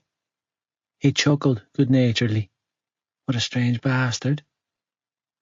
"Do me a favour, will ya?" I said then, looking over my shoulder at Kavanagh. "Go check on my sister, will ya?" He was instantly alerted now, hangover forgotten. "Shannon?" "Yeah." Nodding, I took the plate that Gibbsy was holding out for me and started to pile the rashers on it. "She's out in the car." "Why would you leave her in the car?" he demanded. "It's freezing outside." "Because she wouldn't come in for me," I replied calmly. "You can try to get her to come inside yourself if you want, but she's not budging." He didn't answer me, because he was too busy diving for the door. I smirked. "Lad," Gibbsy snickered, nudging my shoulder with his. "I think my best friend is a small bit obsessed with your sister." "What did I tell you about personal space?" I snapped, and then waited for him to take a safe step back before cracking an egg into the pan. "But yeah, I reckon my sister is a small bit obsessed with your best friend too." "Oh, shucks," he mused, eyes dancing with mischief. "Isn't young love fun?" Was all I muttered in response. "Yeah, well, word of warning, Joey the Hoarder," he chuckled. "If shit gets serious between them, which I have a feeling it already is, then your shy baby sister's world is about to turn on its axis." I didn't like the sound of that. Not one fucking bit. Explain. Cav doesn't ride waves unless he's sure of the tide. Okay, explain in plain English. All right. Gibbsy grinned. Cav clearly wants your sister. Your sister clearly wants Cav. Maybe there's a little more than just wanting each other going on here. Who knows? Either way, he's someone whose intentions you take seriously. Seriously? Yeah, seriously, Gibbsy confirmed. Everything about Cav's world is serious, stable, and selected since birth. His future is set in stone, and his plans are cemented in front of him, without an inch of moving space. So, if he's moving shit around to make space for her, if he's even considering putting her slap bang in the middle of those plans, then it's not an accident. He's about as spontaneous as a dustpan and brush lad. So, if he decides to go there with your sister, you can be sure that he'll have put together an entire thesis of the pros and cons of making such a move beforehand. Johnny's careful, lad, and he's stable. And when he makes a decision, it's done intentionally and with permanence in mind. I listened to what he was telling me, and had a feeling that, in Gibbsy's own fucked up way, he was trying to let me know that I could trust his friend not to hurt my sister, and that no harm would come to Shannon, and she was with Johnny. And this is the same fella you thought you could get to smoke a joint? I joked, tongue laced with amusement. This serious thinking, predictable, non-spontaneous giant of a lad is the one you and Biggs thought you could loosen up. I said that Cav was a serious thinker. Gibbsy chuckled, holding his hands. Me? I'm spontaneous as fuck, lad. You're a strange one, I said, and then had to once again warn him off with the spatula. Would you step back? Why? I don't fucking like people breathing down my neck. I wasn't breathing down your neck, he replied. I was admiring your cooking skills. Well, admire from a distance, I warned. At least 3 feet would be preferable. Fine, he grumbled. Are you heading back into Ballylagan town after eating? I live in town, I deadpanned. So that's the plan. Could I bum a lift? Where to? Biddy's. I left my car there last night. Yeah, grand. Good mind yourself, he replied, hovering again. And that bacon smells fucking excellent. He leaned in over my shoulder to sniff the pan. Jesus, I'm starving. You're doing it again, I bit out, roughly shrugging him off. Don't fucking touch me, lad. I won't tell you again. What? He huffed out defensively. I can't help it if I'm friendly. Well, I'm not. Not what? Friendly. Ah, I don't know about that, he laughed. Given a bit of time to get to know each other, I think we could be the best of friends. That will never happen, I warned, glaring at them. You're a mad posh bastard, with a personality that, quite frankly, unsettles the fuck out of me. Switching off the stove, I grabbed 2 plates laden down with food, walked over to the nearby island and set them down. Meanwhile, I'm a short-tempered asshole, with neither the patience nor the temperament to handle a person such as yourself in my life. Well, I think you're wrong, Gibbsy replied, handing me a fork and taking a position on the stool next to mine. I think we could love each other. I gasped at him. You're a freak. Oh, relax, he chuckled. I mean like brothers. I already have 4, I said flatly. Don't need any more. See? He chuckled, tearing a rasher in half and stuffing it into his mouth. You're already opening up to me about your family. We're bonding. We aren't bonding, I argued, stabbing my fried egg with my fork. We will never bond. Thankfully, Cav returned to the kitchen then, and what do you know? He had my little sister in tow.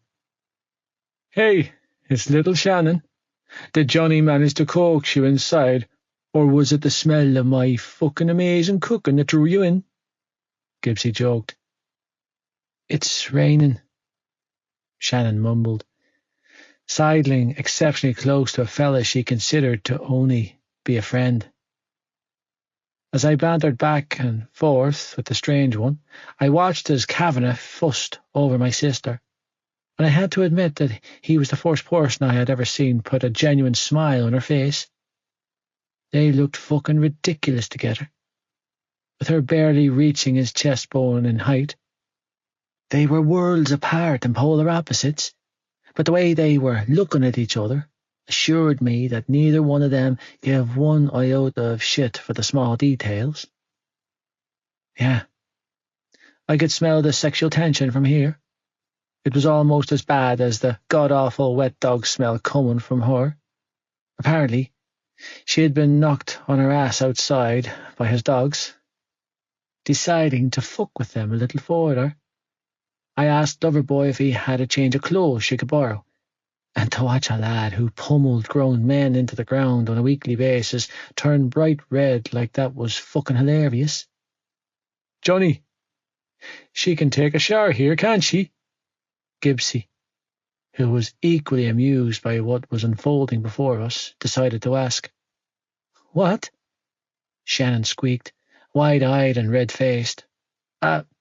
Yeah, I guess," Cav replied, clearing his throat several times before adding, "if she wants." "Good idea," I joined in by adding. "Wash that wet dog smell off you before you have to drive home in small confines."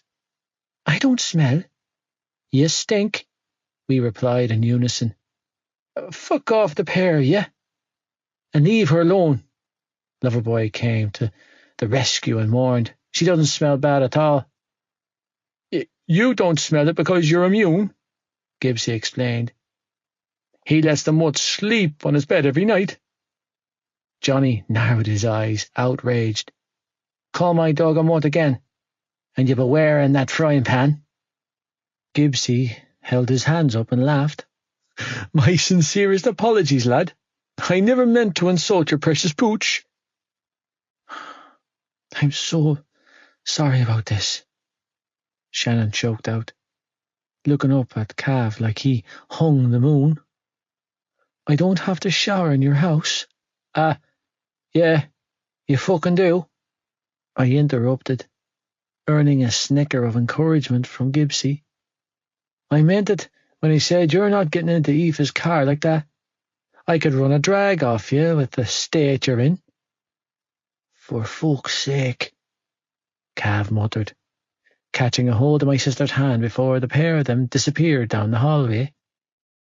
"Ha ha, that was brilliant," Gibbsy sighed in contentment. "He's probably up there shitting pebbles because this wasn't part of his concrete plan." A reluctant smile breached my lips, and I shook my head, concentrating on clearing my plate. "So, what's the story with you and your buddy sister?" "Who?" he asked. "Claire?" I nodded. "She's my intended." He came right out and said it, without a hint of embarrassment. "The fuck?" "It's true," he urged, his eyes wide and full of sincerity. "We're betrothed." "Since when?" "Since she was 4 and I was 6, and I promised her that I would marry her." "So, in other words, you signed your life away on a child's promise?" "What can I say?" He shrugged before adding, "I'm a man of my word." I gave him a serious look. "Explain." "Hugh and I were in first class over at St. Paul's, an all-boys school, so Claire was sent to the mixed school across town." "Sacred Heart Primary School," I filled in with a nod. "The same one myself and Shannon went to." "I remember it like it was yesterday," he said, smiling fondly at the memory. It was Claire's first day in junior infants, and she had come home in floods of tears. I was out front kicking a ball around with Hughie when she stumbled off the school bus at the end of our road, and all I could see was a mountain of blonde curls as she raced up the driveway towards us. Why was she crying? Apparently some little shit in senior infants told her that she had to be his girlfriend. Gibbsy threw his head back and laughed. And when she told him that she didn't want to be his girlfriend, he pulled her hair and told the class that she ate bogies. What a little prick, I chuckled. She was so upset, lad. Gibbsy laughed. Honest to God. You've never seen devastation like it. What did her brother do? Hughie told her to tell him to fuck off. I'm guessing that's not what you did. Eyes twinkling with mischief, Gibbsy opened his mouth to answer me when Cav came bulldozing into the kitchen with a face like thunder. I've a question, Joey the Hauler. The sheer fucking condensation dripping from his tone had my back up in an instant. Go for it, Mr. Rugby. I need a minute, Gibbs. Cav snapped, and without a word his dopey pal strode out of the kitchen, closing the door behind himself. Now. Cav folded his arms across his chest and glowered at me. Who the fuck is putting their hands on your sister? Oh, shit. No one's ever had the balls to ask such a forthright question. Nobody ever asked because they didn't want to get involved. And even if they did ask, they didn't want the truth. That's how it had been for us as far back as I could remember, but teachers, trainers, neighbours, hell, even the guards didn't want to know. The only person in our lives that had ever taken the time to dig deeper, to push further, was Malloy. Until now. Yeah, you heard me, Cav pushed, unwilling to back the fuck down like I was used to. I found her on her hands and knees at school on Friday, throwing her guts up. He continued to say, something's happening to her, and I want to know what it is. Why? Because I want to fix it. Why? Because no one should be putting their goddamn anything on her. He snarled, losing that perfectly polished exterior. Fuck. What did she tell you?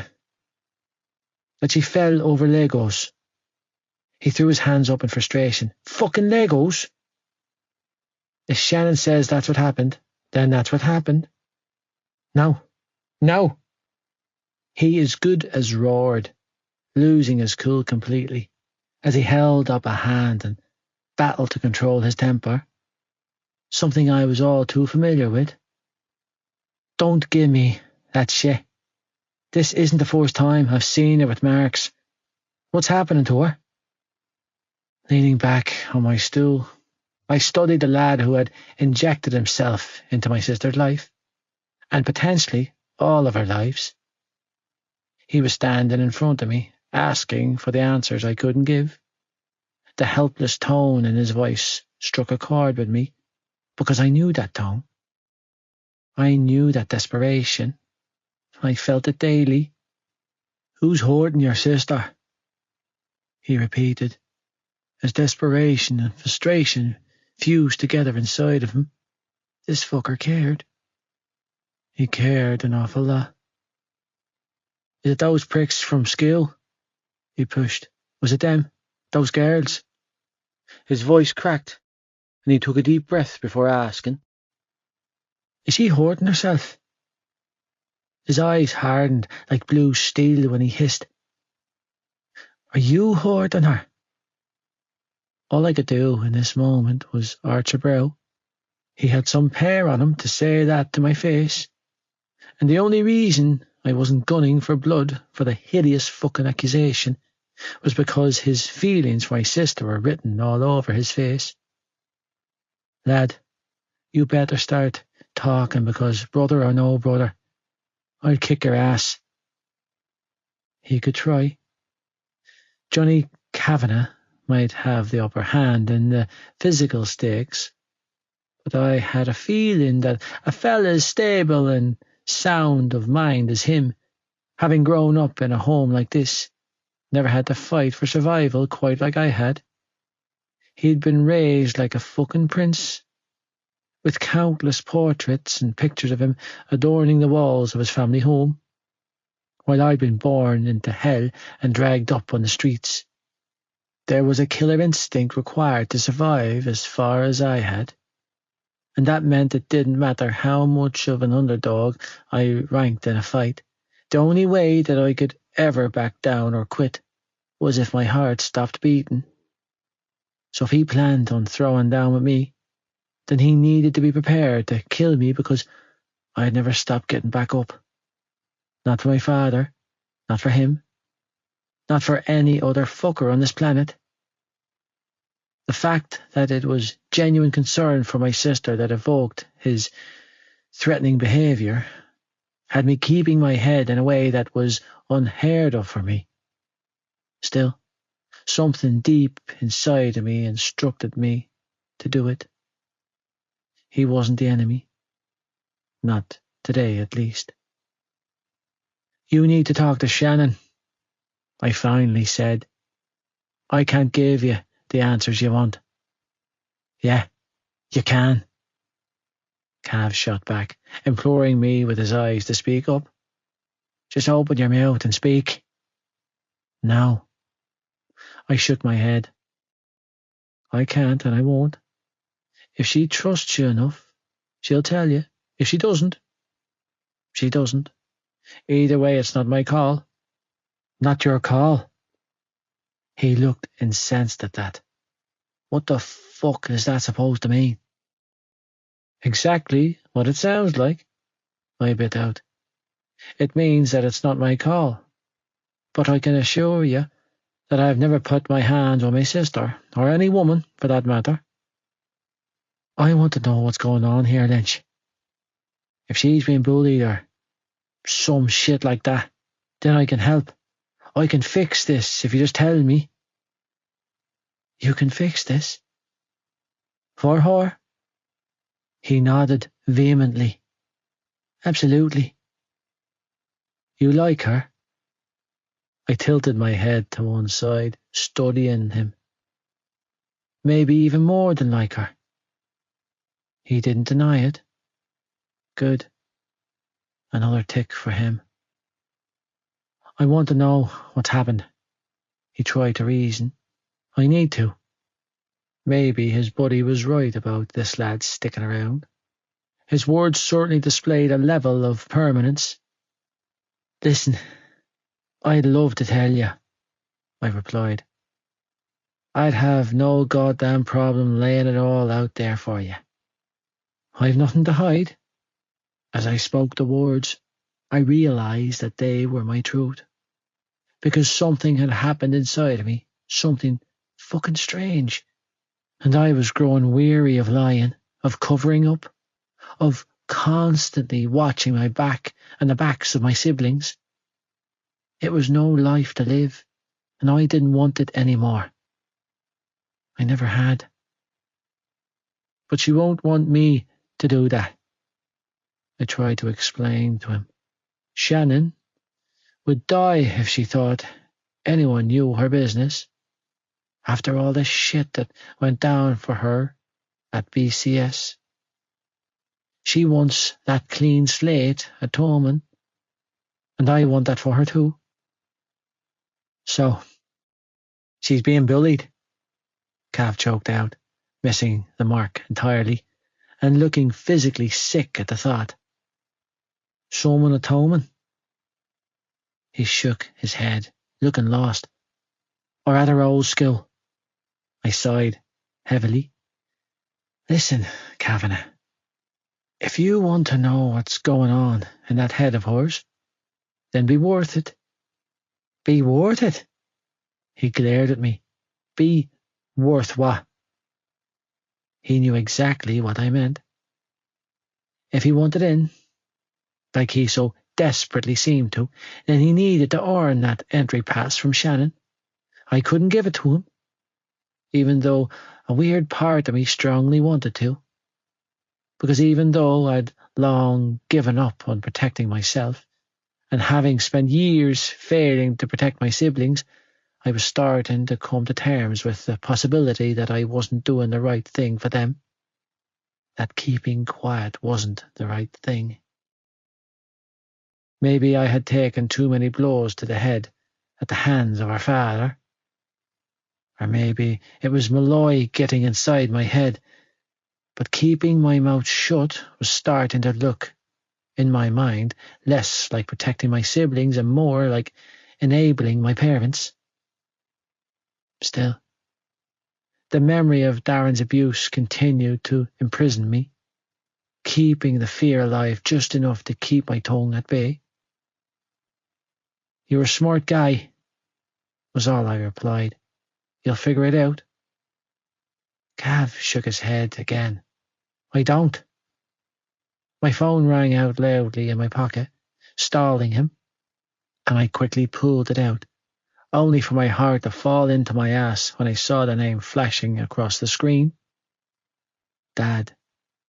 Fury enveloped me then, and I held a hand up to warn Kavanagh to keep his goddamn mouth shut as I pressed the answer button and put the phone to my ear. "Joey, it's me." "What the fuck do you want?" I sneered, thoroughly disgusted that he even thought that mine was a number he could call. The sound of his voice had every hair on my body standing on end. It didn't matter to me that he sounded sober.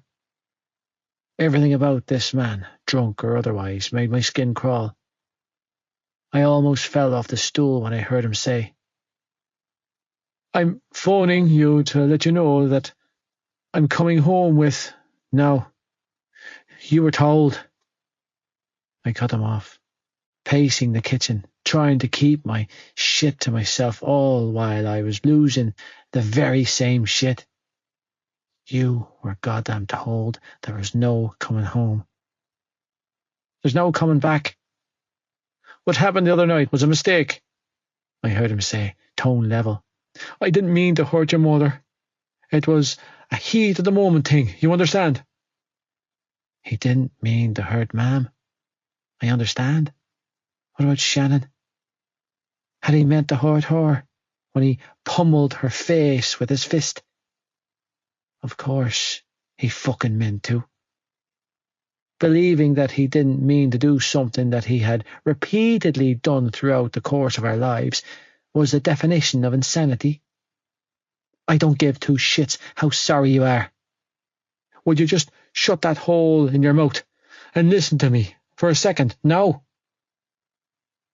The last time I sat down and listened to him attempt to absolve himself of any wrongdoing was more than 8 years ago, shortly after witnessing him brutally rape my mother against the same table we were forced to eat at every day since.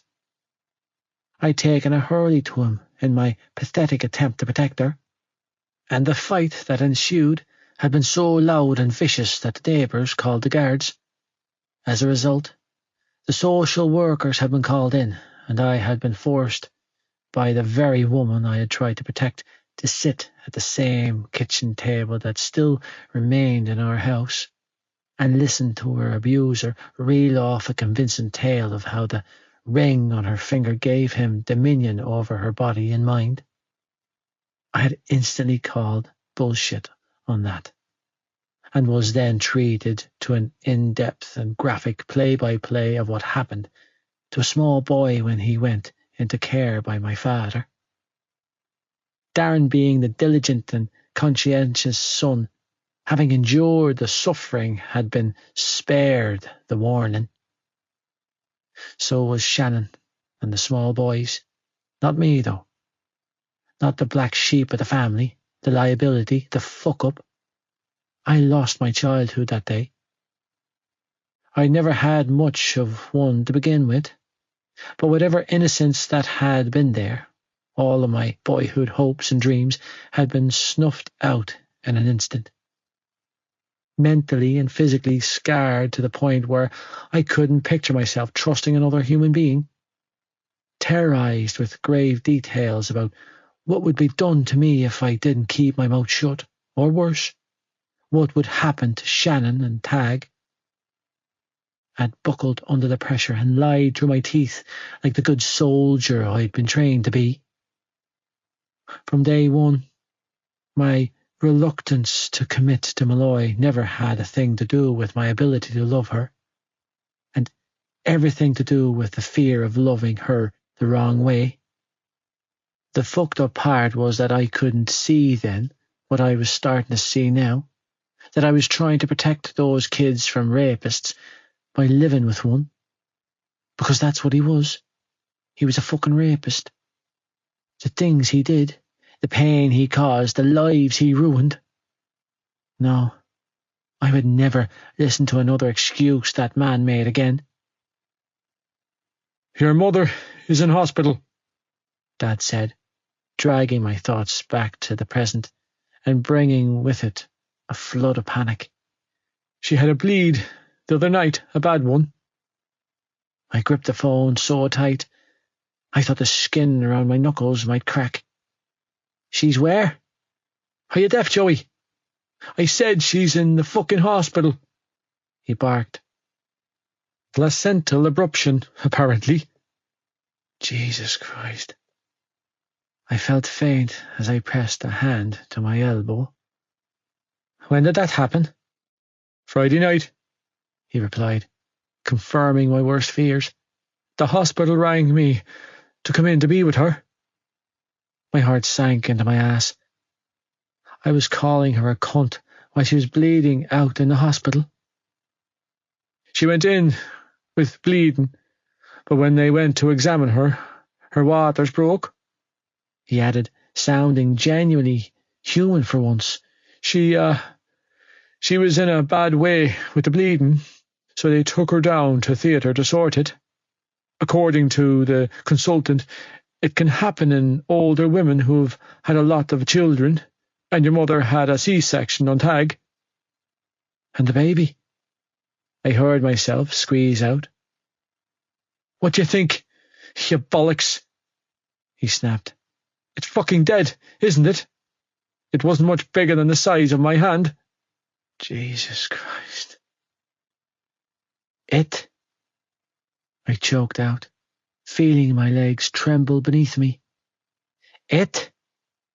What do you want me to call it? Your brother? He demanded. So, it was a boy. A baby brother. Jesus. It's fucking gone, and that's that, Dad snapped. No point getting worked up over something we can't change.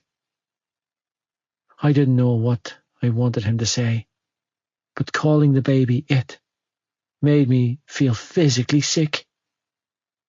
Your mother's in a bad way here, he continued to say. They're discharging her, but she won't leave the hospital. He exhaled a frustrated breath before adding, She won't leave it. Stop calling him it. I wanted to scream, but my current company caused me to refrain. What the fuck do you want me to say? Well, first things first. You can get rid of that sorrowful tone of voice, he snapped. Why would you be sad? It's not like you were happy about it. Why would I be sad? I shook my head in disgust. Was he serious? You didn't want her to have another baby, and now there isn't one. He bit out, tone accusing. This suits you down to the ground, boy, so you might as well be honest about it. Yeah, I didn't want them to have another child, but that didn't mean that I wanted my mother to lose her baby. I didn't want my baby brother to die. I would never want that. But I couldn't stop myself from hissing the words. It's a goddamn relief, is what it is. Down the line. And I meant it. But not for the reasons he thought. the baby would be spared the pain of ever being carried through the threshold of hell that was our home. The baby would never feel the sting of our father's slap, or the pain of our mother's lack of emotion. There would be one less sibling to protect, to worry about, to feed, to nurture. And I would be a liar if I pretended otherwise. As resentful as I had been about the pregnancy, that didn't mean that I wouldn't have loved him just the same as I loved the rest of them. My heart would have expanded, my arms would have stretched that little bit further to fit him in. I need you to come here and talk some sense into your mother, Dad continued. You know what she's like? How her mind drifts away under pressure.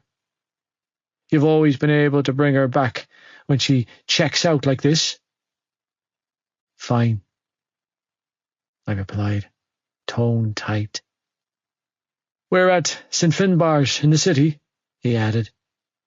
You know where that is, don't you? Yeah, I'll be there. Grand, he said with a relieved sigh. Because I don't know what to do with her. She's just crying and rocking, and I can't be fucking handling her when she's in one of those moods. I just said I'd be there, didn't I?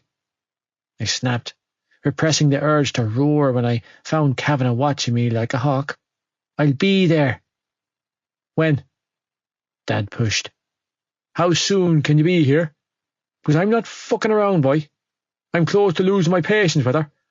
I want to get home and have a shave and a shower. I can't be sitting here watching her crying into a box. I'm on my way. Good lad, he said, tone approving. Be quick about it. Numb, I hung up and slid my phone back into my pocket and looked at Kavanagh. I need to take off. Take off? He demanded. Where? I have somewhere I need to be, I mumbled, completely fucking reeling. Hold the fuck up, he warned, blocking the doorway. Your sister is upstairs in my shower. Yeah. I shook my head and blew out a pained breath.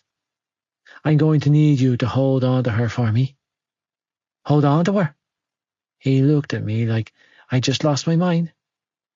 You just want me to hold on to your sister? That's what I said, wasn't it? You're not saying anything. Cav hissed, furious. That's the problem. You're not telling me shit. I did tell you, I snarled, losing my cool now. I didn't have the time for this shit. I told you to ask Shannon. So you're what? His eyes bulged in his head. You're just going to leave her here? It sure beat the alternative. For how long? I don't know. You don't know? Yeah, I don't fucking know. I snapped, just about done with his bullshit. Is that the problem? It's not a problem that she's here, Cav was quick to state. It's a problem that you're leaving her here. And I have no goddamn idea what to tell her. Fine. I lost my cool and spat. Tell my sister that our father called. Tell her that our mother had a miscarriage on Friday night, and he's on the way home from the hospital with her now. He had the good grace to flinch. Shit.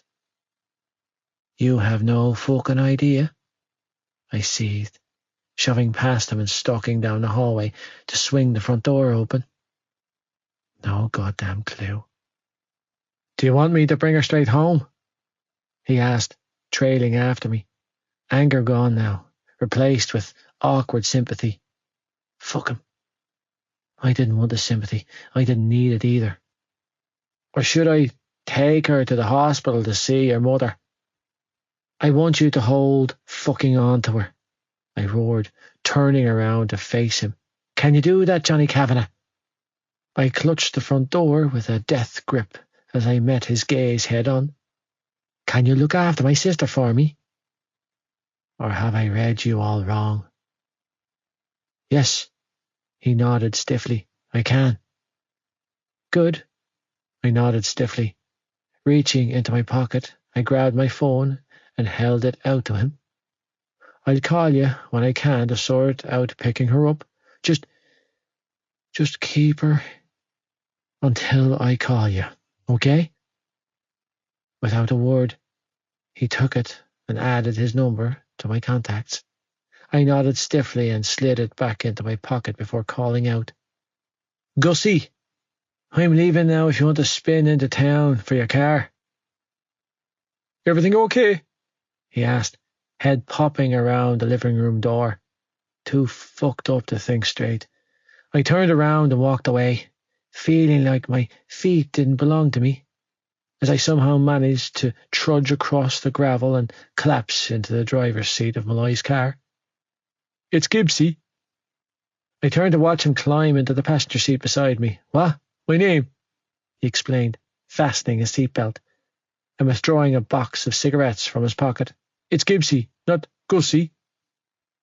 Right, yeah, Gibbsy. I started the engine and tore off down the driveway, gratefully accepting the cigarette he had sparked up and was holding out for me. Cheers. No worries, lad, he mused, sparking up a cigarette of his own. Looked like you needed one. Shrugging, he added, It's only nicotine, I'm afraid. That'll do. For now, he joked, in a light-hearted tone. Yeah, I bit out, as that carnal urge of desperation and need reared its ugly head at the thought. For now. Little Alpha. Aoife. Surprisingly, spending time with the younger Lynch boys did wonders to clear the anxiety-weaved cobwebs in my head. The oldest of the three was the living, breathing clone of my boyfriend back in the day. The middle one could give me a run for my money in the talking stakes. As for the baby of the family, God, Sean was so damn cute, it was ridiculous. Too busy fielding the never-ending stream of questions that came from Ollie's wildly imaginative brain, while supplying endless cuddles to the adorable fingers and thumb-sucking 3-year-old, I didn't have time to brood or ponder on my problems. The sheer volume of prepubescent alpha male attitude coming off Tig in waves was impressive, and if it wasn't for the fact that I had a first-class honours degree in handling such a snarky little shithead, I might have felt overwhelmed. However, little Alpha proved that he was, indeed, his brother's double by eventually, and, of course, reluctantly, succumbing to my irresistible wit and charm. The fact that I could puck a schlitter hadn't hurt the cause either. By the time we made it back to their house a little before 1 o'clock, I was somewhat confident that, in the event of all-out war breaking out, I had earned myself 3 little allies. The only thing to put a dampener on the day was that Joey and Shannon hadn't returned. I didn't have any phone credit to contact Joey, and even though Tig and Ollie might have been fine on their own for a bit, I could never, in good conscience, leave them to their own devices with a 3-year-old to fend for. I ended up waiting until 1:30 before knocking on their next-door neighbour's door to use her landline to call in sick to work for a shift that I should be starting at 2 p.m, because Joey's landline could only accept incoming calls. I'd also used Fran's phone to try Joey's mobile, but it went straight to voicemail. At first, it hadn't worried me too much, but after rummaging around in his room for music to entertain the boys, because their shithead father took their television with him, and realising that the sweatpants containing that bag of pills was gone, I quickly changed my tune. Clearly, Joe had thrown them on this morning before leaving the house, which meant that wherever he was now, he was walking round with his own personal ticking time bomb in his pocket. "I'm a good dancer, huh?" Ollie asked, dragging me from my thoughts as we bopped around the kitchen to the Bloodhound Gang's The Ballad of Chasey Lane, courtesy of his older brother's ridiculously explicit music collection. Yeah, I was a real stellar babysitter. So good, Oz, I laughed, watching as the little guy threw shapes like no one was watching. Thankfully, he and Sean seemed blissfully unaware of the meaning of the song, too busy spinning and twirling around the kitchen to take any notice. Meanwhile, little Alpha was cracking up from his perch on top of the kitchen table. Slugging a can of his brother's Coke, Tig almost choked to death on several intervals throughout the course of the song. "Hold on, I got the song, I got one," Ollie declared when the song ended, running into the sitting room and returning a moment later with a disc. "This is Mammy's music," he explained proudly, switching up discs on the small kitchen stereo. "I love it." A moment later, Loretta Lynn's The Pill drifted from the speaker. "Oh, for fuck's sake," Tig groaned, slapping the heel of his hand against his forehead. "Really, Oz?" "Uh-huh." Singing the song word for word, Ollie bounced around the kitchen with Sean's small hands in his. "Mammy sings this song to us." "Really?" "Oh, yeah," Tig replied, giving me a knowing shake of his head. "Most kids when they're small get nursery rhymes." He shook his head and pointed to the stereo. "We got this." "Well, shit." "Joe gave her the album for Mother's Day a few years ago." He smirked before saying, "I think he might have been trying to tell her something with that song." I laughed out loud, even though it was completely inappropriate, not to mention slightly hypocritical. Grinning wolfishly, Tig hopped down from the table and sauntered over to the stereo to switch up discs. After spending a few minutes flicking through tracks, he settled on Bowling for Soup's Girl All the Bad Guys Want. He gave me a cheeky wink and said, "This one's for you, Blondie." Well, shit. I choked out a laugh. Little Alpha had moves. "I'm here to take you home." Joey. "Thank Christ you're here." My father greeted me in the hospital corridor. He was holding a folder overflowing with paperwork in one hand, and a plastic bag with what I presumed contained my mother's clothes in the other. As he closed the space between us, "I can't deal with her, Joey, son. I can't." He clamped his hand down on my shoulder in a move that I could only presume was a show of relief at my presence, but only made me want to peel the skin from my bones. "I know that she's upset, but all that crying and carrying on isn't right." "Yeah, well, suck it the fuck up," I snapped, roughly, shrugging his hand off. "Because you're the one that got her pregnant. She's your responsibility, Dad. She's in this position because of you. So man the hell up and take care of her." "Don't get lippy with me, boy," he warned, tone taking on a menacing lilt. He gave me a look that said, "You'll pay for speaking to me like that." But I honestly didn't care. "It's easier for you to judge when you don't know what I've been dealing with here." "I don't care what you've been dealing with," I spat, reluctantly following him down the corridor until he stopped outside a closed door. "Is she in there?" He nodded. "I'll let you to it. I've a few things that need sorting." Meaning there was a bar stool waiting for him at his local. "Fine." I jutted my chin, unwilling to beg the bastard not to leave me to clean up his mess. Again, "Do whatever you want." And then he was gone, and I was left alone, staring at the closed door. A million different emotions rose up inside of me as I battled to steel my nerves and keep my head. I didn't want to be here. I didn't want to see what I knew I would see the minute I opened the door I was hovering behind and stepped inside her room. inside her turmoil. Get a fucking handle on yourself, asshole. With my hood up and my hands shaking, I forced myself to reach out and knock lightly before opening the door and walking inside. A pale blue curtain draped around the bed was the first thing my eyes took in, while my ears were immediately assaulted by the sound of a low, almost feral keening. It was a sound that I had never heard before, and never wanted to hear again. It was the sound of a woman's heart breaking. "Ma'am." The crying stopped for a brief moment, and I heard her drag in several gasps of air before she croaked out, "Joey." "Yeah." I nodded, trembling. "It's me, ma'am." "Joey," she cried out harshly. "My Joey."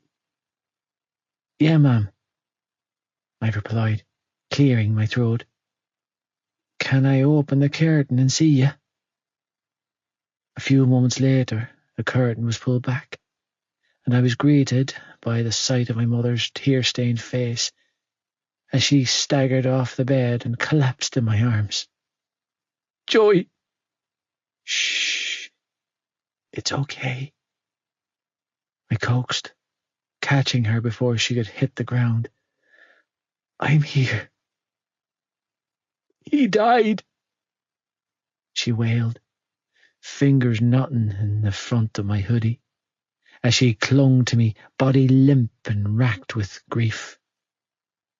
"The baby died, and they took him away. They took him away, Joey. They took him away from me." "I know, ma'am," I strangled out, helping her back to the bed. "He was so small," she cried, refusing to let go of my hoodie, as I stood helplessly in front of her, my hands hanging by my sides, as she took from me whatever she needed in this moment. 21 weeks, she continued to wail. "He was so tiny." I couldn't tell her that I knew how she felt or understood her pain, so I just stood there, feeling useless and on edge. "He's gone now," she said through her tears. "Your father let them take him." "Take him where?" I forced myself to ask. "Away," she wailed, crying into my chest. "They'll bury him in the hospital's Angel Remembrance Garden." "Is that what you want?" "I don't know," she sobbed. "Your father said that's what's best." I had nothing to say to that. She released a shuddering breath before whispering, "Shannon, the boys, are they okay?" "They're grand," I was quick to soothe. "They're all grand, ma'am." "And you're here," she said weakly, still clutching me. "How are you here?" "Dad phoned," I explained, slowly peeling her hands off my hoodie and taking a seat beside her on the bed. "He asked me to come and see you." "He did?" I nodded slowly. "Yeah, he did." "Where's your father now?" "The pub, probably." "He had to leave." I inhaled a deep breath before adding, "Dad says the doctors have discharged you, ma'am. I'm here to take you home." "No, no, no." Her eyes widened with fear. "I can't leave him here. He doesn't even have a name. Just Baby Boy Lynch. That's what they called him."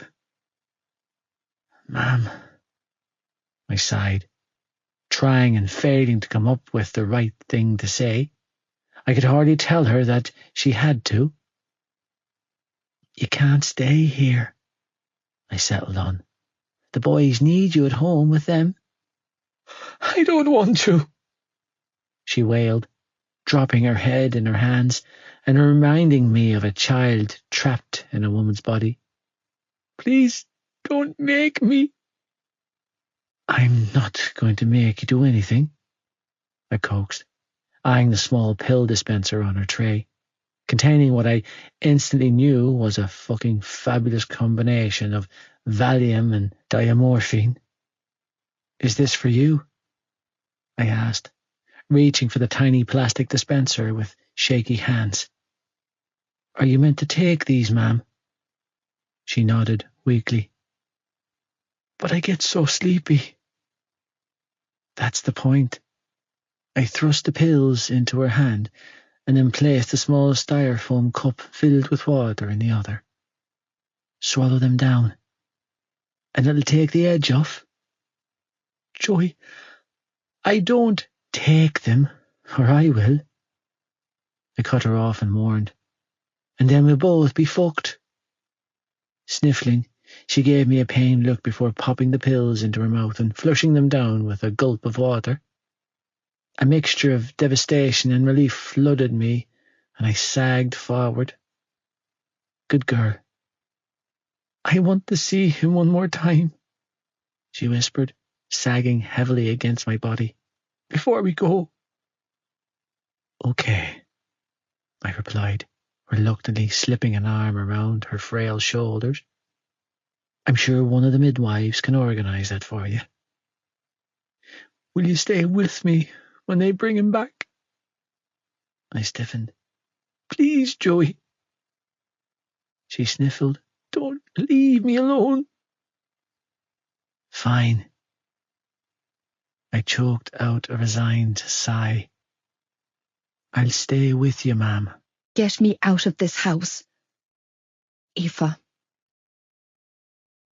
It was a little after 8 when Ollie had somehow managed to coax Sean upstairs, only to end up falling asleep beside him on Joey's bed. Downstairs in the kitchen, I washed the dishes from dinner earlier, while Tig played a game of Snake on my phone in his bedroom.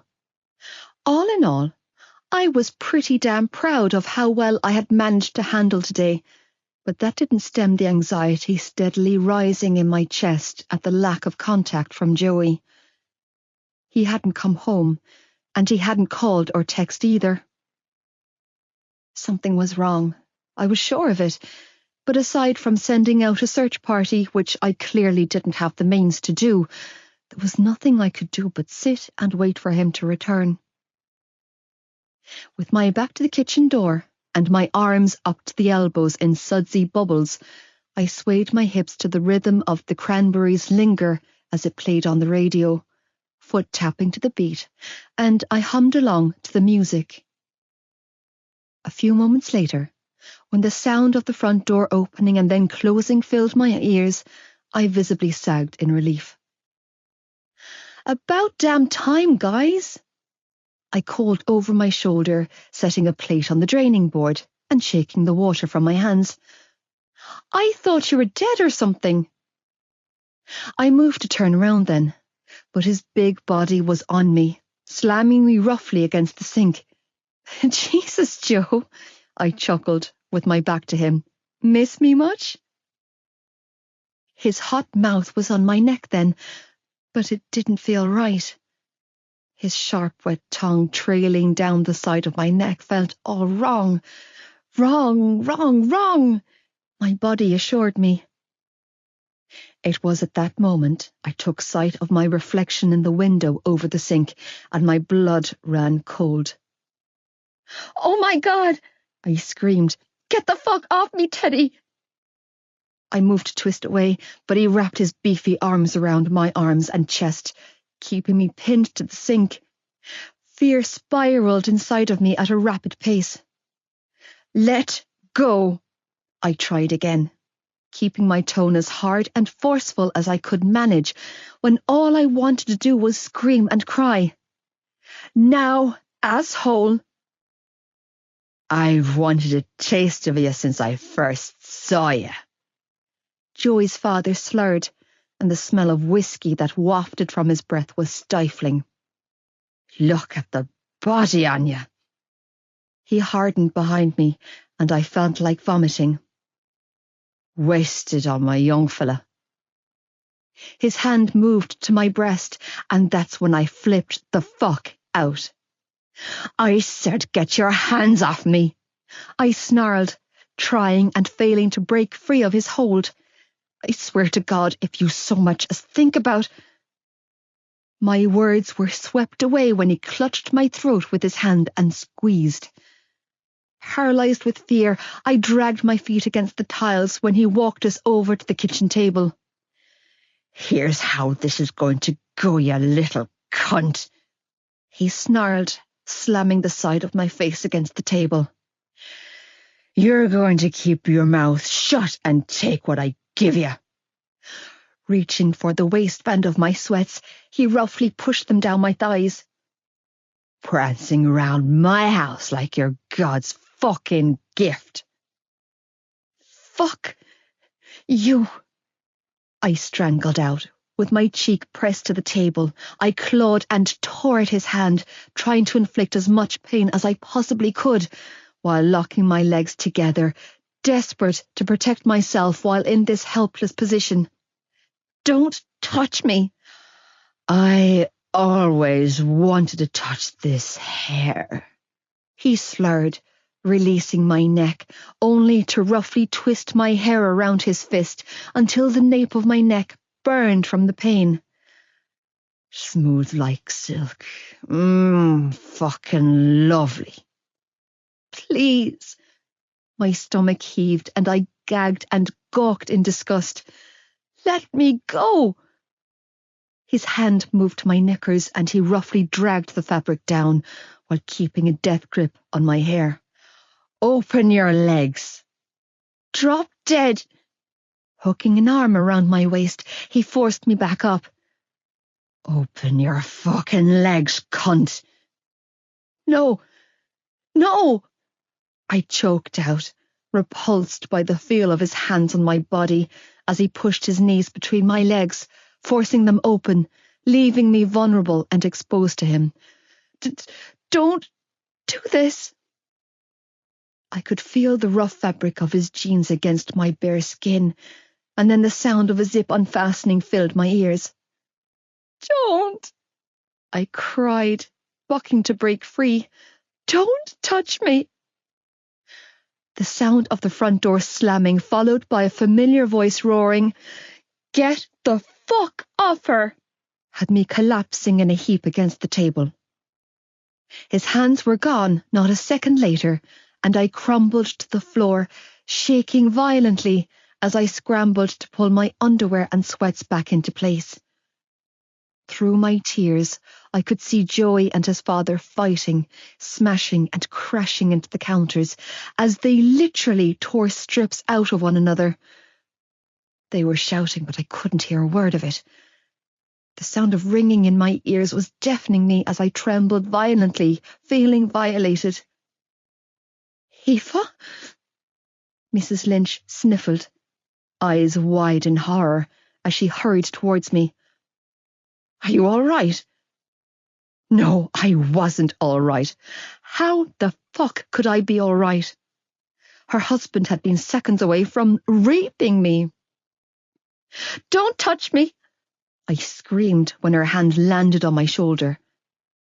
Scrambling to my feet, I backed up as far away from these people as I could physically get. Stay the fuck away from me, all of you! Unfortunately for me, the way out of this hellhole was on the other side of the kitchen, and while I was desperate to get out, I couldn't make my legs move, because moving forward meant passing him. Malloy. That was Joey. He was standing in front of me, with his hands on my cheeks, green eyes wild and frantic, and I was having none of it. Aoife, baby, don't touch me! I choked out, yanking my face free from his touch. Just get me out of here. Aoife. He moved for me again, and over his shoulder I could see the crumbled heap that was his father, twisting and groaning on the floor. Please, just don't. I'm so fucking sorry. I said, get me out of here, Joey. I screamed, dragging my hands through my hair as I tore my eyes off him and forced myself to look at his son. I want to leave now. My gaze once again flicked to the monster who was now sitting up while his wife held a damp tea towel to his cheek. Was she serious? Did she not see what he just tried to do to me? Get me the fuck away from these people, Joey, I spat, glaring at my boyfriend. Now! Heaving out a shuddering breath, Joey nodded and wrapped an arm around my shoulders, blocking my view of his father as he led me out of the house. The minute I was outside, I shrugged out of his hold and rushed for my car, gasping in mouthfuls of the cool night air as I tried to make sense of what the hell had just happened. Aoife. Don't! I strangled out, pushing away from him. Don't talk. Just take me home. I was reeling.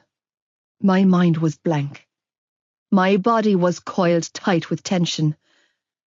Joey opened the passenger door and I collapsed into the seat, breathing hard and fast as my entire frame rattled and shook. Coming around to the driver's side, he climbed in and looked at me with anguished eyes. Malloy, I'm so... No. Trying and failing to fasten my seatbelt, I gave up and bit back the urge to scream, pressing my fingers to my temples. Just drive. Wordlessly, Joy reached over and fastened my seatbelt for me before starting the engine. With his hands rigid on the steering wheel, he bowed his head and sucked in several deep breaths before returning his focus to the road ahead and pulling off. Biting down on my fist to stop myself from screaming, I tucked my hair behind my ear and then shuddered when I remembered the feel of his hand knotted roughly in it. Striving for calm and coming up empty, my entire body buzzed with this strange, anxious energy, and I wasn't sure if it was my fear, my anger, or sheer adrenaline causing the upset. Either way, I couldn't seem to control my limbs. They had a mind of their own. When Joey took a left at the end of the road, instead of the usual right turn that led to my estate, I started to get panicky. When he pulled up outside the Ballylagan Garda station a few minutes later, the panic I'd been feeling quickly shifted into a full-blown anxiety attack. What are you doing? He killed the engine and stared out the windscreen ahead of him, hands still wrapped tightly around the wheel. What are you doing? I repeated when he didn't respond. My heart raced wildly in my chest. Joey! My eyes were wild with panic. Take me home. I can't take you home, Malloy, he finally said, and his voice was barely audible. Keeping his eyes trained on the building that we were parked in front of, he slowly shook his head. I need to make this right. What do you mean? I demanded, voice cracking. I'm not going in there, Joey. I won't, okay? I just want to go home and take a shower. We have to go in there, he replied, unfastening his seatbelt and reaching for his car door. He's not getting away with putting his hands on you. Don't! Reaching across him, I grabbed the door and slammed it shut. No, I don't want that. I just want to go home, okay? Just home. That's it. Malloy. Joey exhaled a pained groan and turned to look at me. The pain in his eyes, The absolute fucking devastation seemed to mirror exactly how I felt. He tried to rape. His voice broke, and he shook his head before quickly looking away. He dragged in a pained breath, hands slamming against the steering wheel. He tried to do that to you. I am not going in there, I warned, eyes filling with tears. I am not. You have to tell them what he... No! All I have to do is go home. I cut him off and screamed, skin crawling with unease and shame. That's all I want you to do for me. That's it. Just take me the fuck home. Aoife, please. This is not your call to make, I screamed, pulling on my hair in sheer frustration. You don't get to make this decision, Joey. I do. This is my choice, my decision, and I choose not to go in there, okay? I choose to forget about it. That's what I fucking choose. All I want to do is go home. I don't want anyone to know about it, okay? I just want to go home, erase it from my mind, and forget that I ever stepped foot inside of that house. Joey watched me for the longest time before releasing his hold on the door handle. Fuck! He finally roared, slamming his hand against the steering wheel, and then sagged forward, wrapping his arms around the wheel and burying his face in them. Fuck! Where were you? I heard myself croak out, delirious with pain and upset. I had to work. I wasn't supposed to be there, but you... I stopped short of blaming him, knowing that it was my hurt talking and not the reality of the situation, and released a pained cry. I was supposed to be at work. Tears blurred my vision, and I quickly pushed my hair back, not wanting to feel it touching my neck. I wasn't supposed to be there. I know, he strangled out, looking like he was physically dying inside as he banged his forehead repeatedly against the wheel. Fuck, I know. It's just... something came up, okay? And I forgot to call. Something came up? My voice rose with my incredulity. Oh, that's fine then, isn't it? If something came up. I'm sorry, okay? A distressed sob followed by an anguished roar tore from his chest, and he pulled back to look at me. Let me go in there. Tears were flowing freely down his cheeks as he implored me with his eyes to give in. Let me do this for you. No. I shook my head, refuting his plea, and roughly batted my tears, and then his hand away. Just take me home, Joe. Please. I don't know what to do here, Eve. He strangled out, chest heaving. I hear you, I do, but it's not the right thing here. If you give one iota of a shit about me, then you will take me home, I warned, holding a shaky finger up. I mean it. If you don't move this car, I'm getting out and walking. When he made no move to respect my wishes, I pushed open my door and reached for my seatbelt. Okay. Joey quickly turned the key in the ignition, and the old engine roared to life. I'll take you home. Sniffling, I closed the door, keeping my tear-filled eyes locked on the road ahead of us. Releasing a heavy sigh, he pulled away from the Garda station, taking me straight home without any more detours. Shannon, he finally said, when we were pulled up outside my house.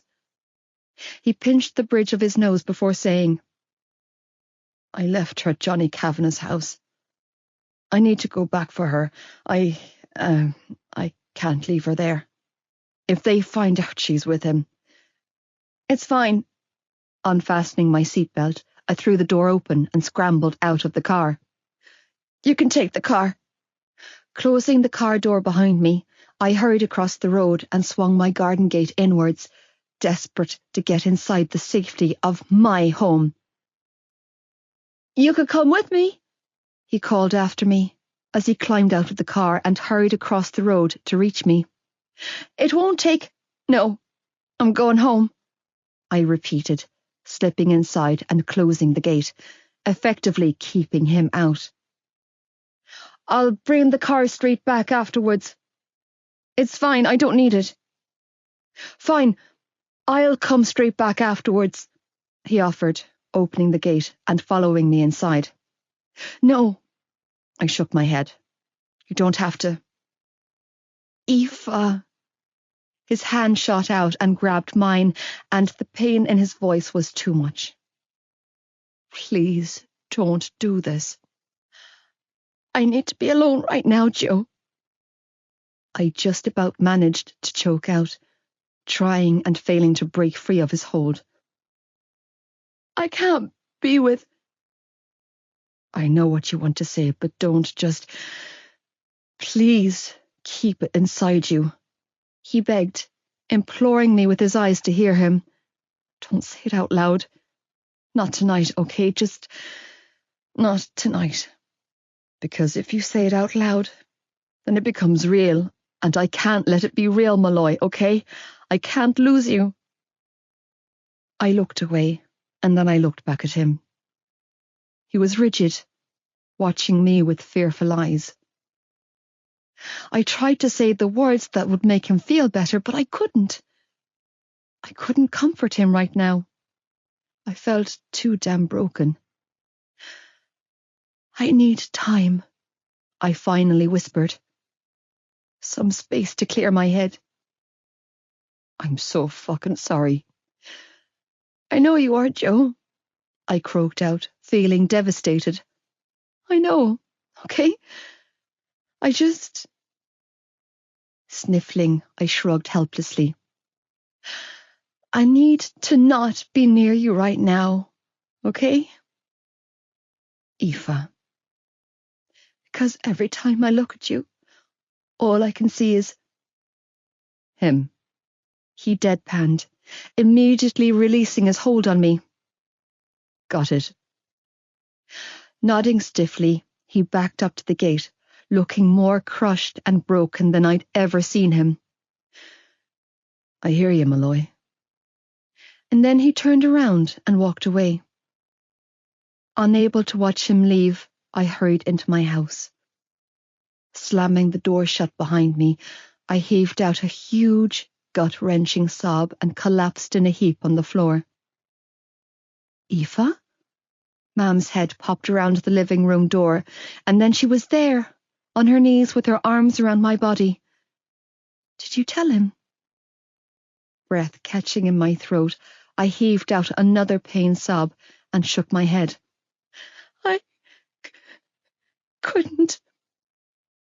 "It's okay, pet," Mam soothed, wrapping me up in her arms just like she did when I was small. "Everything is going to be just fine. We'll figure it all out."